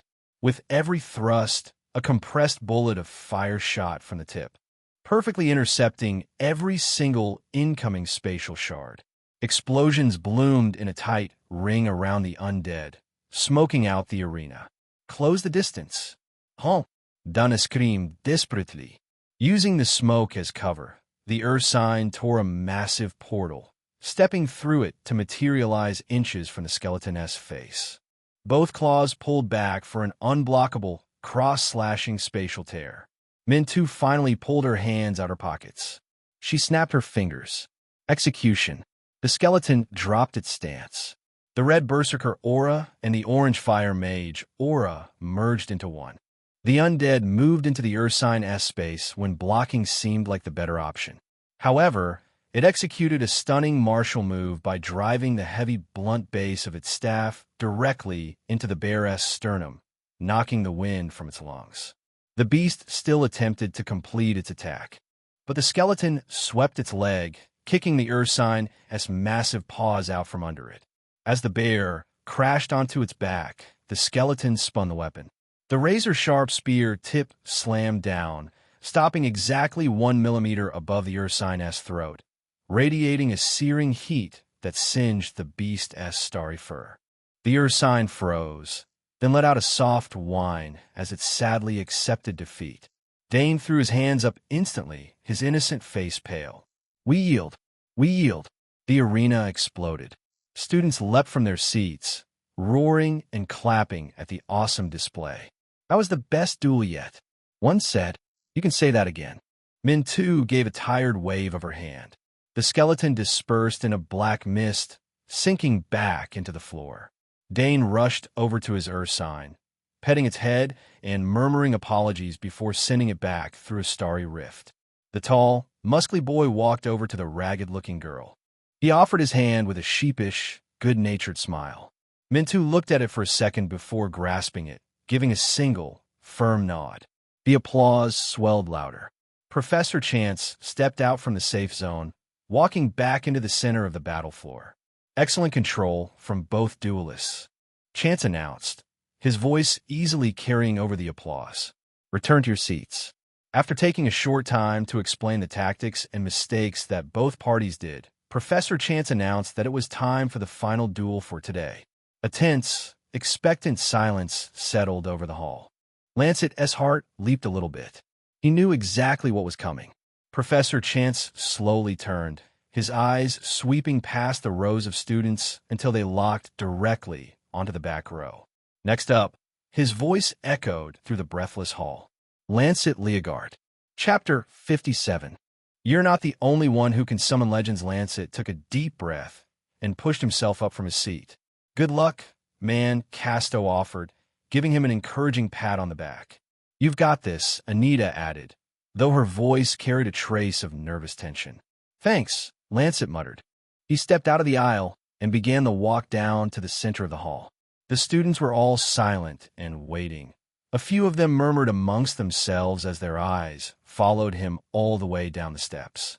With every movement, Lancet felt his muscles protesting.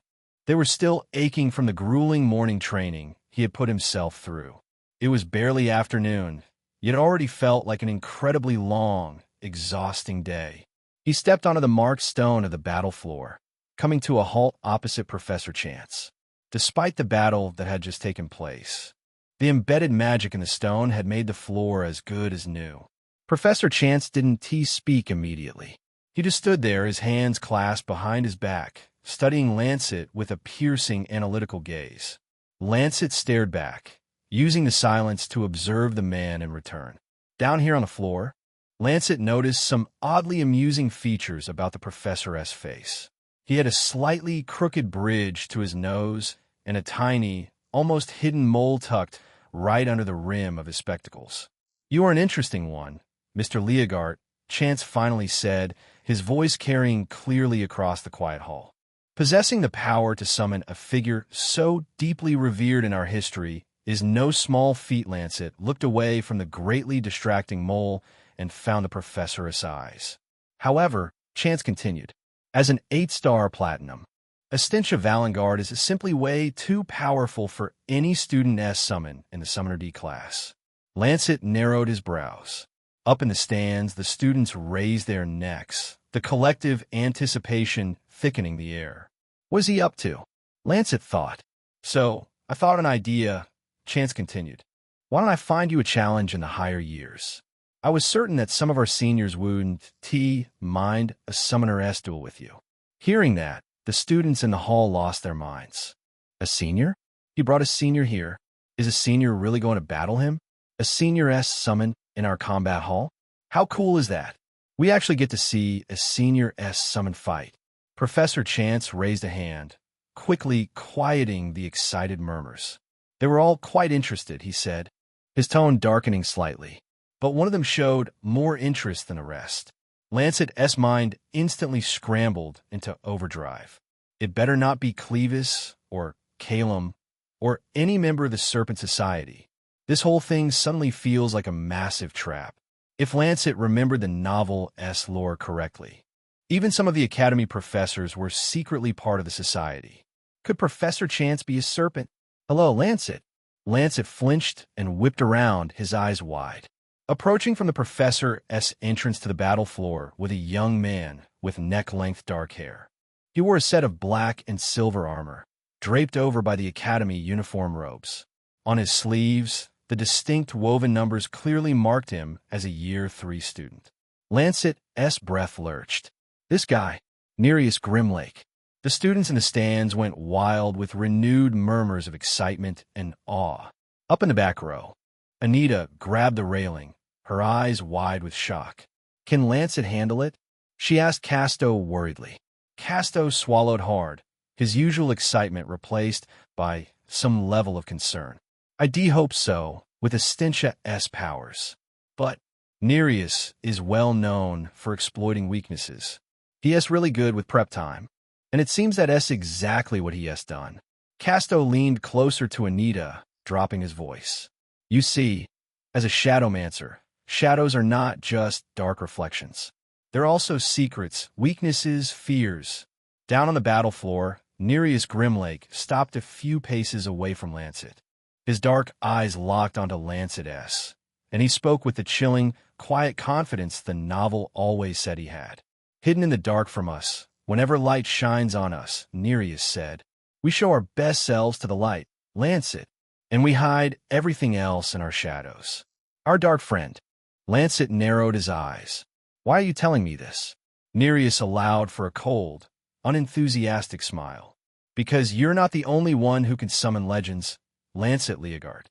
Instantly, the light in the arena dimmed by a breath as the shadows cast by the pillars, and Lancet himself violently stretched and converged behind Nereus. From the pooling darkness, a figure began to rise. Viscous, smoking black grace formed into the shape of a towering, shadowed knight. It was completely encased in pitch-black armor and radiated an aura that was darkly suffocating and cold. Lancet's eyes widened, and he genuinely took a step back. "Whoa!" the crowd screamed. "That's Argus the Moon Knight." Someone yelled from the upper tier. "Not literally him, idiot!" Another student shot back. "It's a shadow. Nereus claimed his shadow before he died 3 years ago. I can't believe we're actually seeing it here. Argus Silverwolf." Nereus lowered his hand, standing proudly before the hulking silhouette of the fallen hero. "Unlike you," he said, his voice dripping with condescension, "I summon the shadows. The true person, not the idealized version they want us to see. Because of this, my shadows possess the twisted forms of whatever power the Awakener had." Lancet gazed up at the shadowed knight for a long time, looking completely and utterly astonished. Well, he was half astonished. The rest of it, he was entirely faking. Lancet basically knew every single thing Nereus had just monologued to him. Again, he read the novel a million times. He had always thought Nereus' shadowmancy was an incredibly cool power system. But the only thing truly surprising about this entire ordeal was that he actually got to see the fan-favorite character, Argus Silverwolf, in person. Nereus turned around and walked a few steps back to where his shadow Argus stood, making space for the clash. "Go on, Lancet," Nereus challenged, standing plainly. "Summon the Iron Will of Mortality." Lancet stared at him for a beat. Everyone watched, waiting. Then, abruptly, Lancet just smiled. "I got a better idea," he said. He raised one hand toward the ceiling, pointing a single finger into the air. Shazam! Nothing happened for a second. The hall was still dead silent. Nereus stared at the blond boy with complete confusion. "What?" Suddenly, krakum! An ear-splitting bolt of lightning blitzed through the ceiling of the combat hall, striking the stone floor directly in front of Lancet with the force of a meteor. The entire arena shook violently. Students shrieked and jerked back in their seats, throwing their arms over their faces to block the blinding flash of apocalyptic light. Smoke, dust, and raw kinetic energy blasted outward. As the blinding blue glare slowly began to recede, arcs of wild, untamed electricity continued to violently whip and scorch the cracked stone. From the center of the crater, a figure slowly rose from a kneeling position. Sparks of lightning crackled around her, sizzling like a naked wire. She stood at a commanding 181 centimeters. Her shoulders broad and her feminine body toned like an empress of war. Beneath a golden crown, her beautiful mane of white hair whipped around her like a storm cloud, bound by a complex single braid over her left shoulder. An impeccable armor of gold covered her form, and for a weapon, she raised a warhammer from the cracked earth. The giant thing crackled furiously, feeding off the kinetic energy of her arrival. As she stood to her full height, the violent sparks of lightning slowly faded from her eyes, revealing a pair of piercing, silver-blue pupils that gazed around her with some puzzlement. Thor Stormchild tightened her grip on her hammer as her eyes rested on the figures across from her, Nereus Grimlake and the Shadow Knight. A scowl formed in her force. "Where in Earth's name am I?" Chapter 58. He summoned another legend bonus chapter, and absolute silence blanketed the hall. It was a rare kind of silence, the heavy, breathless kind that only comes when reality itself has just been shattered in front of an audience. As they all began to recognize the woman standing in front of Lancet, their gasps came one after the other. It rippled through the stands like a wave. Eyes widened to the point of tearing. Fingers shakily pointed toward the center of the arena. Up in the back rows, Casto's jaw had practically unhinged, his hands gripping his knees so tightly he could popped his sockets. Beside him, Anita looked utterly bewildered, her eyes darting between Lancet and the lightning-clad warrior woman. Higher up in the stands, Luke, who rarely showed emotion during these duels, actually leaned forward even with arms folded. Those typically stoic brows shoot up toward his hairline. "He has done it again," someone muttered in the crowd. "Just who the hell is this guy?" Like that, the murmurs ignited, spreading like wildfire across the stone tiers. "Did you see that lightning? He summoned another legend. Look at the armor, the crown. That is not just any legend. Wait, I've seen that crest in the history texts. From the era of Ash. Is that one of Servant's Vanguard? Are you blind? Look at the Warhammer. That S Thor, the strongest Valkyrie. Holy shit." Down on the battle floor, Professor Chance's formal expression was completely gone, shattered away by the presence of a legend. His eyes were wide behind his spectacles, his posture stiff. A year, one student possessing one legend was an anomaly. But possessing two was a paradigm shift. Yet, no one looked more derailed than Nereus Grimlake. The year, 3 Shadowmancer took an involuntary step back, the confident, cold gaze wiped away from his handsome face. His dark eyes refused to move away from Thor, transfixed by how terrifyingly glorious she looked. What is going on right now? Nereus' mind scrambled, his meticulous composure fraying. He has another legend? He has Thor Stormchild? I spent days studying a stench of Valengard. I trained with Argus on how to counter her powers. I didn't prepare for one of the greatest elementalists in history. This, Nereus stammered, rigid and frustrated. This wasn't the summon you were supposed to bring out. This isn't the Ironwool Knight. Lancet stood with his hands casually in his pockets, projecting a cool confidence he barely felt. He smirked. That doesn't really matter, though. Summoners are allowed to choose whichever summon is best suited for the situation. Isn't that the first rule of tactical summoning? Nereus grit his teeth, knowing it was true. Lancet smugly looked toward the referee. "Professor?" Chance cleared his throat, quickly reassembling his stoic demeanor. He adjusted his spectacles. "You are entirely correct. A summoner is not restricted to a single summon, provided they have the grace to anchor them." The duel continues. Nereus' hands balled into fists. He forced himself to exhale, drawing the shadows around him closer.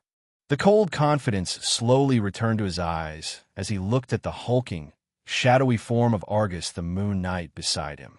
"Fine," Nereus spat, his voice dropping to a deadly chill. "It doesn't really matter. History book or not, my shadow is still strong enough to take down Thor Stormchild, too." Thor, deciding she had been patient enough, raised her voice with the sound of thunder. "I demand an answer." A rumbling of thunder could be heard in the hall, as if they were inside the clouds during a storm. Thor's churning eyes swept around the room, her massive warhammer crackling as if eager to smash the floor. "Where in Earth's name am I?" In the stands, the students exchanged baffled looks. Is this his first time summoning her? She looks completely confused. Lancet replied behind her. "You're at the Awakener Supreme Academy. I summoned you." Thor froze and slowly turned to look at him. Once she saw him, she lowered her warhammer, her eyes narrowing as she studied him. Her gaze was heavy. Lancet felt like he was facing judgment under a god. He could feel the heat of her lightning on his face. Thor, however, felt the thin, newly forged tether of grace connecting them, and her scowl deepened. "You," she said, almost insulted. "You think you can call upon me from the void? Pull me from my rest like I am some common puppet to dance for your amusement?" Lancet's heart hammered, but he remained as stoic as he could. If there was one thing Thor hated, it was cowardice. "I wrote her personality myself," Lancet thought rapidly. "She is fiercely proud. She hates cowardice and demands a fearless leader. So I can't back down, and I shouldn't order her about either. That's why summoning her now was the best move. That way, I've cornered her warrior instincts. I've given her an enemy, and she's forced to defend herself, helping me out in the process. Not to forget, this was also a chance to see her abilities in action. I don't think you're a puppet, Thor," Lancet said smoothly, keeping his voice steady and resolute. "I just really need your help right now." Thor scoffed mockingly. "And why would I lift my hammer to help you?" "Because for now," Lancet said, nodding his head past her shoulder, "you don't really have a choice." Thor frowned, her grip tightening on the handle of her weapon. "I've already summoned you into the middle of a duel," Lancet explained, sounding more serious this time. "And that Shadow Knight right behind you, he is going to attack anytime soon. I'm not giving you an order, Thor. I'm telling you to defend yourself. What is all this time wasting for?" Nereus voiced. "Let's start this duel already." Right on cue, Professor Chance raised his hand high into the air. "The duel of summons begins." "Argus," Nereus whispered. "Attack." Instantly, the giant, shadowy form of the Moon Knight exploded forward. The stone floor cracked beneath its boots as it surged toward Thor's exposed back. From the scabbard in its back, it withdrew a sharp, pitch-black greatsword that poured out black smoke. Argus raised the weapon high, ready to strike. Thor, meanwhile, still had her back facing the opposition. Her silver-blue eyes stayed locked on Lancet for one more second. After considering his words, she tentatively agreed. "Very well then," Thor said, her voice practically humming with raw electricity. "I will turn this black knight to dust. Then, you and I will have our discussion." Lancet waited till she stopped looking at him to let out a sigh of relief. Right after, Thor pivoted on her heel with terrifying speed. With an even faster speed, she stepped into the path of the Shadow Knight, swinging the hammer of force with both hands.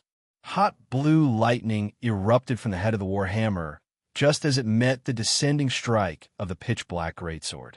Boom! The clash of shadow and lightning sent a shockwave so violent it shattered the glass of the windows. The students gasped with excitement.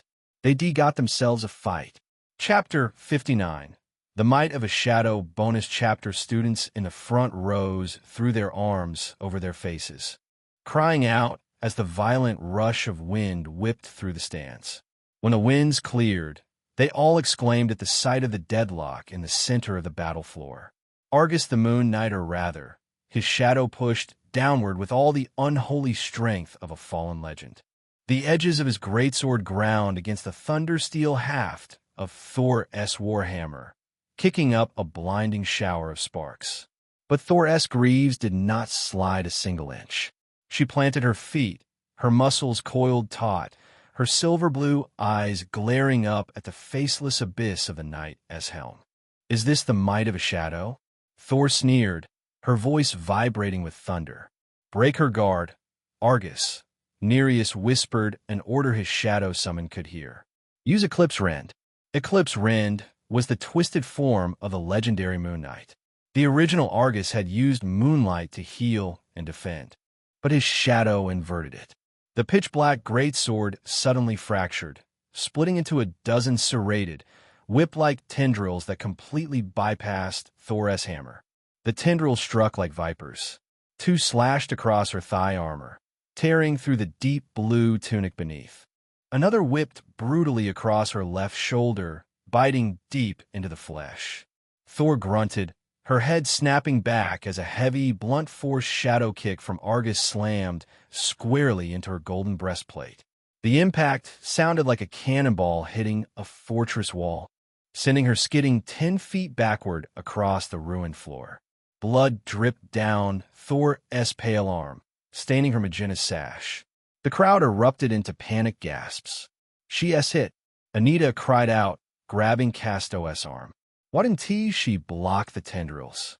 Casto yelled, his eyes wide. That shadow is bypassing her physical defense. Luke watched with great interest. She's a platinum legend.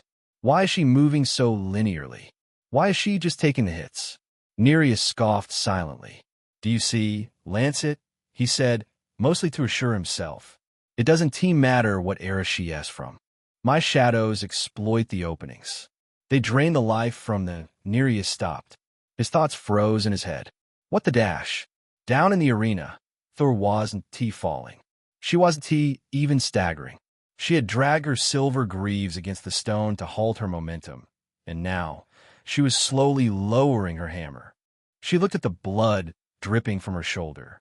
Then she smiled. Despite her beauty and her heroic armor, that smile didn't look like a hero-esque smile. Thor looked like a terrifying, bloodthirsty soldier who had just found an excuse to go to war. The blood dripping from her arm vaporized midair, dried by the heat of her aura or her lightning. Whichever one didn't make it any less frightening. Lancet stood perfectly still behind her by the edge of the battle floor. He watched with a dark smile of his own on his face. They don't get it, he thought, feeling the surge of grace pulsing through their connection. She's a Tempest Lightning Mage. You aren't hurting her, Nereus. You're just charging her up. Thor's wound began to emit a blinding, violent white light.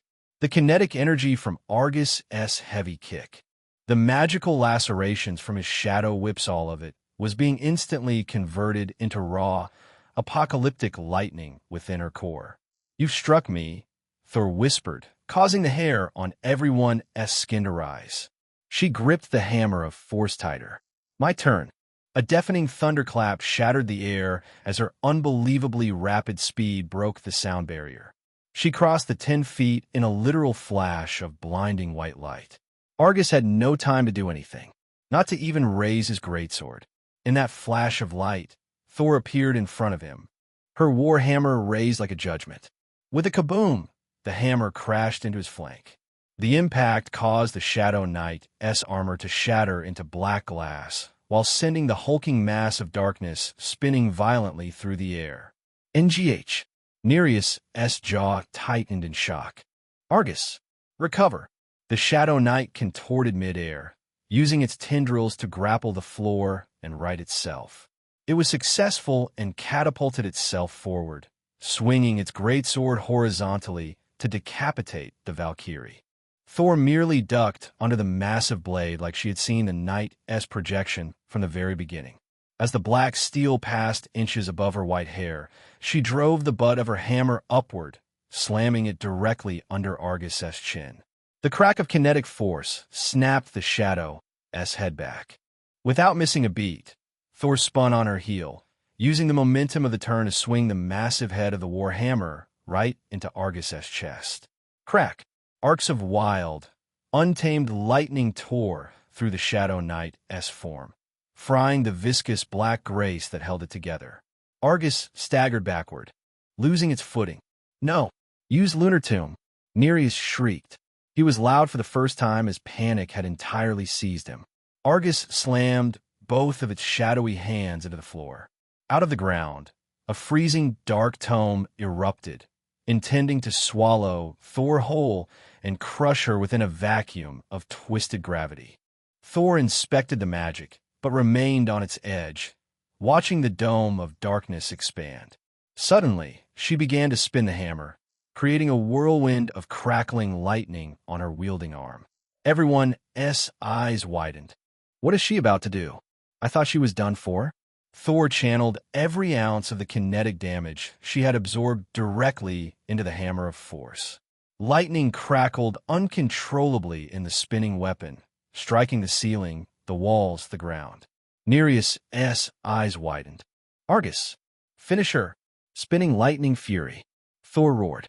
She vaulted high into the air, soaring above the expanding dome of darkness.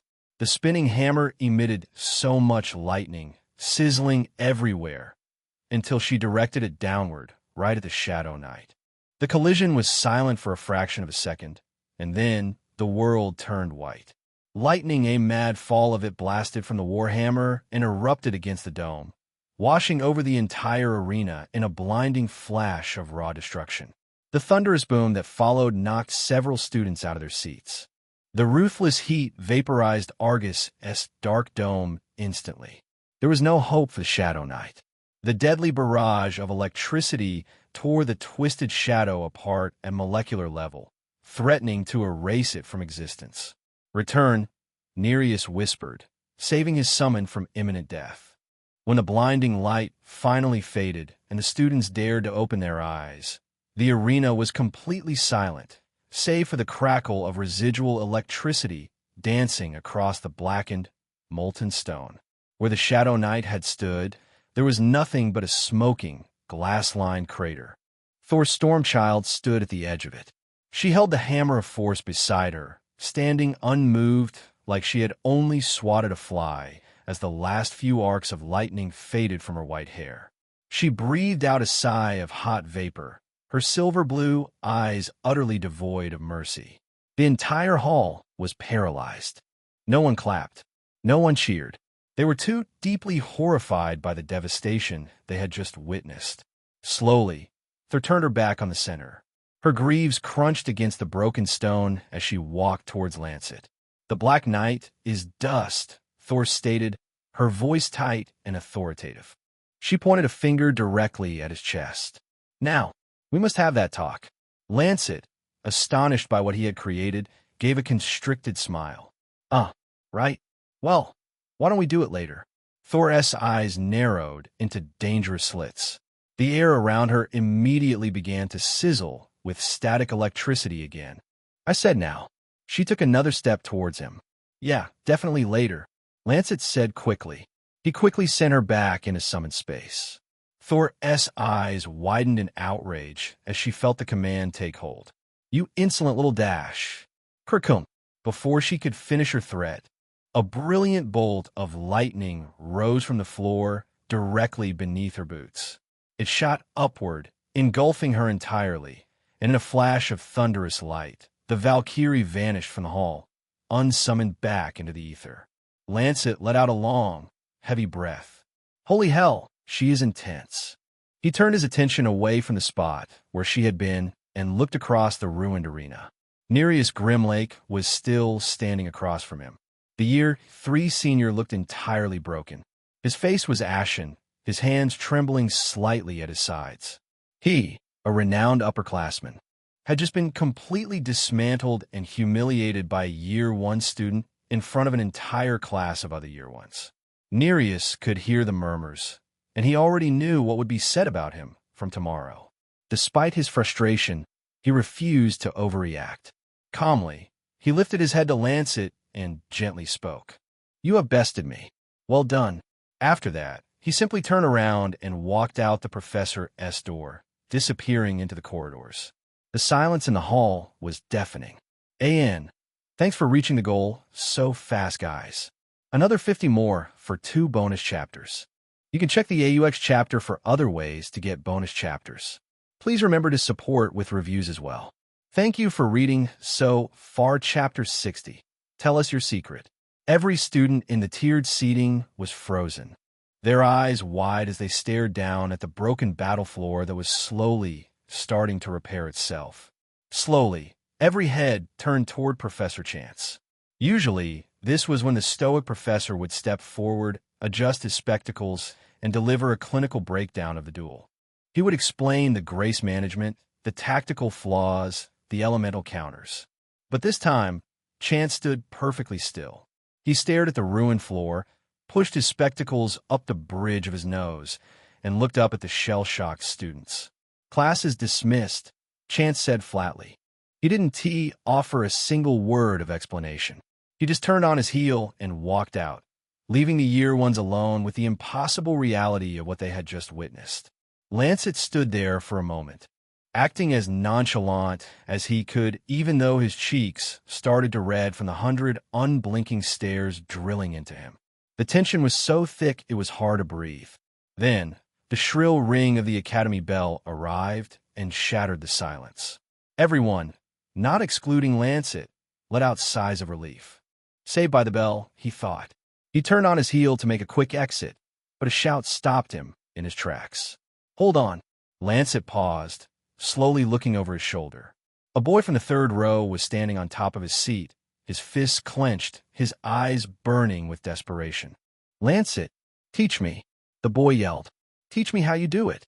Teach me to summon legends like you." The entire hall froze all over again. Went the collective breath of the students. Eyes darted frantically between the desperate boy and Lancet. Lancet stared blankly. Shit, what is this guy talking about? He is going to start a riot with that kind of question. Lancet must have been a prophet, because just a second later, a girl a few seats down abruptly shot up to her feet. "Please, teach me too," she shrieked, pointing frantically. "You just defeated a senior, a shadowmancer in Summoner B. How can I be like you? Teach me, please." That was the spark that ignited the powder keg. "Tell us your secret. How do those ladders work? Are you from a hidden clan?" "Hey, Lancet, I'll pay you. How much profits do you want?" A mini riot exploded. Dozens of students scrambled over their desks, abandoning all academy decorum.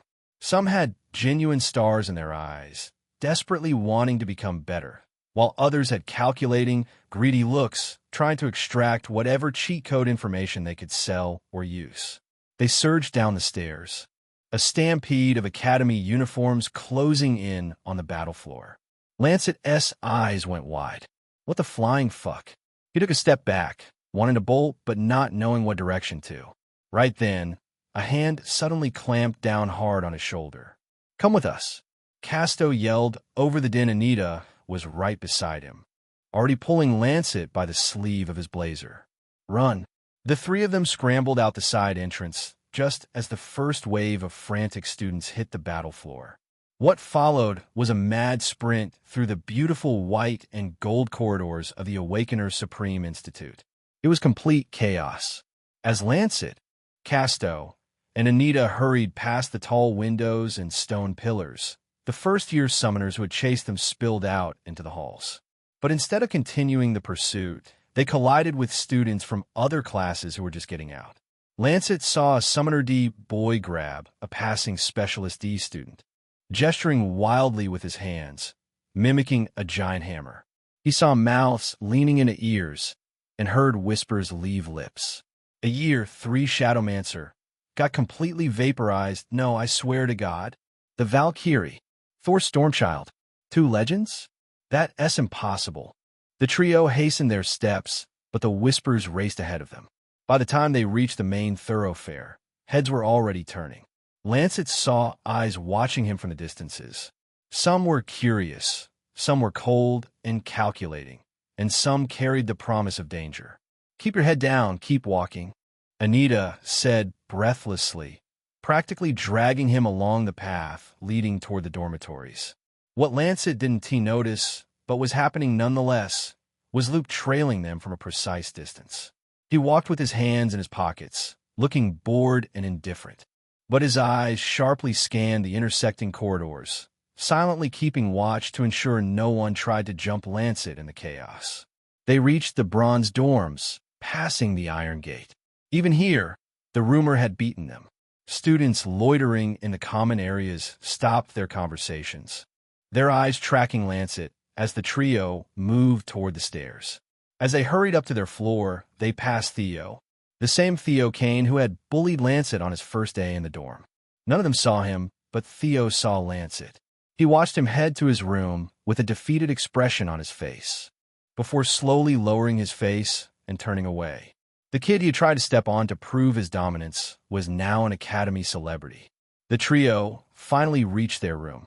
Casto shoved the door open, practically throwing Lancet inside before Anita darted in, and Casto slammed it shut, locking it with a heavy click. They were silent for a moment, looking at each other, then a beaming grin split across Casto's face. "That was audacious. Knock." Knock, knock. The three of them froze. Anita threw Casto a panicked look. Who asked that? She hissed. I don't know. Casto whispered back. He carefully reached for the handle, unlocking it and opening the door just a crack. Standing plainly in the hallway, hands in his pockets, was Luke. You forgot I live here? Luke asked deadpan. Hey, Luke, Casto chuckled nervously, pulling the door wide open. Come in. Luke casually walked past them, stepping into the room and immediately heading for his bed on the top bunk. He climbed and lay down, opening his comic without another word. Casto quickly shut and locked the door again. The moment the lock clicked, the celebration resumed. That was unbelievable. Casto whisper-shouted, jumping up and down, shaking Lancet by the shoulders. You did it again. How did you manage to find another legendary heroine? Thor, the strongest Valkyrie. I thought I was going to pass out when she blocked that Shadow Knight-S attack. Anita laughed, her hands on her cheeks. She was so cool. Cool. She is the greatest thing ever. One of the best. Casto went full geek, his eyes shining. Do you know how insane her lore is? The history texts barely even have her actual name. They just call her the Thunder of Devil Fall. She was Servant S second in command. To actually see her in the flesh. The armor, the war hammer. It was exactly like the old tapestries, but a million times more terrifying. Lancet looked at Casto with a modest, slightly strained smile. Boy, Lord Attunement really did a number on you, didn't he? It was a lucky draw, really, Lancet said, trying to play it cool while they continued to hail him as a god. I just push my grace to the limit and hope for the best. You keep trying to make all of this sound ordinary, Anita shrieked. It's so not. Could you all keep it down? Luke's voice drifted up from the top bunk. His face was still swallowed by his comic book. I'm trying to read here. Casto gaped at him. How can you read at a time like this? Can't you see how cool this is? Luke, our roommate, has 2 summons that are legendary awakeners of the past. He just humiliated a year 3. Did you forget that Nereus is a 2-star platinum? Luke sighed, casually flipping a page. All I see is a much bigger target on Lancet's back now. So, can you all be quiet and let me read my comic? Lancet's smile faltered slightly. He secretly agreed with Luke entirely. With the Serpent Society and others with their own agenda, all of this was only pushing him higher into their selfish orbits. Taking the hint, Anita and Casto leaned in closer, dropping their voices to excited whispers. Okay, Casto whispered, grinning conspiratorially. But you have to promise us something, Lancet. You really have to introduce us to Thor. Yeah, Anita agreed in a hushed tone. We want to meet her properly. Estintia too. Lancet winced internally. Introduce you? She practically wanted to crush my skull 10 minutes ago. I will, Lancet responded, scratching the back of his neck. But Thor is still a little unsettled with being brought here. You saw how angry she was. First, I have to subtly let her adjust to her new reality and our contract before we can do any proper meet and greets. Casto nodded understandingly, giving him a thumbs up. Makes sense. You can't rush a Valkyrie, as long as it's a promise. It's a promise, Lancet said, offering a genuine smile. The 3 of them shared a quiet laugh in the center of the room, the adrenaline of the day finally beginning to wear off, while Luke silently turned another page in the background. Chapter 61. All a stroke of my genius. 30 minutes later, everyone was on their beds. Lights were still on, but the only sounds in the room were Casto's light snoring and the regular turning of Luke's comic book pages.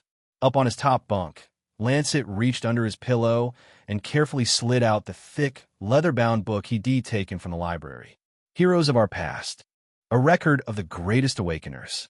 His heart did a familiar, thrilling flutter against his ribs. He had already proven that his lore attunement worked perfectly when he found Estintia's entry. But his curiosity wanted him to check for Thor's. So he did. He flipped past the front sections, his eyes darting across the archaic text. He skipped past the AS, blowing past Estintia's page with a fond smile, and thumbed rapidly toward the back of the tome. TH. There. Page 342. Lancet held his breath. The illustration took up the entire left page, and it was breathtaking. It depicted a towering, craggy peak undoubtedly, the crumbling blue beneath a sky completely blackened by ash and swirling vortexes of Gehenna as magic. Standing at the precipice was Thor. Her voluminous white hair was captured mid-whip in the violent wind, her piercing eyes glowing with lightning. She held the hammer of force high above her head, acting as a lightning rod for a cataclysmic, blinding bolt of raw electricity that tore down from the heavens, illuminating the swarms of shadowy demons crawling up the mountainside. Lancet covered his mouth to hide a chuckle. Fucking awesome. Below the magnificent artwork, the bold, archaic text announced her name. Thor's storm child, the battery of brutality, child of storm, thunder of devilfall. Lancet devoured the paragraphs beneath it. The text seamlessly integrated every single detail he had typed into the system. It spoke of the era of Ash, her position as the strongest of the 5 Valkyries, and her holy mandate to eradicate evil. And there, written as a factual historical record, was the tragic tale of Devilfall. Lancet read how Servant sacrificed himself, and how Thor, the last of her sisters, died fighting the demon head. A big, satisfied grin spread across his face. All a stroke of my genius. He gently closed the heavy book and tucked it safely back under his pillow. Things had gone perfectly. All that was left now was to actually get the heroine of Thunder to agree to be his loyal summon. With Estintia, he had earned her subservience by showing that he truly needed her help, that he was someone who had faith in her goodness, her code. Then he made her pledge her loyalty. But Thor was different. She didn't really care about any of those ideas. She demanded a worthy master. And that meant a fearless one. One who wouldn't flinch in the face of absolute devastation. Lancet had ideas for how he would prove it to her. It wasn't going to be easy, but that was why he did it. That was the entire point. Thor was a real person now. She had her ideals and motives. She wasn't going to abandon all of it just to please him. So Lancet had to give her a reason. But for now, as he had planned all day, it was time to cash in his spoils. It was time to spend his EXP. Lights out came. It always came early for the Bronze dorms, as it was the Academy's way of saving electricity. Lancet heard Luke close his comic book and adjust in his bed to go to sleep. He was still for a while before returning to his floating screen. Lancet had purposefully waited until the evening to do this. The idea was rooted in basic biology and how the system interacted with the physical vessel. His grueling morning training session had pushed his body to its limits, creating thousands of micro-tears in his muscle fibers. By waiting until his body was in a state of rest and repair to pump raw EXP into his physical attributes, the system would use that energy to hyper-accelerate the healing process, rebuilding those torn fibers infinitely denser and stronger. It was the most optimal way to solidify his gains. And yes, he learned the trick from Renah himself. Profile: Lancet Leogar class.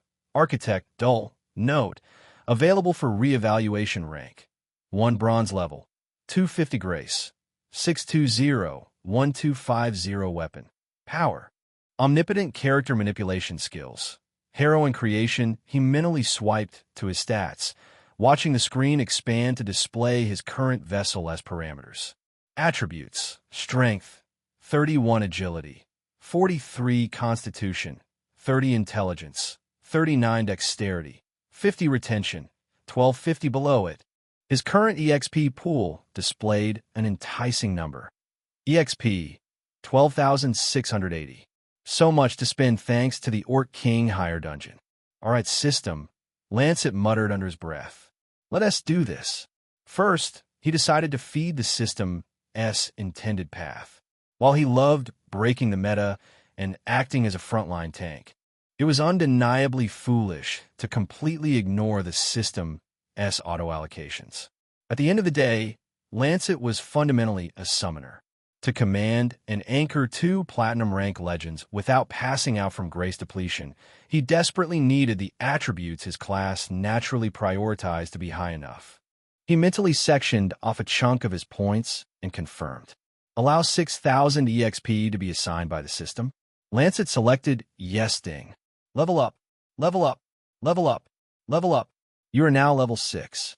A sudden, icy coolness washed over his brain. Lancet's dull, constant mental fatigue disappeared completely. He could think faster now. It was as if he were staring through a dirty window that had just been cleaned after a rainstorm. Without effort, he was able to calculate how far he could move and how much grace it would require. The amount of grace in his channels felt easier, flowing through without stagnation, allowing the threads that connected him to his 2 summons to be stronger. He checked the updated attributes. Intelligence, 3982 dexterity, 5088 strength, 3135 agility, 4348 constitution, 3032 Lancet nodded in approval. The system had, as expected, heavily favored his mental and casting stats, only giving token points to his physical attributes. Good enough. Now for the real workout. He still had 6,680 EXP remaining, which he had saved from manual allocation. He grabbed the remaining points and forcefully shoved them into his physical foundation, completely ignoring the system telling him to use auto-allocation. He dumped heavy loads into strength and constitution, bolstered his agility, and threw the rest into intelligence. Manual allocation confirmed Ding. Level up, level up, level up. You are now level 9 strength, 3565 agility, 4875 constitution, 3260 intelligence, 8290 a soothing, revitalizing warmth flooded his limbs, instantly wiping away the lingering fatigue of his morning training. But not just that, he felt his muscles expand, forming tighter, denser cords of power across his chest, back, and arms in a matter of seconds. His bones felt grounded, forged like iron, yet his entire frame felt incredibly light. Lancet tested his hand, clenching it into a fist a couple times. Then he let out a long, shuddering sigh of joy. The relief of shedding his vessel's initial weakness was intoxicating. After such a chaotic, demanding day, he finally felt like he was actually getting stronger, not just powerful. Tomorrow, he thought, letting his eyes drift shut. Tomorrow, we push it even further. Saturday morning arrived crisp and bright. Lancet was out of the dorms before the sun had fully crested the academy towers. The sprawling campus, usually bustling with thousands of students, was tranquil. Being the weekend, almost every senior student from Class Group E up to the elite Class Group S was deployed off campus. They were out in the world, actively venturing into active dungeon gates, killing demons, and earning real-world profits and prestige. For Lancet, this meant one beautiful thing. The high-end training facilities were practically deserted. Usually, the premier facilities were completely monopolized by Class Group ES to S, because they were typically the ones with the profits to spend. But today, save for a handful of wealthy Class Group C and D students, the high-end facilities were his for the taking. He entered the same one as yesterday and approached one of the simulation chambers. He swiped his student ID over the console. The holographic interface booted up, presenting a globe of various environmental topologies. Lancet simply selected one called Mountain Land. In a matter of seconds, he was transported to a hyper-realistic vista of snow-capped peaks, deep craggy ravines, and a vast, uneven plateau of solid bedrock. The simulated wind howled cool against his skin. Lancet walked to the dead center of the rocky plateau. He rolled his shoulders, feeling the newly forged strength of a level 9 awakener rippling through his frame. He took a deep, steadying breath, then outstretched both of his hands into the howling wind. By his will, Lancet summoned both of his legends. Chapter 62. Exactly as I created her on his left, the air warped and sang as a pillar of brilliant, warm golden light crashed down from the simulated heavens.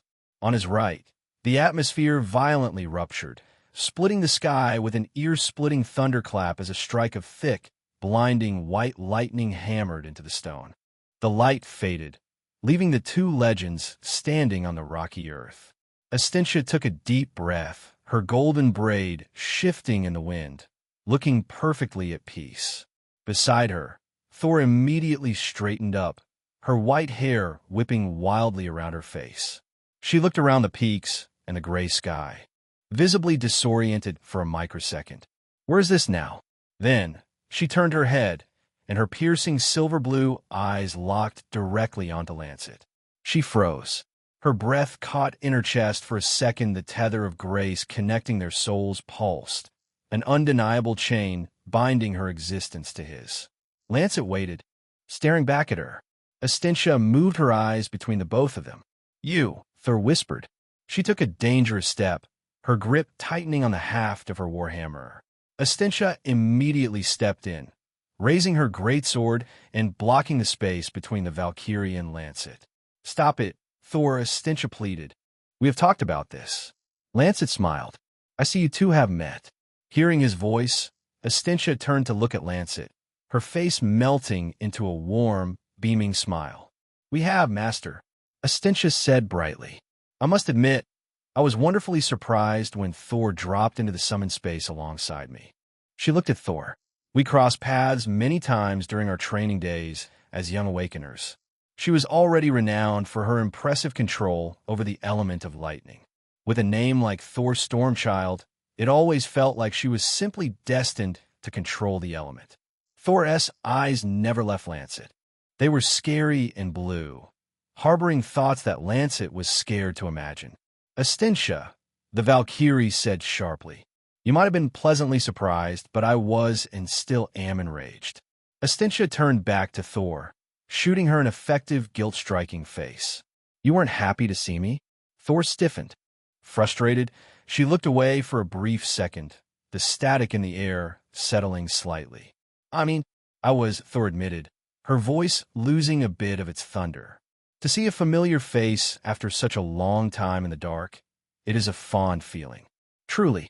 But I do not wish to be subjected to the whims of this unimpressive summoner." Lancet crossed his arms, a matter-of-fact look on his face. "I brought you back to life. How is that unimpressive?" Thor glared at him, her silver-blue eyes boring into his soul. "Power and strength are two entirely different things. Summoner, you might have one, but you're greatly lacking in the other." Astentia winced, feeling how hurtful the blunt words were. Lancet, however, just let out a long, exaggerated sigh. He uncrossed his arms and unexpectedly dropped down to the hard bedrock. Then he casually sat crisscross applesauce, looking up at the tall, legendary warrior. Thor appeared bewildered. "If you don't think I'm strong enough," Lancet said plainly, "then why don't you train me?" Thor stared at him, utterly baffled by his posture and his words. "Train you? You are supposed to be my master, and yet you want your constituent to train you?" Lancet shrugged lazily. "Yeah? What is the big deal? Do you not have any pride?" Thor asked genuinely. "Any honor as a leader? Are you looking for pride, or are you looking for strength?" Lancet challenged, tilting his head. "Pick one." "I am looking for nothing from you." Thor shot back, her tone resolute. "I know a leader when I see one, and it is not you. Besides, the strength I speak of cannot just be taught. It is not a technique you drill into your muscles. It is an intrinsic quality. A person simply has it, and you, summoner, simply don't." "That is not true, Thor," Astentia gently interjected. She planted the tip of her great sword into the stone and looked Thor in the eye. With deep, earnest passion, Astentia told the Valkyrie everything she knew about Lancet. She spoke of how he had pushed himself to the brink of exhaustion every single day since he summoned her. She spoke of his tactical mind, his refusal to hide behind his summons like a coward, and how he showed her the new world, treated her kindly despite being his summon. Thor listened in silence. As Astentia spoke, the anger in the Valkyrie's eyes gradually shifted into reverence. "But it wasn't tea for Lancet." "Astentia," Thor said softly when the night finished, "the respect I hold for you is immense. Before the tragedy of Devil Falls swallowed us, my party was told of your ultimate sacrifice. You stood alone and held the greatest gate until you died, giving the world time to fight back. I honor such a sacrifice. You are a true paragon of our era." Astentia placed a hand over her heart, bowing her head slightly. "Thank you, Thor. But if I, with all my pride as a knight, could allow myself to be a summon of Lancet, why can't you trust my judgment and do the same?" Thor looked at Lancet, still sitting casually on the rock. For a fleeting second, the harsh lines of her face relaxed. It almost seemed like the logic had reached her, that she was going to yield and agree. But then, her eyes narrowed, flashing with a renewed stance. "Because I had not been just any free awakener," Thor declared, lifting her chin. "I was a Valkyrie. I took immense pride in my leader and my holy mandate. I know what I am worth, Estintia. I know my power, my history, and my place in the world as Cosmos. I cannot surrender all of that to this hopeful, plain boy." "Well, you're my summon whether you like it or not," Lancet pointed out practically. "Isn't it better if we just agree to work together? Maybe we can strike a deal of some kind. I can get you something you've always wanted." He paused, allowing what he had just to simmer and grab Thor's interest. Like a chance to kill the demon head in Devilfall. Thor physically recoiled. The breath was completely knocked out of her. Her eyes widened, quivering as she stared at the seated boy. "Devilfall. Devilfall still stands?" she asked, her voice trembling with centuries of buried grief. "After all these years?" "Yes," Lancet nodded seriously. "The Demon Citadel is far too strong for humans to defeat. Over the last 300 years, it's only gotten stronger." Thor's face showed the agonizing struggle she was suddenly going through. The creaking of her knuckles broke the silence as she gripped the hammer of force. This was a great opportunity for her. If Thor agreed to be Lancet's summon right now, she could finish her mandate. She could avenge her master, kill the demon head, and wipe the stain of her failure from the earth. She lowered her head as a single, hot tear fell down her pale cheek. "If I accept you as my master simply because I want something," Thor whispered, her voice choked with emotion before she forced it back into a militant cadence, "then I have done something fundamentally against my code." She raised her head just enough for her eyes to meet his. Lancet saw the pain and the struggle, the memories that he himself had given her. "I terribly want to charge into Devilfall," she husked. "More than anything, I want to kill that demon head that took my sisters and my leader from me. This is difficult, but I will not succumb to my need for revenge. My pride as an awakener and a Valkyrie is stronger." Suddenly, Thor thrust her arm forward. The massive head of her warhammer stopped exactly 1 inch from Lancet's nose. Lancet remained perfectly still, his eyes locked onto hers, though he could feel the residual heat of the lightning on his face. "Your temptation will not break me," Thor promised, forcing finality into her voice. Lancet smiled. "Amazing," he thought. "She is exactly as I created her. This is it. This is a true character. Right now, I'm looking at a living, breathing being whose ideals mean absolutely everything to her. Her code surmounts basic needs like love, food, and rest, and astoundingly, it even surmounts her deepest, most agonizing desire for revenge. I just had to test her to be sure," Lancet reveled internally. "I pushed her buttons on purpose to know if what he wrote was really true. Would she be that steadfast in her morals, despite everything? Would her code truly surpass her ultimate motive? Not to forget that I had to know if I even needed to go through the whole grueling ordeal of getting her to trust me, or if she could be easily bought." He smiled in acceptance. "Guess she couldn't be bought." From a bird's eye view, the scene on the mountain plateau was breathtakingly poetic. Amidst a sprawling canvas of gray bedrock and sharp, snow-capped peaks, 3 figures formed a tense, emotional triangle. The Golden Knight, her hand resting anxiously on the pommel of her sheathed sword. The Valkyrie of Lightning, tears drying on her face as she pointed her legendary hammer in absolute defiance. And the plain, unremarkable boy, sitting cross-legged on the stone beneath the weapon, smiling up at a piece of history he had personally woven into existence. "Yes," Lancet concluded in his mind, "I do have to prove myself. And you know what? It isn't just about proving myself to Thor anyway. It's about becoming better. It's about becoming stronger." That was exactly what characters in a story were supposed to do to each other. An MC shooting TB surrounded by a cast of blank slates that kowtowed to everything he did. He's shooting TB surrounded by people who blindly admired him despite all of his glaring shortcomings, never pointing them out. No, the people around him should challenge him. They should force him to confront his weaknesses, make him grow, and forge him into someone stronger in both mind and body. So, Lancet wasn't he going to become a worthy leader just to appease Thor? He was going to become one for himself. He would become a leader worthy of holding the tethers of Estintia, Thor, and every other heroine or villainess he would ever create and summon into this world. Lancet slowly poked his head from the side of the Warhammer's large head and smiled widely at Thor's defiant face. How about you watch Estintia and I train? Thor let out a confused gasp. Chapter 63. Always feels like leg day bonus chapter. Lancet stepped toward the edge of the mountain ground.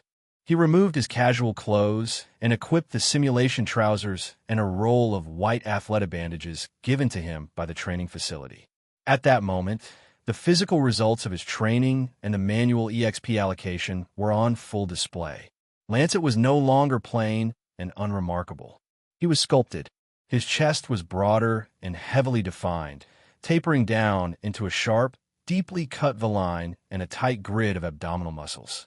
Every movement of his arms highlighted the corded, intertwined musculature of his back and shoulders, while thick, prominent veins mapped across his forearms and hands, thrumming with raw, newly acquired vitality.